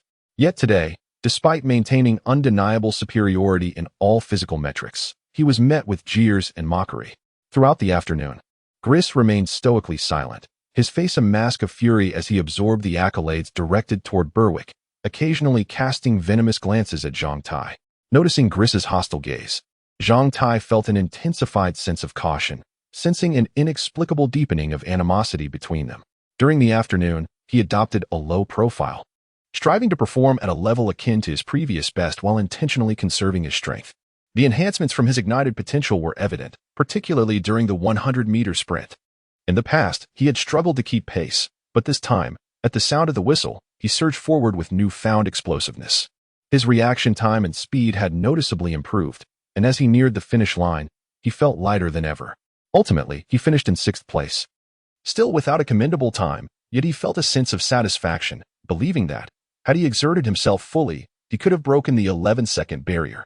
In other events, under Zhang Tai's deliberate restraint, his results were as follows: bench press, 140 kilograms, squat, 180 kilograms. The explosive force of Zhang Tai's punches was remarkable, 260 kilograms with his right fist and 200 kilograms with his left. His maximum kicking power reached 320 kilograms, and he achieved an astonishing 52 consecutive piercing strikes. This display of strength was unremarkable, merely a slight improvement from his previous performance, garnering little attention from those around him. Zhang Tai, in a moment of self-deprecation, reflected on the day's events at school, which imparted a profound truth. We inhabit an era where everyone tirelessly strives for survival. No matter the setting, one must avoid becoming a target, for among those who observe you in silence, some may be plotting your downfall. Glaze's failure stemmed from his arrogant self-assurance and disdain for others. What did it matter that he was a second-tier warrior? In the final 2 weeks of this semester, the culmination of his school career, Glaze, a figure who had basked in pride for years, found himself cast down, branded a failure. The once overlooked individual named Berwick had now ascended by stepping on Glaze's head, rising to stardom within the school. During the afternoon break, seated beneath a shady tree, Bari solemnly addressed Zhang Tai. What transpired yesterday, along with our Brotherhood's incident this morning, has been skillfully exploited by that individual. His timing in targeting Glaze was impeccable, leaving no opportunity for retaliation. I suspect he has been waiting for this moment, leveraging the collective disdain for Glaze and this unique opportunity to strike. Moreover, he has used Glaze's threats to unite everyone around him. This individual is formidable. Despite being a first-tier warrior, he deliberately conceals his true strength. My instincts tell me he is dangerous, far from the righteous and sunny persona he projects. You must be wary of him. Zhang Tai nodded, the fleeting smile on Berwick's face as the crowd assailed Glaze resurfacing in his mind. A distant uproar of astonished exclamations erupted, and without needing to look, Zhang Tai recognized it as stemming from Berwick, who was demonstrating the stark disparity in physical prowess between first-tier warriors and ordinary fighters, drawing envious admiration from the masses. Among them, the imposing figure of Baghdad stood out prominently. This afternoon, Baghdad had also shared in Berwick's moment of glory. Chapter 13. The gift of the sword. The upcoming weekend was rather unremarkable. After school on Friday, Zhang Tai once again served as the most basic human punching bag at the Iron Thorn Training Hall. However, compared to 2 days prior, Zhang Tai, now having entered the ranks of a level 1 warrior, found himself effortlessly dealing with the arrogant little brat named Andrew Bonetta. Throughout the sparring session, Zhang Tai occasionally managed to control the rhythm, intentionally allowing Bonetta's strikes to land on certain parts of his body that he chose.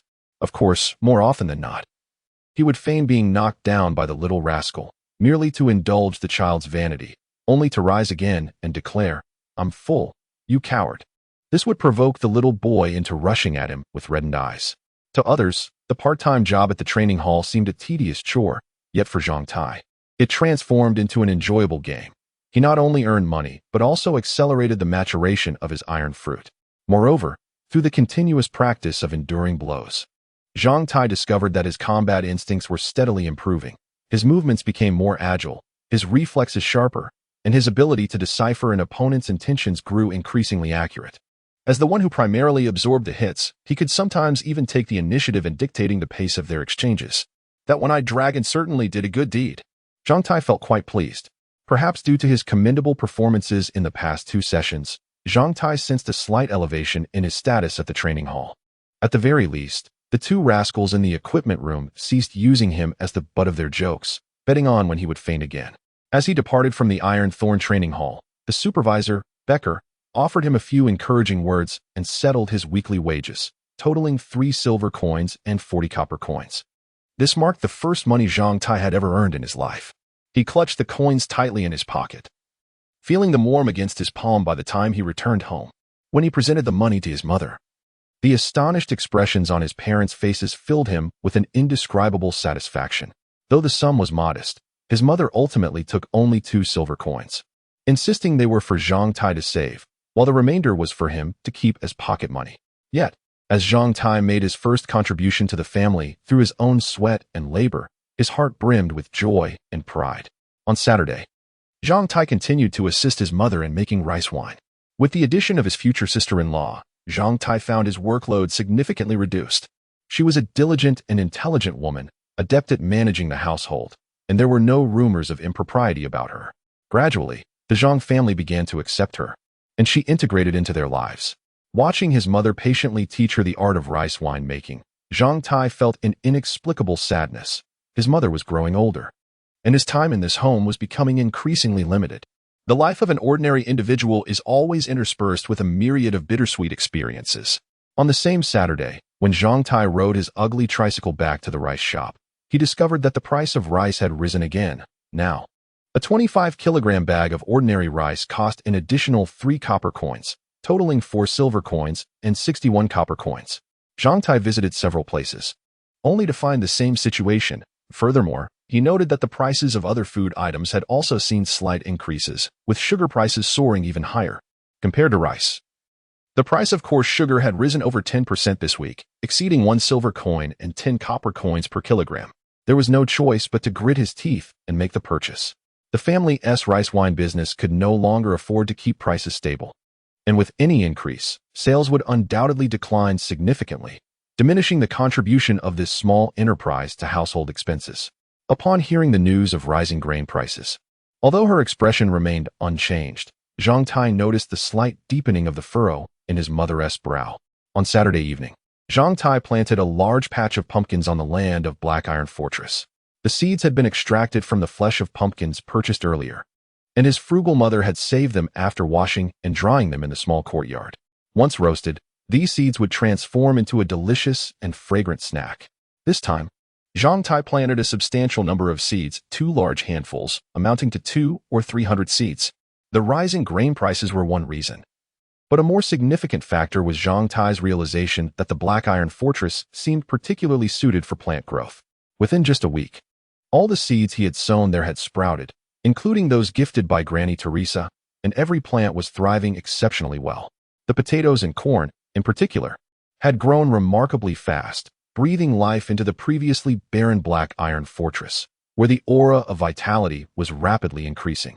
By this Saturday, the aura value within the fortress had risen impressively, surpassing 70. After disposing of a bag of household waste in the chaotic pool, yielding a meager 0.1 basic energy, Zhang Tai checked on the little tree's status. The maturation progress of the iron fruit had reached 50%. It appeared that after enduring a couple more rounds of blows, he would soon be able to enjoy its fruits. The second fruit tree, the one without leeks, was also set to mature by the following Thursday evening. This little tree had become Zhang Tai's greatest source of confidence as he persevered in this era, leaving the Black Iron Fortress and returning to his small abode. Zhang Tai intended to practice for a while when he faintly heard the distant sound of a long and sharp alarm from outside the window. In the night, the sound of this manually operated fire alarm could travel quite far. Zhang Tai hurried to the attic window, opened it, and looked out. Against the pitch-black night sky, a bright flame illuminated the distant horizon, originating from the old residential area near the train station, a place notorious for its mingling of various elements of society, accompanied by faint sounds of commotion. Whose house was on fire? This question flickered briefly in Zhang Tai's mind before he cast it aside. He then closed the attic window, picked up a crystal from the windowsill, and sat down on his bed to resume his training.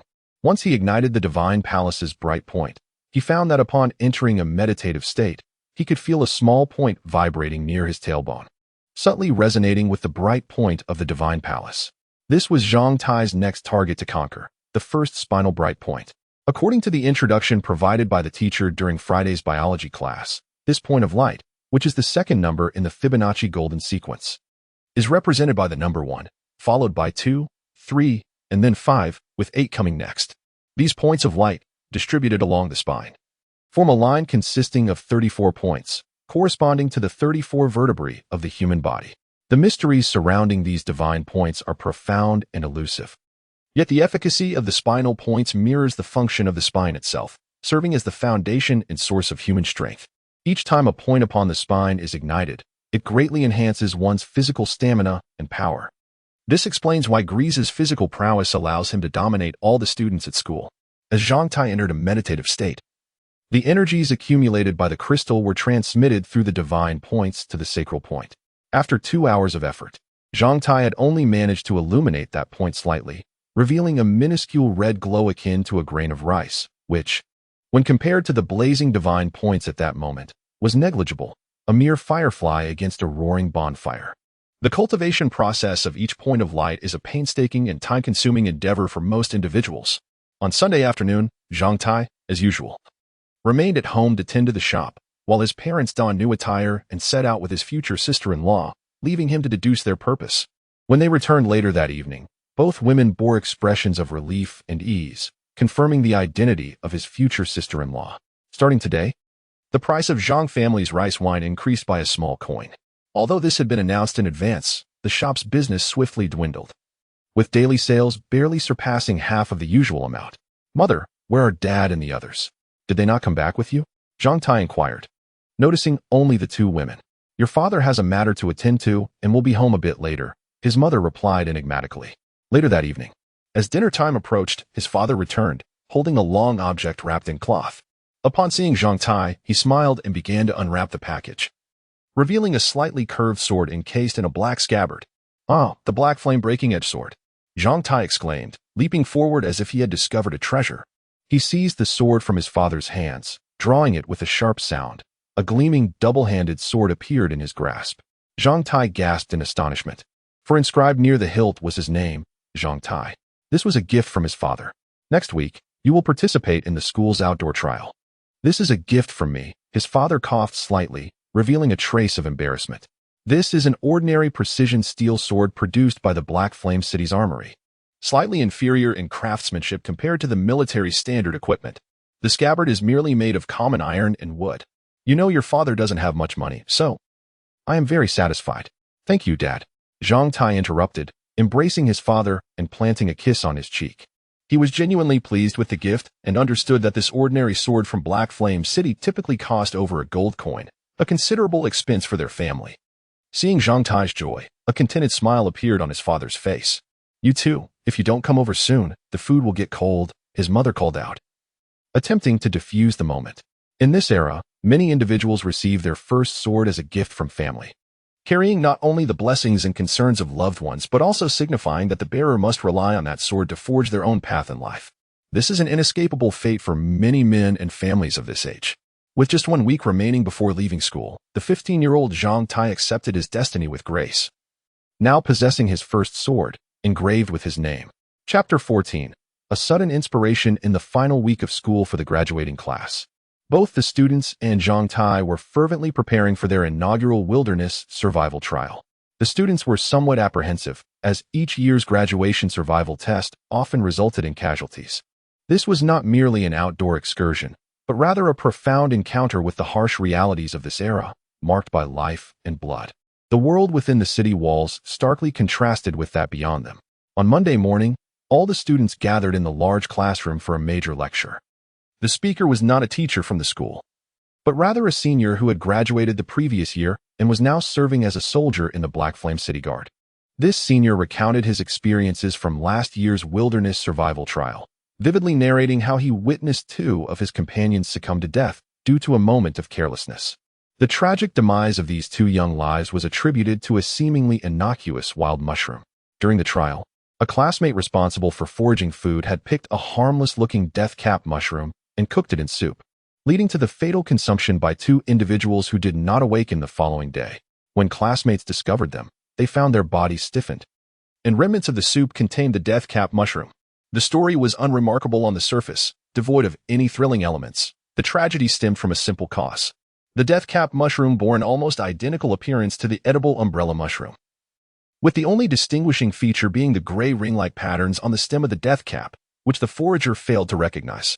This straightforward narrative chilled the hearts of the students, vividly illustrating the brutal reality of wilderness survival trials. The knowledge needed to differentiate between the 2 mushrooms had been imparted by the teachers in class, but whether the students absorbed that knowledge was entirely their responsibility. Sometimes, the cost of one's negligence could be one's own life or that of others. The senior's testimony left the students in stunned silence, far more impactful than any lecture from their teachers.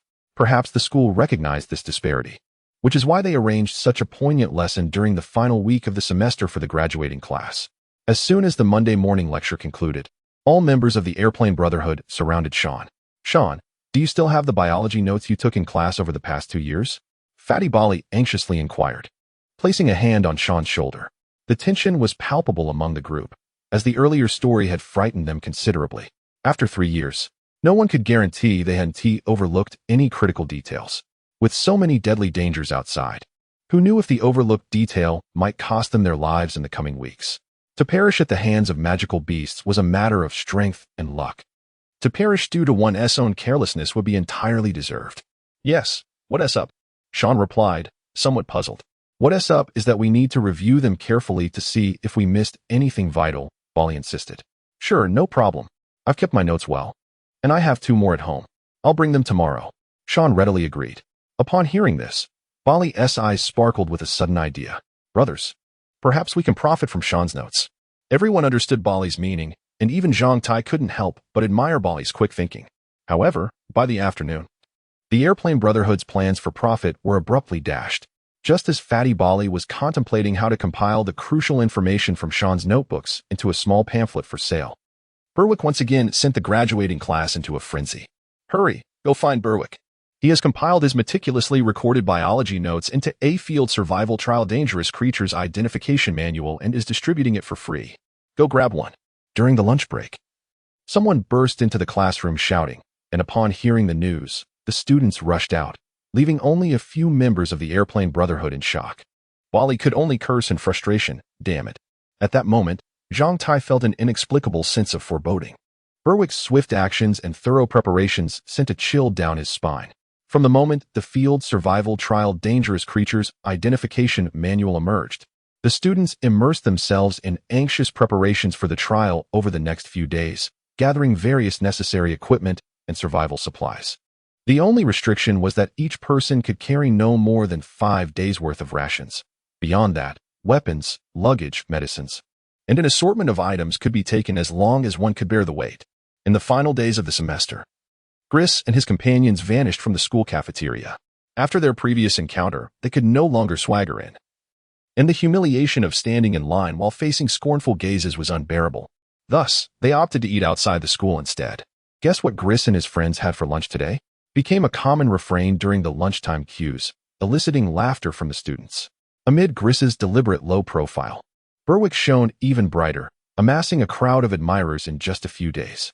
Strangely, starting from that Monday, Zhang Tai often experienced sudden heart palpitations and sweaty palms, akin to a sense of physical weakness, along with a persistent feeling of anxiety.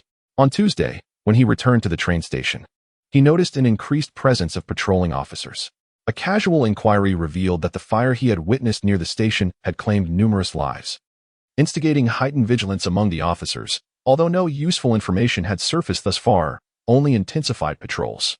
As Zhang Tai arrived at the general store, the sensation of anxiety resurfaced, causing him to make 2 consecutive errors while calculating the accounts. With a wry smile, he reset the abacus and began recalculating from scratch. What's wrong? The store owner, who had been watching, suddenly appeared beside Zhang Tai. Nothing, just a bit distracted. I've been feeling this way for the past few days, an inexplicable sense of anxiety and rapid heartbeat. Anxiety and rapid heartbeat? Tangda raised an eyebrow. Does your family have a history of heart disease? No. Have you ever experienced anything like this before? Tangda continued to probe. Never, it only started this Monday. Zhang Tai replied honestly. Are you a virgin? Damn. If it weren't for the serious demeanor of the corpulent Tangda, Zhang Tai would have long since lashed out with a string of curses. Tell me, is this some sort of jest? At that moment, Tangda's expression had never been more grave, which in turn startled Zhang Tai. I'm a virgin. Zhang Tai could only shamefully admit, but he quickly added, however, that will not be the case for long. Tangda pondered, absent-mindedly fiddling with the few scraggly hairs on his chin, clearly dismissing Zhang Tai's last remark. After a prolonged silence, Tangda finally spoke. Have you ever heard of a sudden inspiration? A sudden inspiration? Zhang Tai was taken aback, then seemed to grasp the concept. Nodding, yes, I have heard the animals at school mention it. A sudden inspiration? So, this Eastern secret is known even among your schoolmates? Now it was Tangda's turn to be astonished. Is this really an Eastern secret? Zhang Tai questioned. Many people are aware of it. I've heard that women experience a monthly cycle of sorts, during which they bleed profusely but never suffer injury. It seems remarkably powerful. Damn it. The shopkeeper's eyelid twitched violently, and he suddenly erupted in fury, jabbing his finger hard against Zhang Tai's forehead, nearly causing him to leap. I meant a sudden inspiration. Have you ever heard of it? Don't babble about nonsense. I've bedded more women in my lifetime than you have encountered. Zhang Tai rubbed his forehead innocently, genuinely perplexed about what he had said wrong. Only bleeding without injury? That truly seems powerful. Did I misunderstand? Taking a deep breath, Tangda composed himself, casting a solemn gaze upon Zhang Tai. A sudden inspiration generally refers to fortunate individuals who experience a premonition when faced with significant dangers or opportunities. It's akin to the inexplicable sensations you've had these past few days, an unaccountable quickening of the heartbeat, feelings of anxiety or excitement. This sudden inspiration often manifests in individuals with profound intuition or in inexperienced virgins. I suspect your recent experiences belong to this phenomenon, and there may be unpredictable dangers looming near you. Zhang Tai's complexion paled.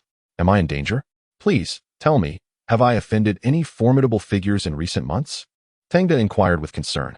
After a long moment of contemplation, Zhang Tai could only recall Grice, and as for that woman, Mary, she likely wouldn't go that far. What could it be? It's probably just a matter of being roughed up by her people. That level of danger shouldn't provoke such inexplicable palpitations. Is it Grice? I don't think I've offended anyone else. That, I cannot say. Often, whether you've crossed someone or someone wishes you harm, you may remain entirely oblivious.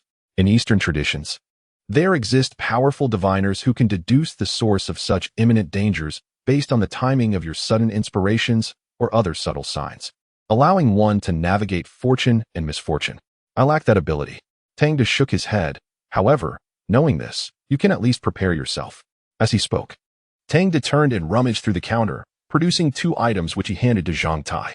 You are about to undergo a wilderness survival trial. Having worked here for so long, consider these 2 items as my parting gift to aid you in times of peril. Zhang Tai examined the items in his hands. Both were fine wares from the shop. A small vial of the highest purity rat poison and a dagger sheathed in leather. The blade was exceedingly sharp, but the true threat of this dagger lay in its handle, which concealed a powerful mechanism capable of launching a needle laced with potent snake venom, paralyzing an adversary in an instant. The force of the needle could penetrate glass a centimeter thick from as far as 5 paces away. These items, though costly relative to Zhang Tai's current circumstances, were accepted without hesitation after a moment's thought. Noting Zhang Tai's graciousness, Tang silently nodded in approval. Meanwhile, as Zhang Tai pondered the source of the unknown danger in Tang's shop, Hark and Snyder were in a narrow alley near the train station. Before them stood over 20 beggars and homeless children, as gleaming as they gazed at the handful of coins in Snyder's grasp. Each eagerly received 10 copper coins, swiftly stashing them away before vanishing into the shadows. While a mere 10 coins might seem insignificant to most, for those scraping by at the bottom of Black Flame City, the allure of a coarse loaf of bread could compel them to undertake many tasks, particularly the simple endeavor of locating someone at the train station, promising 2 silver coins as a reward. After days of fruitless searching around the train station, the increasingly anxious duo devised this plan. The area surrounding Black Flame City's train station boasted numerous streets and several dilapidated neighborhoods, relying solely on 2 individuals to locate someone wandering amidst such vastness demanded extraordinary luck. Thus, starting from the previous Monday, at Snyder's suggestion, they altered their approach, enlisting a swarm of ragged children to help search the vicinity. Zhang Tai's youth and distinctive features as a member of the Huazu ethnic group would undoubtedly render him conspicuous in the eyes of observant individuals, given the small proportion of Huazu people in Black Flame City. Watching the little beggars and homeless children disperse like a cast net throughout the alley, a flicker of a smile appeared on Snyder's face. Can this really work? Hark panted, his irritation evident as he cracked his knuckles, the sound echoing like bamboo snapping. We've already misidentified 3 people, which has wasted our time. I have a feeling we are close to capturing that little brat, Hark growled. Once I retrieve that token, I will carve out his heart and crush his skull. As you wish. Snyder's eyes narrowed slightly as he extended his long tongue, swiftly licking his lips like a serpent, an aura of cold cruelty instantly enveloping the alleyway. Chapter 15. The Last Virgin. On Wednesday, after enduring 4 rounds of being a human punching bag, the first iron fruit finally reached maturity. Accompanying the ripening of the iron fruit were the sycamore trees lining the streets of Black Flame City. Exiting the Iron Thorns Arena and strolling down Radiant Boulevard, Zhang Tai felt something strike his head and then roll to the ground. He crouched down and picked up what turned out to be a sycamore seed. Every year, around May and June, the sycamore trees in Black Flame City began to bear seeds. These seeds, covered in fine prickles, would drop from the trees once they dried and were roughly the size of walnuts, scattered across the sidewalks. On his way home, illuminated by the streetlights, Zhang Tai collected numerous seeds, filling his pockets. He planned to toss these seeds into the Black Iron Fortress, envisioning a grove of sycamore trees flourishing there in a few years, filling his heart with joy. Wednesday was a day of harvest. Although he had ignited the divine flame within himself and his strength had firmly eclipsed that of the younger challengers, it was still a narrow margin. Each visit to the Iron Thorns Arena often resulted in a brutal beating, which was not easy to endure, despite his increased physical resilience. It took 2 full days for his body to recover slightly after each session, a painfully arduous process. In situations where the disparity in strength was not vast, no one could escape the pain of being struck. The individual, named Benetta, seemed to have made it his mission to incapacitate Zhang Tai, always appearing determined to leave him unconscious. Yet, Zhang Tai persisted like a resilient blade of grass, continually rising after each fall, exhausting Benetta's stamina in the process. What allowed Zhang Tai to endure was not merely his physical strength or willpower, but rather his mindset. With a different perspective, everything changes. For Zhang Tai, no matter how fierce the blows he received, they were merely others assisting in hastening the ripening of his iron fruit. He understood that he was akin to iron on an anvil, being repeatedly hammered until transformed into refined steel. Each strike, each moment of suffering, was met with a grateful heart. The effects of the first flawless fruit made him acutely aware of the extraordinary nature of that small tree. Thus, Zhang Tai felt immense gratitude. He was thankful for the life-altering opportunity granted to him, for the Black Iron Fortress and that small tree. Across the entire continent of Kuanon, he knew no one else shared such luck or opportunity, able to transform every hardship into sweet fruit. Because of his gratitude, he cherished it all the more. Another day passed without the impending danger arriving. Aside from discovering that his long-used towel was missing from his locker upon arriving at school, nothing else unexpected occurred. The towel, worn for 3 years, had served him well after training sessions for wiping sweat and washing his face. It had become quite tattered, and Zhang Tai wondered who would be so bored as to take an old ragged towel. Was it a prank? Too juvenile, he thought. Thus, apart from feeling slightly vexed, he did not dwell on the matter. The Brotherhood of Airplanes had been discussing ways for him to end his virginity, and not just him. It seemed the entire graduating class was engaged in similar conversations. With many already taking action, survival trials were imminent. Who wanted to die a virgin? Such sentiments were far more effective than 1,000 slogans. No beast wished to pass away a virgin, and neither did Zhang Tai. The educational system of Black Flame City, segregated by gender, resulted in all the young men seeking to end their virginity without girlfriends, resorting instead to hiring professionals to resolve their predicament. This had seemingly become a tradition. Thus, during the final week of school, the women engaged in the flesh trade in Black Flame City prospered. As night fell and the lights illuminated, the young men from the 12 male schools would emerge in packs, eyes gleaming like wolves, frequenting places they rarely visited before. During this time, all the small inns in Black Flame City thrived. On his way home from Radiant Boulevard, Zhang Tai encountered several groups of young men. They appeared in pairs or trios, scanning the surroundings, spotting scantily clad women lingering by streetlights or on the sidewalks, and mustering their courage to approach them. After a brief exchange, they would disappear into the dark alleys or head toward the inns. To die a virgin was a disgrace. Thus, Zhang Tai eagerly anticipated his first venture to end his virginity the following day. The welfare scheme devised by the portly Bali and the Brotherhood of Airplanes was indeed enticing. According to the schedule, the first iron fruit should be ripe today. With a sense of excitement, he returned home, his pockets filled with sycamore seeds. After dinner and tidying up, he intended to chat with his parents. However, unexpectedly, his father stealthily pulled him into the small courtyard behind the kitchen. Before Zhang Tai could utter a word, his father surreptitiously placed a handful of silver coins, at least 6 or 7, into his hand. "Dad, what is this for?" Zhang Tai asked, astonished at the weight of the coins. His father gestured for silence and glanced nervously toward the door, where the voices of his mother and future sister-in-law could be heard chatting. "This is your allowance for the week, all from my private stash. Don't let your mother find out." Zhang Tai scratched his head, bewildered. "Dad, this is too much. 7 silver coins? I don't need this much. Are you feeling all right?" His father swatted Zhang Tai's hand away, a hint of annoyance in his eyes. "You brat, don't think I'm old and know nothing. I was young once too. Remember, for your first time, choose a younger woman with smooth skin and bright eyes. Spending a few extra coins is worth it. Such women are healthier." After imparting this advice, his father reiterated in a hushed tone, "Just don't let your mother know." With that, he cleared his throat, straightened his face, and left the small courtyard, leaving Zhang Tai in a state of shock, still holding the coins. After a moment, Zhang Tai finally grasped his father's intentions and swallowed hard. Could it be? His father was actually giving him money for hiring a prostitute? To select a younger woman with smooth skin and bright eyes, because they would be healthier. His father even shared his wisdom.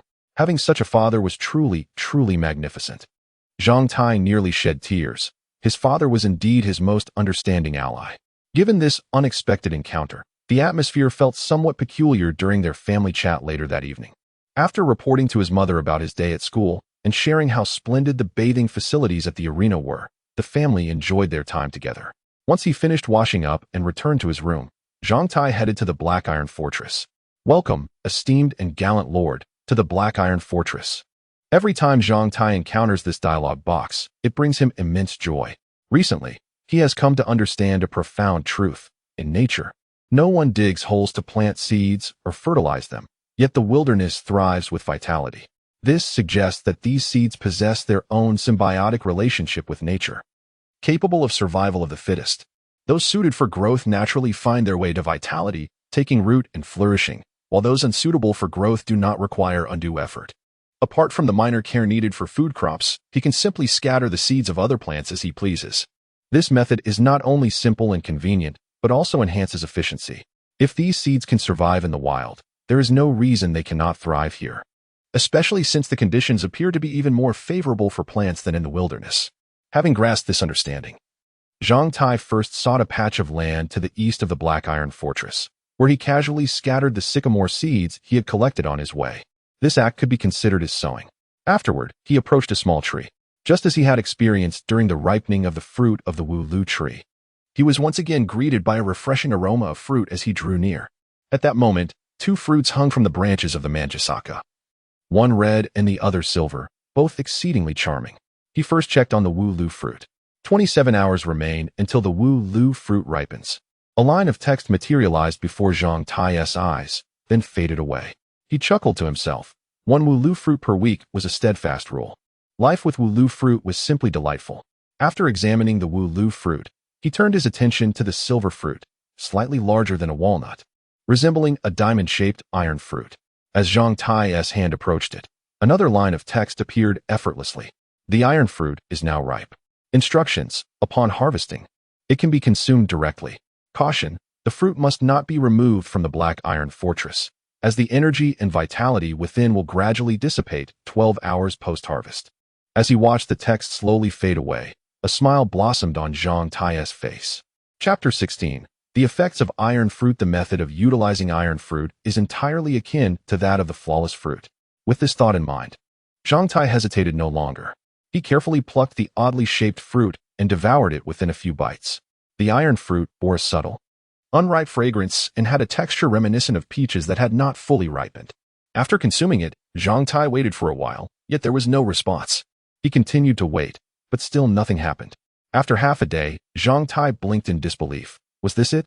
The difference in efficacy compared to the flawless fruit was staggering. A flicker of disappointment crossed his mind, but then he realized he might be too greedy. After all, he had merely been pummeled by a small brat 4 times to obtain this fruit.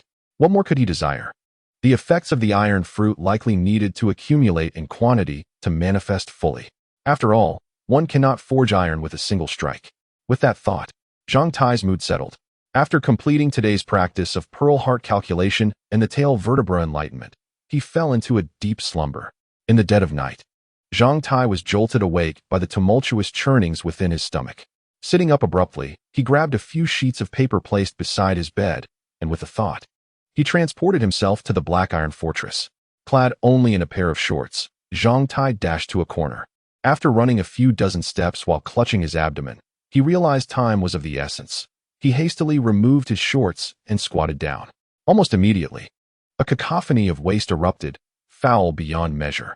After squatting for over 10 minutes, he finally felt the tempest in his stomach subside. Once he stood up after cleaning himself, Zhang Tai wrinkled his nose at the mess he had created. A pile of blackened filth startled him. When had he become so repulsive, producing such dark excrement? The stench was unbearable and unsightly. Leaving it there was unacceptable. Even cats know to bury their waste after relieving themselves. It seemed he would have to learn from their example. Surveying the surroundings, Zhang Tai ran to a small tree, beside which lay a cluttered box filled with items he had previously moved in. Inside were the potent rat poison gifted by Tang Da and a venomous dagger meant for sinister purposes. Among various items, Zhang Tai found an old shovel nearing its end of service. Returning to the scene of his indiscretion, he used the shovel to cover his tracks with earth. Only after concealing his evidence did he return to his little nest and fall back asleep. Zhang Tai vaguely sensed that his bout of diarrhea might be connected to the iron fruit, but he was too lazy to ponder it further. After all, he had suffered no real loss. The effects of the iron fruit would reveal themselves in due time. A dreamless night passed, and upon awakening again, Zhang Tai assessed his body. Aside from a significant alleviation of pain and soreness, everything seemed normal. His underwear remained dry, and everything else was as it should be. Zhang Tai finally decided to set aside thoughts of the iron fruit, for today marked an important day in his life. With renewed vigor, he sprang from his bed, ready to embrace a new day. Dressed in the cleanest attire he could find, Zhang Tai donned the new shoes gifted by his brother and made his way to school. However, instead of accolades, he was met with the mockery and derision of the Flying Brothers gang, their sneers and whispers palpable in the air. Hey, looks like you're well prepared. During recess, the heavy-set bully, Bali, approached Zhang Tai with a smug grin. He appeared notably fresher today. A clean and polished virgin sometimes attracts the attention of women, perhaps leading to unexpected surprises. Just as Zhang Tai was about to land a punch on Bali's face, he heard the word surprise, and his hormones surged. What surprise? He inquired curiously. Bali wore a mysterious smile, but before he could respond, the most notorious member of the Flying Brothers, Sista, interjected, draping an arm around Zhang Tai's shoulder and whispering a flurry of words that nearly set him ablaze with excitement. As a green youth deprived for over a decade learned that his virginity would soon be relinquished, he found it hard to concentrate on his studies that day. Most students felt the same, dismissing their lessons to seek signatures from teachers and classmates, marking the end of their school days. Many flocked to seek Ms. Diana's signature, while others exchanged mementos among themselves. Zhang Tai spent the morning signing for many classmates, leaving behind heartfelt farewells and blessings. As they prepared to leave school, an unspoken melancholy lingered among them. Though none wished to admit it, everyone seemed eager to hold on to something, uncertain of how many souls would be lost to the wilderness in the trials to come. How many would be ground to dust by the relentless gears of time in the years ahead? The afternoon training session was also canceled. The firearms instructor delivered a final lesson focused solely on the role of long-handled weapons in survival trials and how to leverage their advantages in a team setting to hunt common prey. His message was clear. For novices, utilizing teamwork and maintaining distance from opponents with weapons like guns and spears was essential for survival in the wild. Finally, the end of the school day arrived. At the school gate, similar to his farewell with Doug, the Flying Brothers orchestrated a farewell ceremony for Zhang Tai. Hope to see you tomorrow as a man, was Baghdad's blessing. Enjoy yourself, chimed Shaven. You young bucks have a lot of fire. As long as you keep her pleased, you can go at it 5 or 6 times without worry, leered Sista. Don't choke on that damn tea, Doug cautioned. Remember the time-stalling techniques I taught you. Added light. Zhang Tai found himself overwhelmed with mixed emotions, excitement, anxiety, and a tinge of sadness at the thought of leaving Ms. Diana behind. Finally, under Bali's urging and the raucous cheers and whistles of his peers, they parted ways, Bali leading Zhang Tai to fulfill his momentous task of shedding his virginity. Are we going back to Doug's place? Zhang Tai asked, a hint of apprehension in his voice. Exactly, Bali nodded. Mrs. Anna will be your best teacher on the path to manhood. I still have to work at the grocery store today. You already mentioned that. I'll find you at 7, and we'll go together. All right. Zhang Tai chose not to pry into Bali's plans, as everyone harbored their own secrets. Upon reaching the train station, Zhang Tai and Bali parted ways at a crossroad, and Zhang Tai continued on to Tangda's shop.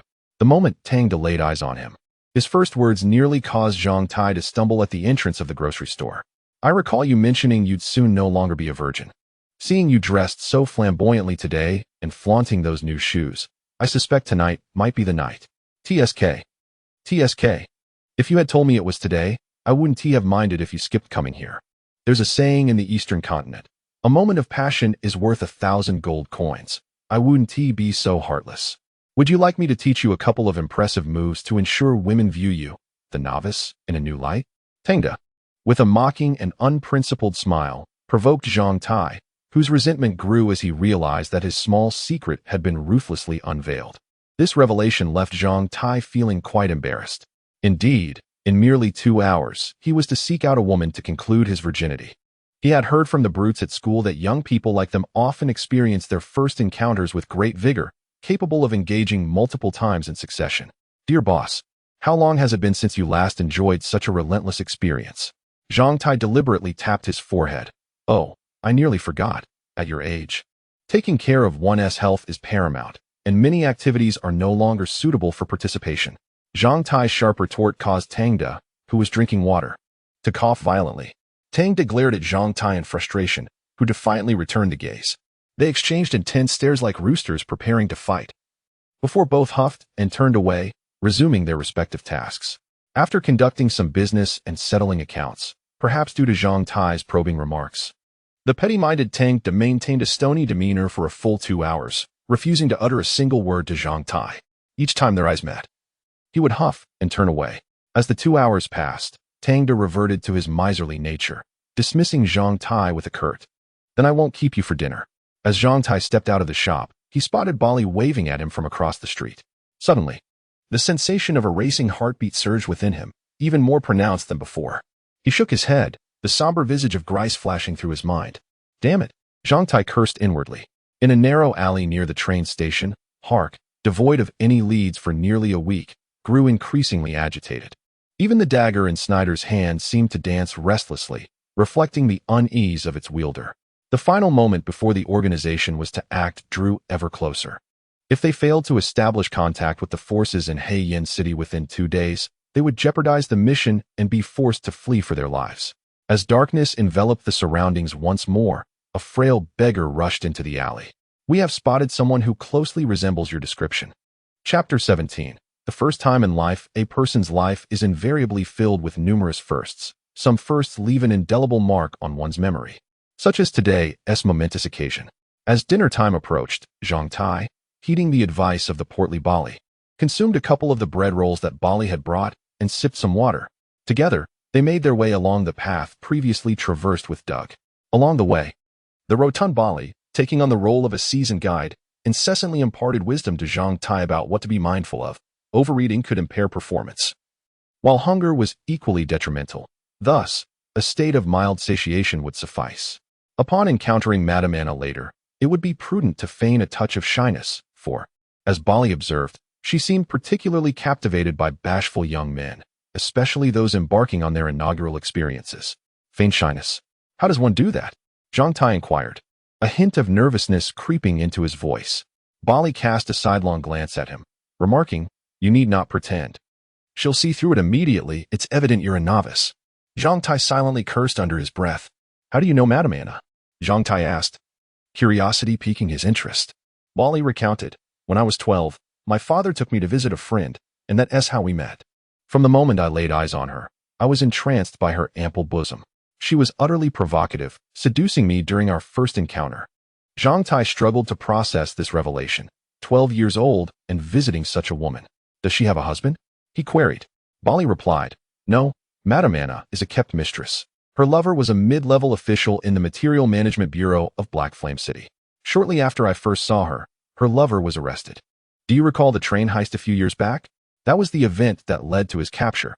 The train heist had been a notorious incident that sent shockwaves through the Andaman Alliance during Zhang Tai's elementary school years, a train laden with valuable goods from Black Flame City, en route to the manufacturing hub of Karur, had been hijacked by the Red Scarf bandits. The heist resulted not only in the loss of cargo but also in the massacre of the train's driver, a contingent of soldiers, and several unfortunate railway workers. From that moment, Black Flame City had joined the hunt for the bandits. Is this connected to her lover? Zhang Tai asked, astonished. Indeed. Initially, I was unaware. But one day, returning home late from school, I happened upon Madame Anna, dressed to the nines beneath a street lamp. When I asked my father about her, I learned of her lover's arrest. That man had leaked sensitive information regarding the cargo on that ill-fated train, which ultimately led to his downfall. He had it coming, Bali recounted, engrossing Zhang Tai in his tale. And then, Zhang Tai prompted. The woman was irresistibly alluring. One day, I pilfered money from my deceased father's stash to assist Madame Anna. Bali admitted, unashamed. Assist? Zhang Tai scrutinized him, but Bali showed no signs of embarrassment. Of course, assist, whether financially or otherwise. Imagine her plight, a mistress abandoned. How lonely and helpless she must have felt, yearning for a man as comprehensive support and solace. I provided that, offering my youthful body and the money I could muster. Bali declared brazenly. Zhang Tai fell silent, realizing that beyond his innate ability to read others, he had discovered another of Bali's talents, shamelessness. It was a novel experience for Zhang Tai to hear such a base transaction, cloaked in nobility. Some moralists and hypocrites might denounce the act of paying for a woman's company as sordid, yet individuals like Bali would elevate it to the status of a noble deed. To Zhang Tai, this transaction was neither virtuous nor vile. It was merely a necessity, akin to conducting a transaction at a grocery store.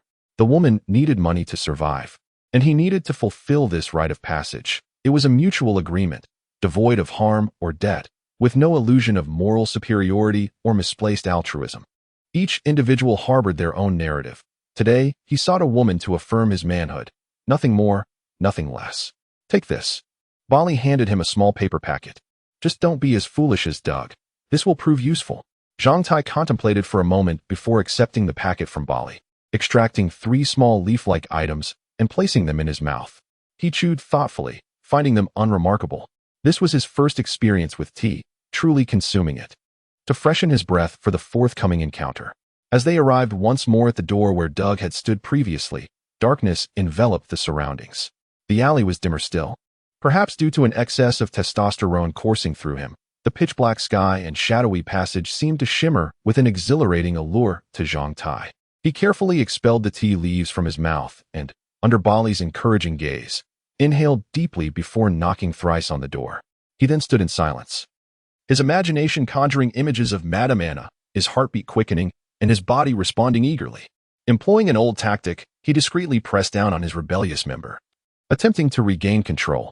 A glimmer of light seeped through the door, and before Zhang Tai could knock again, footsteps echoed from within, quickening his breath. He widened his eyes, peering into the door's interior. The door swung open to reveal a wrinkled, silver-haired face belonging to a woman in her 50s. The elderly woman greeted Zhang Tai and Bali with a broad smile, revealing several silver-capped teeth, which startled Zhang Tai into taking a step back. The delightful surprises he had envisioned along the way had morphed into a fright, causing his previously aroused member to wilt instantaneously. "Come in." The elderly woman beckoned.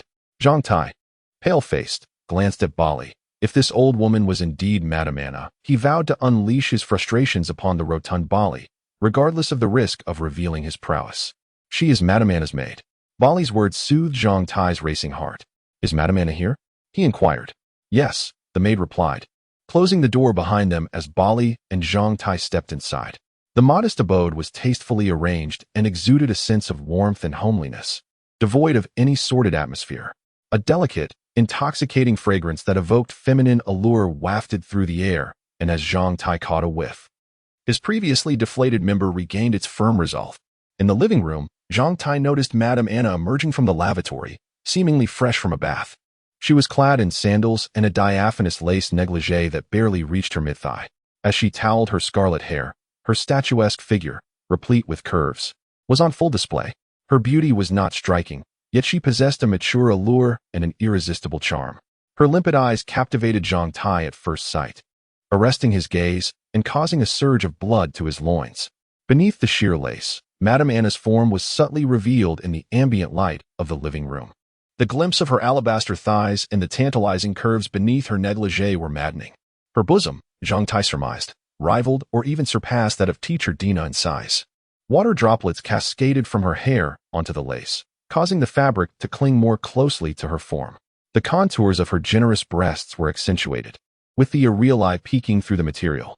Without uttering a word, Barry gestured towards Zhang Tai, and Madame Anna's face blossomed into a smile that transported Zhang Tai to another realm. In that instant, she transformed into teacher Dina in his eyes, and a wave of dizziness washed over him. Madame Anna approached and, taking Zhang Tai's hand, planted a gentle kiss on his cheek before leading him towards the bedroom. The intoxicating aroma of mature femininity heightened Zhang Tai's unease and bewilderment. Before entering the bedroom, he cast a fleeting glance at Barry, who offered him a thumbs up. The bedroom door closed behind them as Madame Anna led Zhang Tai towards a canopied bed adorned with pink mosquito netting. In Zhang Tai's perception, the room was arranged like a dream made flesh. "Darling, come, assist your aunt in applying some rose essence," Madame Anna purred, retrieving a delicate glass vial filled with crimson liquid from the bedside table. She cast him a flirtatious smile before untying the sash of her negligee, revealing her nude form. She reclined languidly on the bed. Zhang Tai felt a wave of dizziness wash over him as Madame Anna's figure overwhelmed his senses. He swallowed hard and took a few steps forward, noticing Madame Anna's knowing gaze fixated on the prominent bulge in his trousers. She stifled a giggle, and a surge of adrenaline coursed through Zhang Tai's veins as he lunged onto the bed. "Gently, darling, ah." Chapter 18. Falling into the tiger's den upon the entry of Zhang Tai and Madame Anna into the boudoir, Barry remunerated the crone with 4 silver coins and ensconced himself in the parlor, quietly imbibing water. Scarcely had the pair crossed the threshold when a delicate exclamation escaped Madame Anna, followed by a lascivious grin that spread across Barry's countenance as he sat in the parlor, drinking water. A cacophony of peculiar sounds, intermingled with Madame Anna's gentle laughter, ensued. After a span of 10 minutes, a blood-curdling shriek emanated from the room, startling Barry, for it bore the unmistakable timbre of Zhang Tie's voice. Silence descended upon the chamber, only to be shattered by another agonizing cry, this time undeniably Zhang Tie's. What transpires? Barry mused, casting a perplexed gaze toward the bedroom. Madame Anna possessed no predilection for such extreme practices. Indeed, she was regarded as the epitome of tutelage for fledgling youths. Why then did Big Head emit such harrowing cries? Following Zhang Tie's second piercing scream, an eerie stillness enveloped the room. A mere 5 or 6 minutes elapsed before Barry beheld Zhang Tai emerging from Madame Anna's chamber, his visage ashen and his demeanor crestfallen. Without uttering a word, he seized Barry's arm and propelled him toward the exit. Their hasty retreat continued for 100 meters before their pace slackened. "What ails you, Big Head? Why did you scream so wretchedly?" Barry inquired, his breath labored. Zhang Tai, his countenance etched with despondency, hesitated, his words caught in his throat. Only after Barry's persistent prodding did Zhang Tai reluctantly divulge the source of his torment. The precise cause, well, it resembled the excessive engorgement of a newly forged blade, rendering its extraction nigh impossible. Despite 2 forceful attempts, only half the blade emerged, threatening to rend the scabbard asunder. "Did you experience anything similar during your maiden voyage?" "It seems worlds apart from what one envisions in dreams," Zhang Tai queried, his confidence waning. Barry, initially rendered speechless, stifled his mirth, and offered Zhang Tai a solemn piece of advice. "Brother, fret not. It merely suggests that you should consider undergoing a circumcision at your earliest convenience." Alas, the grand design to bid adieu to virginity on this day had been utterly thwarted.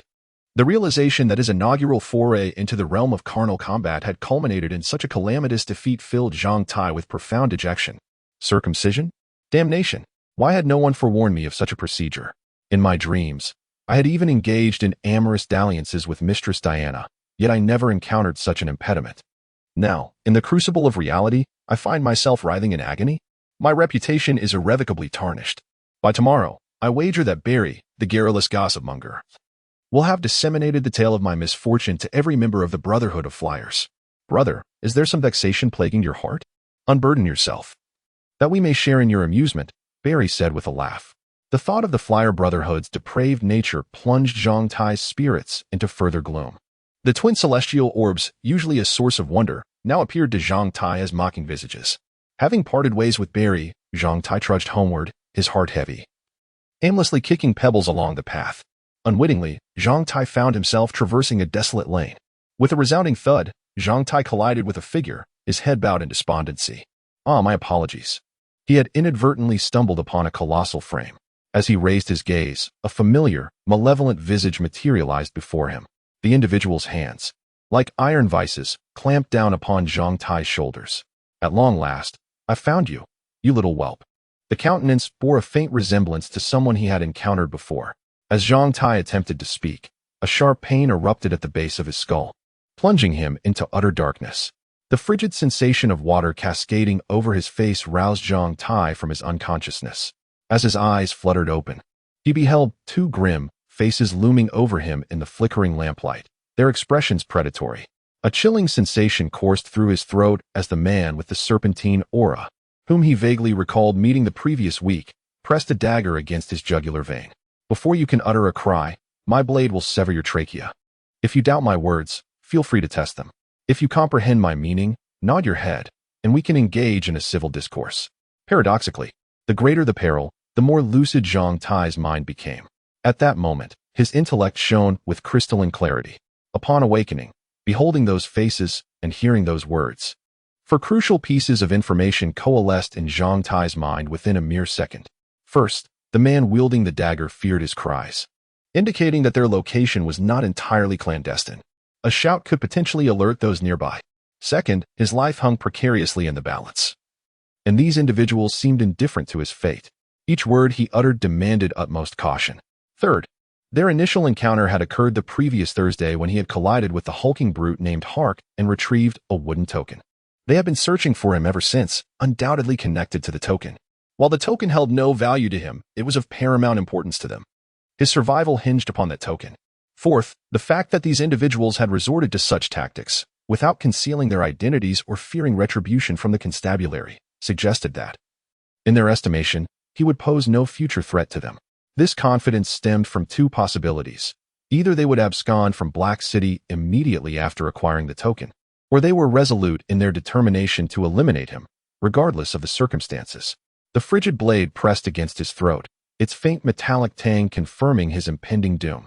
A cold sweat enveloped Zhang Tie's back as he realized that he was facing the greatest crisis of his life. These thoughts flashed through his mind in a single instant. Zhang Tai, feigning compliance, nodded his head. The dagger was withdrawn from his throat, its icy edge leaving a trail of goosebumps in its wake. "I remember you. We met last Thursday," Zhang Tai declared, his voice betraying a hint of forced composure, catching Hark and Sneed off guard. Hark and Sneed exchanged a furtive glance, engaged in a silent dialogue. "Excellent, lad. Since you recall our encounter, dispense with the pleasantries and surrender our property," Sneed responded, his countenance shifting to a disarming smile. The dagger vanished from his grasp as if by sleight of hand. "That item is of immense value to us. Cooperate, and all will be well. Might I request the privilege of sitting upright?" Zhang Tai inquired. "Huh, huh." Hark chuckled ominously, then seized Zhang Tai and hoisted him to his feet. With a casual shove, he deposited Zhang Tai onto a chair. As he rose, Zhang Tai observed that all his possessions had been pilfered. The silver coins bestowed upon him by his father, along with his meager savings, lay scattered upon the table. It was evident that their failure to locate the token on his person had prompted them to revive him with water. Had the token been in his possession, Zhang Tai was certain that he would now be a lifeless corpse. In a windowless chamber, the various furnishings exude an air of orderliness. They are inexpensive yet impeccably clean. Faint echoes of bustling voices filter through the air. Upon observing the layout of the room, Zhang Tai is immediately reminded of the lodgings in Black Flame City that cater specifically to pioneers, due to the cautious and safety-oriented lifestyle of these adventurers.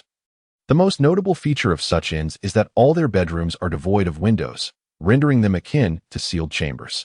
Everything in this room aligns seamlessly with the characteristics of a pioneer-esque lodging. "I do not recall having taken anything from either of you." This remark causes both Hack and Snyder to alter their expressions. Before either can react, Zhang Tai hastily continues. "However, after our encounter that day," he gestures towards Hack. "Indeed, I discovered a small cloth pouch on the ground after you departed. Upon opening it, I found a triangular piece of ordinary wood. Is that the item you seek? That piece of wood is of great significance to us. If you willingly present it, we can offer you 10 gold coins in exchange." Snyder's smile becomes even more genial. "Pray tell, where have you placed that piece of wood?" "Trusting you would be folly," Zhang Tai inwardly curses, though his visage feigns avarice as he swallows hard, fixating on Snyder. 10 gold coins. Surely you jest. I recently spent merely 4 silver coins on a woman. 10 gold coins could afford me the company of 200. Not at all, Snyder counters, retrieving a pouch from his bosom, which he opens to reveal a cascade of gold coins spilling forth like a golden waterfall. The sight of such wealth causes Zhang Tai's mouth to fall agape. It is indeed the first time he has encountered so many gold coins before him. As Zhang Tai reaches out to seize them, the coins vanish back into Snyder's grasp. "You have yet to disclose where you placed that wooden token." "It is at my home. If you release me, I shall return and bring it to you." That evening, as I arrived home, I deemed the piece of wood to be of no use. My young nephew was playing with building blocks, and I casually tossed the triangular piece into his pile of toys.